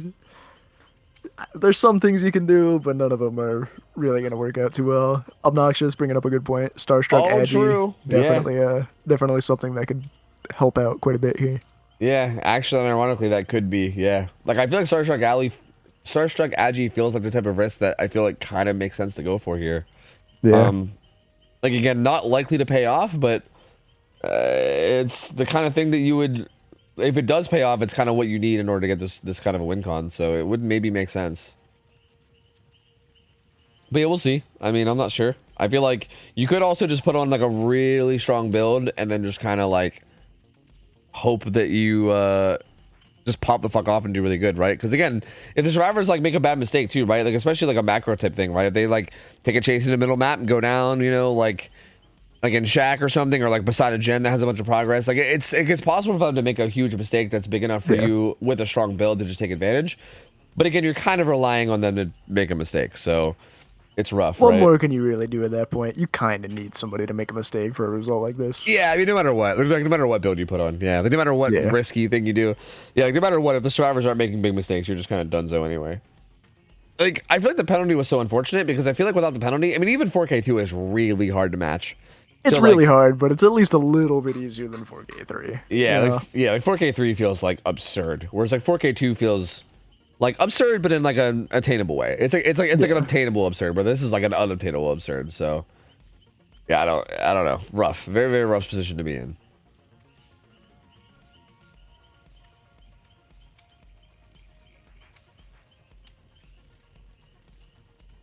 Oh, I just realized Akasino was warning about pain res. Because he knows that they were letting go of gens. Yeah, I noticed that too. Yeah, I think they just also weren't paying attention to the rule set, kind of like me. I'm a bit of a dumbass. They might be a little bit of dumbasses too. We're all a little bit dumbasses. It happens, you know. To be fair, we did allow it on Spirit in the past, but you know, True. I figured S tiers probably don't need pain res. True. So. True. And I think that's fair. I mean, yeah. Spirit's definitely very strongly. If you're a good enough Spirit, I do think pain res is a little overkill. Like, yeah. You're rocking like pain res pop eruption or something on Spirit. That's a little fucking insane. So, I'm just gonna say it. Can you imagine Ray if she was allowed pain res, pop eruption, corrupts? Oh like, yeah. Come on, man. Fuck that garbage. Hell no, dude. Hell no. Yeesh. Hey, we'll be able to see Grim Embrace though next week. Actually, not Spirit though, but oh, dude, next week is gonna be so interesting with Grim Embrace. Like, it's gonna be such a weird week of games. I think. Because I would be extremely surprised if everyone doesn't run it. Like, I don't know. Like, again, I feel like some people might run pain res just because like the familiarity, as well as the fact that it's like, you know, what they're used to and what they'll be running in comp and shit. But yeah, I mean, I feel like Grim Embrace, it's so fucking insane. I feel like that's gonna be on like every build. I would not be surprised. I think we'll at least see it more than half the time. Yeah, easily. I'd be pretty surprised otherwise. All right, here we go. Let's see how this goes. So waifus just need to have a good, solid Survivor game here. Not take too many risks. Not do anything stupid. Just have a good, solid game, and we'll see how they go. I will say, waifus do feel like the type of team that is like. I feel like they're like a little bit prone to like I feel like they like making plays, if that makes sense. Like they really like doing like kind of flashy like. They're juicers, plain and simple. They're gonna go for some wacky shit just to make the stream happy. Yeah, and I feel like they always do. I feel like they're the kind that always go for like flashbang saves, and you know, like they always go for some shit. So I feel like, to be fair, if there was ever a team that I would say might throw a game that should be like an easy win con like this, I could see it being the waifus. You know? Unfortunately, yeah. I mean, if ever there were a team who maybe throws it just going for something very funny, waifus, I'm sorry to tell you. You'd be at the top of that list for me. Yeah, same. Ooh. Oh, big stun. Yeah, they would have to fuck up a lot though, so it's tough. Like already, like even right now, like as harsh as it sounds, just not like I feel like not even getting a hit yet. It's almost like looking like game over. Like it sounds silly to say that, but it's really like that bad. Like I think the win con is like that bad at this point. Yeah, you need a tag ridiculously fast, followed by an even faster down. And Angry Shy was doing coming through. Yeah, Angry Shy was doing so good in this chase. Oh. Chooses to drop it, but yeah, also comes over here to interrupt this gen as well. Puts eruption down. Finds Z Slasher, but again, yeah, this is taking so long. They're already going to be on the other gens. I don't want to say it's over, but looking pretty over. Z Slasher makes it to this. Outside failure, 1 gen pops. First gen, probably a second one relatively soon to follow. It seems like that could have been doubled because they would have to have rotated. Yeah, I think that was a double gen. Yeah, it was doubled. So second gen. I'm wondering why though. Yeah, true. I feel like maybe they just. I feel like if you were gonna double anything, it probably should have been Shaq, but. Yeah, but at the same time, they don't really have to be picky about the gen setup for late game, right? They just gotta get it done. Yeah, but so it does kind of make sense. Like if they were worried about maybe the first down coming in quick and they didn't want to get hit with pop or something, they're just like whatever, just gotta get one done, you know? Yeah, it's true. Slugging here, which I don't hate. I mean, it makes sense, I guess. Like you do need to kill everyone now, so well.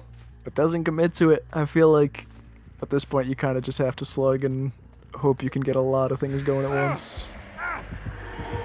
This is Delhi, but I'm trying to look at silver linings, but like look at this gen progress, man. Like if these 2 gens pop, it's over, right? And there's also a third one being pressured right here too, just in case.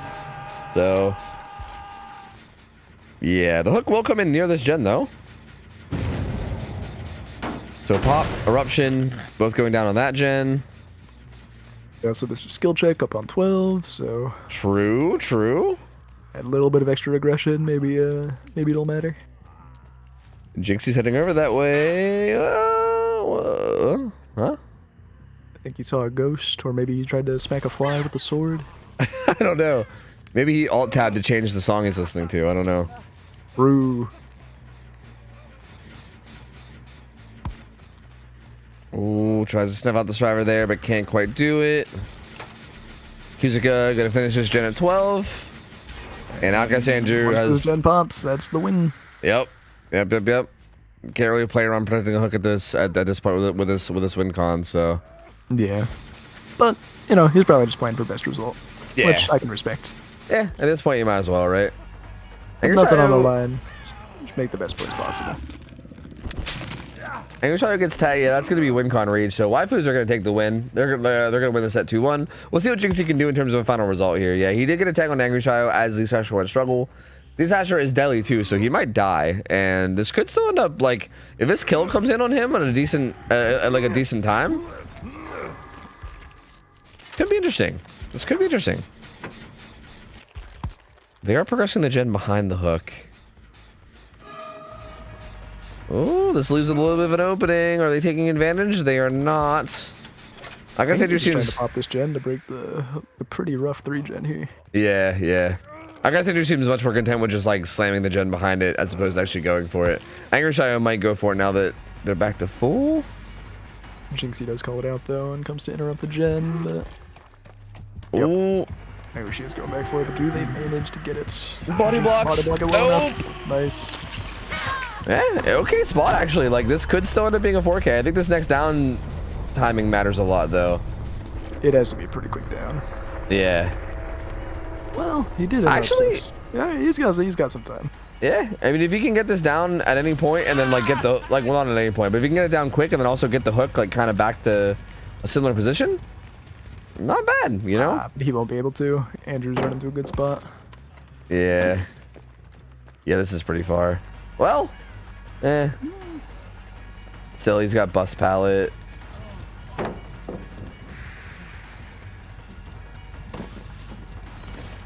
Ooh, doesn't quite get that hit either. Good job from Andrew getting away from it. Doesn't... Makes the window. Actually does make the window, yeah.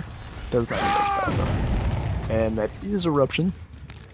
Yep, the aura reading on the survivor. He's actually just going to phase over there. Luckily for Kuzuka, there's no aura reading during phase.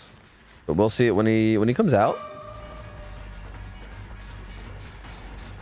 It's a lot of pressure though. Work with. Both these gens got hit by eruption. This one over here is still regressing. Ooh.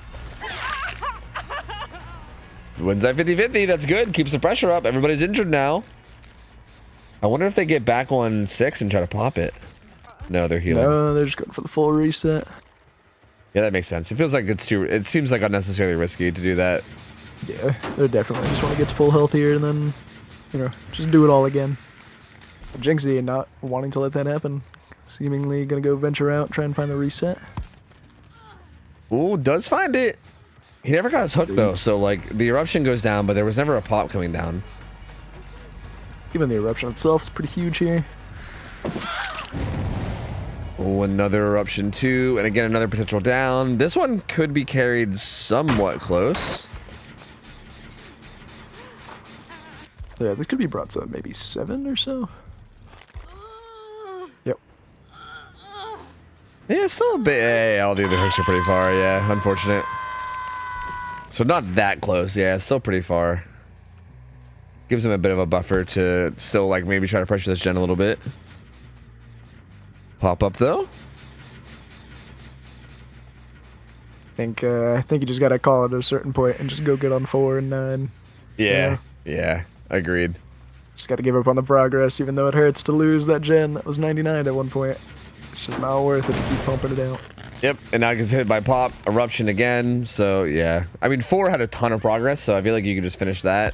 Yeah. And then yeah, maybe like split 6 and 9 maybe. Ooh, the bus gamer. Oh, he vaults out of there. Actually, he's gonna vault to the hook and get a 1-for-1. Oh no, wait, not a 1-for-1. Sorry, just a tag. That's pretty massive. Yeah. That's gonna buy Zeka a lot of time to just crank. The Gen 4 actually made way less progress than I thought, though. It was only at like 60 when I just checked on it. Good dead hard from Angry Shio. Oh my lord, Spirit's wrist. Yeah, I know, that looked all kinds of funky, right? And Jinxie not even feeling comfortable staying on it. Wants to go back to the 6th gen. I guess Andrew's there, but they're gonna pop 4, I believe. I believe so, yeah. Andrew just keeping the pressure up just to drag his attention away, and 4 will pop. I think Jinxie might be having some mouse issues. Yeah, seems like it. So the good news is that the penalty doesn't end up really mattering, right? Because that's kind of a bummer if like the penalty decides it, but they get to 1 gen left anyway, so even without the penalty, they would have won. Especially considering Jinxie did just kind of make it a point to go for the best result possible and, you know, didn't like do anything funky with builds or anything like that. Just, this feels like kind of how the result was going to go anyway. So that's kind of nice to have, right? But at this point, it's kind of looking like it can still be a 4K1. Like... Yeah, 6 has lost everything, and they don't have any progress on 9 or Shank to speak of, so... Yeah, they're resetting at 12 right now, kind of far from most things. Although I do feel like they will get that reset off and be fine without getting found, it seems like. Yep, they should be able to get it off, send 1 person in for the save, send the other to 9, and see what Jinxie does with that. No one on Death Hook too, so like not in immediate danger of like dying in the next like couple hooks or anything, but I feel like if you don't get significant progress on these gens soon, then you're gonna definitely be in trouble, right? Because so far it's just been kind of, I mean, they popped 4, so like they did get a gen done, but like in this final 3 gen, it's been not really a lot of positive progress, just been kind of like 6 regressing like crazy. Oh, Gizuka gets spotted. Ooh, oh! Pretty worried about the Unoak. 9 is just getting cranked out. 9 must have already had a little bit of progress, I guess, or something. I don't... That was really high. It was like 50. I didn't think it'd be that high. Do some... Ooh, do you even make this 1-for-1? No. Oh, overcome. Overcome you do. Yeah. Oh, okay. Yeah, it's definitely very worth. Just take the 1-for-1. You're still fresh hook. Oh. Oh, I thought Jinxie might have bypassed it to go to 9. I think 9 pops here. Yeah, 9 absolutely pumps. No eruption down on it, and this down is not going to come in quick enough. I feel like you... I almost feel like you should force DS with the jet at 99. Oh, well, might not get a chance to. Never mind. Ooh. Oh yeah, you popped that for sure. You just died for that. All right, yeah. all 5 jets done. They'll likely be able to get some outs. They'll probably split gates. I think you are correct that forcing DS would have been better there. 9 could have popped for free and no down would come in. Yeah, and then also you could have God Palette to use to get distance after the DS too, which is just kind of insane. Yep. Absolutely no risk there to Andrew if he had done that, but, you know, still. Looks like they're going to get 1 stage out of this. Yeah, looks like they're playing for the 1 stage out, which is fair, right? At this point, you did all the gens. You just want to get somebody out, right? Fuck it. Like, you don't need a big result. You already know that you won the best of 3. You gotta have somebody survive, you know? Oh, actually juicing up at this edge man filler. Maybe enough for Andrew to come in and pull Angry. Forcing locker too. This is really smart. Now the killer has to choose between either pulling Kuzuka or defending the hook. Can't really do both.